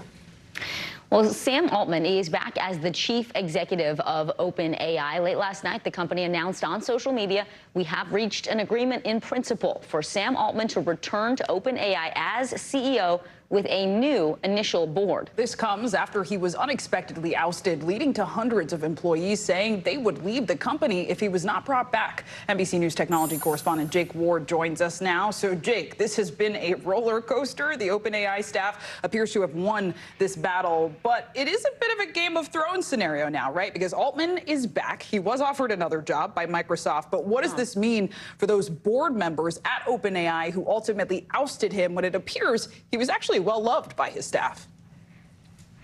Well, here's the thing, Zinkley, right? Those board members were, in theory, charged with overseeing OpenAI in a way that's very different than other tech companies. These are not board members who have shares in the company. Their responsibility is not to the shareholders. It's not a money job. It's an basically academic job, in theory, overseeing this company that is poised, if you believe everything that they have to say about their own products, and certainly the explosive growth of their chief product, ChatGPT, to transform the world, right? The whole point of this place is to basically transform human labor and eventually create a sentient form of AI that will, empower humanity. I mean, the ambitions of this place cannot really be overstated. So that board was supposed to oversee all of that, and they decided on Friday that it was in the best interests of that mission to oust Sam Altman, but we do not really know why. There is new reporting coming out this morning that it had to do with deep frictions between Sam Altman and the board, places in which a somewhat academic critique of the safety missions of OpenAI had bumped up against the very rapid growth of the company as a money-making enterprise. So that kind of conflict seems to have driven the incredible roller coaster ride, as you said, over the weekend. And that has resulted now in essentially the firing, not of Sam Altman, but now of the 2 board members. And I will note here, the only 2 women on the board, they're now gone and have been replaced by Lawrence Summers, the former president of Harvard, and Brett Taylor, the former CEO of Salesforce. The 2 mostly academic members of the board, they're gone. And Sam Altman's back in position with a board he's, basically chosen. And so at this point, he is very firmly back in charge of OpenAI, you guys. So they released some products over the weekend, as you reported earlier. Is it just business as usual there? Are we expecting any more shakeups at this point? We are not in terms of what you and I will notice in terms of the product. They are literally kicking out product as all of this drama was going on. They're even making jokes in the demos of that project about the drama that happened over the weekend. And so, it is the work ethic of Silicon Valley that even when you have an existential crisis like this at a company like that, you still have people banging out product hour after hour. So I don't think we'll notice anything if you're just a user, but the drama of this guy being fired for undisclosed reasons and now being very firmly, in fact, even more firmly in charge of this world-changing company, all of that happening in about 72 hours, you guys. Really solidifying his position as a very important figure in AI, Jake. All right, NBC News technology correspondent Jake Ward, thank you so much. Let's turn now to our CNBC Money Minute. Americans felt slightly more confident in the United States economy this month. That's according to the University of Michigan's Consumer Sentiment Survey, which edged up by more than a point in November. CNBC senior markets correspondent Dominic Chu joins us now. Dom, it is good to see you. So there's this uptick in consumer sentiment. That's positive. The index, though, has fallen over the past 4 months. So take us through all these numbers. And what are they telling us about how the average American feels about their finances in this moment? So Vicky, Zinkley, to that point, there is a fear that the softening inflation that we're starting to see is actually going to get worse again. That's according to the survey. Americans think that inflation will average around 4.5% in the coming year, which is up from 3.2% that we saw in September. And it's, by the way, the highest reading since April, so that's what's kind of weighing on things. And according to data analytics firm Binance has seen more than $1 billion pulled from its exchange since its CEO stepped down and pleaded guilty to breaking U.S. anti-money laundering laws. Now, that figure does not include Bitcoin. The exchange's native token called BNB is down more than 8% in the last 24 hours. Binance is the world's largest cryptocurrency exchange. It processes billions of dollars in trading volumes every year. And FIFA renewed Qatar Airlines as its airline sponsor for the 2026 World Cup in North America, as well as the 2030 tournament, which will be in Europe, Africa, and South America as well. This expands the state-owned airline's initial two-tournament deal, which began with the 2018 World Cup in Russia. So a lot of news on that front, and soccer certainly in the headlines. But I want to take this opportunity to say that I'm thankful, Zinkley, Vicky, for both of you ladies. I hope you guys have a great Thanksgiving. You always have the best last word for us, Dom Chu. We receive it, and we're so grateful and thankful for you. Yes. NBC Senior Markets Correspondent Dominic Chu, thank you. Happy Thanksgiving, friend. Well, it is the busiest travel day of the year today. We're going to tell you the best time to hit the road next. You're watching NBC News Daily.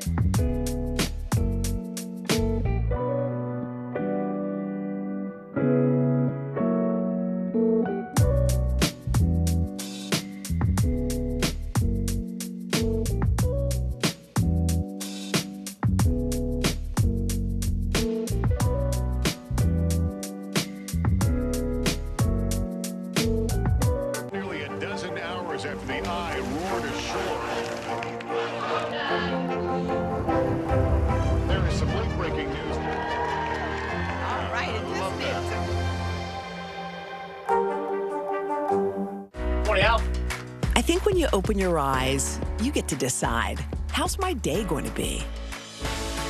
We want to be a way to start your day, lighten your load, every single morning. Well, this year, a record number of Americans are driving home for the holidays. According to AAA, a little more than 49 million people will be on the road. Today, though, they are facing the aftermath of a big storm that moved across the East Coast. So we're covering this from all angles today. NBC News meteorologist Bill Cairns will have the latest on that storm. But first, NBC News reporter Gary Grumbach joins us now from a rest stop off I-95 in Woodbridge, Virginia. Gary, happy day before Thanksgiving to you. So what are you hearing from drivers? Are they facing any issues today after that big storm? Yes, hello from a rest stop on I-95 near Washington, D.C. and 49 million is that big number. Most of those drivers are going to be driving to their holiday destinations today. In fact, in the next few hours is expected to be the busiest time for that. I want to take a look behind me. This is I-95 North coming straight towards us, I-95 South going away from us. And as you can see, it's building up southbound, but things look good northbound heading into Washington, D.C. Good news here, regardless of what side you're going on here, is the gas prices. They are lower than they've been in months today. We're looking at $3.28 a gallon nationwide, which is very good news for some of these drivers. Take a listen. Make the trip regardless. Yes. Yeah, it doesn't bother. You got to go either way and go. That's where our family's at, so. They're coming down a little bit, but I have seen them come up a little bit more. But, yeah, they have pretty good prices right now. Yes, I have. I work at the Costco there, and the prices are a little lower, but getting closer up north, it seems like it goes up. A lot better than last year. Something we are hearing from drivers is it gets more expensive to buy gas as you go further north. Guys. Gary, give us the TikTok. What are the best and worst times to be driving today and perhaps early tomorrow morning? So right about now is one of the worst times to be driving the entire week. This afternoon is expected to be the busiest on roads nationwide the entire week. As we head into tomorrow, it's going to be a lot better. But in terms of locations, as you might imagine, the bigger cities are going to have the more traffic in the metro areas. We're talking about Seattle, Detroit, Los Angeles, Chicago, and Washington, D.C. Guys. All right, NBC News reporter Gary Grumbach out there for us. Stay safe. Thank you. Thanks, Gary. And we want to bring in NBC News meteorologist Bill Cairns with the very latest on the forecast. Hey, Bill. Well, things are definitely improving considering this morning it was pouring rain throughout so many big cities on the East Coast, but we do still have some issues that we'll get into. So all of the heavy rain has exited from Boston southwards down to D.C. We're still dealing with showers and thunderstorms. Anyone driving coastal sections of in North Carolina, the Norfolk, Virginia beach area is about to clear out. And what a miserable day it's been in Maine. I mean, especially in the mountainous areas, we've been dealing with a lot of heavy, wet snow, mixing it with sleet at times. New Hampshire, you're cleared out, but anyone driving from Portland northwards up through Augusta and Bangor and I-95, that's where we still have some issues. So as far as the airports go, one thing that just happened, Newark Airport just issued a ground delay. Because of all the volume, they're not allowing flights to take off that are heading to Newark until they can get a lot more flights up in the air. The windy conditions are also causing some issues. So that's really the only airport, big airport around the country that's having problems. So for Thanksgiving Day, East Coast, you clear out, no problems. My friends in Wyoming, you're going to be dealing with a snowstorm. Lander, Casper, Cheyenne, all areas that you're going to have to maybe have your plans altered because of this snow event. And that will continue on Friday into areas of Colorado. No problems for the East Coast, just a little bit of rain for our friends all in the Sunshine State. On Saturday, that snowstorm begins to wind down and end as it pushes into areas of Kansas. Much of the West Coast is fine. East Coast is good too on Saturday. And we all know Sunday is the busiest travel day of them all because everyone's heading back to school, to work, to home, wherever you have your final destination is. Light snow in the Great Lakes. This isn't going to cause a lot of problems. Not expecting a lot of accumulations, and some rain showers will develop in areas from Louisiana northwards up into Arkansas and Mississippi. Everyone on the West Coast is just fine. So I think Sunday is going to have some minor delays. Overall, though, things have dramatically improved. We'll take an improvement. Thanks, Bill. While New York City is stepping up security ahead of the big Thanksgiving Day parade, we'll take you live to parade preparations as organizers get those big balloons ready. That's coming up. You're watching NBC News Daily.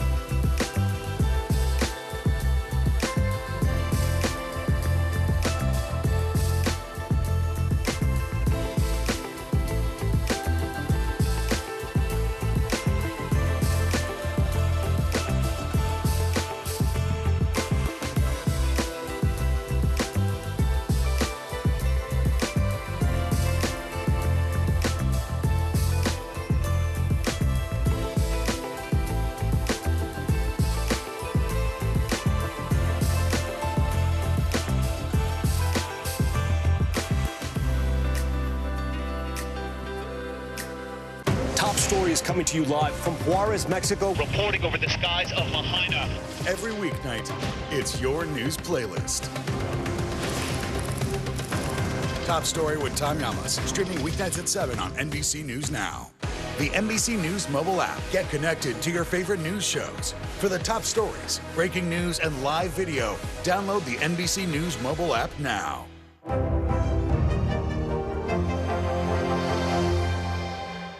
Top Stories coming to you live from Juarez, Mexico. Reporting over the skies of Lahaina. Every weeknight, it's your news playlist. Top Story with Tom Llamas, streaming weeknights at 7 on NBC News Now. In New York City, migrant families new to the U.S. are getting into the Thanksgiving spirit for the first time. They are helping the less fortunate by baking pies to feed the hungry. Here's NBC News correspondent George Solis on how the city's newest residents are giving back. Deliveries don't come more special than this. Inside each box, a baked flurry of flavor crafted with care.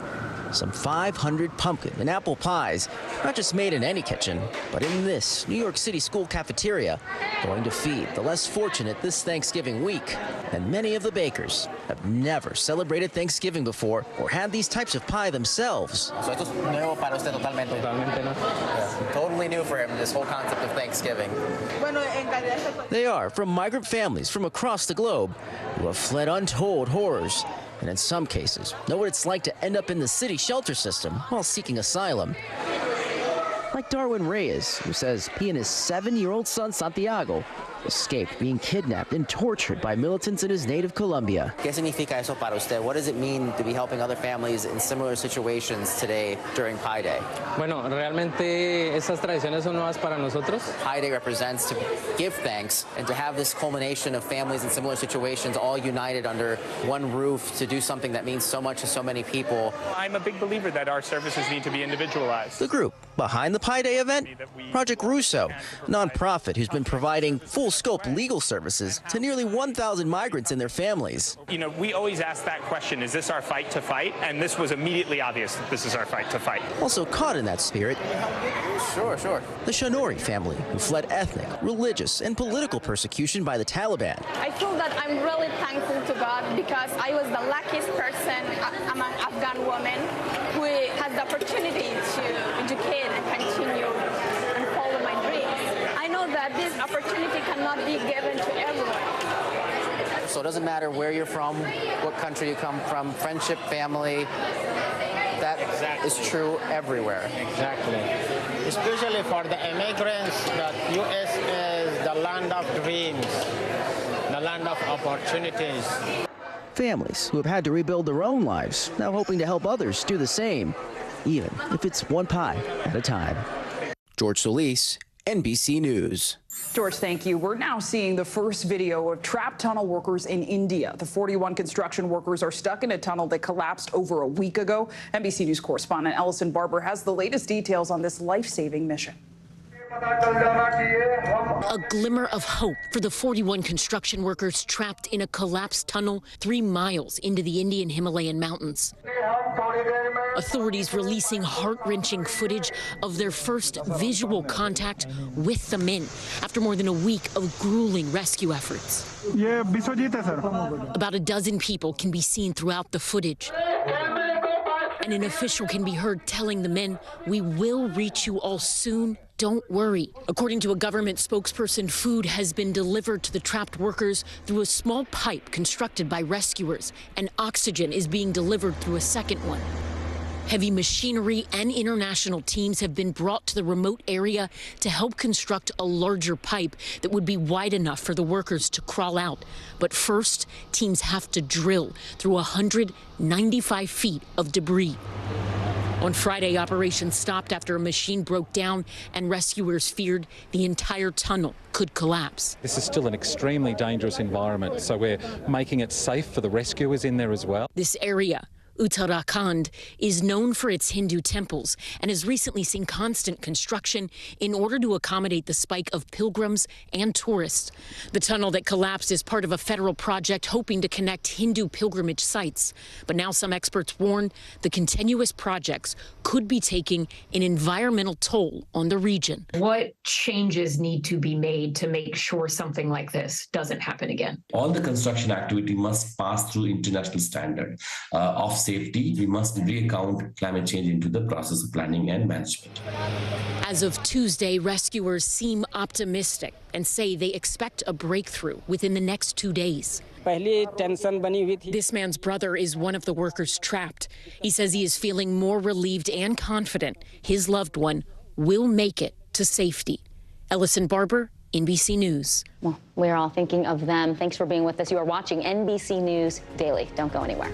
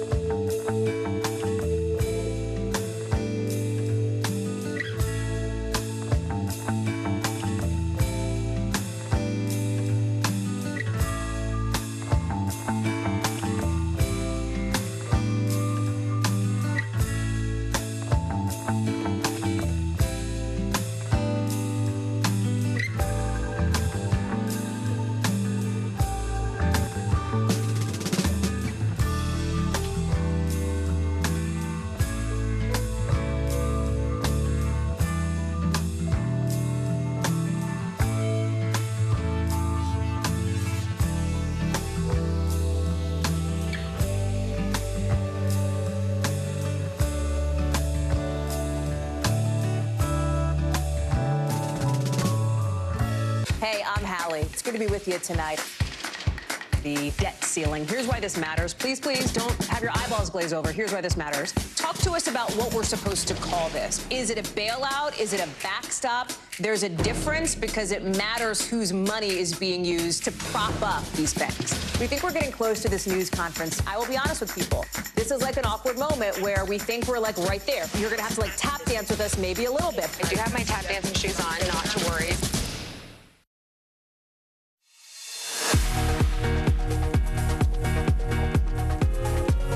Welcome back, and thanks so much for being with us. I'm Zinklea Samar. I'm Vicki Wynn. Here's what's making news right now. We have an update on the gunman who opened fire at an Ohio Walmart Monday night. Beaver Creek police have identified the shooter as 20-year-old Benjamin Charles Jones from Dayton.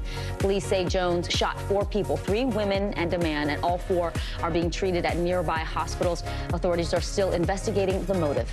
According to court records, 4 teenagers accused of killing a 17-year-old boy in Las Vegas will be charged as adults. They're facing multiple charges, including second-degree murder. The suspects were part of a group of 8 teenagers, ages 13 to 17, who allegedly beat Jonathan Lewis to death. Lewis's father says his son died defending a friend who was being bullied.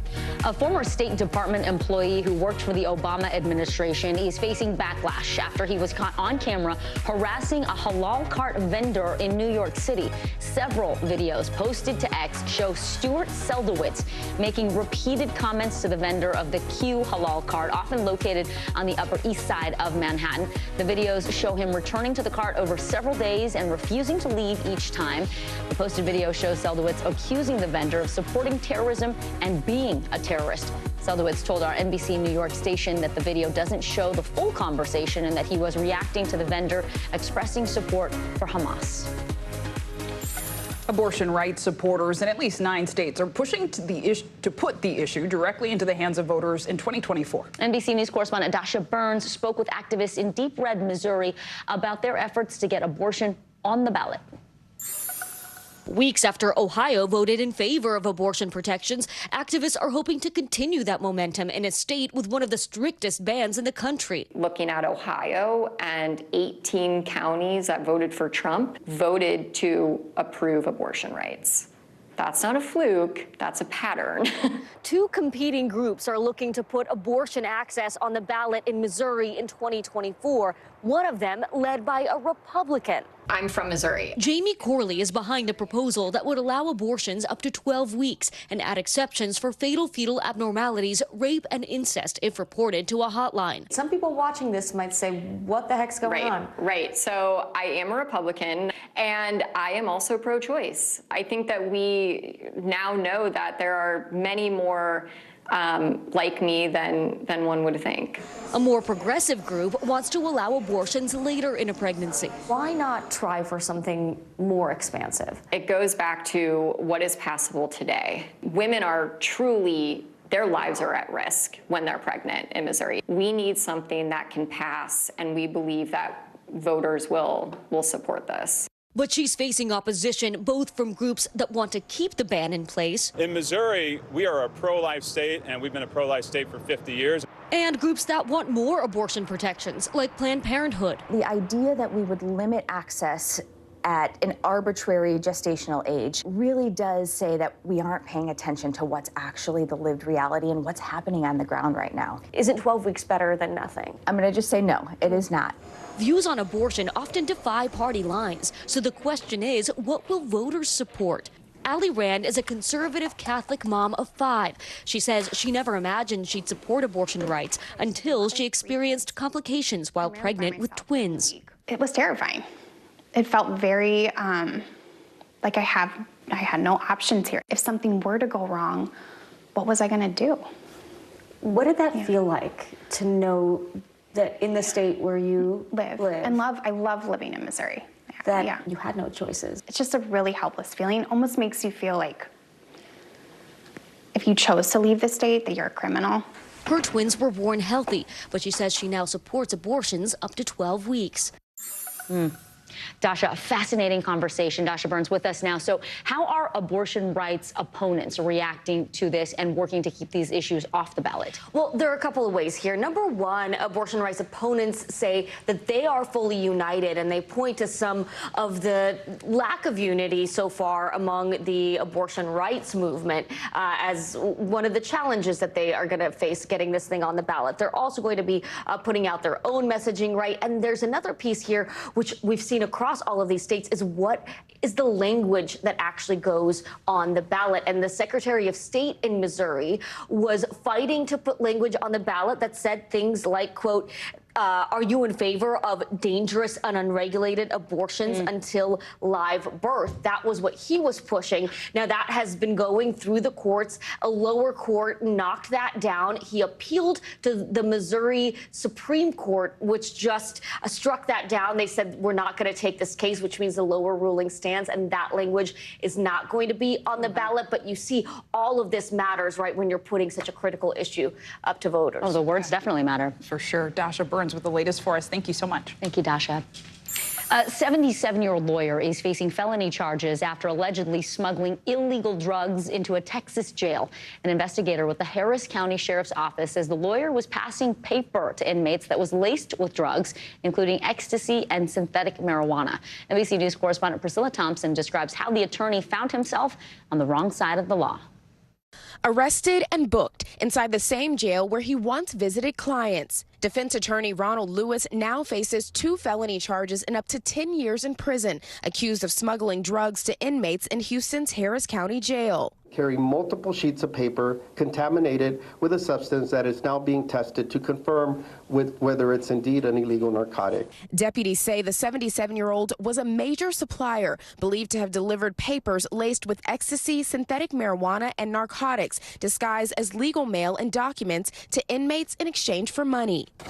Inmates will pay the attorney $250 to $500 to bring in the lace papers. 2 inmates died after ingesting substances Lewis brought into the jail, court documents say, and several others reported adverse side effects. These dangerous narcotics are killing people, and it needs to stop. Investigators say that from July to November, Lewis met with 14 inmates, none of whom he was representing, after which officers found more than 150 papers likely sprayed or dipped with the chemical compound. On numerous occasions, the inmates being visited by Mr. Lewis were found to have sheets of paper laced with narcotics. Court documents show Lewis admitted only to receiving payments for delivering papers. Lewis has not yet pled to the charges. His attorney tells NBC News, "We are in the process of giving a thorough investigation of the facts in this case." The Harris County Sheriff's Department launched an investigation earlier this year after an uptick in drug overdoses inside the county jail. While Lewis is the first arrest, the sheriff says there are other attorneys still under investigation and that his arrest likely won't be the last. We are not cynical or naive enough to think that this one arrest will solve our jail drug problem. Priscilla Thompson, NBC News. Thanksgiving Day prep is underway for tens of millions of Americans, and for some people that means gearing up for potential family drama, awkward questions, or flat-out debates at the dinner table. NBC News reporter Maya Eaglin has some tips for keeping the peace as your holiday get-togethers begin. If your holidays feel far from perfect sometimes, holidays always depress me. You're not alone. Is there one question when all your family gets together that you hate getting asked during the holidays? I hate getting asked how is school going, or like what's my job, what am I doing? Are you gonna have a third kid? They ask about work, they ask about relationships, they ask about children, they ask about owning property. There's a ton of pressure that's put on these gatherings. Jeff Gunther is a licensed professional counselor and one of Gen Z's trusted sources for mental health and mindfulness tips, with almost 3 million followers on his TikTok. How do you deal with differing opinions at the holiday dinner table? I want you to ask yourself what battles you want to partake in. He says setting boundaries early is key. Before you visit your family, you're going to say, hey, these are the topics that I can't wait to talk about, and here's some other topics that are totally off limits for me. All of these situations and more contributing to the mental health and stress of Americans around the holidays, with 25% of adults worrying about spending time with family and 26% concerned about political conversations over the holidays, according to the American Psychiatric Association. You're not going to change someone's mind overnight or over a dinner party. Author and licensed psychologist Emily Bashaw says there are some strategies that can help you navigate chaotic family conversations. There are 3 different types of ideologies. There's the extremist, tribalist, and there's the person with agency. With the extremists, you're really not going to be able to talk them out of their beliefs because it's so ingrained. People who are tribalists may move towards extremism if they tend to see people as part of an out-group. Conversations with people who practice self-agency and really are empowered to have difficult conversations with people. This is going to be the best group. This is going to be the group that we strive to belong to. And Dr. Bashaw says the concept of pre-forgiveness can help protect your peace. This practicing of pre-forgiveness says, you know, I'm not perfect, and I'm also allowing other people to not be perfect too. That they can also have their flaws. I'm just not going to take it personally. Do your very best to have a good attitude. It's okay if you center your needs, your emotional needs, and find people that are in your family that you feel safe and connected to and spend the most time with them, even if they are a dog. Maya Eaglin, NBC News. Even if they are a dog, sometimes because they are a dog. All right, tomorrow morning, the 97th annual Macy's Thanksgiving Day Parade will make its way down 6th Avenue in New York City. Quite the sight, and right now officials are ramping up security and parade preps as millions of people are set to come out and watch the show. NBC News correspondent Emily Aketa is in New York City getting a first-hand look at the inflation of some of these balloons. Emily, hope you're having fun out there. So how many balloons and participants are in the parade this year? Any new or updated ones we should be looking out for? Hey there. Yeah, so much to unpack here. And let me just say, I am so excited about this because I've never seen the parade in person. So this will be a really fun week. And so you'll see behind me, that is Snoopy, Beagle Scout Snoopy. He is one of 7 new balloons to the parade, and he is leading off the pack. We've got Smokey Bear behind me, nearly 50 balloons taking flight in this 97th Macy's Thanksgiving Day Parade. Behind me, you can see the last-minute preparations. They're still underway. They are inflating Wimpy Kid of the popular children's book series, Diary of a Wimpy Kid. And let me tell you, this event is more than a year in the making. Take a look at some of these numbers here, these facts. More than 8,000 hours of labor, 5,000 volunteers involved, 4,500 costumes. And then when we're talking about the glitz and glam of the event, 2,000 gallons of paint, 300 pounds of glitter, and 200 pounds of confetti. Wow. Last year, it was the most watched entertainment program in the holiday season. We know there will be millions of more eyes this year as well. And we know it starts earlier this year, 8:30. One of our own here at NBC News Daily, Tori Rooney, will be holding on to the Kung Fu Panda updated balloon. So we're excited about that. Let's talk security, Em. What's happening in the city when it comes to security?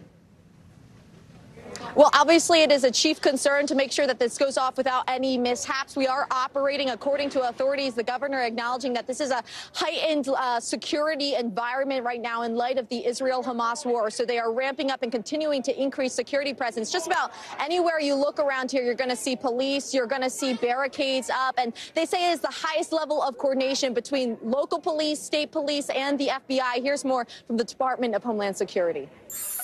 So, yes, are we living in a heightened threat environment? Absolutely. Are we seeing an increase in calls for violence? Absolutely. Those calls are coming from outside of the country and inside of the country.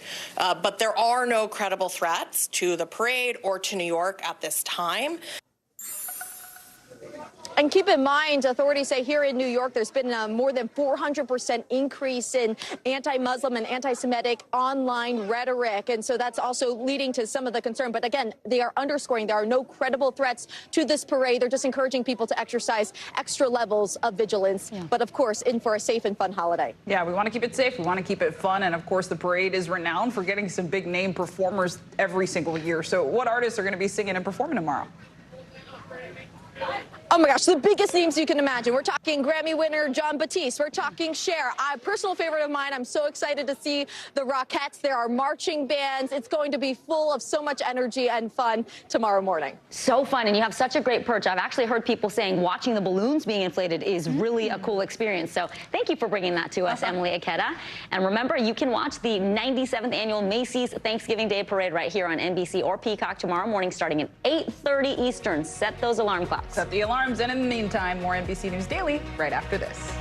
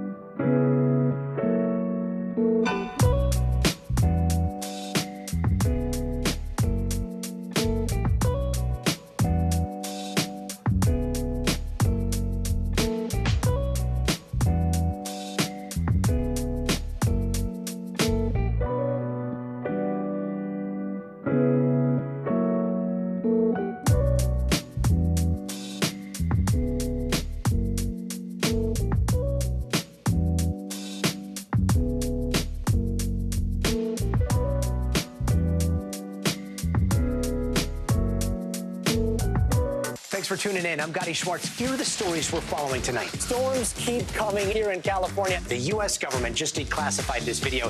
A lot more stories trending like crazy on social media. A controversy pitting lawmakers against young voters. What's the state of crypto today? Is it safe for investors? We've got another mind-bending story on artificial intelligence. This is what my voice sounds like when I clone it. That wasn't me. You gotta see this. Stay tuned now, weeknights at 8 Eastern, 5 Pacific on NBC News Now. News for the generation of now is NBC News Now.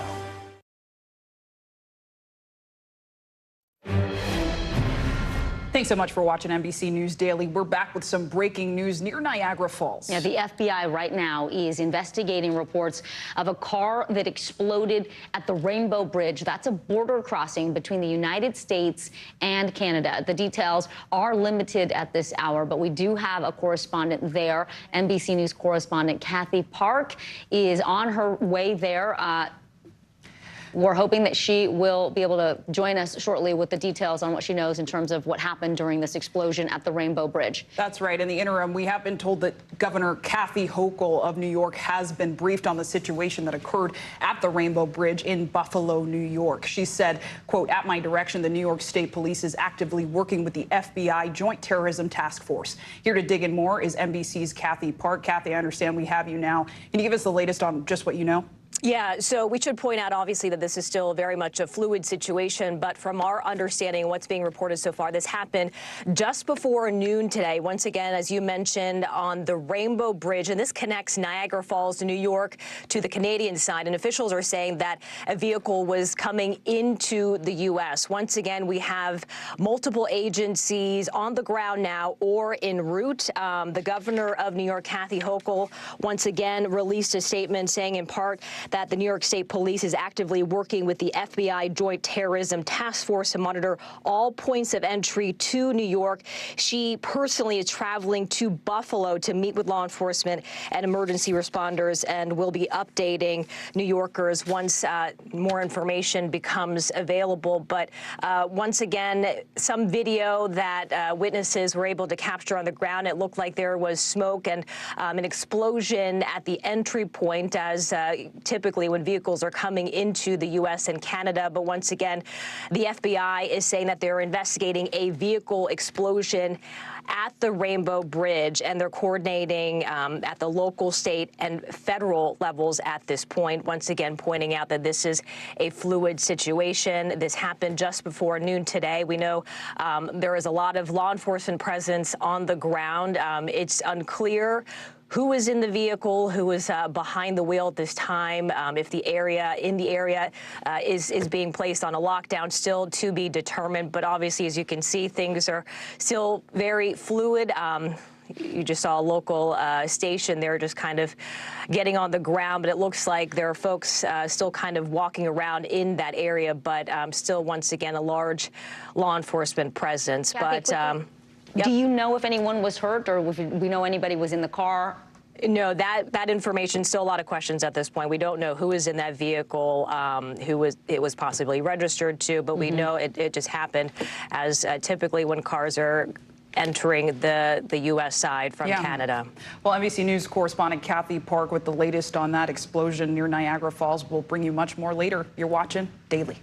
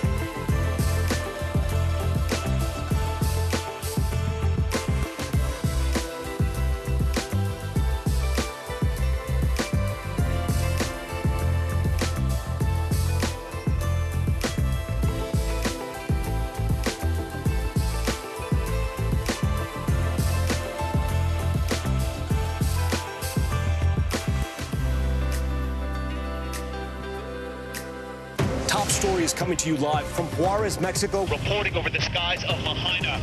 Every weeknight, it's your news playlist. Top Story with Tom Llamas, streaming weeknights at 7 on NBC News Now. What's the message that you're trying to get out to young people? Know what is in the drug supply. We've got important news this hour about your money. Mental health, big picture, why is it so tough right now? News for the generation of now is NBC News Now. This Thanksgiving, one little girl's family is thanking the University of Alabama's women's softball team for its support during her battle with a rare form of cancer. Today, co-host Dylan Dreyer shows us how the team kept her spirits up throughout her treatment. All she wants to do is play with her siblings, her friends, her cousins, every day.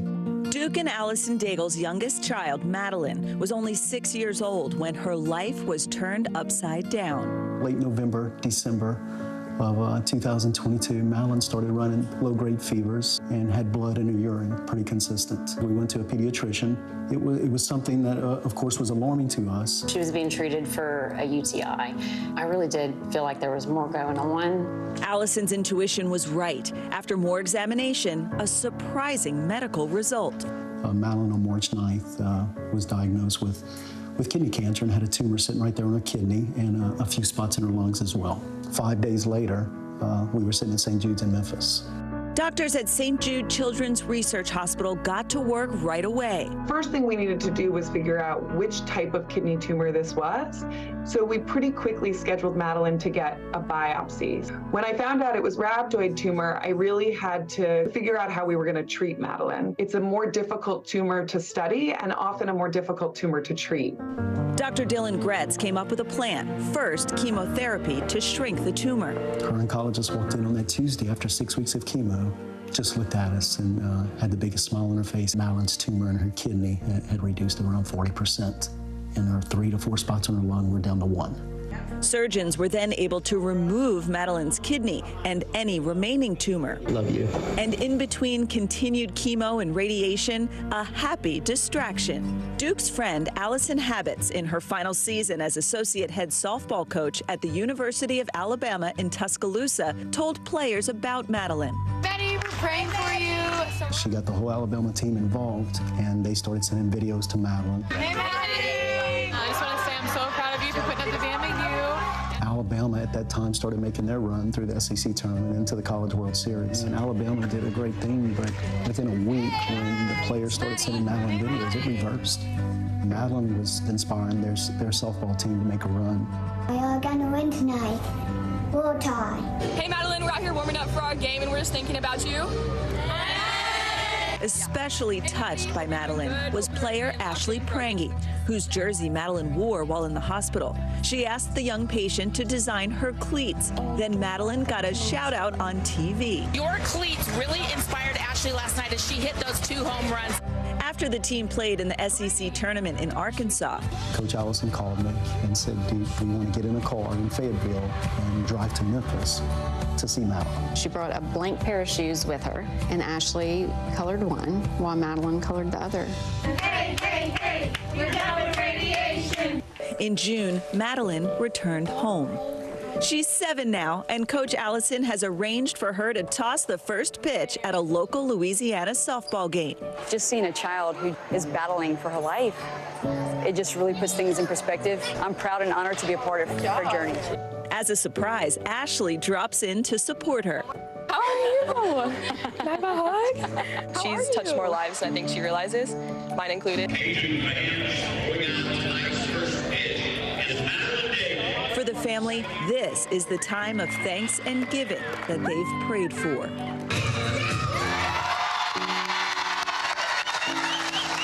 We're most grateful for St. Jude and the team that they have working towards healing Madeline.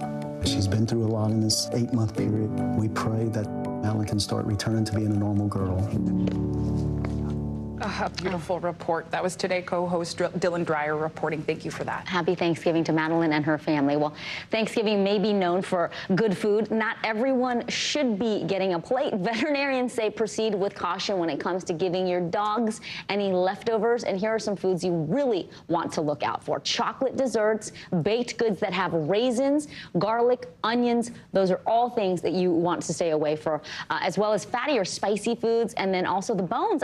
Some people want to give away the turkey bones, but those can really be a choking hazard. Be careful. So what is safe for dogs? We've got white meat turkey, cranberry sauce, love that, and plain steamed veggies. The biggest tip, treat your dogs in moderation, even with safe-to-eat foods, and you should do that with yourself, too. How cute. So cranberry sauce, I didn't know about that. Yeah, who knew? Maybe a little mashed potatoes, that might be too rich. Thanks for watching Daily.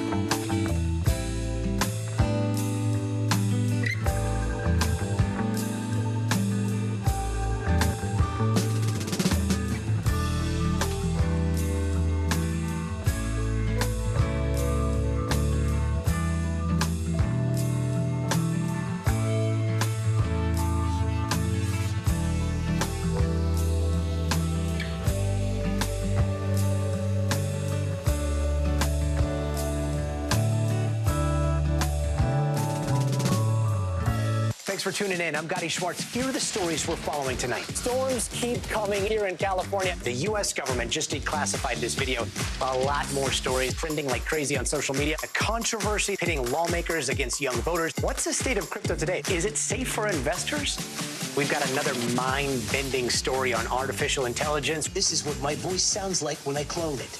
That wasn't me. You gotta see this. Stay tuned now. Weeknights at 8 Eastern, 5 Pacific on NBC News Now. Hello, everyone. I'm Kate Snow. And I'm Zinklea Samoa. NBC News Daily starts right now.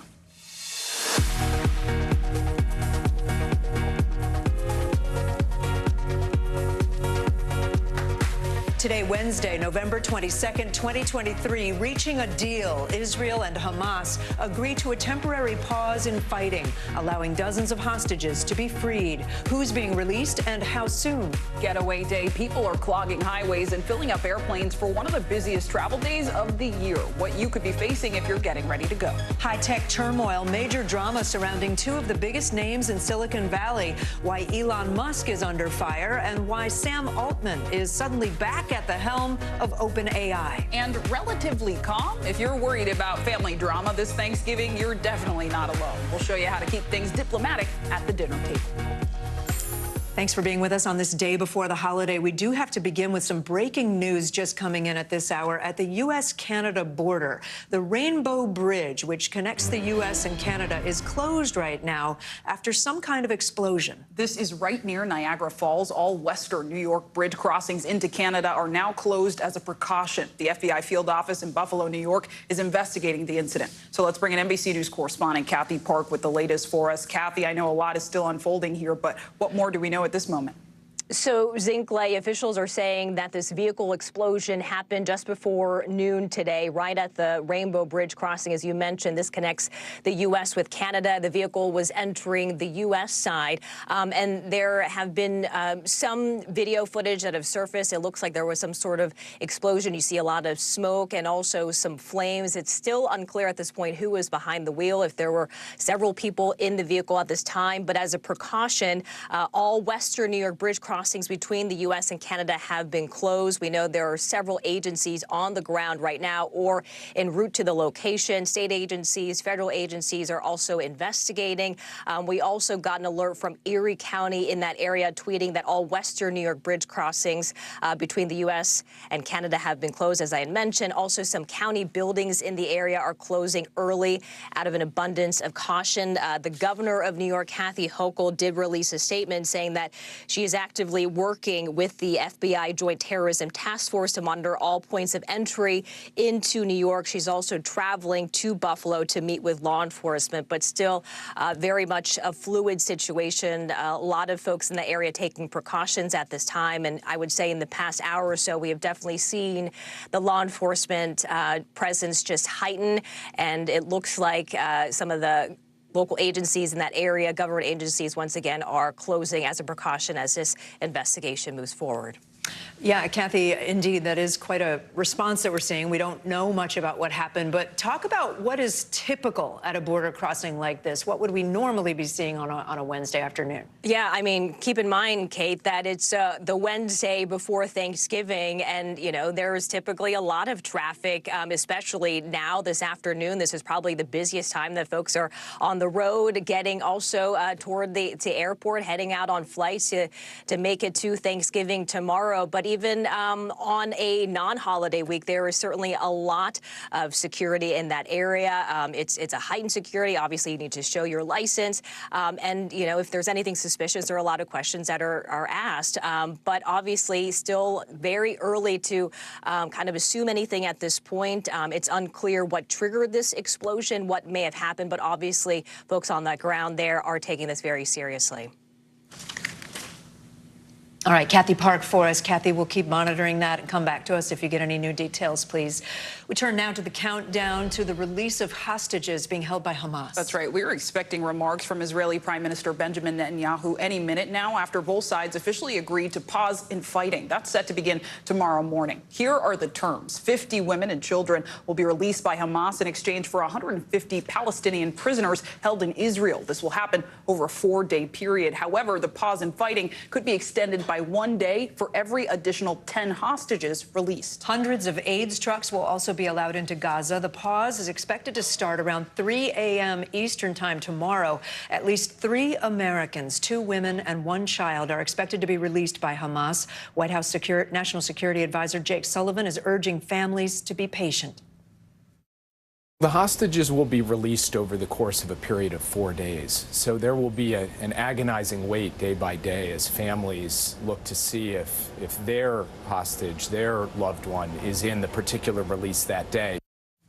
NBC News foreign correspondent Raf Sanchez joins us now live from Tel Aviv. So, Raf, what are we hearing from those families of the hostages as they're waiting to find out if their loved ones have been released? Zinkley, Jake Sullivan described it as an agonizing wait, and that is the right term. Even at this late hour, no family of any hostage has been informed for sure that it is going to be their loved one coming out tomorrow. We spoke earlier to Yehuda Benin. He is one of the Israeli-American families involved in this. His daughter, she's 49 years old, her name is Liat, is being held in Gaza. She is a woman, but she's not young, and none of her kids are in there, so it isn't clear if she is going to be included on this list or not, and he is one of the many, many waiting for news. Take a listen to a little bit of our conversation. We'll know when we know.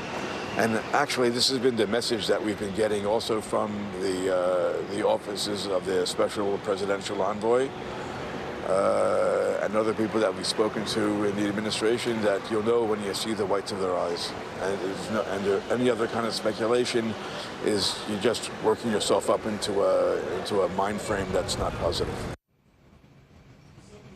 So we don't expect to know for sure who's being released until they are back in Israeli custody sometime tomorrow. Guys. All right, Raf, and assuming that the deal holds up, what does the process of releasing the hostages look like even? So our expectation is that Hamas will hand them over to the International Committee of the Red Cross. It's possible that they will then be taken either directly to the Israel-Gaza border, or they'll be taken south into Egypt, where the Egyptians will hand them over to Israel. And guys, the Israeli government has drawn up very detailed guidelines for how to handle these kids when they are back. We expect that they have been underground for most, if not all, of these 47 days. They may not have seen the sunlight. The Israeli government is telling the soldiers who first come into contact with them, they may ask you about their parents. Don't give any answers, especially as in the case of that American toddler, Abigail. The parents were killed on October 7th. Guys. Yeah, Raf Sanchez, thank you. Let's turn to some lighter news here in the U.S. The last-minute holiday rush is underway for millions of people across the country. Yeah, whether you're driving or flying, you know the drill. Make sure you pack your patience. How many times have you heard that? This could be a record-breaking weekend. The TSA expects 2.7 million people to be screened at security checkpoints just today. And the weather is not helping things either. A nasty storm system on the East Coast is leading to significant delays at airports and on the roads. Gary Grumbach is monitoring conditions on the roads, and Tremaine Lee is at Newark Liberty International Airport in New Jersey. And then we have Bill Cairns with us with the all-important holiday forecast. Gary, let's start with you. I know you're along I-95, one of my favorite roads. I'm joking. In Virginia, how's the traffic? Yes, hello from a rest stop about 45 minutes south of Washington, D.C. And right now, things actually look pretty good on I-95. We were seeing some backups southbound out of Washington, D.C. But right now, heading northbound, things are looking very good. And that's good news for the 49 million people that are going to be driving all week, and mostly today. Today is the heaviest travel day for people on the road, and the time it actually is 2 p.m. on the East Coast. That means it is the busiest travel time of the entire week right now, and especially we're looking in the metro areas, talking about Chicago, Washington, D.C., Los Angeles, Seattle, and Detroit are going to see some of the busiest areas. But there is some good news out of all of this, and that is the gas prices. Prices for gas, a gallon of gas is right now $3.28 a gallon. That is lower than it's been since September. So some good news on that front, Kate. And, of course, many of the people on the road are heading to the airport. So let's turn there now. Tremaine, how are the airlines and the TSA handling this influx of passengers today? I'll tell you what, Zinclay, passengers today have been crossing their fingers and praying for a smooth ride to the airport. And so far, so good. The TSA and the entire system here, at least at Newark, seems to be bearing the weight of what you all have obviously described as a record-breaking, possibly record-breaking day of airline travel. 2.7 million people flying through airports across the United States. Unfortunately, even with the bad weather and the crush of folks, there have been about 1,000 or so delays, 54 cancellations, which hasn't been terribly disruptive to the entire system. I had a chance to talk to some folks who said, for the most part, besides the longer lines, everything was relatively smooth. Some passengers said that they had experienced delays. I actually had the chance to speak with one airline worker who said she's been around for years. She experienced the worst of times in terms of again, that weight of holiday travel, and said the weight seems to be perhaps on the TSA in terms of the number of people they have to handle what has been this massive influx at the security checkpoints. But otherwise, things are looking pretty good. So far, so good. All right, good news. Tremaine, thank you. Bill, let's go over to you. It's funny because I-95, where Gary was standing, didn't look so bad, but I see a map with all kinds of red. Yeah, a lot of bright colors. This is the big storm we've been tracking the last 2 days. It is exiting the Outer Banks. Give it another hour or two, and everyone south of D.C. is done with this storm. Up into the mid-Atlantic region, you're done. Sun is out. Windy conditions have dried the roads rapidly. Just Maine is the only areas that we're dealing with rain and, unfortunately, some snow for some people there. Bangor and northward. Ski resorts love it, but it's not great for traveling. And as far as the airports go, they're doing great. All of the major hubs from D.C. to Boston, New York included, no significant delays. We've had some minor delays here or there. So your Thanksgiving Day forecast, East Coast looks fantastic. Middle of the country, really no complaints. Wyoming, though, of all places, you're going to deal with a snowstorm, maybe even up to a foot of snow. So that's the only place, people, that you're going to have to add extra time to your travel, especially Casper, Lander, and Cheyenne. All right, Bill, thank you. Bill Cairns, Gary Grumbach, Tremaine Lee, thank you all. And happy Thanksgiving. Yeah. Coming up, attention shoppers, how retailers are preparing for Black Friday, what you need to know before you buy. Plus, the tech turmoil surrounding two of Silicon Valley's biggest names, the drama over Elon Musk's online post, and Sam Altman's surprise comeback to OpenAI. And we are continuing to monitor that situation on the U.S.-Canada border. The Rainbow Bridge connecting the U.S. to Canada shut down after what the FBI is calling an explosion. We'll have more details later in this hour. You're watching NBC News Daily.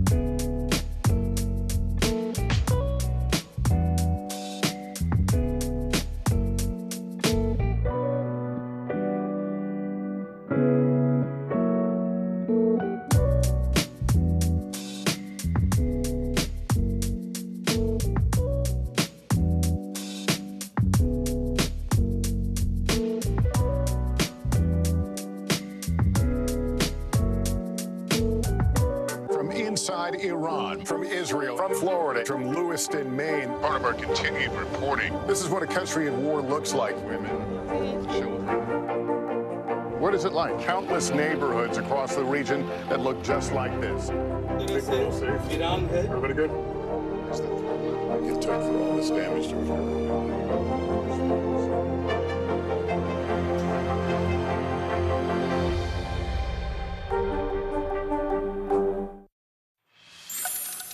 Are you planning to shop this Black Friday? Well, you will be in very, very good company. Thanksgiving marks the start of the busiest 5-day shopping stretch of the whole year. And as CNBC's Courtney Reagan tells us, retailers are busy gearing up for the rush of shoppers. Well, good afternoon. So tomorrow begins retail's most important 5-day stretch, really, of the year. And new numbers from Adobe suggest consumers are in the shopping spirit. Online retail sales already up 5% over last year for the first 20 days of November. Online toy sales are up 76% when you compare to the daily average sales last month. Black Friday, again, expected to be the busiest in-store shopping day of the year. This is according to Sensormatic, which tracks in-store foot traffic. And the National Retail Federation estimates 72% of U.S. consumers will shop in-store or online, or maybe both, on Black Friday. That's up from 69% last year.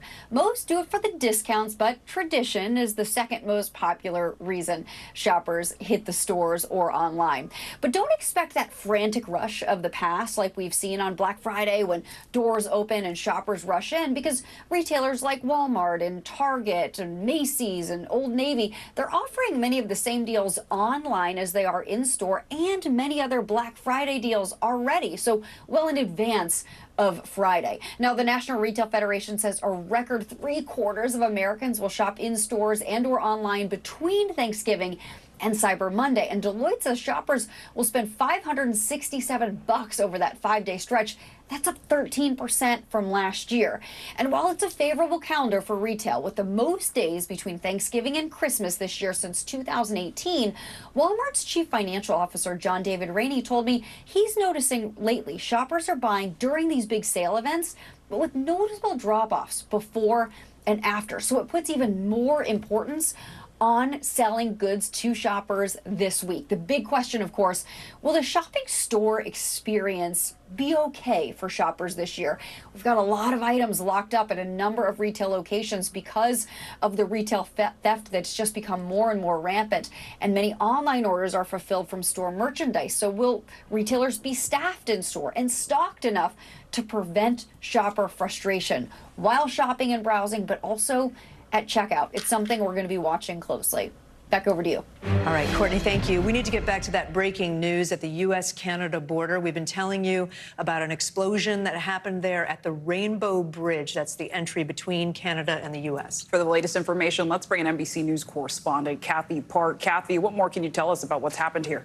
So, according to 4 senior law enforcement officials who have been briefed on the matter, guys, we know now that there are 2 casualties involving the occupants of the vehicle. So, according to these law enforcement sources, a vehicle crashed into the checkpoint structure at the Rainbow Bridge in Niagara Falls at a very high rate of speed. It hit the structure, caught fire, exploded. After the initial search, they did not find a secondary explosive or device. Obviously, a lot of law enforcement on the ground, law enforcement presence on the ground right now. They're trying to determine whether or not the incident was intentional, and if so, what was the motive. Obviously, this is a fluid situation. The FBI released a statement that they're also on the ground right now working with local and state agencies. Governor Kathy Hochul also en route to Buffalo, working with the FBI Joint Terrorism Task Force to monitor all points of entry to New York.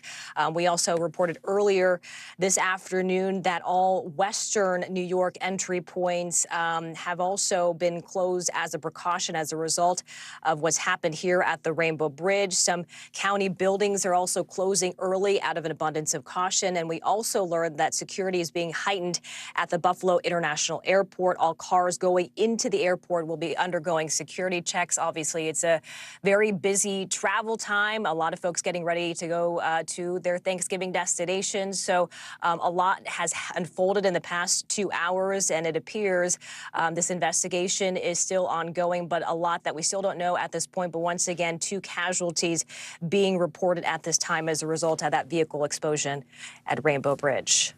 Yeah, Kathy, of course, this is incredibly concerning, given, as you mentioned, this is around the Thanksgiving holiday. Has anything been said about a potential motive? I know there's still a lot of questions about what happened. You said they're not sure if it was an intentional crash. That's right?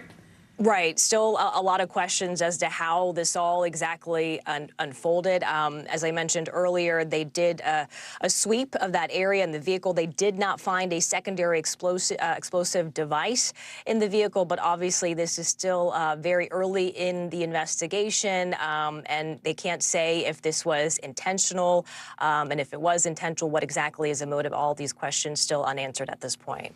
And as you said, Kathy, this new information coming from 4 senior law enforcement officials, coming from our Tom Winter and Jonathan Dienst at NBC News. We're very careful about what we report when we don't have all the details yet. Yeah. Kathy Park, thank you.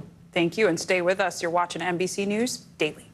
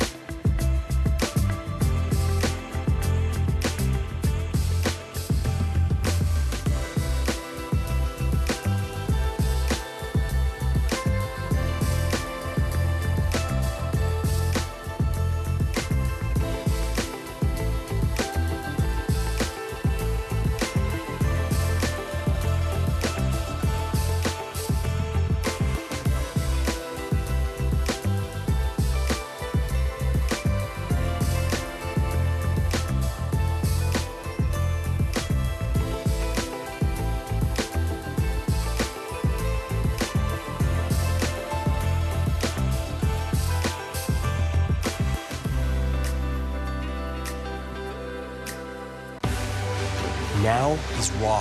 How hard is it to see it like this? Our house is no longer here, but we are here.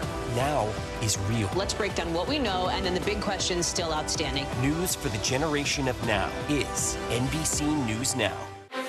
Were you calling the shots, though, Mr. President, ultimately?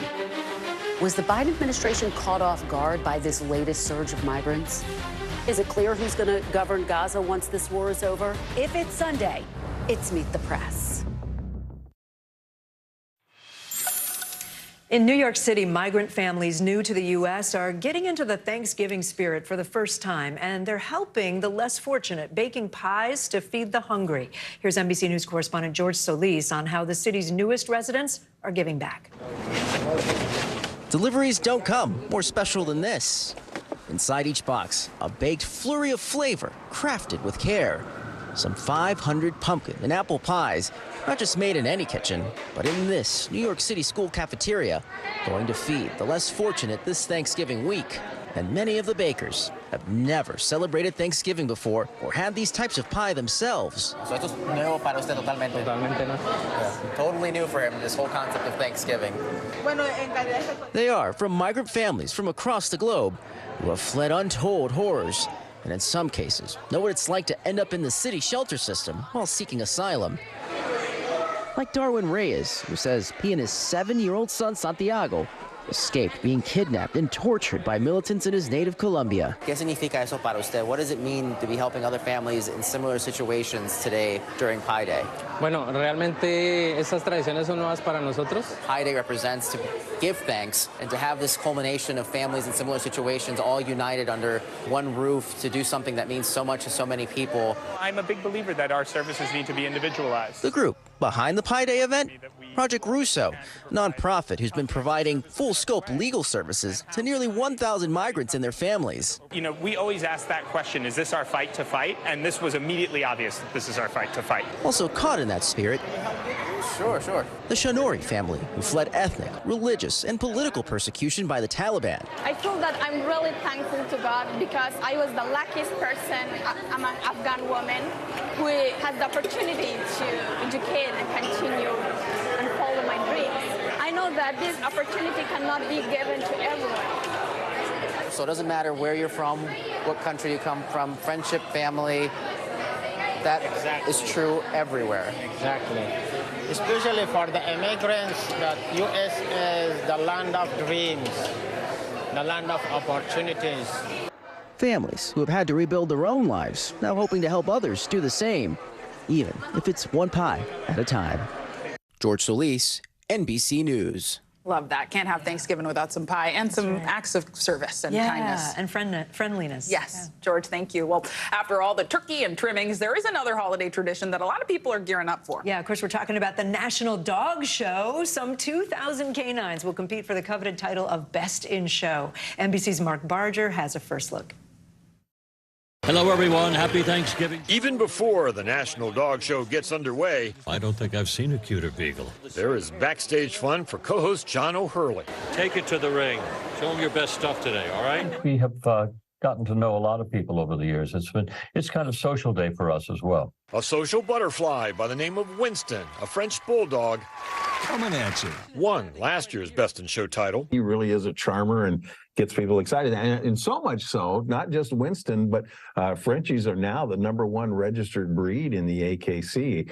Nearly 200 breeds and 1,800 of the nation's top dogs will be vying for this year's title, including one very popular breed that has yet to break through. The Goldens, the ultimate people breed. We're lobbying for the Golden Retriever. Well, and we hear that a lot from people, too. You know, when's the Golden Retriever going to win? When's the Lab going to win?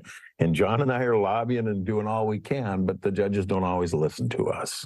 The duo has seen the show's popularity grow over 22 years, making it a Thanksgiving tradition right up there with turkey, parades, and football. Actually, David coined the phrase, dogs until 2. So we ask that you keep the remote out of Grandpa's hands until 2 o'clock, and then he can watch his football. While the celebration continues for a canine champion. Mark Barger, NBC News. Well, don't miss a moment of the excitement. The Macy's Thanksgiving Day Parade kicks everything off tomorrow morning at 8:30 Eastern. Then sit, stay, and watch the National Dog Show, of course, starting at noon on your local NBC station and streaming live on Peacock. Sounds fun. There's a lot more news ahead. Sit, stay, and watch. Stay, watch with your dog. More NBC News Daily. And, of course, we're streaming free 24/7 right here on NBC News Now. Watch us wherever you stream live. Bring your stuffing, bring your leftovers, bring your dogs, bring your stretchy pants. You need it all. That's right. You know? You can also watch it later. There's ways to, yes. you know, DVR, YouTube TV. Exactly. All of it. Stay with us.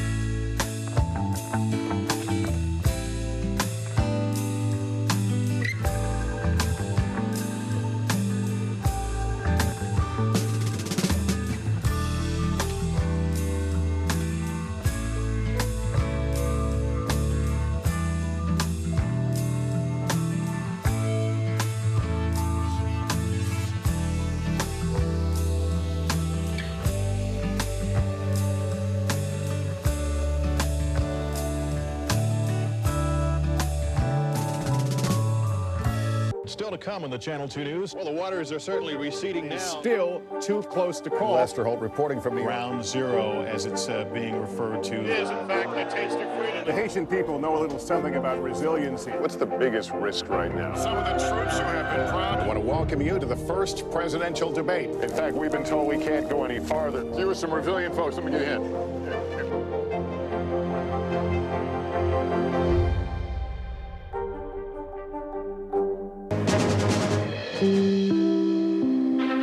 This is an NBC News special report. Here's Tom Yamas.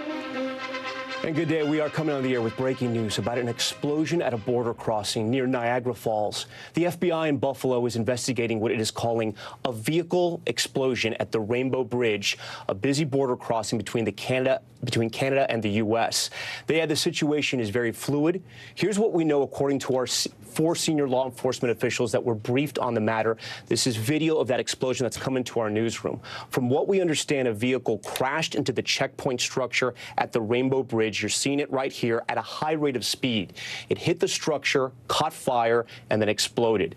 An initial search did not find any indications of an explosive device in the car. I do want to stress this situation is very fluid, and this is just preliminary information that we're getting right now. There are 2 casualties from what we understand.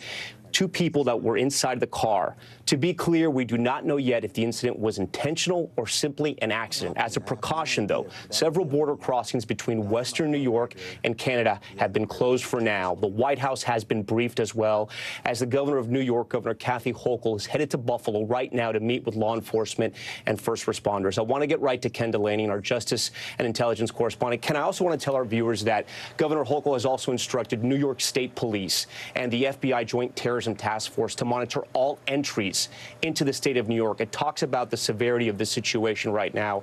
Again, all we know right now is there's been an explosion at this checkpoint, but tensions are very high in this country and all over the world because of the Israel and Hamas war. Also, it is a time where tomorrow's a holiday and people can think that there are soft targets. Talk to us about what your reporting has shown you so far and what we think this is at this hour.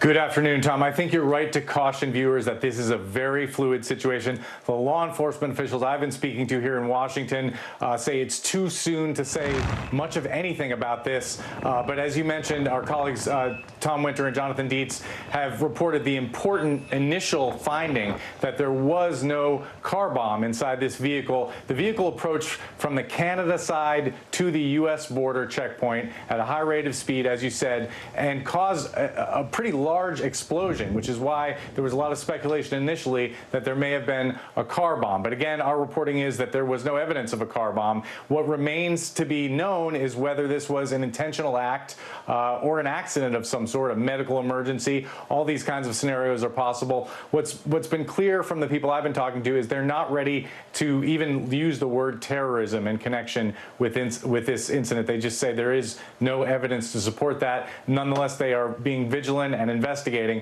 I was also told that in addition to the 2 casualties among the vehicle occupants, 1 Customs and Border Protection officer at the checkpoint suffered minor injuries, but that there were no other injuries among the government workers at that checkpoint. And we should talk about this checkpoint, right? It is a very busy checkpoint. At times, it's open 24/7. It connects Canada and the U.S., but there are multiple other locations, other bridges in this area that have now been shut down as well. And Ken, explain to our viewers, because lawmakers have brought up the issue about the safety of the border, our northern border with Canada, and if it indeed could be at times a soft target. Yeah, that's right, Tom, because there is concern that there are not enough resources, at least that's what you hear from critics in Congress, devoted to defending that portion of the border, given the crisis on the southern border and the surging of officers and resources to the south. In the north, there is concern that there's relatively fewer staffing and resources around those border checkpoints, and that, in fact, they could be potentially soft targets targeted from people coming in from Canada. And as you mentioned, we are at a state of heightened threat in this country. The FBI director and others have said that the threat from terrorism, principally lone wolf-inspired attacks inside the United States, is as high as it's been in many, many years because of the tensions over the Israel-Hamas conflict. And so, yeah, the northern border is a flashpoint of concern, as are many other soft targets across the country. Ken, I want to put up the statement we have from the FBI in Buffalo that appears to be the lead agency right now, the lead field office that's taking care of this investigation. Here's what they posted on X. The FBI field office is investigating a vehicle explosion at the Rainbow Bridge, a border crossing between the U.S. and Canada in Niagara Falls. The FBI is coordinating with our local, state, and federal law enforcement partners in this investigation. As this situation is very fluid, that's all we can say at this time. And Ken, I want you to explain to our viewers that even though this may have been an accident, and I want to stress at this hour we do not know what this is, but even if this was an accident and it is not terror related, the governor, the FBI, state police, they're not going to take any chances, right? They're going to send all their resources because of the timing right now and because the importance of this crossing. 100%, Tom, and because this is a national target, it's not just a state or a local matter, so the FBI swoops in right away. I think it is significant, though, that the Buffalo field office is taking the lead and making the statements on this, not FBI headquarters in Washington. If there was evidence of some kind of terror plot here, a concrete evidence, you may see more of a national response, but we're not seeing that. We're seeing the Buffalo FBI, state and local authorities, but you're absolutely right. They are taking no chances here, particularly because the size of that explosion was significant. It may have been caused by a full gas tank, but nonetheless, it raised a lot of concerns right away. Again, our reporting at NBC News is that no evidence of a vehicle bomb was found inside that vehicle, Tom. All right, Ken Delaney first. Ken, stand by for us. If you are just tuning in right now to NBC, we are covering some breaking news at the border with Canada in Niagara Falls. There's been a car explosion right at the border crossing on the Rainbow International Bridge. This happened about an hour hour ago. We're still trying to get information. From what we understand right now, this is a car crashed into the checkpoint and then exploded. You're looking at video, the first piece of video that we got into the newsroom showing those flames outside that Customs and Border Protection checkpoint. I want to bring in right now Clint Watts. He's a national security analyst and a former FBI counterterrorism division. Clint, you're watching this. You know what's happening around the world, what's happening at this checkpoint right here. What are the first thoughts that are coming to your mind? I think it's a balance between, is this a local accident or incident, just based on some individuals in a car that created the scenario, or is it tied to international or even a sort of domestic related terrorism incident? A few things to look for, which you were already discussing with Ken.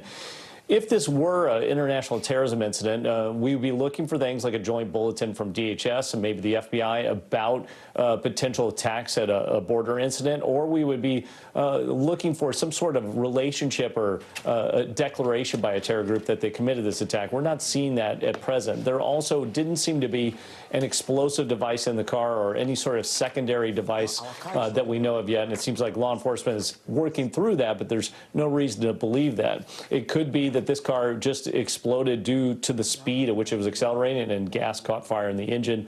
We don't know yet. The things that we will know, I think, very quickly is you probably have a car with a license plate, a VIN number, and video footage of the individuals inside. It sounds there were 2 people inside of it.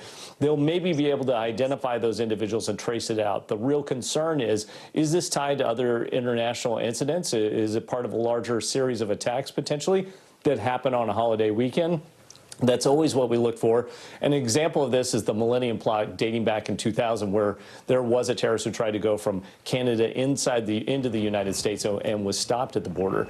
So these are the considerations they'll be looking at. I think at this time we just don't have enough information to know which it is, a localized accident or really part of a broader sort of motivation around a terrorist incident. And Clint, while you're with us, I do want to stress our reporting right now is not that this is terrorism just yet. We're going to stay reporting this out. We're just reporting what we know and what we can confirm so far, and that there's been an explosion at this international crossing. I do want to ask you, though, because you mentioned the holidays. The holidays are a time sometimes, as you just brought up, when people seeking to do harm to America may want to strike for a variety of reasons, including sometimes the staffing is not up to par. There's going to be people gathering at parades and celebrations all across the state as well. And this is something, obviously, that people, if they wanted to do harm to America, they're monitoring, Clint.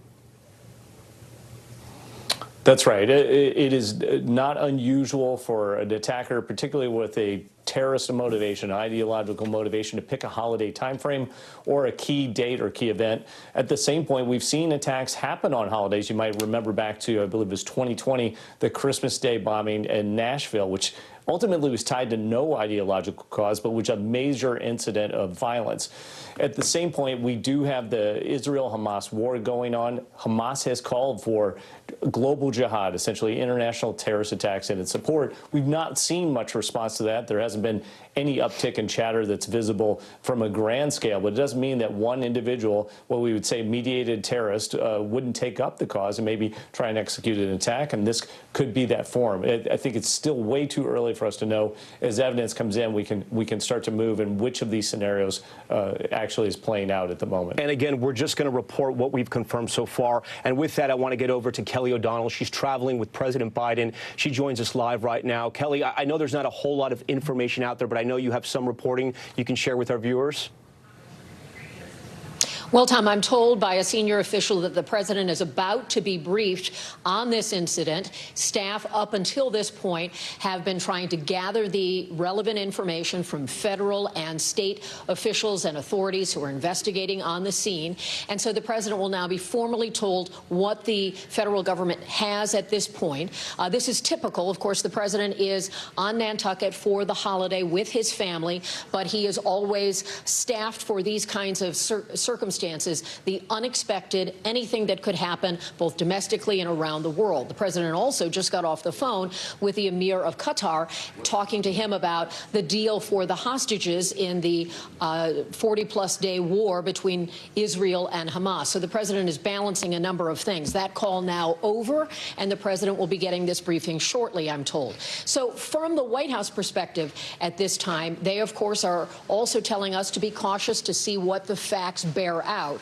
But in terms of how this operates, of course, the Situation Room functions back at the White House 24/7, where initial information from all different kinds of entry points around the country can come in. The president has staff with him from the national security side, Homeland Security, and all of that who travel with him. He's got the secure communications here on Nantucket. And so the president has the ability to be briefed on all of this, and that is about to happen as the president is juggling various issues. The thing we've been watching so carefully over a period of days, that very tenuous deal that has now been reached and will play out over days about the release of hostages. And now this unexpected event, which so often is what you see that can change the course of events, the unexpected that brings up some of these critical issues. And yet we don't know where this is headed in terms of what kind of an incident it is, the accident or something else, as you've described.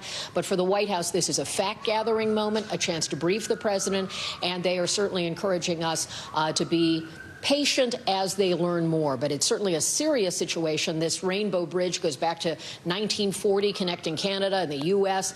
at a huge tourist location. And of course, anything dealing with the border right now is also considered of great concern. We've seen how the FBI director has talked about risks in the homeland.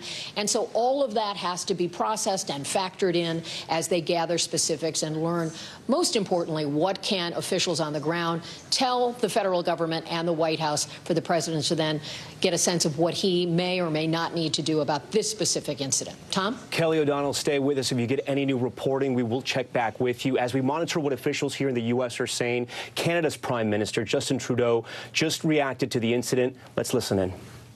Mr. Speaker, this is obviously a very serious situation in Niagara Falls. There was a vehicle explosion at the Rainbow Bridge crossing. I've been briefed by the NSIA and the Minister of Public Safety. CBSA, RCMP, and Transport Canada are all fully engaged in providing the necessary support. There are a lot of questions, and we are following up to try and get as many answers as rapidly as possible. We are in close contact with U.S. officials, and we'll continue to work closely with them. We will continue to be engaged. We will provide updates. Updates I can give right now is there are 4 border crossings that are right now closed: Rainbow Bridge, Whirlpool Bridge, Queenston Bridge, and Peach. Additional measures are being contemplated and activated at all border crossings across the country. We are taking this extraordinarily seriously, and Mr. Speaker, I will have to excuse myself now to go get further updates and work on this very serious situation. Thank you, Mr. Speaker. Justin Trudeau there. I also want to point out, as we hear from more and more officials, as we're learning more about what happened here, people are being very, very cautious in the way they describe this incident. And right now here at NBC, we are describing this just like you see on your screen there, the FBI investigating what appears to be a vehicle explosion at the U.S.-Canada border. With that, I want to now bring in our reporter here in New York, Kathy Park, who's been monitoring these developments and also has heard from eyewitnesses. Kathy, what can you tell us? Well, Tom, keep in mind the timing of all this, because it is perhaps one of the busiest travel days of the year as folks get ready to head to their Thanksgiving destinations. And as a precaution, we have learned that the Buffalo International Airport, they are heightening their security, also just checking vehicles as they enter the area. We have also learned from Erie County that several buildings in that area, county buildings, are closing early just as a precaution. And we've been hearing throughout your report that all Western New York bridge crossings between the U.S. and Canada have been closed due to the ongoing investigation. But, Tom, we did have a chance to hear from witnesses on the ground who saw the blast. Take a listen. No, my wife and I were walking down Main Street here, and the car was coming flying back here, like over 100 miles an hour. We could hardly even see me. It was going that quick. There was a car in front of him. He swerved around it, and then it looked like he hit the fence, and the fire started, and then all of a sudden he went up in the air, and then it was a ball of fire like 30, 40 feet high. Never seen anything like it. It was really incredible. I'm sorry, sir, you were what? And Tom, we should point out, obviously, there is a lot of law enforcement movement at this time. Governor Kathy Hochul tweeted out that she is en route to Buffalo to meet with law enforcement, working closely with FBI, and the Transportation Secretary Pete Buttigieg has also been briefed on the matter. Tom? Kathy, that eyewitness statement there shedding a lot of light on this situation. We also have some reporting that's just come in. NBC News can now confirm that at least 2 people who were inside that car have died. We also know from our reporting here that a senior law enforcement official tells NBC News that a Customs and Border Protection officer suffered minor injuries. To get more on that reporting, I want to bring back Ken Delaney. And Ken, what are you hearing from your sources and our investigative team? What more have they learned since we last checked in with you? Tom, again, they're being very cautious because they say they're getting very preliminary information. This is a scene and an incident that is hard to discern in terms of motive and exactly what transpired. From some of the witness accounts that you're seeing, there does appear to have been some suspicious behavior by the drivers of that vehicle. But again, 4 law enforcement officials telling our Tom Winter and Jonathan Dietz that they found no evidence of a car bomb.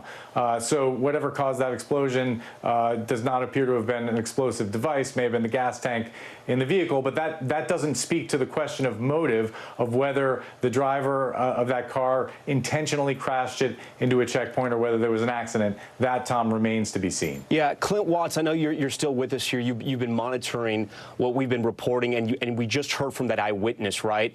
And if we take him at his word, it sort of changes from our understanding, at least, what happened here, because you have a vehicle traveling at an incredible rate of speed. He said it felt like 100 miles per hour, crashing into a fence near the border checkpoint and then exploding. What can we sort of decipher from that?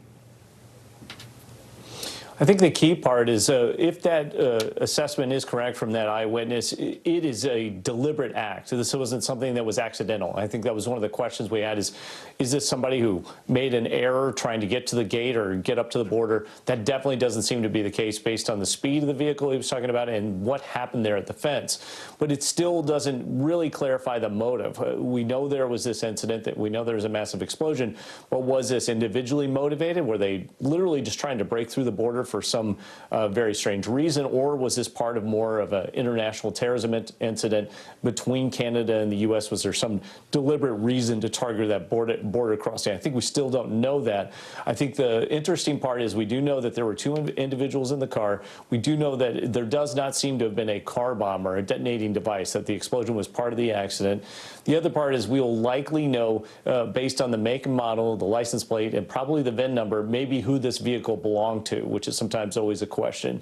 So I imagine in the coming hours, we're going to find a lot more details that will help us sort through which of these scenarios it might be in terms of this. Was it an attack, a deliberate attack, or was it an incident that was more tied directly to these 2 individuals? Clint, before I let you go, have we seen in times past where people looking to do harm would use the car in sort of a kamikaze-like attack like that? Because usually when you think of explosions in cars, it's a little different. Yeah, so there's 2 parts to this. There's the vehicle-borne IED scenario. I think that's what everybody was wanting to know about when it first happened. Was this an explosive-laden car deliberately pushed at a piece of infrastructure to try and cause a massive explosion? Does not seem like that's the case. At the same point, we have seen many, and I mean many, terrorist attacks over the years, some in New York City, one in North Carolina, many overseas. You might remember back to Barcelona, where a car was used as the weapon in a terrorist attack. So that'll be one of the questions that we're looking at the rest of the afternoon. Clint Watt, we appreciate all your analysis. That's going to conclude this NBC News special report for now. We're going to be back on as news warrants, as we get information. More ahead on our streaming network, NBC News Now, online at NBCNews.com. Thank you.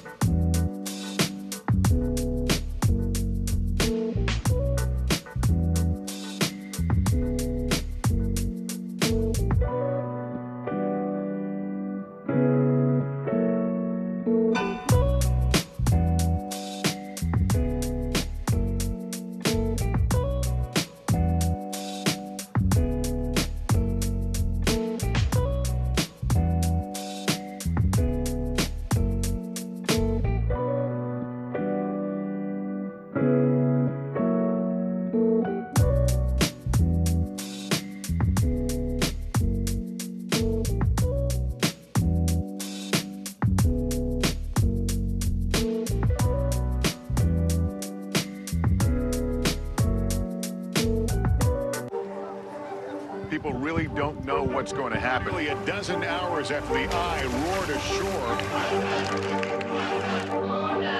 There's more good people than bad people, you know, right? 5 seconds. 4, 3. There is some late-breaking news 4 hours into the Iowa caucuses by the Hammers with everything. All right, it just me too.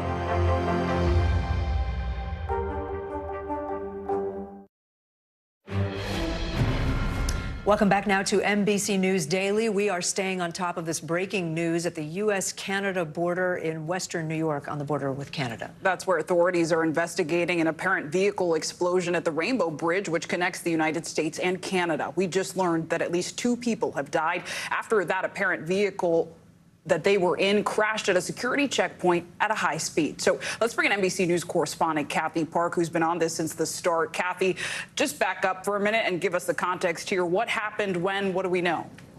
Zinkley, so this happened just before noon today, and as you mentioned, we can now report that there are 2 fatalities, 2 individuals in the vehicle that crashed at the checkpoint structure at the Rainbow Bridge in Niagara Falls. Officials are saying that this vehicle was traveling at a very high rate of speed. It hit the structure, caught fire, exploded. We can also report that 1 CBP officer sustained some minor injuries. After an initial sweep of that area, they did not find a secondary explosive device. And of course, this is still a very fluid situation. They're trying to determine whether this incident was intentional. Still a lot of questions at this point.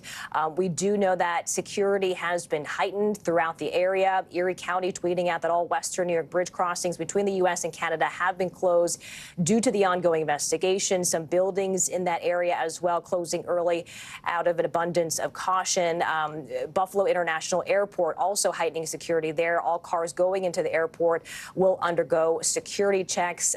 Guys, this is a very busy travel day as folks are heading to their Thanksgiving destinations. So this is something that they are taking very seriously. So once again, heightened security in and around that region at this time. But we also had a chance to hear from witnesses on the ground who saw the explosion. Take a listen.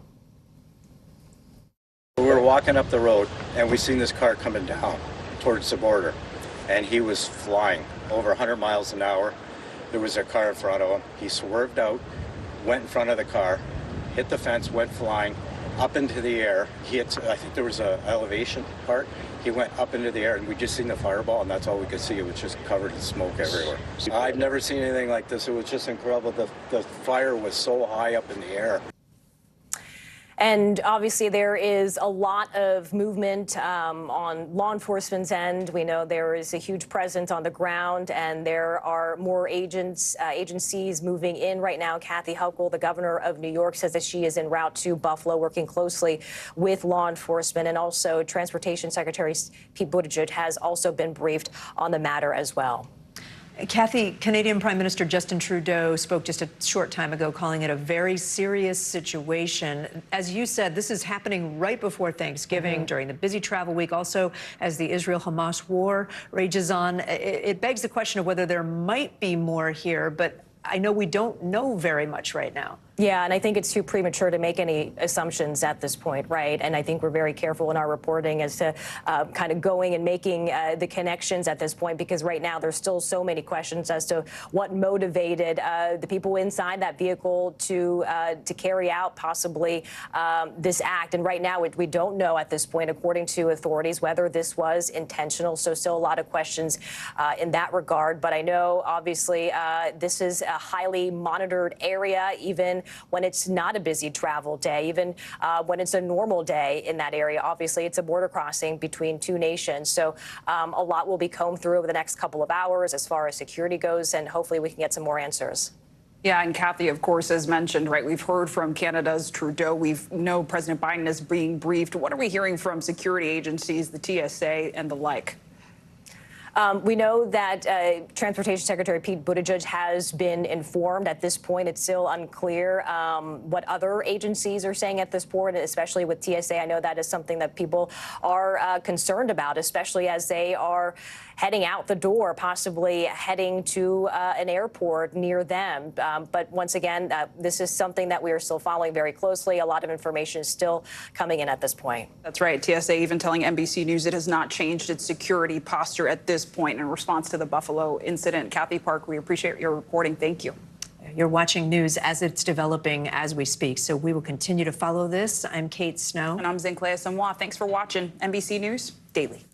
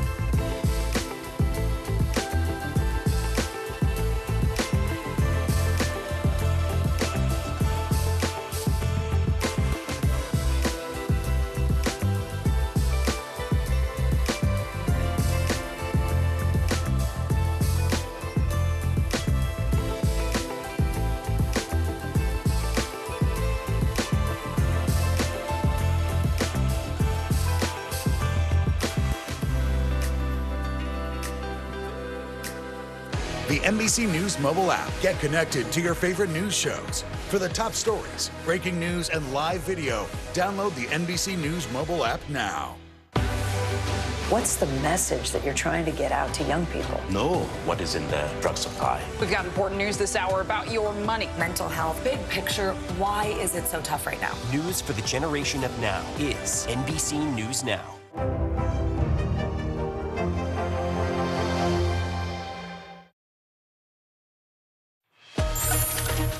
Hi, everyone. So good to be with you. I'm Zinklea Samwa. And I'm Kate Snow. NBC News Daily starts right now.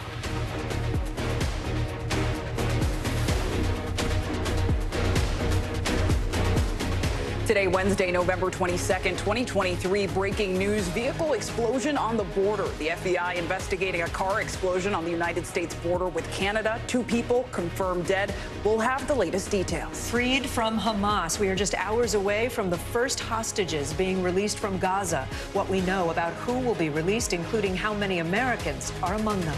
Getaway day. The weather is wreaking havoc on one of the busiest travel days of the year. Where the trouble spots are and how quickly you should be hitting the road if you haven't already. And tech turmoil. Sam Altman now back as the CEO of the company leading the AI revolution. What his return means for the future of technology.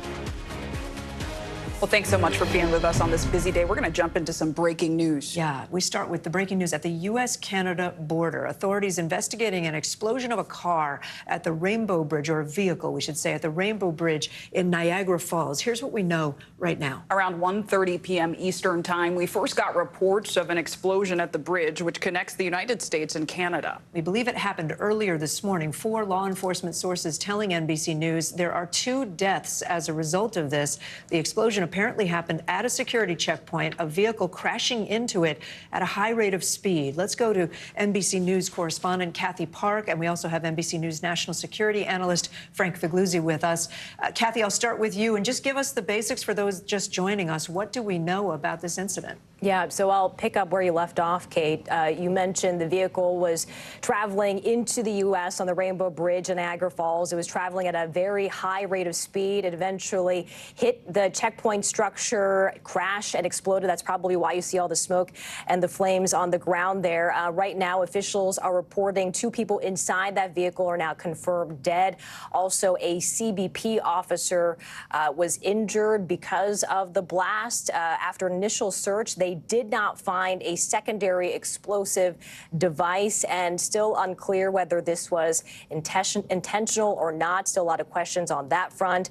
Meanwhile, security has been heightened throughout that area, especially in Erie County. All western New York bridge crossings between U.S. and Canada have been closed because of the ongoing investigation. Also, some county buildings in that area closing early out of an abundance of caution.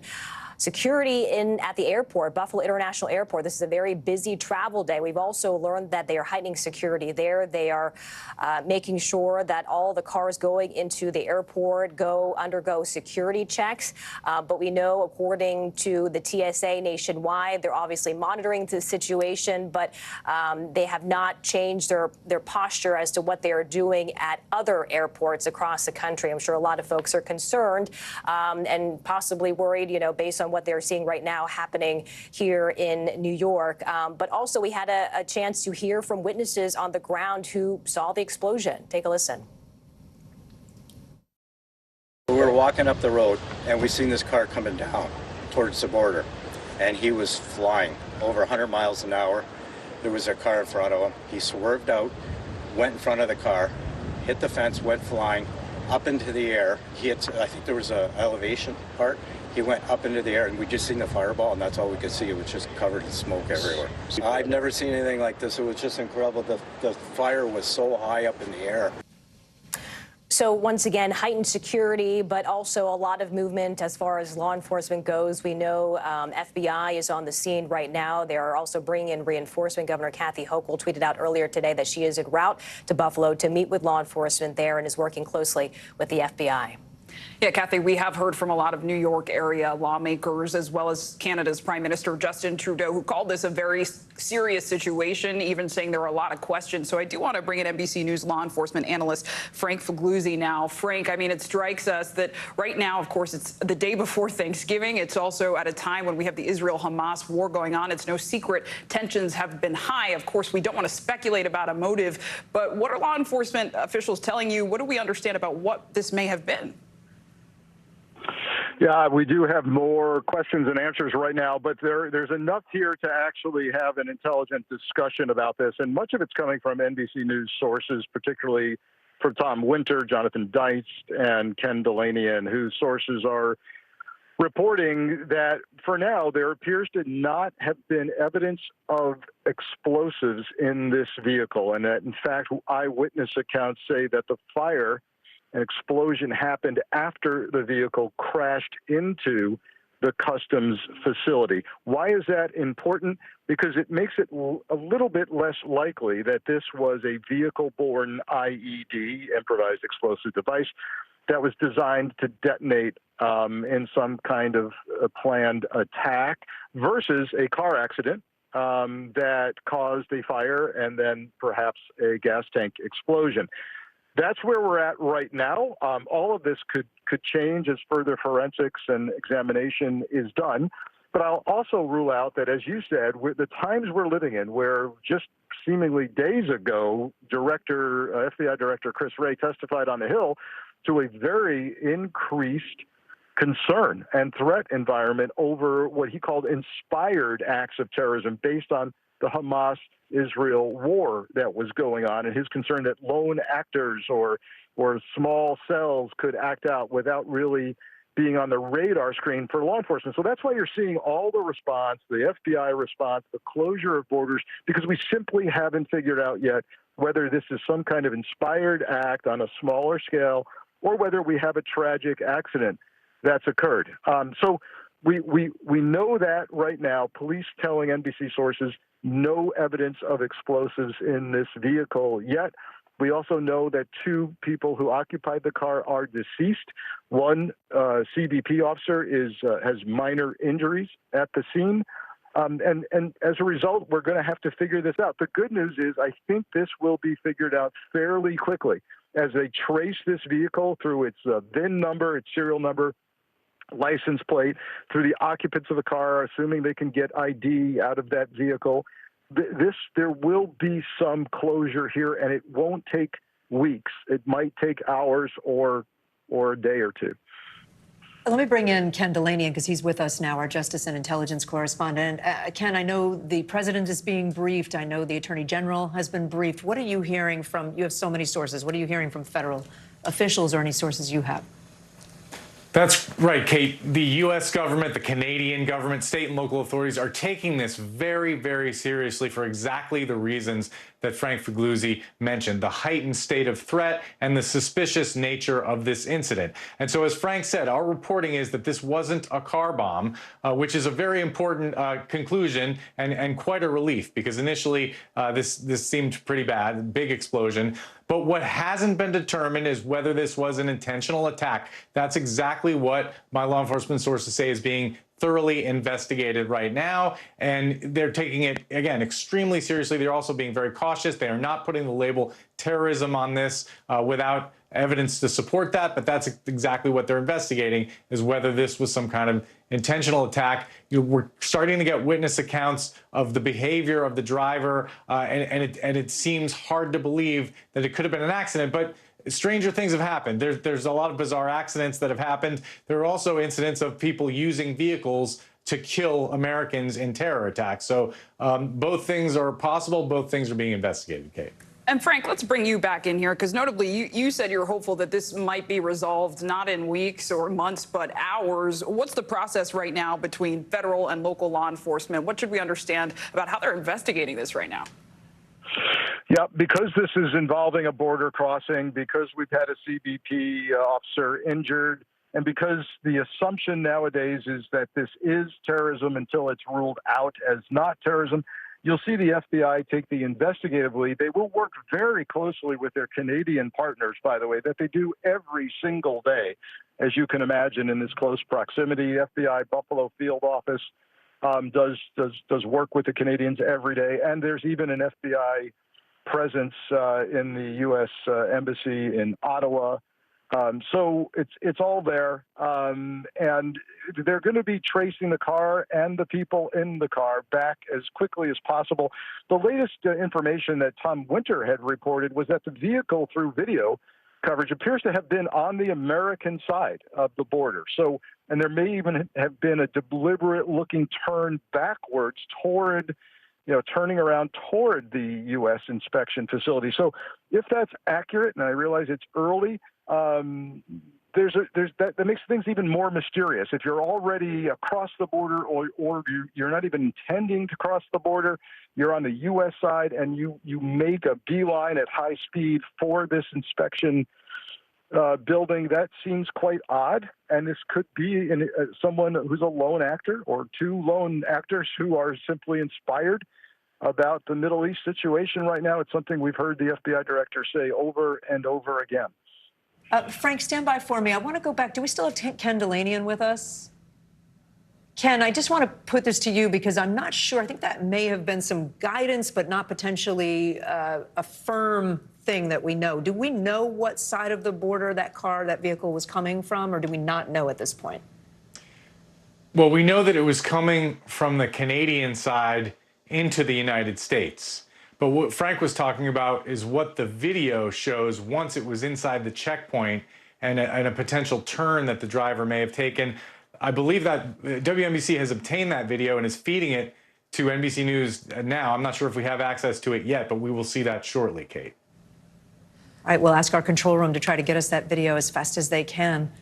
We're joined now by senior White House correspondent Kelly O'Donnell. Kelly, of course, the president has been briefed or is being briefed. What's the White House saying about all this?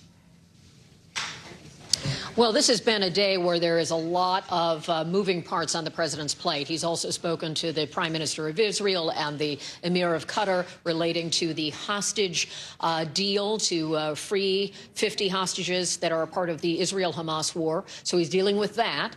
And now at the same time, he has also been brought up to speed, we're told, by White House officials on this incident.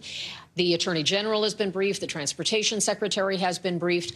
And at this point, information is coming in from federal and state officials through the White House mechanism to brief the president on what this situation looks like at this point. Of course, we're here on Nantucket, where the president is spending the holiday with family and so forth. And wherever he goes and travels, he's got his senior team of advisors who can brief him on international and domestic affairs, and that's part of what has happened here. So he's got the secure communications and so forth, and has been speaking to world leaders today, and now has been brought up to date on this situation between the U.S. and Canada border that you've been talking about. So we'll keep you posted as we learn more.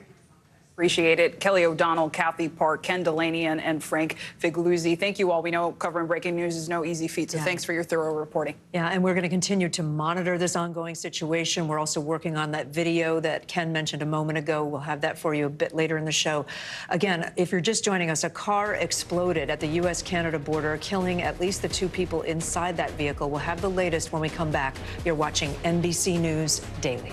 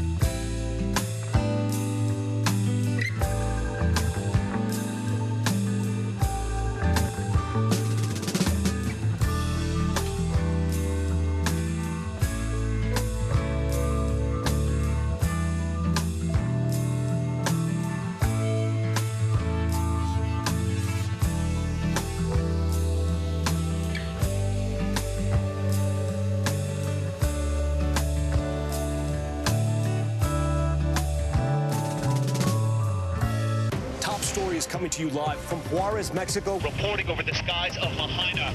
Every weeknight, it's your news playlist. Top Story with Tom Llamas, streaming weeknights at 7 on NBC News Now. What's the message that you're trying to get out to young people? Know what is in the drug supply. We've got important news this hour about your money. Mental health, big picture, why is it so tough right now? News for the generation of now is NBC News Now. Well, it is the last day before Thanksgiving, and millions of people are taking part in the holiday travel rush. Odds are, if you aren't where you need to be already, you're heading there right now. This afternoon, these hours right now, it's expected to be one of the busiest travel periods the whole week of Thanksgiving. Millions of people are hitting the roads and taking to the skies for what could end up being a record-setting week for travel. Take a look at what the 405 looked like in L.A. last night. Look at all those headlights. See the red and the white there. That is bumper-to-bumper traffic for hours on the 405 in both directions. No, thank you. But our team has everything you need to know. Gary Grumbach is watching the roads. CNBC's Phil LeBeau is tracking air travel, and Bill Cairns, our meteorologist, is tracking the holiday forecast. So let's start with Phil at Chicago's O'Hare Airport. Phil, what are you hearing from the airlines about how they're handling this rush of passengers? They're loving today, if you can love a super busy day, because it's been great weather, generally speaking, across the country. And while it's getting a little busier here, as you would expect as we head into the afternoon rush hour at O'Hare, we really have seen very few cancellations and delays across the entire system. And you're hearing from airlines already saying, look, we had 100% completion yesterday, 0 cancellations on Tuesday. We think we're going to have a strong Thanksgiving week all around. Remember, you have 2.7 million people flying today, and as many as that sounds like, there will be even more on Sunday, 2.9 million. Altogether, 30 million people in this 12-day wraparound Thanksgiving who will be flying here in the United States. If we top 30 million, I believe that will be a record. It's pretty darn close to it, and so far, everything has been going very smoothly. Guys, back to you. Well, that is very good news, Gary. You can come back anytime. Thank you. I'm sorry, I called you Gary. Phil. Phil. I'm going to go to Gary now. Gary, let's go to you on Interstate 95 in Virginia. And please tell me that it's looking good there, too.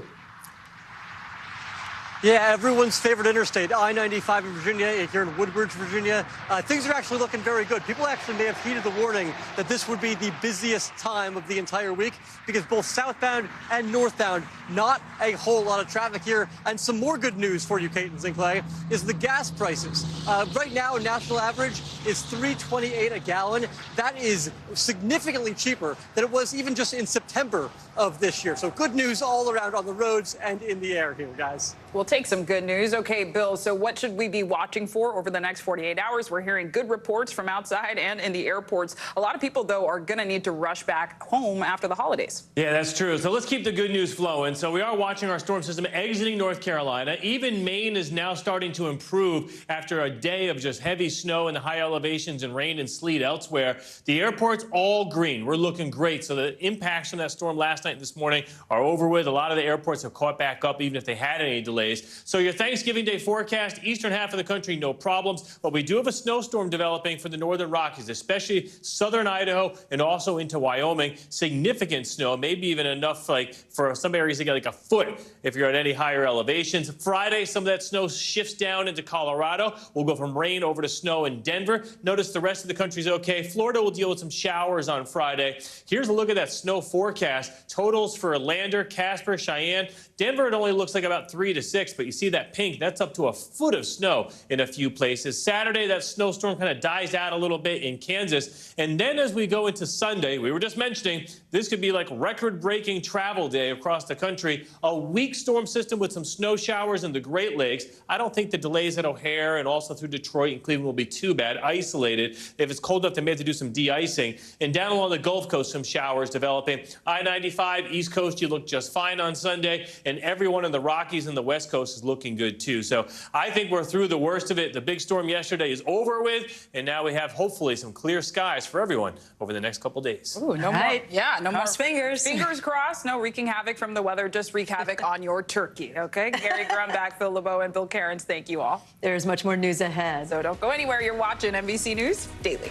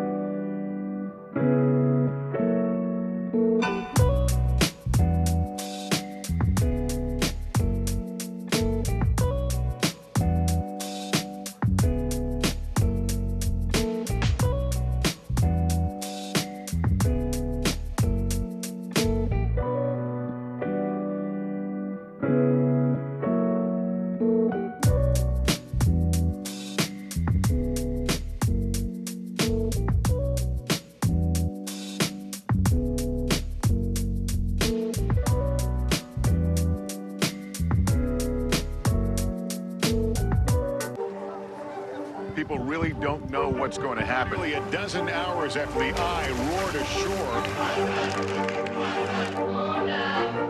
More good people than bad people, I know, right? 5 seconds. 4, 3. There is some late-breaking news 4 hours until the Iowa caucuses. By the mail, All right, it just did too.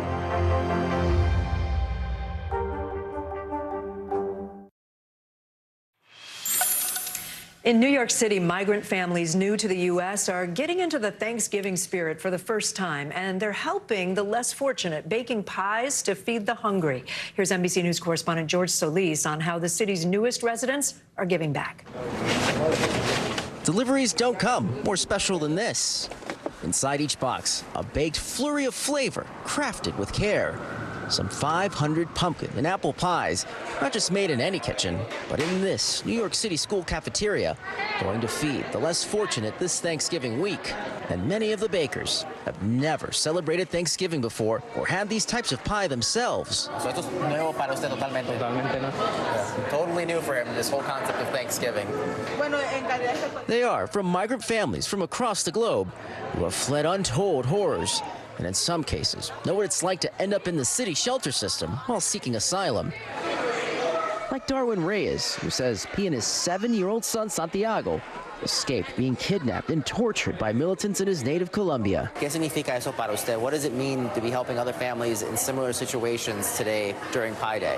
Bueno, realmente estas tradiciones son nuevas para nosotros. Pi Day represents to give thanks and to have this culmination of families in similar situations all united under one roof to do something that means so much to so many people. I'm a big believer that our services need to be individualized. The group behind the Pi Day event, Project Russo, a nonprofit who's been providing full-scope legal services to nearly 1,000 migrants and their families. You know, we always ask that question, is this our fight to fight? And this was immediately obvious that this is our fight to fight. Also caught in that spirit, Sure.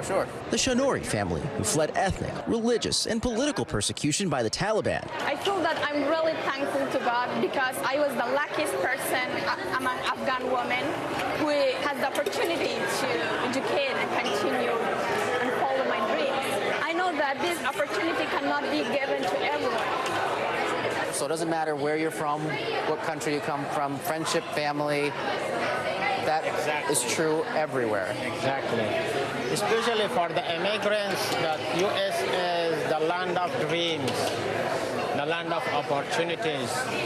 Families who have had to rebuild their own lives, now hoping to help others do the same, even if it's one pie at a time. George Solis, NBC News. Love that. Can't have Thanksgiving without some pie and some acts of service and kindness. And friendliness. Yes. George, thank you. Well, after all the turkey and trimmings, there is another holiday tradition that a lot of people are gearing up for. Yeah, of course, we're talking about the National Dog Show. Some 2,000 canines will compete for the coveted title of Best in Show. NBC's Mark Barger has a first look. Hello, everyone. Happy Thanksgiving. Even before the National Dog Show gets underway, I don't think I've seen a cuter beagle. there is backstage fun for co-host John O'Hurley. Take it to the ring. Show them your best stuff today, all right? We have gotten to know a lot of people over the years. It's kind of social day for us as well. A social butterfly by the name of Winston, a French bulldog, coming at you. won last year's Best in Show title. He really is a charmer and gets people excited. And so much so, not just Winston, but Frenchies are now the #1 registered breed in the AKC. Nearly 200 breeds and 1,800 of the nation's top dogs will be vying for this year's title, including one very popular breed that has yet to break through. The Goldens, the ultimate people breed. We're lobbying for the Golden Retriever. Well, and we hear that a lot from people, too. You know, when's the Golden Retriever going to win? When's the Lab going to win? And John and I are lobbying and doing all we can, but the judges don't always listen to us. The duo has seen the show's popularity grow over 22 years, making it a Thanksgiving tradition right up there with turkey, parades, and football. Actually, David coined the phrase, dogs until 2. So we ask that you keep the remote out of Grandpa's hands until 2 o'clock, and then he can watch his football. While the celebration continues for a canine champion. Mark Barger, NBC News.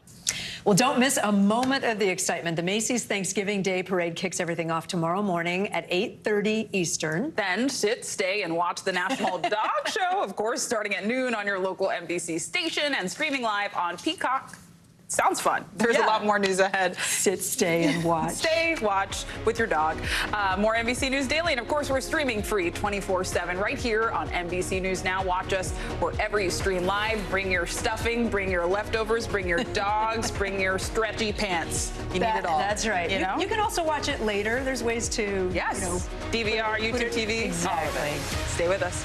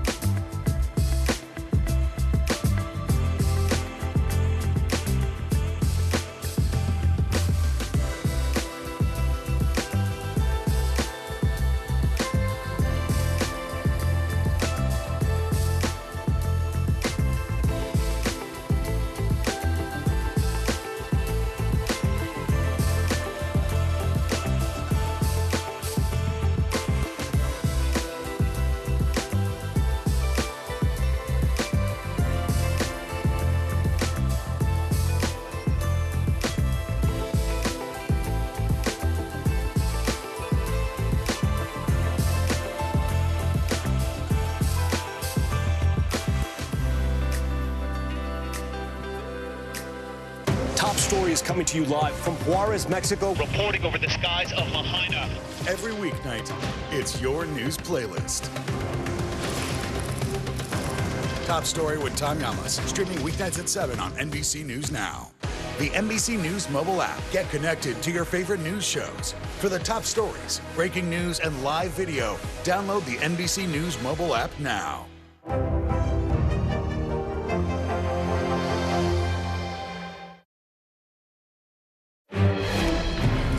Bottom of the hour now. We're going to stay on top of that breaking news at the U.S.-Canada border in western New York. NBC News has exclusively obtained this new video showing the vehicle that caused an explosion earlier today at the Rainbow Bridge. If you look at the top of your screen, you can see that car traveling very fast and even appearing to go airborne. At this point, we know 2 people inside that car have died after they crashed at a security checkpoint. Let's bring in NBC News correspondent Stephanie Gosk, who's been following this. Steph, can you talk about that new video that we're looking at? We can play it again. And what are we looking at in terms of location? Where is this? Sure. So this is a car that was coming from the Canadian side of the border, Kate, and you can see that it appears to, at a really high speed, hit a median and go airborne. As you mentioned, the 2 people inside died in what turned into a fiery explosion, and we have pictures of that explosion. You know, utmost right now, the question on everyone's mind was this terrorism? And it is really important to state at this point, we just don't know. We have not heard that from officials. We're being told that they are looking into a motive. What we do know from senior law enforcement officials, and this comes from our colleagues Jonathan Dienst and Tom Winter, is that there was not a second explosion or secondary explosive in the car, but they are looking into the motive at this point. They will obviously have pictures of this car, of the license plate. There's probably a good deal of information that we don't know yet. We also know that officials are being briefed, including President Biden. You also have New York Governor Kathy Hochul and even the New York City mayor. The Prime Minister of Canada has also been briefed. Justin Trudeau made some public comments earlier, and I believe we have a soundbite from him right now. Additional measures are being contemplated and activated at all border crossings across the country. We are taking this extraordinarily seriously. No doubt they are. We know that at least 4 border crossings at this point have been closed. We've also heard from our colleague Tom Costello just about TSA and if they've changed anything, and they have not in any way changed their security profile. But we are just waiting to see and hear more from officials at this point, guys.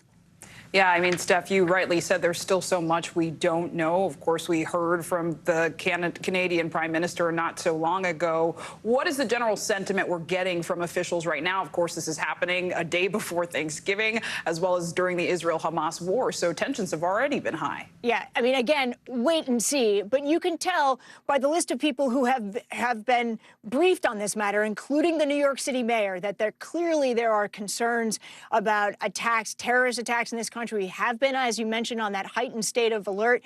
You have the Macy's Thanksgiving Day Parade that's going to be taking place here in this city. And what we know about that, separate from this, again, it's important to make that point. No one is making the connection at this point.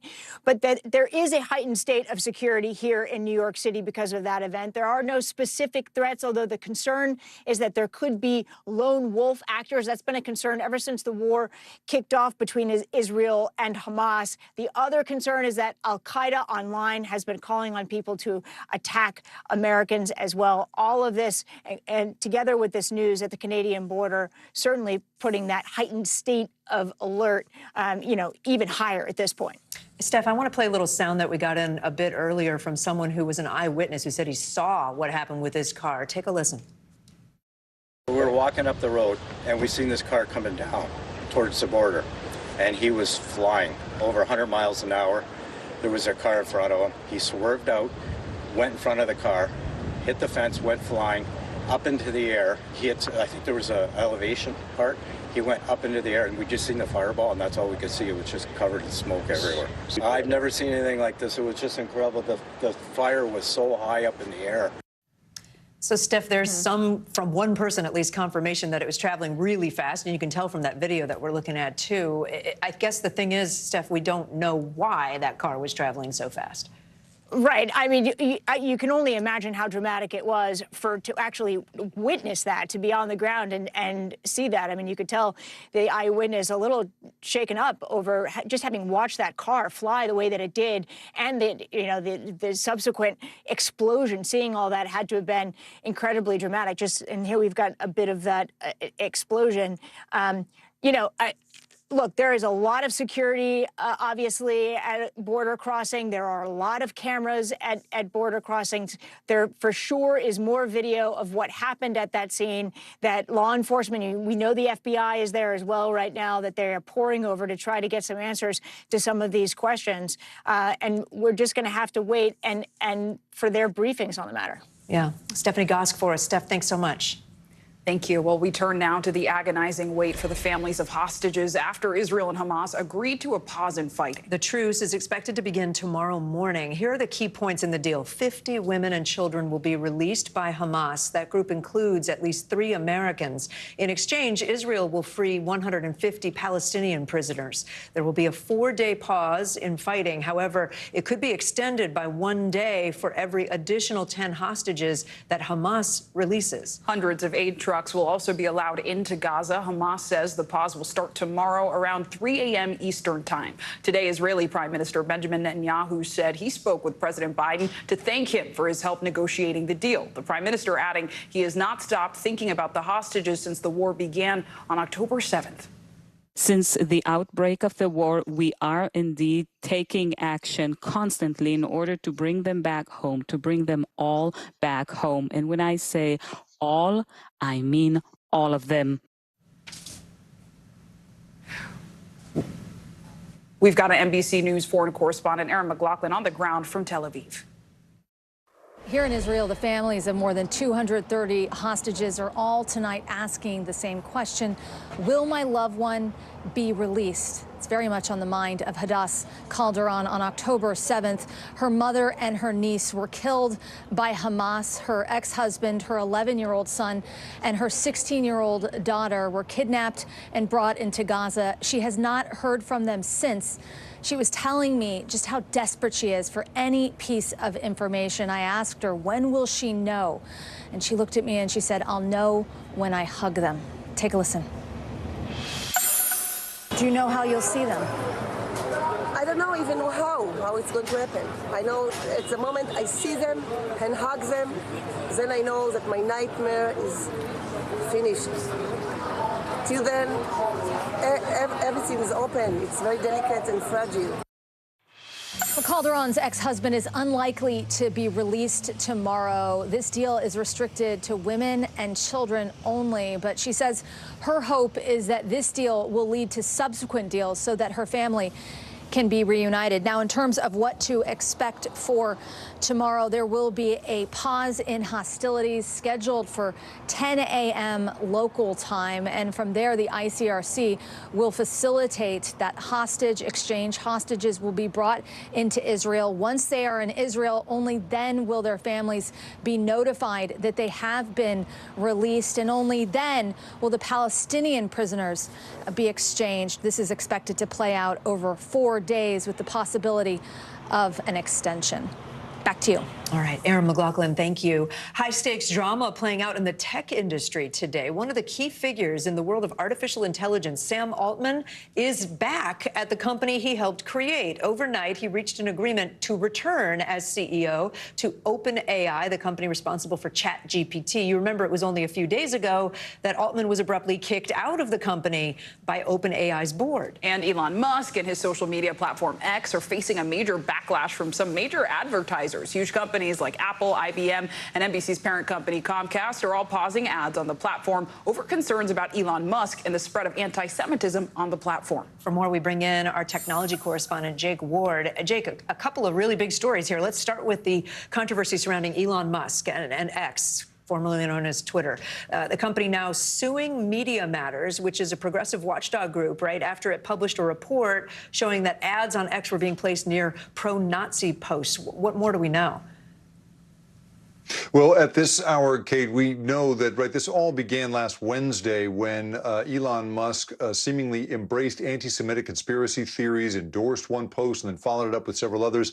And all of that set off a firestorm of backlash, which led to all of these advertisers pulling out. Now, for a long time, Musk has been complaining that the platform is treated unfairly. He's especially called attention to the Anti-Defamation League and has said that that organization is basically out to get his business model. And now he's taking on Media Matters, who in this new report has shown that time and again people experience certain terrible content next to very well-established brand advertisers. Now, Elon Musk and Linda Yaccarino, a former executive here at NBC Universal and now CEO of X, they say that this is an unfair comparison, that it only happened a few times, that it's not truly a well-established study, but all of that will be sorted out in the future. Media Matters says this is an attempt to bully critics of the platform after a period of showing that real terrible stuff has been moving across it, and that whatever protections used to be in place at former Twitter seem to have been disassembled at X, you guys. And then, Jake, let's dig into the situation with OpenAI, right? Because Sam Altman is set to return to the company soon. This is after he was ousted by the board. Employees of OpenAI did not like that. Microsoft saw him free and said, hey, we'll take you, right? And now he's going back. So a lot of back and forth, but why does this all matter to those of us who have nothing to do with the tech industry? Well, for those of us, right, who only experience the chief project of OpenAI, and that's ChatGPT, that's the thing for which they are best known. Less well known is that OpenAI was really created to be a kind of alternative company, one that would not be beholden to the standard kind of profit motives that drive a company like Microsoft or Google or any of the other big players in AI. The whole notion was to create this kind of place that was sort of altruistic, right, that was supposed to be motivated by the betterment of humanity. But it turns out that when a fight broke broke out between the board and Sam Altman over questions around that. And we're not sure exactly what that fight was, but it seems that way. Then it all went sideways. Now, Sam Altman has managed to get back into position with a board that he has agreed to, and suddenly he is as firmly ensconced in that place as ever. Okay, we'll see if it stays that way. Jake Ward with the latest for us. Thank you. Coming up, the holidays can be a lot for all of us, especially kids. When it comes to gatherings with family and friends, the best ways that parents can make sure their kids feel comfortable. You're watching NBC News Daily.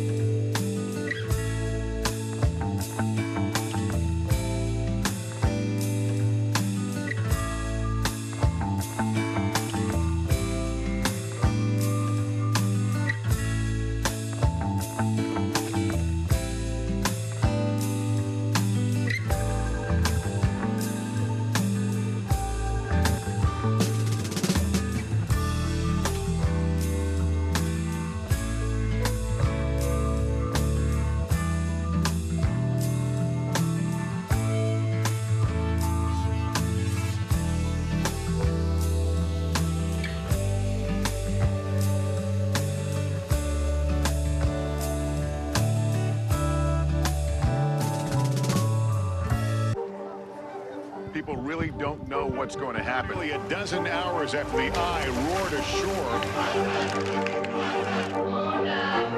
More good people than bad people, I know, right? Yeah, 5 seconds.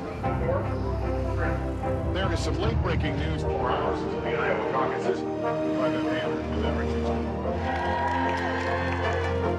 All right, it just made too.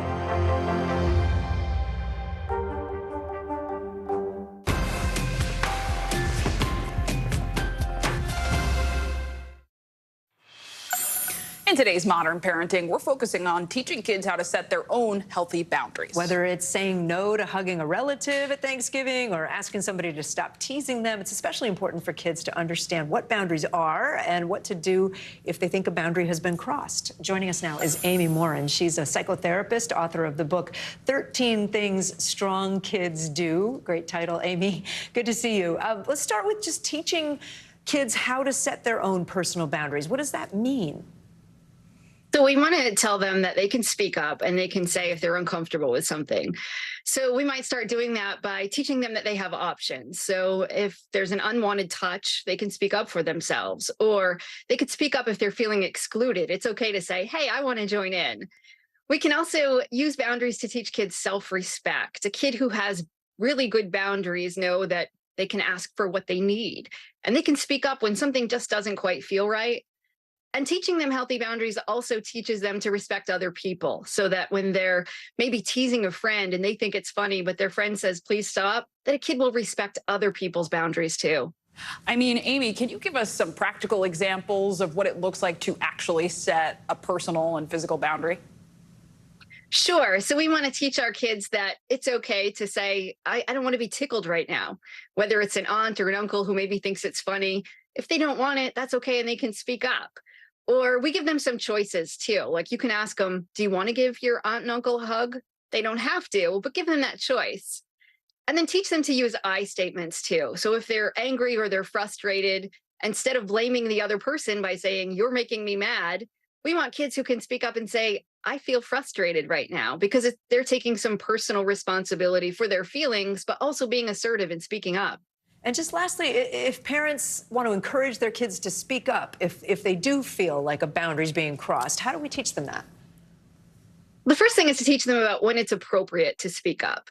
We want a child who can maybe speak up to a friend and say, hey, it's my turn, but you don't want a kid who argues with the umpire. So teaching them the difference about when to speak up and when not to is the good first step.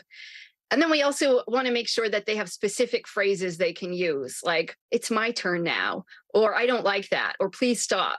Those simple phrases can go a long way toward helping them know what to say. And finally, help them figure out when they should ask a grown-up for help. When they feel like they're unsafe or they feel like something just isn't quite right, make sure that they know they can turn to a trusted adult to say, I need some help over here. Yeah, and of course, trusted adults like parents can demonstrate those healthy boundaries at home, too. What about, though, if a child refuses to stick to the boundaries you or someone else has set? What should a parent do then? Well, again, it comes down to making sure that you have rules for your kids so that you can say, well, when I tell you to go to bed, that's not necessarily a boundary, that's our rule. But then you can have boundaries that you set too, that might be when your door's closed, we're going to knock on it. We're not just going to barge in.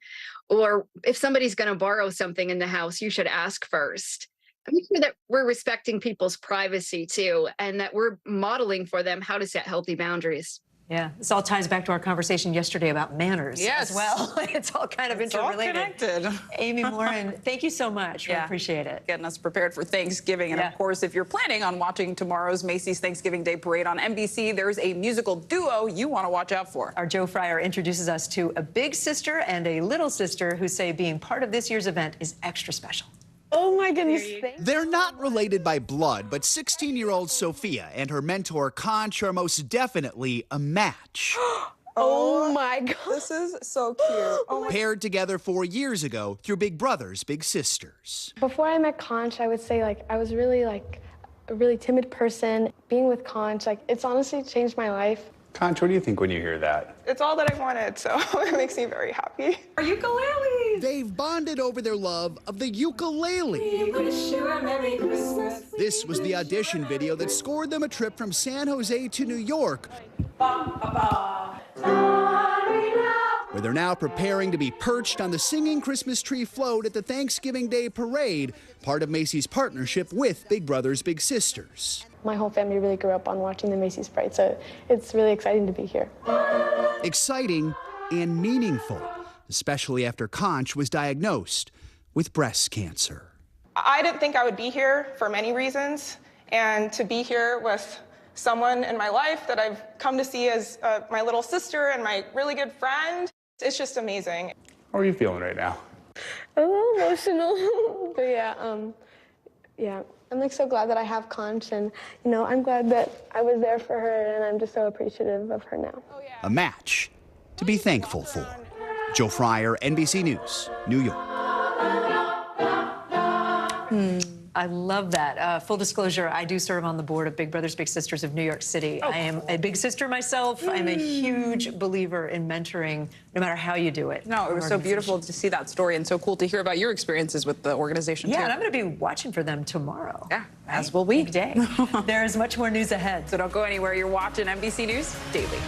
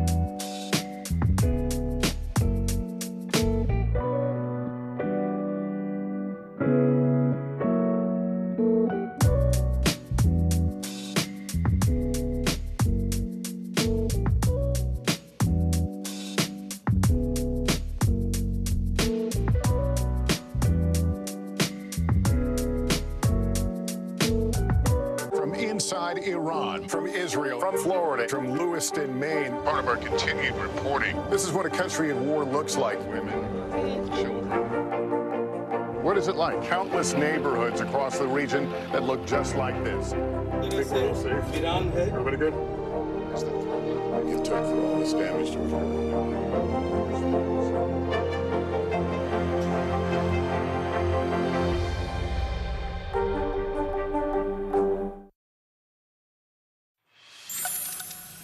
A dad in Vermont is inspiring his community and showing his kids the value of giving back. That's right. He's warming the homes and hearts of those around them. Today, co-anchor Craig Melvin explains. He may look the part, but Eric Axelrod wants you to know he's not a professional logger.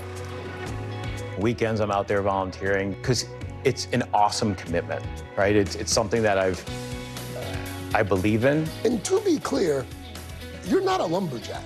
I learned how to cut firewood safely. I heated my home for almost 15 years. And, you know, I'm good at watching YouTube videos. With a little prodding from his family, Eric started a nonprofit organization called Wood for Good in 2019. Its mission, to provide families in need with firewood to heat their homes. How did Wood for Good come to be? We had some extra wood in our yard. And my wife said to me, what are you going to do with all that? And I said, I don't know, we'll have it for next year. And she, why don't you give it to some families in need? Shortly thereafter, my older son was really moved by a family that we brought wood to. And he said to me, you know, I love this, Dad. I want to do it every day. Welcome, everyone. Thanks for coming out. These days, Eric relies on a group of volunteers that meet for weekend outings to help process and deliver the firewood. His sons, Devin and Logan, now 17 and 14, and his stepkids, Leo and Ivy, are part of the core group. Actually delivering the wood, you see the real smiles, and you're like, I'm not gonna go cold this winter. We've had people who are, you know, burning their own furniture. They have no wood, they have no heat in Vermont where it's really cold, and it's kind of something that I feel like everyone should have.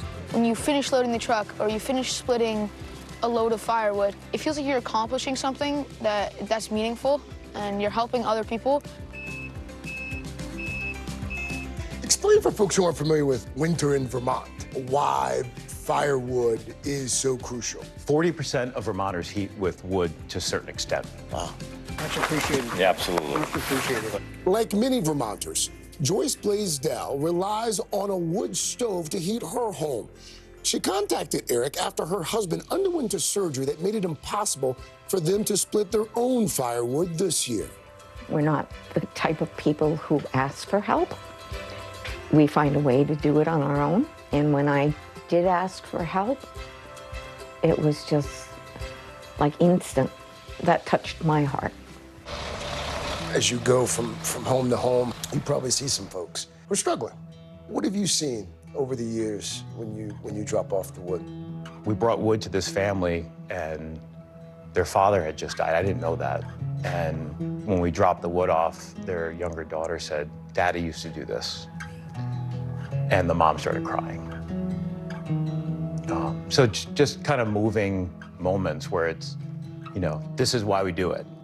I remember thinking, like, every time I'd come back to the woodlot, I'd be like, oh my God, how did you get this much wood split? Like, if he puts his mind to doing something, it just gets done. It started as you and your two sons taking wood to some families who needed it. Yes. What do you think you've taught them? How it's really a privilege to be involved in giving back. Why? I feel really firmly that the world would be a much better place if more people were involved. And it's the fabric that brings us closer together, because we're more alike than we are different. And if people work together on helping people, I think it would help to heal some of the division. Craig Melvin, NBC News. We're more alike than we are different. I love that story. It brings back memories of growing up in New England, Massachusetts. We used to have a wood fire, Did too. you? Yeah, it really changes lives, and it's just like a cozy experience. Yeah, we have a fireplace, too. Love to burn with actual wood. Actual wood. So, Craig, thanks for that one. Yeah, appreciate that. Before we go, we want to take a look at today's daily snapshot. Americans from coast to coast, we've been saying it, they're hitting the road. Look at this cool photo, though. That is a time-lapse photo along Interstate 76 in Philadelphia. Yeah, 55 million Americans are predicted to fly and drive over the coming days. So wherever you are going, we certainly hope you get there safely and on time. That's really a piece of art, that photo. I love it. Stunning, but I wouldn't want to sit in it, that's No. for sure. Well, maybe they're moving. That's fair. It's a time-lapse. You can't tell. Active. I'm Kate Snow. I'm Zinclair, and while you're watching NBC News Daily, and you can keep watching us streaming free 24/7 right here on NBC News Now.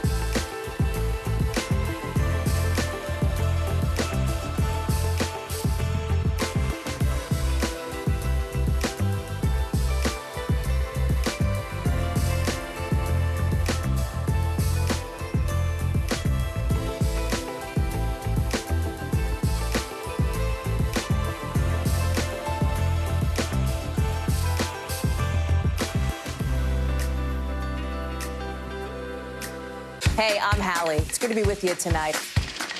The debt ceiling. Here's why this matters. Please, please don't have your eyeballs glaze over. Here's why this matters. Talk to us about what we're supposed to call this. Is it a bailout? Is it a backstop? There's a difference because it matters whose money is being used to prop up these banks. We think we're getting close to this news conference. I will be honest with people. This is like an awkward moment where we think we're like right there. You're going to have to like tap dance with us maybe a little bit. I do have my tap dancing shoes on, not to worry.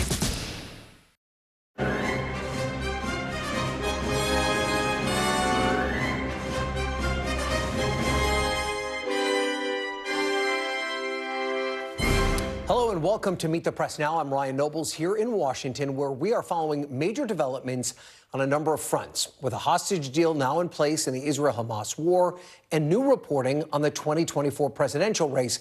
But we begin with breaking news at the U.S.-Canada border after a vehicle explosion at a border checkpoint in Niagara Falls this afternoon. Look at this video obtained by WNBC, which shows a vehicle driving at a high rate of speed before appearing to hit something and then going airborne. According to multiple law enforcement officials briefed on the matter, that car then caught on fire and exploded, resulting in the deaths of the two people inside. One CBP official was also injured in the incident. An initial search did not find a secondary explosive or device, but authorities are now trying to determine whether or not the incident was intentional. The FBI says they are investigating the incident, and New York's Governor Kathy Hochul says that she's on her way to Buffalo to meet with law enforcement and emergency responders. Now, as a result of this explosion, New York State is taking additional security precautions at the direction of federal authorities. Western New York bridges crossing into the United States have been closed, and the FAA says that Buffalo International Airport is closed to departing and arriving international flights, but the airport itself remains open. It's also become somewhat of a logistical nightmare as cars going into that airport are now undergoing additional screening. The White House says they are monitoring the situation, and moments ago we heard from the Canadian Prime Minister, Justin Trudeau. This is obviously a very serious situation in Niagara Falls. There was a vehicle explosion at the Rainbow Bridge crossing. I've been briefed by the NSIA and the Minister of Public Safety. There are a lot of questions, and we are following up to try and get as many answers as rapidly as possible. We are in close contact with U.S. officials, and we'll continue to work closely with them. All right, let's bring in now our Justice and Intelligence correspondent, Ken Delanian. Kelly O'Donnell is in Nantucket, where the president is for the holidays. And I'm also joined by Clint Watts, an NBC News national security analyst and a former consultant for the FBI counterterrorism division. So, Ken, what more do we know, and what are we hearing from law enforcement officials at this stage of the investigation? Ryan, you heard the concern in the voice of the Canadian Prime Minister, and that's the kind of concern I'm hearing from my law enforcement sources. But they say there is so much that is yet to be determined about this incident. They are not labeling it terrorism. As you said, they are obviously investigating what happened here and what the motive was. Was this an accident or an intentional act? And one of the most important findings of the day was the reporting by Tom Winter and Jonathan Dienst, our colleagues, that there was no explosive found in the car. So it wasn't a car bomb, despite this epic explosion that really alarmed a lot of people. So authorities are trying to determine what caused that. Was it the gas tank?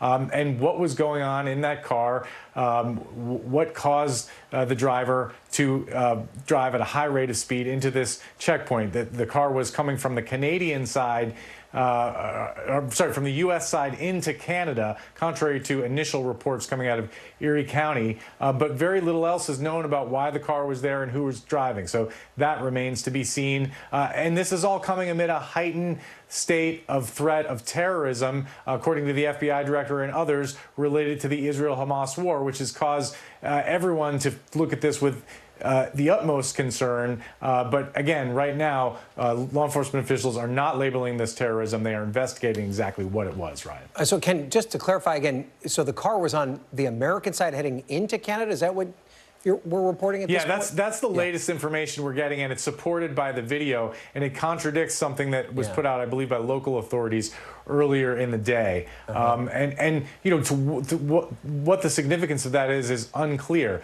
But the explosion definitely happened on the American side, and one Customs and Border Protection officer suffered minor injuries. No other U.S. government official or worker was injured, and obviously the two occupants of the vehicle, we are told by law enforcement officials, died in the crash. Well, it's incredibly significant, though, that if it started in the United States as opposed to going from Canada into the U.S., so I appreciate that clarification. And we also just learned, Ken, that Amtrak is suspending service between New York and Canada.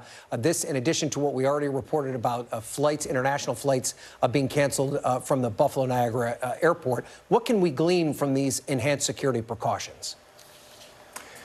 Just that officials on both sides of the border are being incredibly cautious here, because if there is a chance that this was an intentional act, then they're concerned about other similar kinds of lone wolf, radicalized and terrorist-inspired kinds of activity. Again, we don't know what it was, but that would be the concern. And what a nightmare on the busiest travel day of the year. And there are also going to be questions raised in the wake of this about the security measures at those northern border checkpoints. Were there enough barriers to prevent vehicles from picking up speed? What if this had been a vehicle filled with explosives? The damage it could have been incalculable. So there will be a lot of questions to be answered here about security measures and other things, Ryan. All right.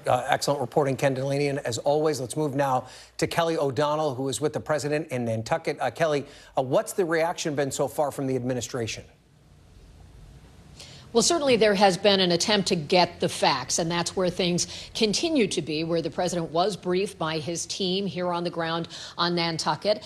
And that has come at a time when he's also balancing the whole issue of the Israel-Hamas war and the hostage deal that has been coming together. So the president's been doing calls with foreign leaders, a number of them today, and then they had to kind of change direction and give the president the latest facts on this. From different officials that I've been in touch with, they say that they are trying to learn from federal as well as state and on the ground law enforcement what are the specifics, and then that helps to formulate any next steps for the president. Because of what Ken has laid out, that we don't know what the intention was here, what the impact may be in terms of any motives or different kinds of precautions that need to be taken. At this point, it is about making certain the president is getting all the information. We've also seen how briefings have included the Attorney General, the Transportation Secretary, and at all of those levels, certainly those senior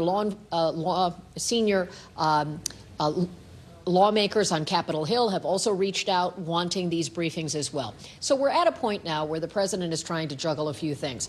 The international issue that he's been dealing with.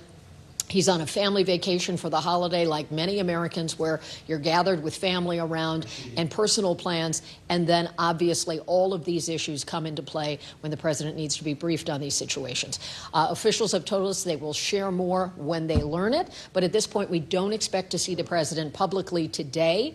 And tomorrow, we will see where he may be at on this issue. Certainly, traditionally, the president sometimes over this Thanksgiving holiday steps out, is in the community here on Nantucket, makes some calls to military and so forth. We would expect him to keep that kind of schedule, but at this point, the president is getting information and evaluating next steps. Okay. What about other cabinet officials? Kelly, have we heard anything from the Department of Homeland Security Secretary Alejandro Mayorkas? Any of these other national security officials, are any of them weighing in? Well, there's certainly there is a whole operation of presenting information to the different departments and to try then be able to assess the facts, what steps need to be taken. And part of what we've seen are those steps related to the airport, to transportation like Amtrak, those kinds of things where they want to sort of reduce the potential for problems by having greater control in areas that are now affected by this. Law enforcement in the area is obviously being directed to these events, and it drains away from other things. So expect the federal government to be sharing information and trying to get more facts from on the ground from those first line of defense there who are investigating the scene, learning information, reporting it up the chain through the Situation Room at the White House, as well as then sent here to the president. Okay, Kelly O'Donnell with the president in Nantucket. Kelly, thank you for that. Let's go to Clint Watts now to break down the analysis of all of this. So, Clint, what happens next? What are the immediate things that law enforcement officials will be investigating? The key point in all of this is going to be they do know what the vehicle was. They probably have a license plate, and they likely have a VIN number. And they also have what I would imagine be the identities of the two individuals who are inside the car. So their first question is going to be, is this individually motivated? Were these individuals actually just running from something? That's why they were driving so fast. And this just happened to be where the crash occurred. Or were they trying to get across the border or create some sort of terrorist attack with a deliberate motive around an ideological objective? The reason this comes up in terms of these scenarios, particularly on the terrorism side, is we're at a heightened level of terrorism internationally that we haven't been at in quite some time due to the Israel-Hamas war. And there were calls by Hamas for a global jihad. So everyone's been looking for those indications that there might be someone who take up this cause, try and do an attack. And reminder for everybody that the Canadian-U.S. border has been a place where on key days, on key holidays, there have been incidents in the past. You might remember back to the Millennium Plot, where an individual was interdicted in Washington state, coming from Canada into Washington, was going to try and do an attack right at the turn of the century in 2000. Separately, we've also seen key attacks happen around holidays or around big days like today. This is the busiest travel day in America. This would be a day that might be a prime target for terrorism. Again, we have no indications of that, but that's why you're seeing such a high level of alert at the moment. So the question will be, what was the motive of this? Was it just an accident that got out of control, caused this massive explosion, or did it have a larger motive that might be connected to other plots? That's where investigators are going to be focused right now. Clint, is it significant that the car was in the United States as opposed to the car being in Canada trying to get into the United States? Would that be a key data point that investigators would look into as they try and ascertain just how big of a threat this could potentially be? Over the last couple hours since I've been on, I think that's the most significant data point, which is it's not a vehicle coming into the United States. It's one that appears to be going towards the border and maybe outside of the United States. That really opens up the scenarios a lot. That could be someone was on the loose and on the run. Could be someone was just trying to crash into it to maybe attack a federal target. Just opens it up to a lot of different scenarios that I don't think we were all looking at right when we got the news. Yeah, including a number of politicians who are making some wild claims about what could potentially be going on during this situation without necessarily having all the facts. So just talk to us, though, a little bit about how vulnerable border checkpoints like this are, and how soon could it be before they reopen the bridges? What are they trying to make sure of before they open traffic back up? Their biggest concern will be, is this just one of many attacks or one of other connected attacks that are related to this border or something specific around this target? Or was it a target at all? Maybe this just was coincidental and that's where the car ended up due to a high-speed chase or was trying to flee across the border for reasons we don't understand. Across all of this, until all of those questions are answered, the motive is understood, why that vehicle ended up there, why was it moving such a high rate of speed, and why did it explode? They're going to be very cautious in terms of opening up the border and travel because they don't want to have another sort of situation. Or one of the things that we have seen, particularly in an era of what we call mediated terrorism, meaning an attack occurs and several other attacks spiral out that maybe are unconnected, but are inspired by something that has been seen by somebody that was considering an attack. So they're going to make sure to remove all cause for any sort of connections to any other incident before they open up that border. And what are these actions by law enforcement, the fact that they're taking such serious precautions, that you see both state government, federal government, the governments of both countries are responding to it so quickly? What does this tell us about how seriously they're taking it? I think it just indicates, if nothing else, that they just don't know. And when you have this kind of uncertainty, they're always going to side with caution. Separately, they have to run down some of the facts. They got to know who the two people were that were in the car. Then they're going to look at what that motive is and if they can find other connections. That can be everything for, do they have a previous criminal record? Was this vehicle spotted doing something just before this? Is there other video camera footage further up the road? We've seen some of it so far. But is there other video camera footage that can speak to that motive? And then I think the bigger picture, were there any claims or threats that were made by these individuals out on social media to friends, neighbors, maybe coworkers? They'll want to resolve all of that before they make sure to understand that this is just a lone incident and that they're really safe for all these border entry points to open again. This is obviously the biggest travel day of the year in the United States. The fact that we've seen these major thoroughfares shut down, and then, of course, the airport itself shut down to international travel. Do they not take these risks unless they really believe there is something that could be a threat? Does the timing of all of this tell us anything about what there could potentially be that they found over the course of their investigation, or would they take these precautions no matter what time of year it is? They could take these precautions for both of what we call a threat assessment or a vulnerability assessment. Meaning a threat assessment, they found something related to these two individuals and why they did this incident that was related to an attack. We have no indication of that yet, though, I would say. We need a lot more information before we could say that. But separately, it's very normal in what we call the vulnerability portion of it, is to look at all travel points, all border crossings, all train crossings, and all airports, and try and lock that down, particularly because there may be accomplices that we don't know about. Even if it's a criminal scenario with an incident like this of such international importance to the way it's created this ripple effect, they may want to make sure that there's nobody else involved with the plot or trying to flee the situation or create a secondary sort of attack. So just out of an abundance of caution until they probably get more information, they're going to move very slowly and try and make sure they keep all of these transportation nodes tied down. And you made this point earlier, but maybe expand on it a little bit more. How much of the reaction that we're seeing here could be because of the heightened precautions over these ongoing wars and the heightened tensions around the world as a result? Three aspects to it. One, this is a border crossing, an international border crossing, so it's going to be taken very seriously. Anything that is interjurisdictional between two countries is going to raise in terms of significance. Second, the Hamas leadership called for international jihad, a global jihad, where you attack where you are, meaning that isn't come to a specific location, let's say in Gaza or Israel. It's attack where you're at in an attack of violence in solidarity with the Hamas leadership. This is very similar to the Anwar al-Awlaki era, you might remember, of al-Qaeda, which is do terrorism at your home or at your locale. They're going to be exploring that and very concerned about it.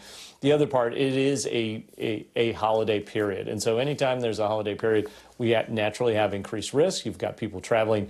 It's a day of significance where if you're trying to gain media attention, this is the day to do it. It really causes a major impact. Those three things, I think, are probably what's driving a lot of this law enforcement to be very cautious, all this law enforcement activity, to be very cautious about arriving to a conclusion too quickly. Well, Clint Watts, as always, excellent analysis. Still a lot we don't know, so we're going to continue to keep a very close eye on this situation out of Niagara Falls. If we do get more information, we'll bring you those developments as we learn them. Clint, thank you so much for being here. We're going to turn now, though, to the breakthrough in the Israel-Hamas war after a deal was formally announced last night to free some of the more than 230 hostages that have been held in Gaza since the October 7th terrorist attack. The deal is set to unfold in stages over a 4-day pause in fighting, which could begin as early as tomorrow morning. Hamas has agreed to release 50 women and children kidnapped and held hostage. Some Americans are likely part of that group. In exchange, Israel will release 150 Palestinian women and children held in Israeli jails. The pause in hostilities could also be extended in exchange for 10 hostages released each day. In addition, the pause will allow much-needed humanitarian aid to enter Gaza. This afternoon, Prime Minister Benjamin Netanyahu said the deal was a result of both diplomatic and military pressure. The combination of the military effort and the diplomatic effort, this is what made the conditions ready for the release of the hostages. And I believe that this combination will enable the return of more hostages. I wish to be clear. The war continues. The war continues. And we are going to continue with this war until we achieve all of our goals to bring back all of our hostages, to obliterate Hamas. Heatedly emphasized that any pause is temporary, as you just heard from the Prime Minister. And with just hours to go until the deal is expected to take effect, flares and smoke were still visible on the Israel-Gaza border. Netanyahu said that he spoke to President Biden today, as the White House says that 3 Americans are among those expected to be released, including a 3-year-old girl. But even with the breakthrough, administration officials are still urging cautious optimism. Until we have eyes on the hostages, the American hostages and all of the others, we can't be certain about who exactly will be delivered in this deal. We don't have exact proof of life on everyone, and that's why they're doing this in this staged way, to ensure that Hamas is actually following through on the people it says it has. Meanwhile, hundreds of families of hostages facing an agonizing wait, hoping for news of loved ones and that their family members will be among those released. NBC's Erin McLaughlin is in Israel with the latest. Here in Israel, the families of more than 230 hostages are all tonight asking the same question: will my loved one be released? It's very much on the mind of Hadass Calderon. On October 7th, her mother and her niece were killed by Hamas. Her ex-husband, her 11-year-old son, and her 16-year-old daughter were kidnapped and brought into Gaza. She has not heard from them since. She was telling me just how desperate she is for any piece of information. I asked her, when will she know? And she looked at me and she said, I'll know when I hug them. Take a listen. You know how you'll see them? I don't know even how it's going to happen. I know it's the moment I see them and hug them, then I know that my nightmare is finished. Till then, everything is open. It's very delicate and fragile. Well, Calderon's ex-husband is unlikely to be released tomorrow. This deal is restricted to women and children only, but she says her hope is that this deal will lead to subsequent deals so that her family can be reunited. Now, in terms of what to expect for Tomorrow, there will be a pause in hostilities scheduled for 10 a.m. local time. And from there, the ICRC will facilitate that hostage exchange. Hostages will be brought into Israel. Once they are in Israel, only then will their families be notified that they have been released. And only then will the Palestinian prisoners be exchanged. This is expected to play out over 4 days with the possibility of an extension.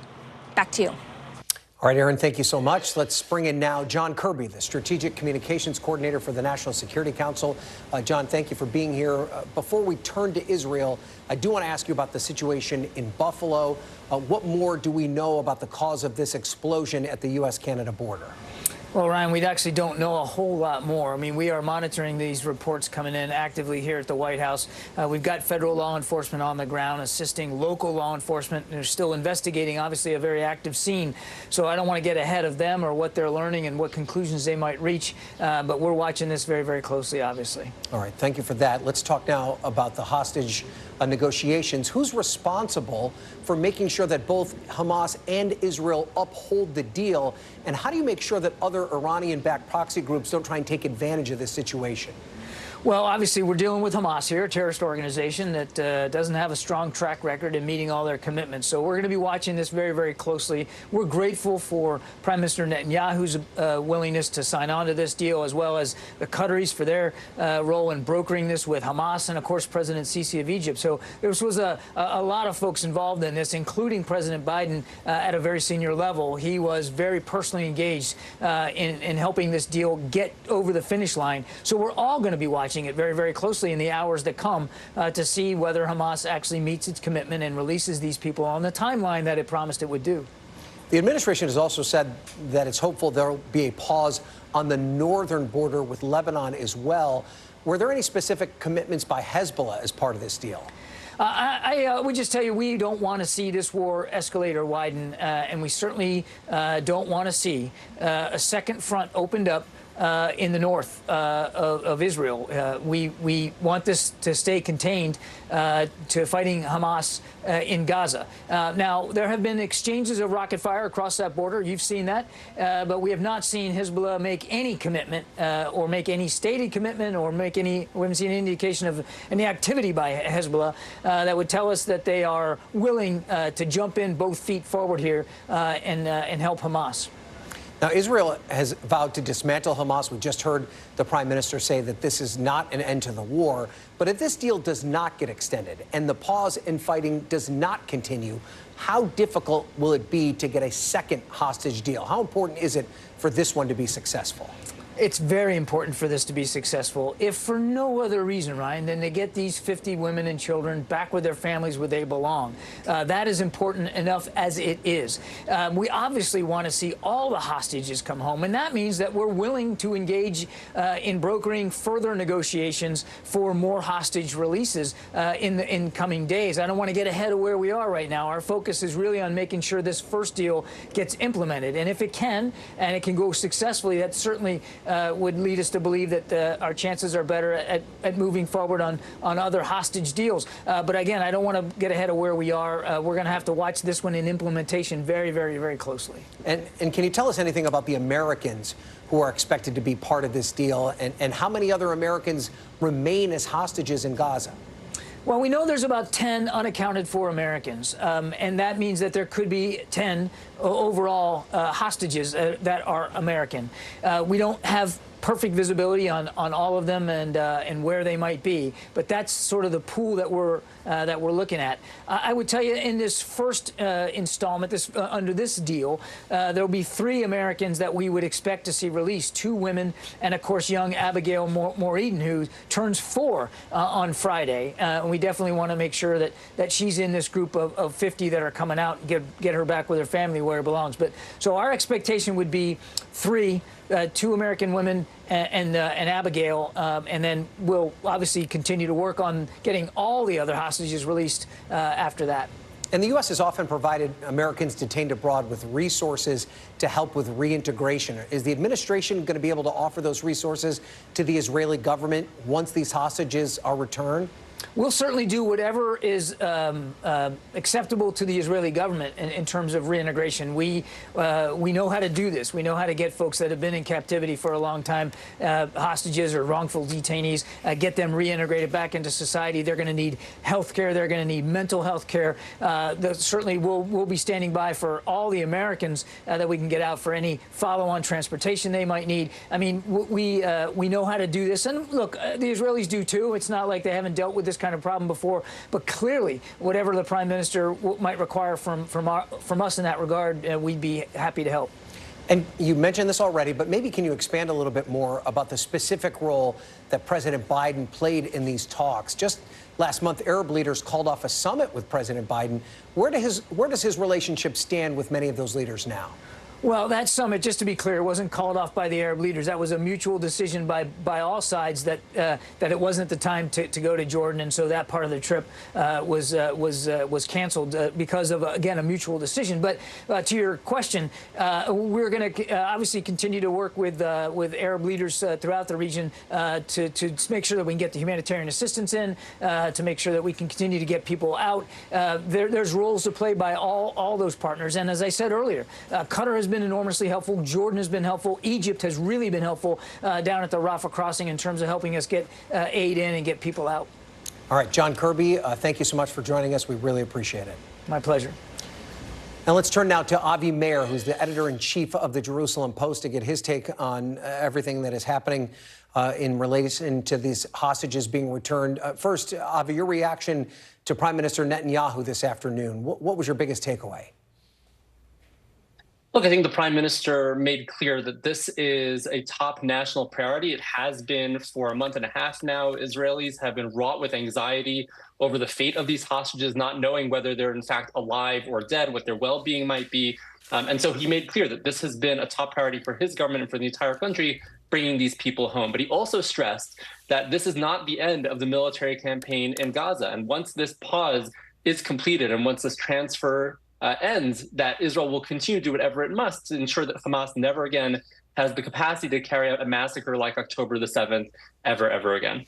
How important is this deal for Netanyahu domestically in terms of his standing with the people of Israel? Does he still have the confidence of his people and his ability to lead this emergency wartime government? Well, as you said, this is indeed an emergency government. It was formed for the intense purpose of making it through this war in a unity sense. There are members of the opposition who have joined it in order to ensure that we are unified at this fraught moment in time.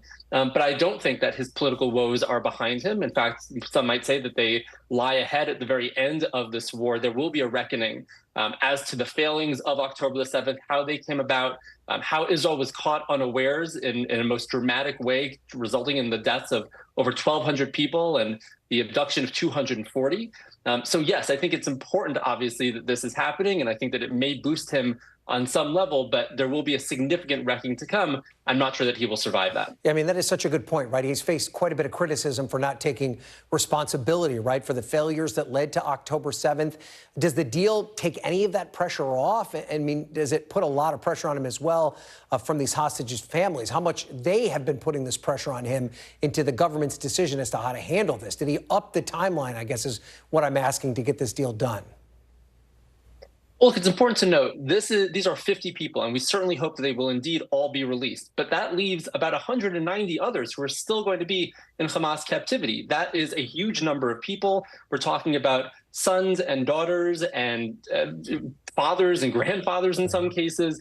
They too need to be released. And so there will be tremendous pressure on the part of their families, obviously, but also the entirety of Israeli society to ensure they are indeed released in an expeditious way. So whether that reduces the pressure or adds the pressure, I think that this will simply whet the appetite of the Israeli public and say, look, it is possible to reach a deal. Let's see what we can do to release the rest of these 190 hostages. We hope that at least a large percentage of them are still alive.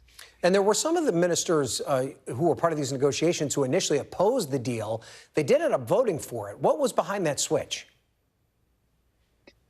Look, this is a very difficult decision. I think it was Minister Gantz, who was up until recently a member of the opposition, who said it was the most difficult decision he's ever made to vote in favor of this deal. You have to understand, we're talking about 150 terrorists, people who have been convicted or held by Israeli authorities in connection with terror offenses.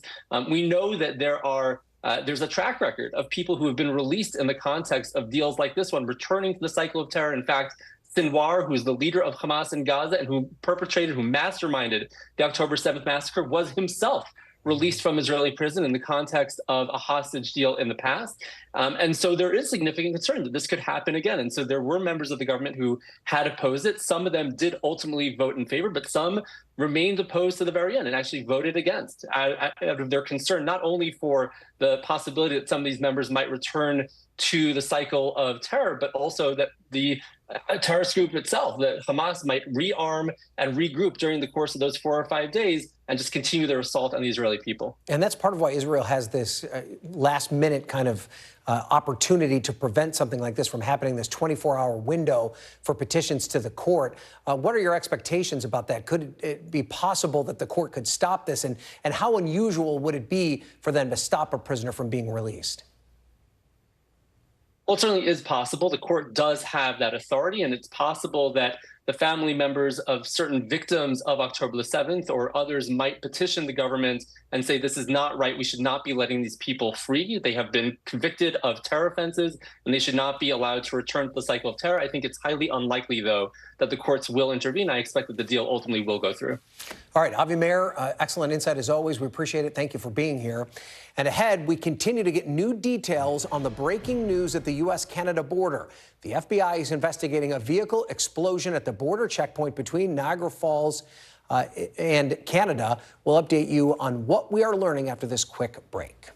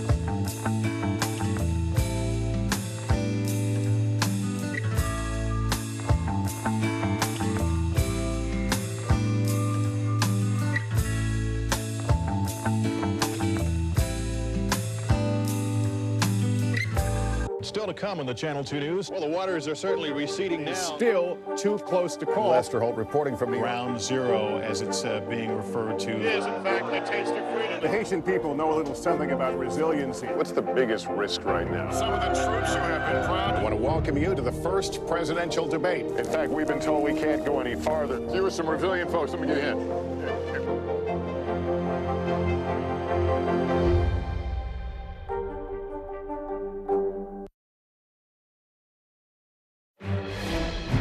We were walking up the road and we seen this car coming down towards the border, and he was flying over 100 miles an hour.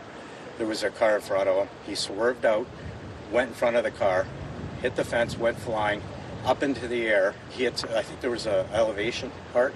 He went up into the air, and we just seen the fireball, and that's all we could see. It was just covered in smoke everywhere. So the car was coming from the U.S. into Canada, or towards Canada? Yes, it was going towards Canada, yes. Now, that was an eyewitness to the explosion at the border crossing between the United States and Canada today. The FBI continuing to investigate the incident at the Rainbow Bridge in Niagara Falls. This video obtained by our New York station, WNBC, showing the vehicle traveling very fast before appearing to hit something and going airborne, just like the eyewitness recounted. Law enforcement officials tell NBC News that the people inside of that vehicle are now dead. NBC News investigative correspondent Tom Winter joins me now to update us on the latest of this investigation. Now, Tom, this is significant, right? And we heard it now from the eyewitness. There was some discrepancy in the initial reporting about where the car was when this all took place. But the fact that the car appears to have originated, or it was at least on the American side and crashed into the American border, is a significant part of this investigation. Am I right? Well, yes, Ryan, you're exactly correct. And to take a step back, one of the reasons why we were so intently watching this incident from earlier today is that the northern border has actually been a place where there have been some significant terror investigations over the last 20, 25 years or so. And so we pay attention to that when we see an incident at the northern border, particularly individuals coming in from Canada. But all throughout the day here at NBC News, we have specifically not said where this vehicle was coming from. There were some discrepancies, as you quite accurately described, amongst law enforcement agencies. They were trying to determine where this vehicle was coming from. But it's clear, I think, from those photos and from those pictures and from the witnesses' statements that it appears that this incident originated on the U.S. side. Now, what specifically led up to it is something that is very much under investigation. My colleague Jonathan Dienst and I reporting just here in the last 30 seconds that they're continuing to look over the routes, that they believe that they've traced the vehicle back to at least one location earlier today. And so they're looking at this and still trying to determine why it happened. Was it intentional or accidental? But we also have this video, and you showed it moments before, where the vehicle is clearly going at an incredible rate of speed, hits a median, gets up in the air, and lands at that position. You're looking at this video now, right there at the top of your screen. You can see the vehicle gone airborne, described as a white sedan, and then lands into this Customs and Border Patrol facility at that bridge, at that border crossing, and from there bursts into flames, and the flame pattern clearly indicates the gas was leaking from the vehicle and the flames were following that. So that's what we know at this time. The specific person involved, a bit of up in the air and a question, something we're looking to nail down. But obviously, the thing that I think matters most to people is to why did this happen? Was there some sort of an innocuous thing, a medical episode? Was there another crime that was involved?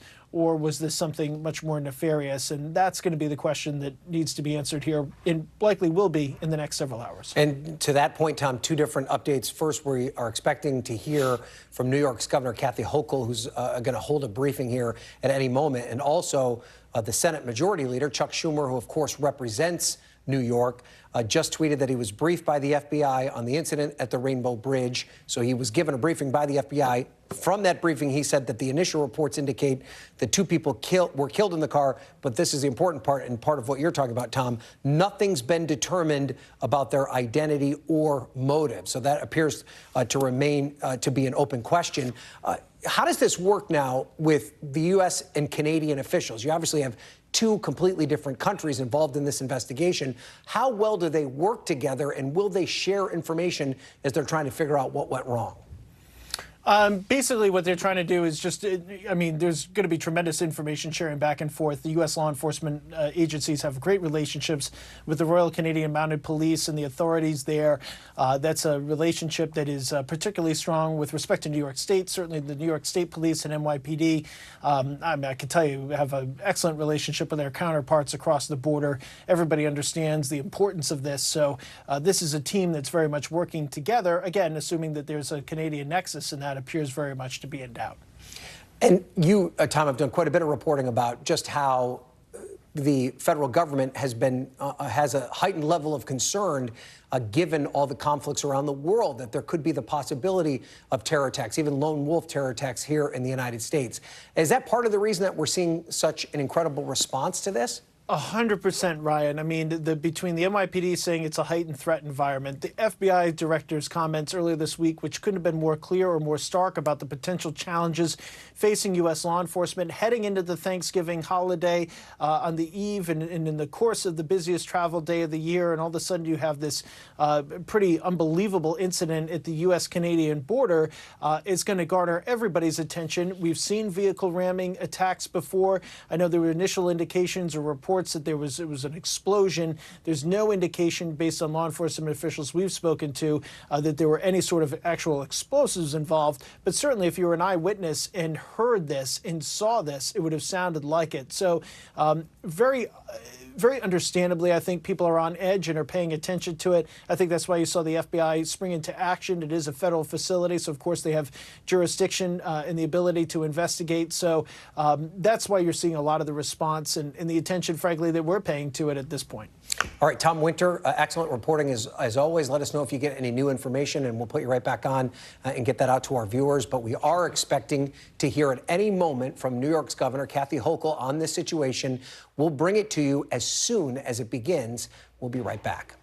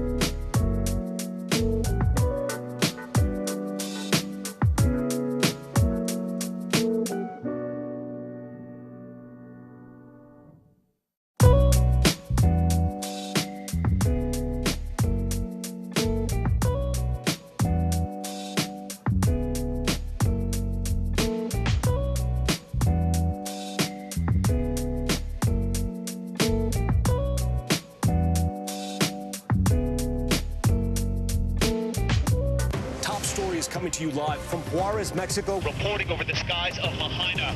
Every weeknight, it's your news playlist. Top Story with Tom Llamas, streaming weeknights at 7 on NBC News Now. News lives in the now. The front lines are still very active. This is like quicksand, and officials say an entire town is cut off. This close to actually understand why people had to jump in the ocean. News for the generation of now is NBC News Now. Welcome back. As we mentioned, we are still waiting to hear from New York's Governor Kathy Hochul after that vehicle explosion in Niagara Falls. We will bring you those remarks when they begin. But before we get to that, let's turn to the campaign trail, where it has been a wild 24 hours for Florida's Republican Governor Ron DeSantis as he tries to turn around a struggling campaign. Starting with the good news, DeSantis notched an endorsement from Bob Vanderplaats, the Iowa evangelical leader who's backed the winner of each of the last 3 contested Iowa caucuses. It comes after DeSantis nabbed an endorsement from the state's governor, Kim Reynolds.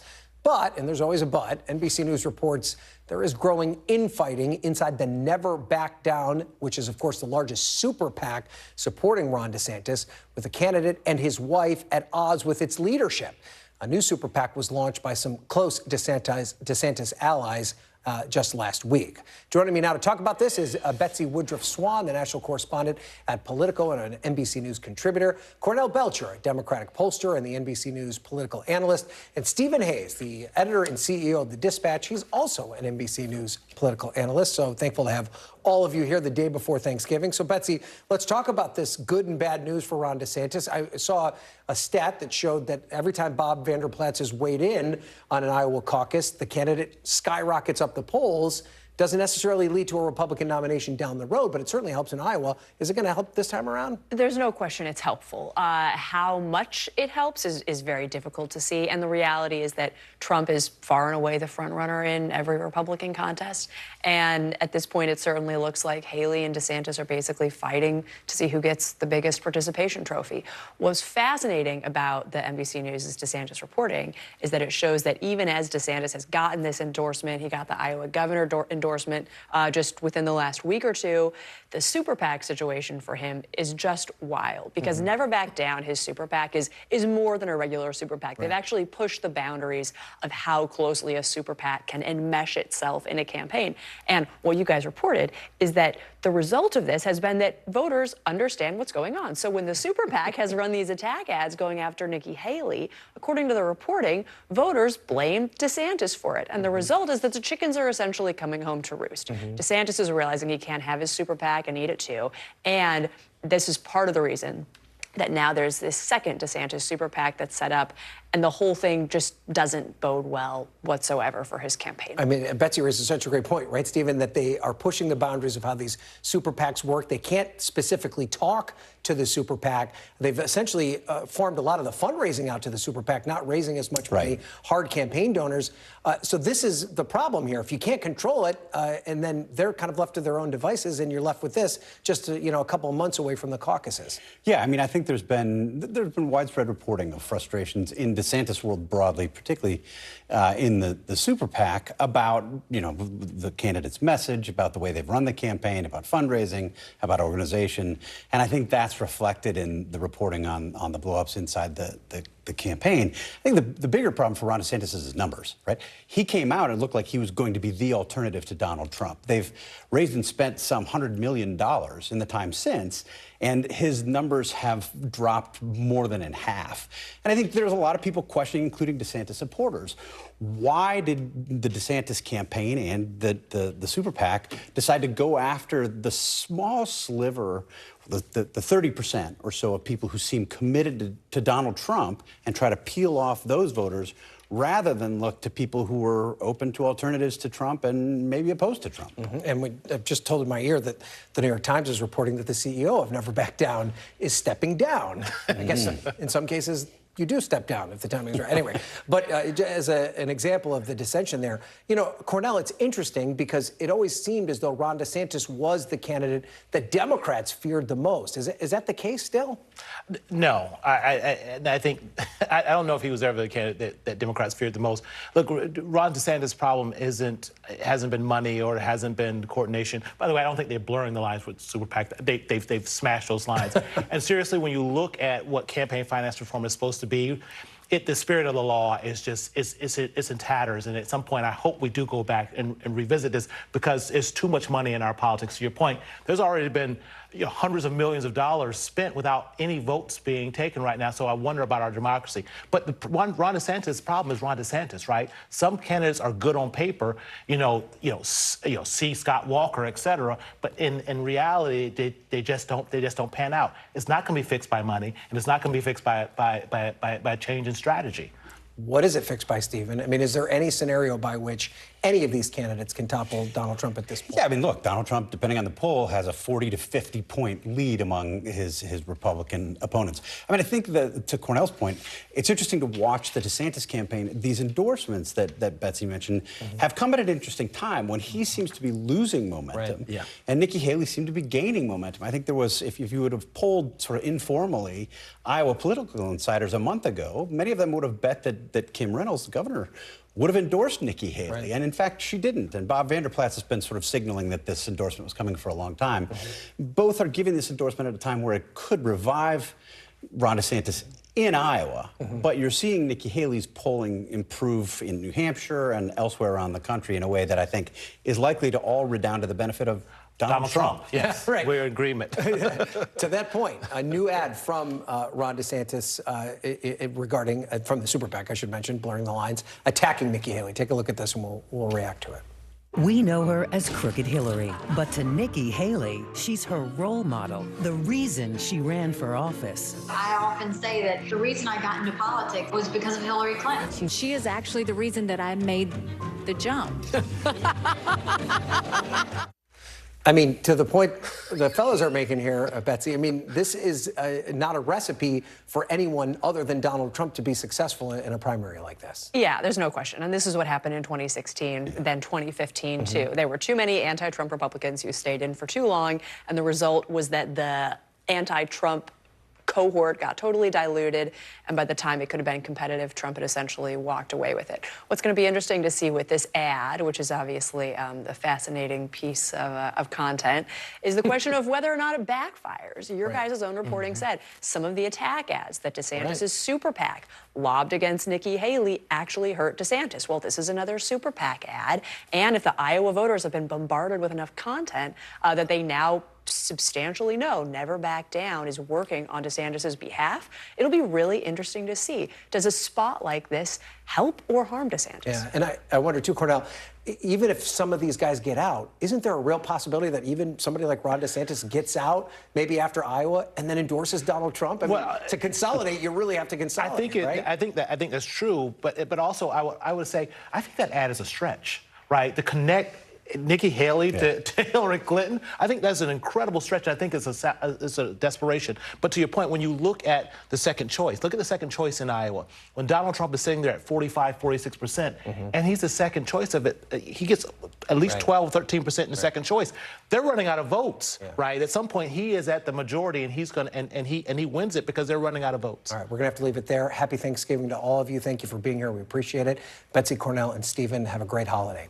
And we just received word that New York's Governor Kathy Hochul's update on the deadly crash at the U.S.-Canada border will now begin at the top of the hour, 5 p.m. Eastern time. So we'll bring you that briefing right here on NBC News Now as soon as it begins. But we'll be right back with more news after this.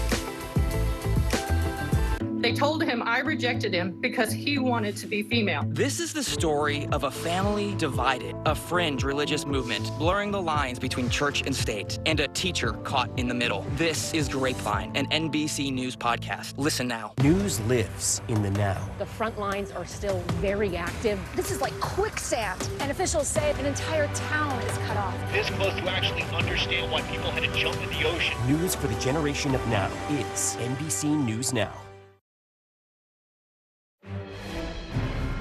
A live look now at Niagara Falls, New York, where we expect New York Governor Kathy Hochul to give us an update on the deadly vehicle crash at the U.S.-Canada border. That briefing is set to begin 5 minutes from now, and you'll see it live right here on NBC News.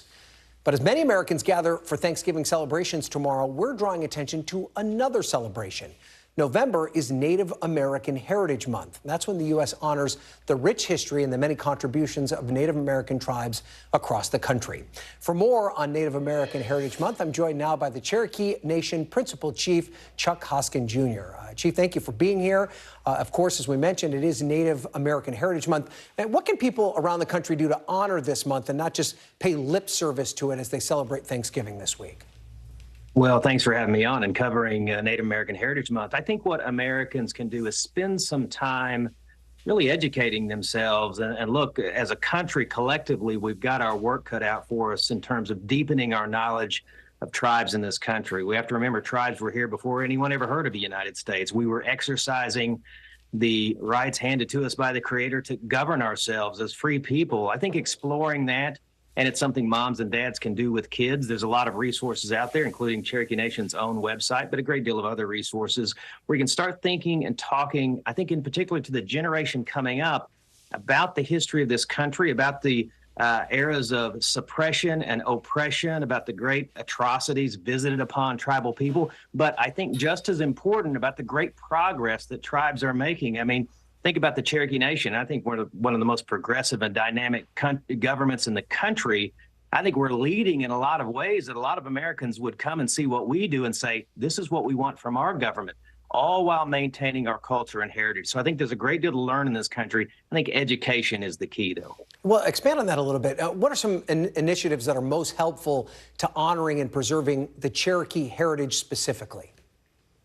Well, I think the education piece is important. I mean, Indian country is not a monolith. Tribes are diverse. We have diverse cultures and histories. And I think when it comes to Cherokee Nation, that's a good way to sort of learn about Native American history broadly, though, because there's common themes. I mean, you can talk about and explore our forced removal, the Trail of Tears, the removal of the Cherokee people across the country because the government of the United States wanted to solve an Indian problem. And I think when you start thinking and exploring that part of our history, you can think more, and again, talking to this generation coming up about what this country did that was wrong, but that what we're doing is right today in terms of honoring tribes and recognizing tribal sovereignty. I think thinking about the fact that the Cherokee Nation has treaties with the United States going back to the founding of this country.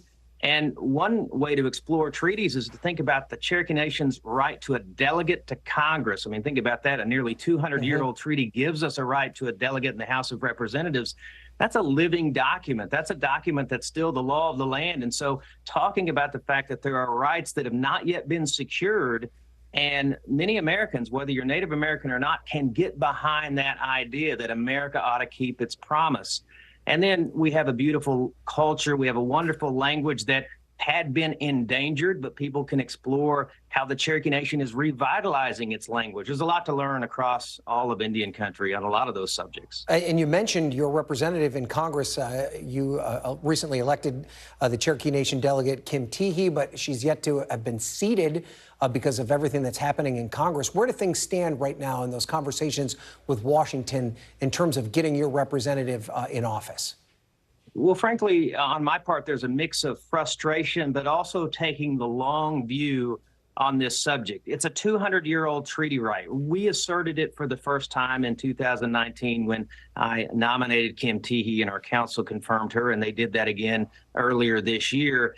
The frustrating part is, to me, it's a simple proposition. The language is simple in the treaty. The Congress of the United States can choose the only correct path. There's not a lot of gray area here. There is a promise, and a promise ought to be kept. So there's the frustrating part. The part that is where I need to exercise patience is to know that nothing in this country, when it comes to Native peoples or other marginalized populations, nothing comes easy. We have to keep being persistent. So we're spending time educating the public and members of Congress. I think after we get past the end of this year, Congress will have been past its recent leadership changes and the difficulties surrounding that. Congress will have hopefully stabilized the government from a fiscal standpoint, and we can maybe stop worrying about shutdowns for a while, and we can bring this issue to the forefront. But we haven't let up at all. We're educating the public on this, right? A promise made is a promise kept. That's what Indian country deserves. All right. As someone who covers Congress every day, I also hope for that stability. Cherokee Nation Principal Chief Chuck Hoskin Jr., thank you so much for being here. Have a very happy Thanksgiving. And we want to thank you for being with us this hour. NBC News Now coverage continues with Hallie Jackson right now. Have a terrific Thanksgiving. Hi, I'm Gabe Gutierrez in for Hallie, and we're coming on the air tonight with breaking news out of Buffalo, New York, where a car crashed and exploded near the Rainbow Bridge border checkpoint in Niagara Falls. And we're expecting an update from New York Governor Kathy Hochul any minute now. We'll bring that to you live as soon as it starts. Meanwhile, NBC News has obtained exclusive video. You can see it right here. The car going extremely fast as it hits a checkpoint structure in the road and goes airborne before bursting into flames. Incredible to watch. Right now, authorities are investigating whether the crash was intentional. New York Governor Kathy Hochul, again, is on her way to the scene as we speak. And you can see where it happened right here, on the border between upstate New York and Canada. Tonight, all western New York bridge crossings into the U.S. are shut down. You can see them here on your screen. And Amtrak has suspended services between New York and Canada. Bystander video shows this huge fire following the incident. And to be clear, there is still a lot we do not know at the moment. So what do we know? Well, the car was on the U.S. side of the border. At least one person in the vehicle is dead, and there is no evidence of an explosive in the car. And again, this is significant, not just because of the unknown nature of the incident, but also because it happens on one of the busiest travel days of the year. Ken Delanian now has the latest on the investigation. Kelly O'Donnell is traveling with the president, who was briefed just hours ago on the incident. We also have Clint Watts, our national security analyst, with us. And let's start with Ken. Again, Ken, as we await this press conference from the governor, this crash happened a short time ago. We know it's early in the investigation, but what are investigators looking at as they try and piece this together? Well, Gabe, after they learned that there was not a vehicle explosive device inside that vehicle, that was a crucial finding. They then moved to start to determine who are these people who were driving, where were they before they arrived at that checkpoint, what is on their social media, what can their relatives say about them. Those are the kind of steps that they would be taking to try to determine whether there was any evidence of an intentional attack or whether there was some kind of accident, medical emergency, impaired driving, some other kind of incident. And so that's the kind of investigative steps that they've been taking. But you described the perfect storm that we're in right now with a heightened state of threat on the busiest travel day of the year. And that explains, I think, why authorities have taken some of these dramatic steps, including shutting down Amtrak service into Canada, closing the checkpoints, a travel nightmare, and we're not sure exactly what happened here. And I want to bring in Kelly O'Donnell right now. Again, she is traveling with the president in Nantucket right now. And again, Kelly, we're awaiting that news conference from Governor Kathy Hochul. But what are you hearing from the White House right now? Well, Gabe, they're trying to bring in information from federal resources, from law enforcement on the ground, and from state officials. At this point, by processing the information coming in from the scene, that allows the president to try to ask questions about what federal resources may be necessary and what other steps or precautions should be considered or taken. So at this point, it is the White House trying to learn more about what has happened, to try to offer support to New York and to those who are on the ground, and to assess, is there something larger here? It comes at a time when the president, here with his family on Nantucket, has also been deeply involved in the Israel-Hamas hostage deal, with a number of calls to world leaders today who are involved in that. And then, in addition to that, the president making time for his team to give him a briefing on what has transpired with this Rainbow Bridge area that connects the U.S. and Canada at Niagara Falls. For all the reasons you've discussed, the timing of the holiday, the heightened travel time, the concerns about the sort of tense nature of the world we're in right now, all of that comes to play and becomes part of what the president has to review in terms of next steps or resources that might be available. At this point, they need more information to get a better picture of what they're looking at here, from accident to intentional act to something more than that. So we are expecting to hear from the president as there are developments. Nothing today on his schedule. They have already called what we call a lid for the day, meaning no planned public events for the president. Tomorrow's obviously Thanksgiving. And as the situation warrants, we certainly expect to get additional updates from officials who are with the president here. He's got his team that can brief him on all matters, domestic and international. And he is obviously watching this closely based on the officials we've checked in with. Gabe? Yeah, and Kelly, you know, as we've said, crossings into the U.S. are shut down. The FBI is investigating. Federal officials have been cautioning us that the situation is very fluid right now. And you mentioned the president getting briefed, and he could do this, obviously, with his national security team in Nantucket. But how much does the White House, how big of a concern is this? Could this be for the White House with Thanksgiving right around the corner? And you mentioned with the recent events around the world, how significant is the concern here for federal officials and for the Biden administration as they look at this? Well, certainly when there is any kind of widespread situation that affects the travel of many Americans, that reflects on the decision makers. And so when you're talking about the kind of travel that's involved with the Thanksgiving holiday, they want to not expose many Americans to inconvenience, disappointment, and not getting things to their families and so forth. So they've got to weigh that against the concerns they have about not knowing what the picture is here. Is there a potential threat? Is there a need to simply reduce resources from law enforcement? So if you aren't having a certain activity like the use of Amtrak, like international flights, that just reduces the area that officials have to keep an eye on. And of course, we know that at this time, with the hostilities in the Middle East, with the Ukraine war, with the reports we've frequently had, and most recently from the FBI director, always talking about the dangers of potential lone threat actors inside the U.S., until we know what this is, all of those possibilities have to be considered, and they want to take prudent action, but they also want to balance that to not inconvenience people unnecessarily at a time when there could be a lot of criticism for that, when people simply want to get to their families. So finding that balance is a difficult task. Kelly O'Donnell, thanks so much. She's traveling with the president in Nantucket. But as we look at these live pictures of that news conference that we're waiting from New York's Governor Kathy Hochul, I want to bring in NBC News and MSNBC law enforcement analyst Carmen Bess. And Carmen, we've been seeing action from law enforcement at the state and federal level here. What does this tell you about the situation, and what do you make of that latest reporting? We're seeing that surveillance video of that car going into the air on the U.S. side of the border. What do you make of all this so far? Well, Gabe, like everyone has been saying, there's a great deal of concern about, the security of, national security, starting with that. And that's why the FBI is in. Could this be a terrorist act? Could it be coordinated? As we're getting more information early on, obviously, we are finding that there wasn't, IED on board or an incendiary device on board the car. It was going at a high rate of speed, clearly crashed and basically exploded upon landing.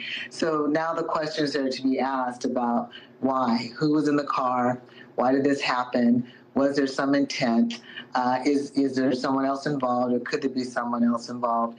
And in these situations, until you have definitive answers, you cannot be too careful about what might happen. If you remember, in year 2000, Seattle shut down all events for New Year's because there was a potential terrorist threat, which was found to be true and legitimate. So you don't know until you're able to complete a full investigation what may occur. So right now they're gathering evidence, really trying to ascertain what we might have here, and they have to rule out all negative possibilities before they can open up travel again in 100%. And Carmen, I know you were a former police chief in Seattle, of course. Given what the situation that's unfolding, with your law enforcement background, what are some of the next things that you would be looking for here? Of course, we've heard from officials that they may know who was in the car if they were able to identify the vehicle. But what are some of the biggest questions that you have as this investigation moves forward, and where do you think law enforcement personnel will focus on in the coming hours? Well, we would definitely want to know who the associates are, and was this part of some ideology? Was this just an individual lone actor? Was this, attempt, suicide attempt? We really want to know the motive more than anything, because that will help, inform the level of security that we would need to have at particularly large events. And in some cases, large events may be canceled if there is an identified risk and threat to public safety. So all of these things are questions that any official would want to know. In the meantime, while they're waiting for answers and while people are gathering evidence and collecting all the parts to put a clear picture together, there will be absolutely a heightened sense of awareness and alertness, erring on the side of public safety and making sure that we don't have mass casualty or some other type of event stemming from this because we rushed to a conclusion. And certainly, and Carmen, how do recent world events play into all this? The heightened state of alert, is it something that law enforcement, can't rule out terrorism on, obviously, but what, and again, as we're looking at these live pictures awaiting that news conference from New York Governor Kathy Hochul, what would you tell folks that, and actually we see her coming to the lectern there. We are awaiting. We're going to pause now for an NBC News special report. This is an NBC News special report. Here's Tom Yamas. Hey, good afternoon. We are coming on the air with breaking news about the deadly car crash today at a border crossing between the U.S. and Canada near Niagara Falls. New York Governor Kathy Hochul is briefing right now. Let's listen in. At this time, there is no indication of a terrorist attack. Let me repeat that. At this time, there is no indication of a terrorist-involved attack here at the Rainbow Bridge in Western New York. At 11:27 this morning, a car going at a very high rate of speed crashed into a median at Niagara Street, just minutes from here. It's in the city of Niagara Falls, near one of the border crossings into Canada, the Rainbow Bridge. There are 4 border crossings here in Western New York. This is one of the busiest crossings, not just in Western New York, but along the entire U.S.-Canadian border. And it happens on the busiest travel day of the year. So naturally, in a time of heightened alert, everyone sprang into action. It crashed into a Customs and Border Patrol booth, and the car and the booth immediately exploded. Burst into flames. I saw the video of an airborne vehicle that was absolutely surreal. You actually had to look at it and say, was this generated by AI? Because it was so surreal to see how high in the air this vehicle went, and then the crash and the explosion and the fire. That video will be released very shortly. As I said, we're not aware of any threats to this area, but I state the caveat that the investigation is ongoing. If you can imagine, this vehicle basically incinerated. Nothing is left but the engine. The pieces are scattered over 13, 14 booths. So it is a large scene, and it's going to take a lot of time for our federal law enforcement partners who are with me here today, and I'll identify, to be able to piece together the real story, to identify the make of the car. Obviously, there is not a license plate. I've been briefed by law enforcement for the last hour. New York State Police, Colonel Andy Crow, Colonel Allen, other law enforcement officials. I've been joined by Andy Bowker, who's the Special Agent in charge of the Customs and Border Patrol. I was also briefed by the SAC from the FBI. Also is on the phone with Secretary of Homeland Security Mayorkas. The FBI Director, Christopher Bray, has reached out. The White House has reached out. My staff has been in communication with all of them. I spoke with Senator Schumer, Senator Gillibrand, Congressman Higgins, local law enforcement, as well as local elected officials, because the world is watching to find out what happened here. And again, at a time when there's such high anxiety, stress levels are already high, and we've been on heightened alert since October 7th. That's why it's so important for me to stand here and tell the world, based on what we know at this moment, And again, anything can change. There is no sign of terrorist activity with respect to this crash. We have identified that this is a local individual, a Western New Yorker. 2 individuals died in the vehicle. The Border Patrol individual working in the booth was injured. The booth literally protected that individual. They went to the hospital with minor injuries and have been released. There is also, again, the busiest travel day of the year, there's a major disruption. And first of all, our cross-border travel. Right now, the Rainbow Bridge will remain closed while law enforcement continues investigation. Again, this is a large, widely scattered scene, and we're trying to identify all the elements to make sure that there is no unforeseen situations that we need to address before we can open again to the public. We're going to make sure the public is safe before they go back on the Rainbow Bridge. Also making sure the structural integrity of the booths. Also very important, our state DOT will be involved in that as well. The Whirlpool Bridge and Lewiston Queenston Bridge opening early this evening, probably open by now. Can anybody confirm that? We are. We're open now, okay. They are open now. There's been a lot of people trying to get across. I appreciate that. The Peace Bridge, which was open, is already reopened a half an hour ago. For those traveling by train, unfortunately, Amtrak has temporarily suspended its cross-border service between New York State and Canada. And at the Buffalo Airport, despite early reports, the Buffalo Airport was never closed and everything is normal. Domestic flights are still active. There has been no cessation in service there.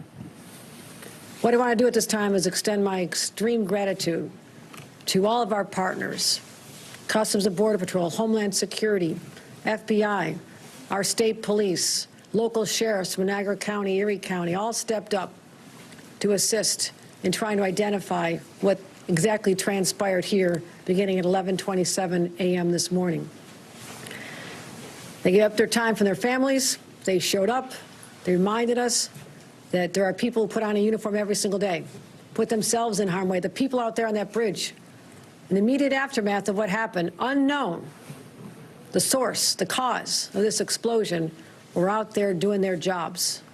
So I want to pause to give them just the gratitude of a governor and 20 million New Yorkers who sleep better at night because of their willingness to do this. They run toward danger. They should be with their families today, but they will not be. This investigation will go on for a number of days, and that's why we will not have any further answers at this time as to the individuals involved, the deceased, any motivation, and there's a lot of unanswered questions. But at this time, we just need to dial down the temperature right now. And that's what I plan to do as governor, just let everybody know all is well. We're investigating. More information could arise, but based on the preliminary investigation, no sign of terrorist involvement in the horrific explosion that occurred here in Western New York.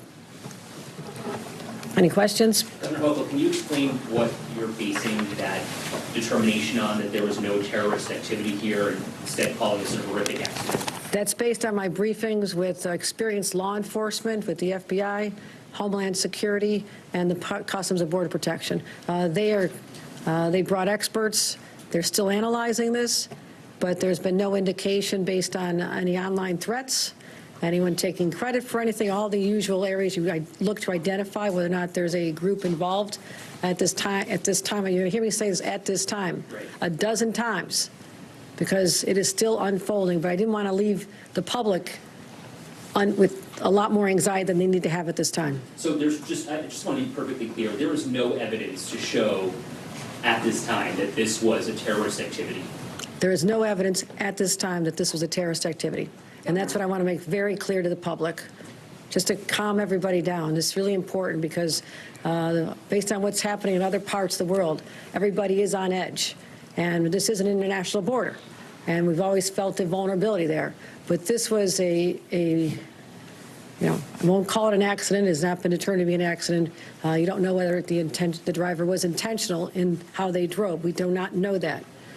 All I know is there was a horrific accident. Well, I won't call it an accident. A horrific incident, a crash, an explosion, loss of life. But at this time, no known terrorist connection. Governor, we saw agents canvassing the neighborhood, specifically near the casino and on Niagara Street. Is there a reason why? Our sources are telling us this couple may have left the casino and were on their way to Toronto.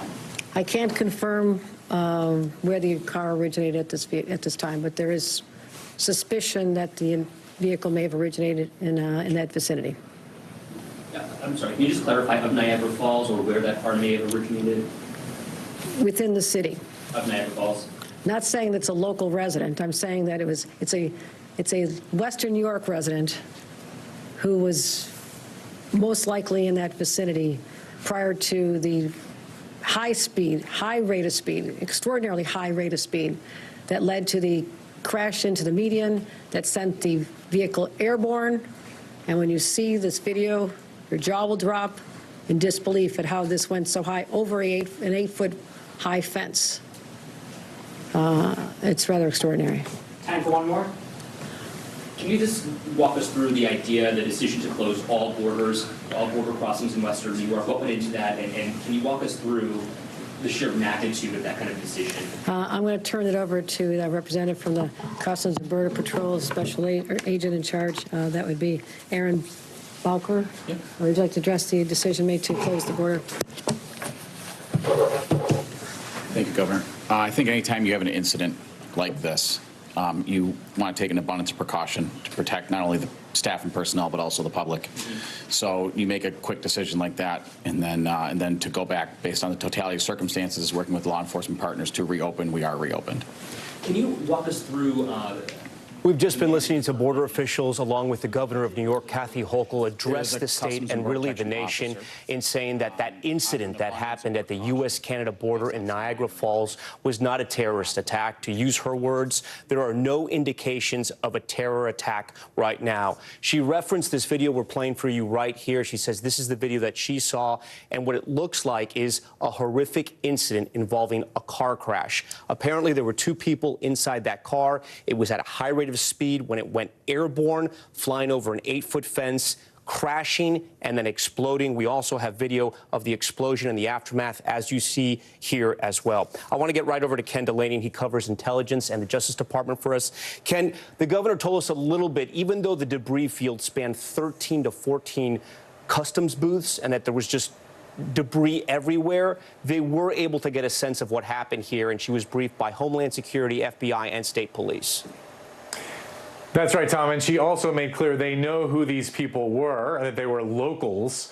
And you heard a question about reports that they had been at a casino, which she declined to confirm. But it's pretty clear, you know, she wasn't saying conclusively that this was an accident because they can't rule out, for example, a suicide attempt. But what she's saying is there was no evidence of terrorism. By the way, we're also hearing that now from our law enforcement sources, who are the ones that told her that, and that this was just a horrible tragedy, a car that was out of control and crashed and created such a conflagration, such a huge explosion that it got people concerned initially that there might have been a vehicle bomb, but they quickly ruled that out. And this is going to raise a lot of questions about all the closures of the border crossings and Amtrak traffic and international flights, whether that was an overreaction. At the same time, it's hard to fault authorities for being hyper cautious in an environment where we know that there is a heightened threat of terrorism. Yeah, and we spoke about this earlier, Ken. You couldn't take any chances on this week, right? You have a holiday week. Tensions are incredibly high around the world,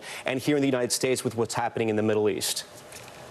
Absolutely. And you know, the FBI director said just a few days ago that the threat of terrorism in the United States is higher than it's been in many, many years because of the Israel-Hamas conflict and because of the rhetoric that's coursing through social media, that there is a heightened concern about lone radicals. And that's where a lot of minds and suppositions went when we all saw this incident. But it quickly became apparent to law enforcement that there wasn't a car bomb. Then they had to reconstruct exactly what this was. The governor just made clear they identified who was in the car and determined that it was not terrorism. It was a horrible tragedy. Ken Delaney, and stand by for us. Tens of millions of Americans right now on the roads, in the air, traveling for the Thanksgiving holiday. NBC's Stephanie Gosk is in New York City. And Steph, even though this appears not to be terror-related at all, this still caused a major pause in travel around this area.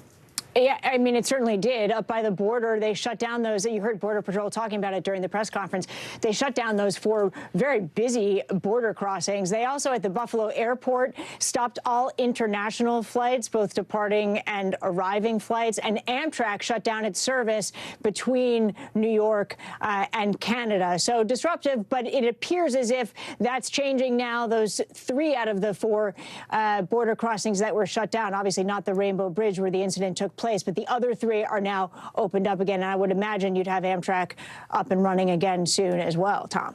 All right, Stephanie Goss for us. Stephanie, we appreciate that update. Before we go, I do want to update you on another big story we are following right now. This from the Middle East. We're getting late word that the hostage exchange brokered between Israel and Hamas has now been put on hold until at least Friday. That, according to the Israeli National Security Director. We're going to have much more on that story and the latest from that border crossing crash on our streaming network, NBC News Now, online at NBCNews.com, and tonight on NBC Nightly News. I'm Tom Yamas. We thank you so much for watching.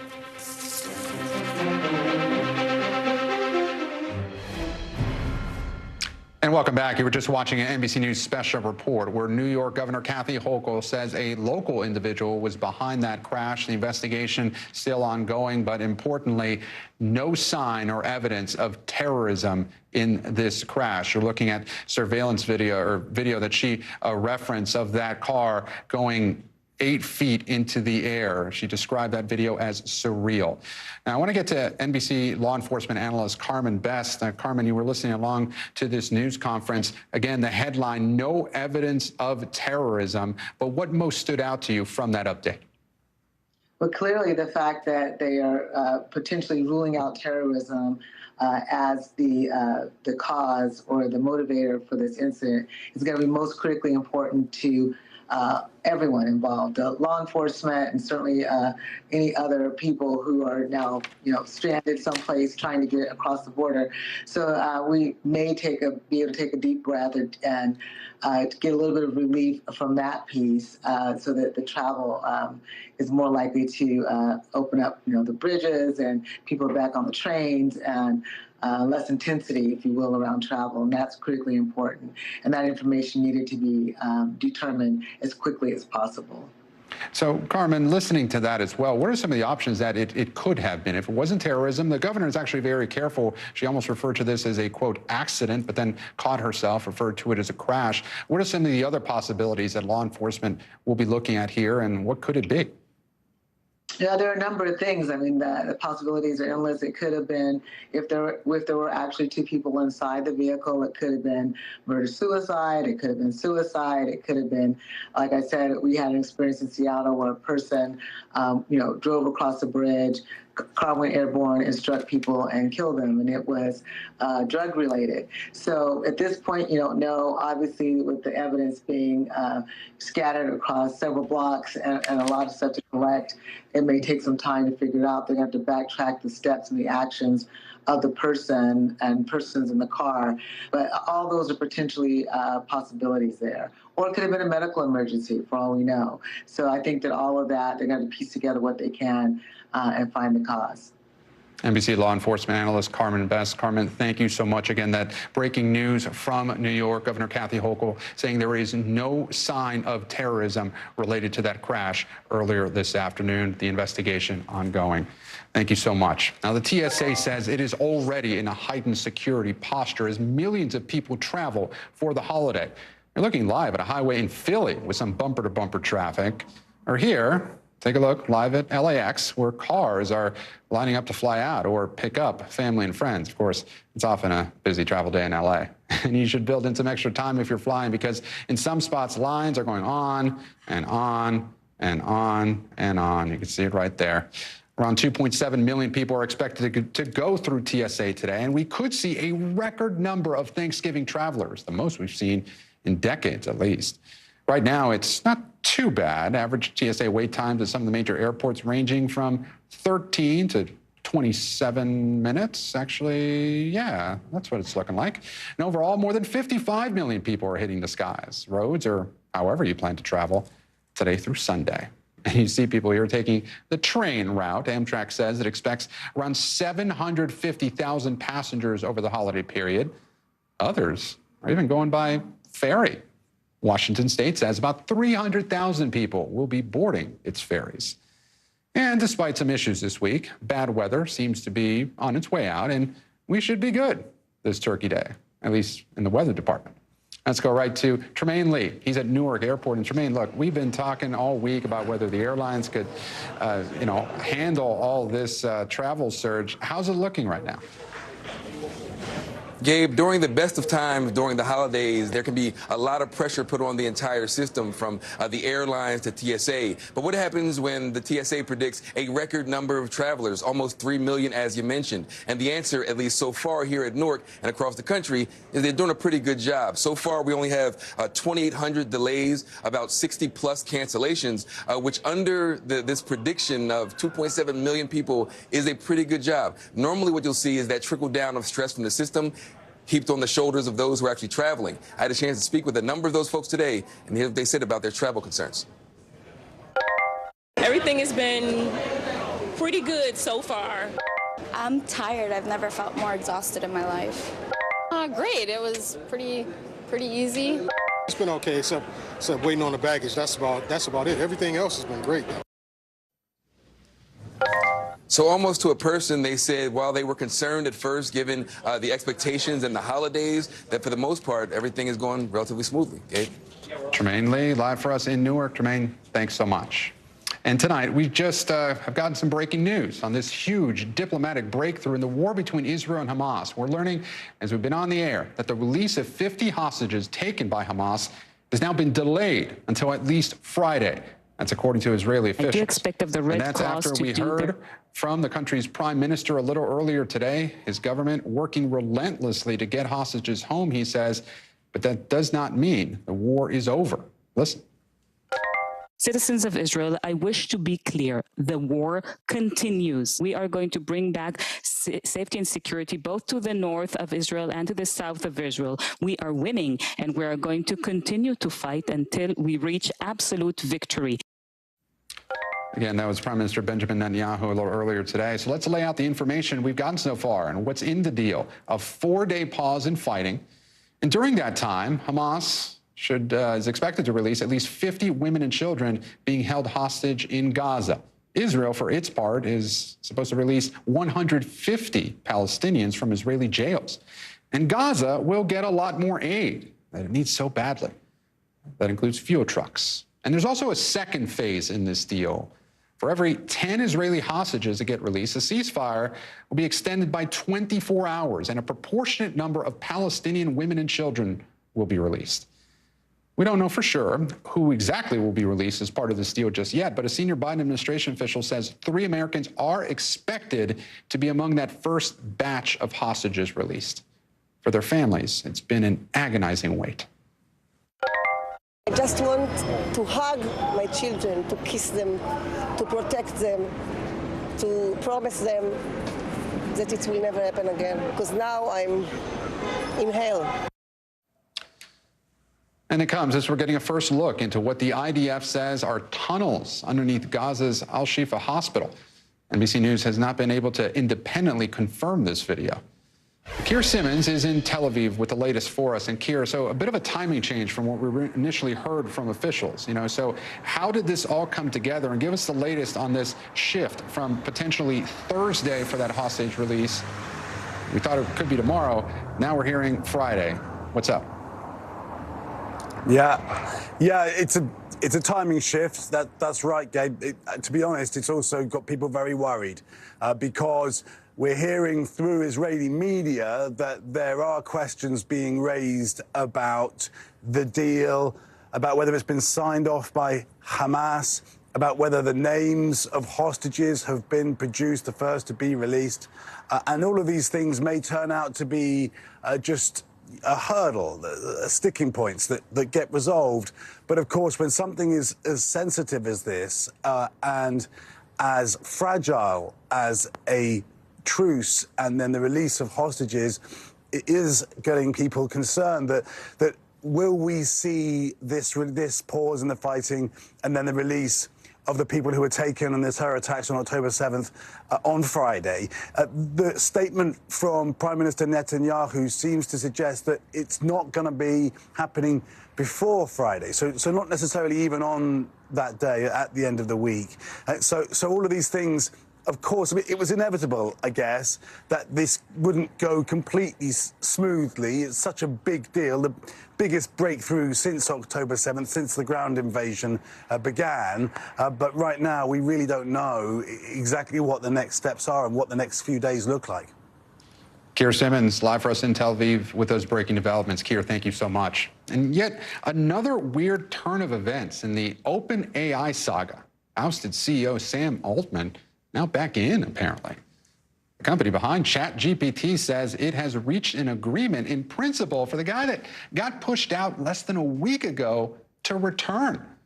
The company making the announcement on X, and Altman responding with a post of his own saying, "I love OpenAI, and everything I've done over the past few days has been in service of keeping this team and its mission together." Just to recap, Altman was out Friday. A day later, there were rumors he would come back. Then he was supposedly going to Microsoft, and now he's back with some new board members too.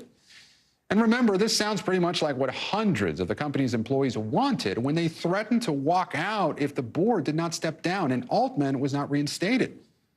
Jake Ward joins me now. And Jake, this situation is giving us whiplash. What do all of these moves mean, and who are these new board members?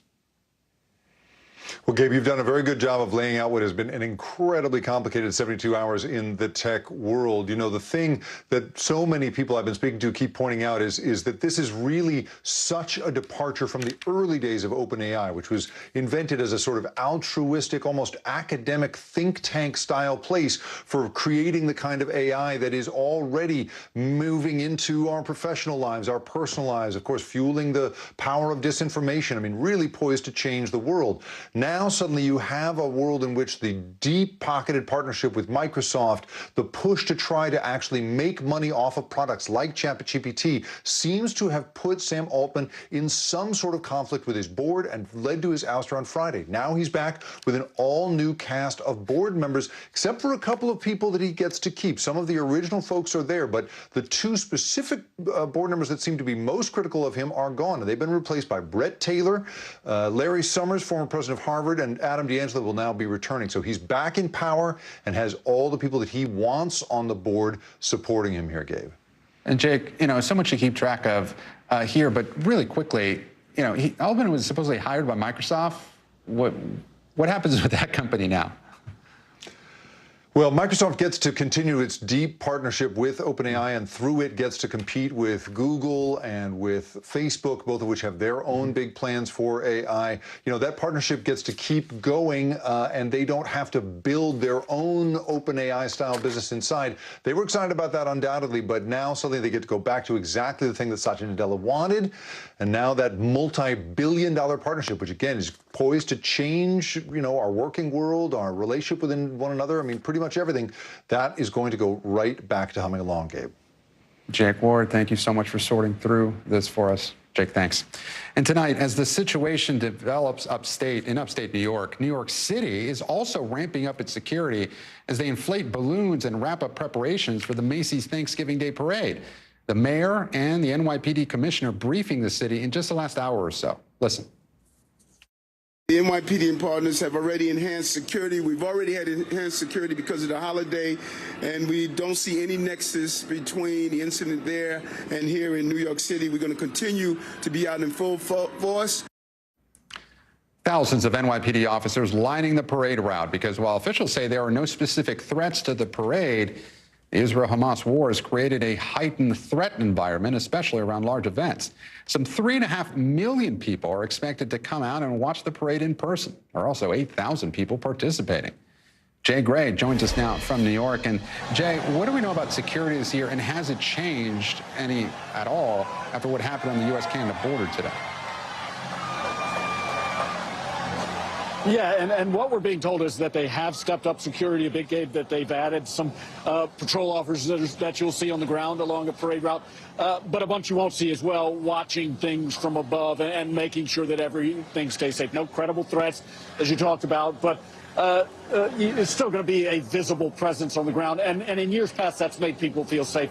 I don't know if I need security, but I feel like somebody's kind of watching me right now. No. There it is, Luffy, one of the new character balloons we'll see this year. 16 character balloons. These guys are the stars of the show, really, and we'll see them rolling out tomorrow as well. And something, I'm going to take advantage of being on the show because there's something I've always wanted to do. Walk with me. This is Baby Yoda, or Grogu, as they call him. I've always wanted to shake his hand. So, hey, Baby Yoda, we got that going. You talked a lot about the crowds tomorrow, 3.5 million. Take a look at the crowds today, Gabe. We've seen thousands of people coming in just to watch the inflation process. It's been neat to see. Hey, happy Thanksgiving, guys. Happy Thanksgiving. And happy Thanksgiving to you, Jay Gray. I got to tell you, that Macy's Day Parade is such a fun event to cover. I'm glad you're having so much fun. And I'm glad you got to meet Baby Yoda there. Jay, thank you. Now let's get you over to the 5 things our team thinks you should know about tonight. Number 1, the death toll from that major Alaska landslide we told you about yesterday is growing. 3 people are now confirmed dead, and 3 other people are still believed to be missing. Remember, the slide was around 450 feet wide and ripped through an Alaskan island community during a big rain and windstorm. Number 2, a former State Department employee and national security official was recorded harassing a halal food cart vendor in Manhattan. Stuart Seldowitz told our New York City station that it is him in the video you just saw. He's heard calling the vendor a terrorist and saying, quote, if we killed 4,000 Palestinian kids, it wasn't enough. Seldowitz said in an interview with WNBC that he made the comments because the vendor said he supported the actions of Hamas. Number 3, the FCC wants to make it easier for you to cut the cord and make a switch to streaming. The agency is proposing a ban on early cancellation fees for cable and satellite service contracts. It would also require cable companies to give customers a prorated credit for the remaining days in the billing cycle after cancellation. It's all part of the White House's effort to reduce junk fees. Number 4, today marks 60 years since the assassination of JFK. A new exhibit in Dallas is commemorating the tragic day. It's called 2 Days in Texas and features never-before-seen artifacts, including an item that shows how a trauma surgeon ditched protocols to try and save the 35th president. Number 5, singer Lauryn Hill is postponing the rest of her tour because of a bad vocal strain. She posted on Instagram that the steroids she took to help with the strain also took a toll on her body. Hill said the shows will be rescheduled for early 2024. 48-year-old has been celebrating 25 years since the release of The Miseducation of Lauryn Hill. Wow, 25 years. All right, we'll still ahead this hour, an up-close look at the technology that could change the game for children who suffer from genetic disorders. We'll be right back.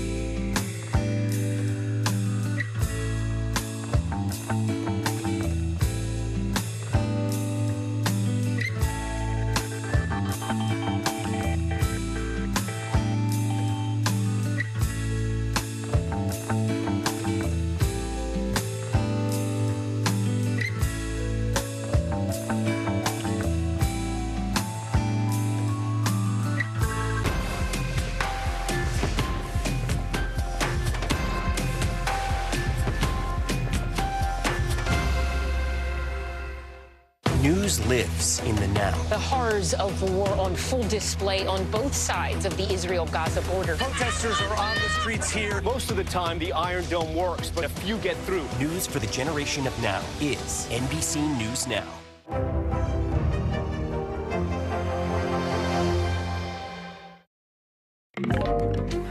And now we want to take you to Kansas, where doctors are working with a cutting-edge technology that can help identify what's wrong with some of the youngest and most critically ill patients with genetic disorders. Dr. Nally Azar got a first-hand look at what some families consider miracles in the making. So here are the sequencing smart cells. I was so excited to get a tour of this lab at Children's Mercy, Kansas City. Not because of the way it looks, which for the most part is unremarkable, but because of the remarkable things happening here. The hospital tells us that what we're looking at is the most advanced genomic sequencing technology in a clinical setting anywhere in the world. But this is one patient's sample. So this is a whole family, and then this will go here. So 4 different samples. 4 different samples, okay. And typically when we sequence patients, we actually sequence the parents as well because we can interpret the genome. Dr. Tomi Pastanen says this 5-base hi-fi sequencing gives results in as little as 2 weeks, instead of needing multiple genetic tests, which could take many months. And he says it's helping diagnose children with some of the most rare genetic diseases on Earth. Kids like Celia Steele. She's one of 5 kids, or not 5 kids, I'm sorry, 5 people in the whole world who have this diagnosis. When Celia was born, she appeared to be a happy, healthy baby. But as she approached her first birthday, it was clear she wasn't developing like her twin brother. He was crawling. She wasn't attempting to crawl. She would just lay there. He was pulling himself up to stand on furniture. She was not even attempting to move towards furniture.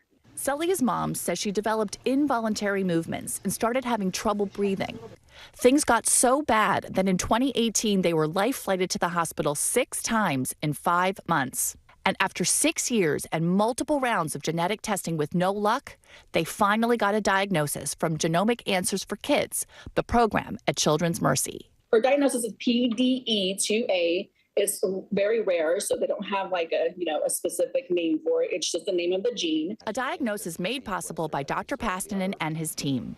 It lets them see 10,000 or more pieces of DNA, which is 100 times more than was previously possible. It allows us to see some disease mutations that were impossible to see with other technologies, and we've been able to recover diagnosis for children where other sequencing technologies failed. This new technology can't yet offer these rare disease patients with a cure, but Dr. Pastanen says it's still worth diagnosing. And some people might say there's no cure for that disease. What's the advantage of knowing about it? In about half of the cases, even if there's not a specific cure, it changes the management of the patient. And as Celia's mom explains, just knowing makes all the difference. It didn't change my feeling about having the diagnosis at all. To finally have an answer is just a blessing for us.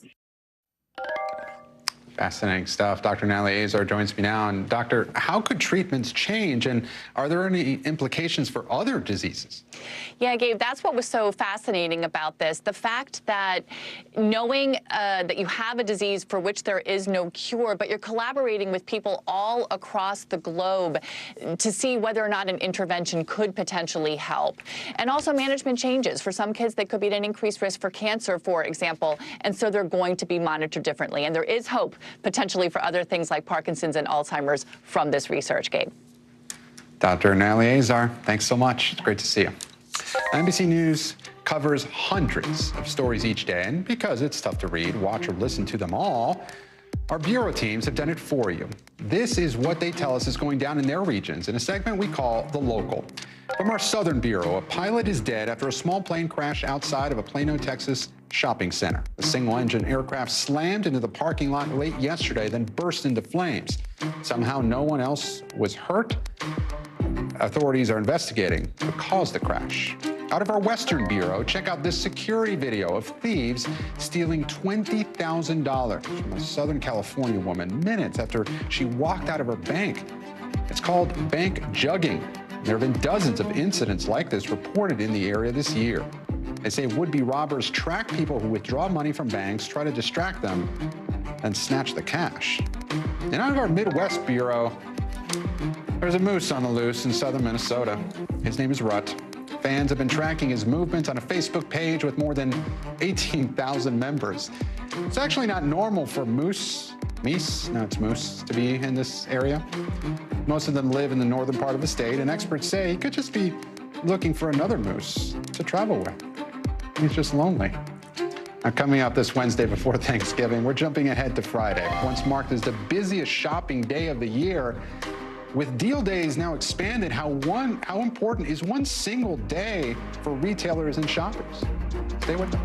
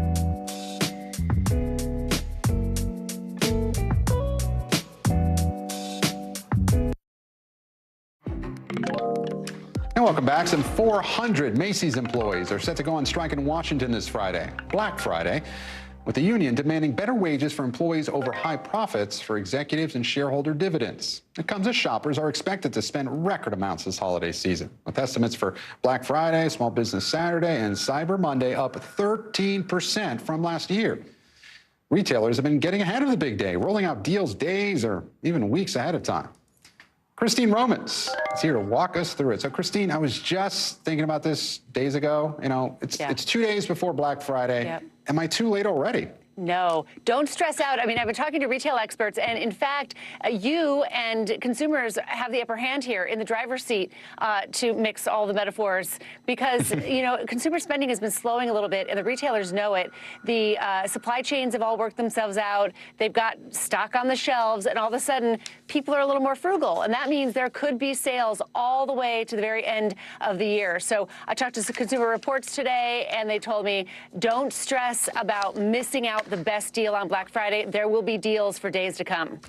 Yeah, well, I'll probably wait till the day before Christmas, but, you know, hopefully I get it done in the next couple of days. But, Christine, I want to ask you, how is inflation affecting shoppers and businesses this season? You know, it's been a couple of years of inflation. Even though the inflation rate is cooling, even a 3% inflation is just adding cost on top of all of those higher prices. So people are really starting to feel it. That's why I think consumer spending has slowed a little bit. So the inflation story really plays into this year for a couple of reasons. One, it's making people more cautious. And two, there are higher interest rates from the Federal Reserve to combat that inflation. And those higher interest rates mean this will be the most expensive Christmas holiday in history for putting stuff on the credit card. I want to say that again. It is so expensive, 20% APR interest rates on those credit cards. So really make a list, check it twice, and be really careful that you can pay for what you're buying because you do not want to have that debt hangover next year at 20% interest rates. Definitely not. Christine Romans, our senior business correspondent. Happy Thanksgiving. You too. Thank you so much. Now, coming up, students helping their future teachers. We'll take you inside a Colorado town's effort to bring in more educators. The unique program is tonight's original. We'll be right back.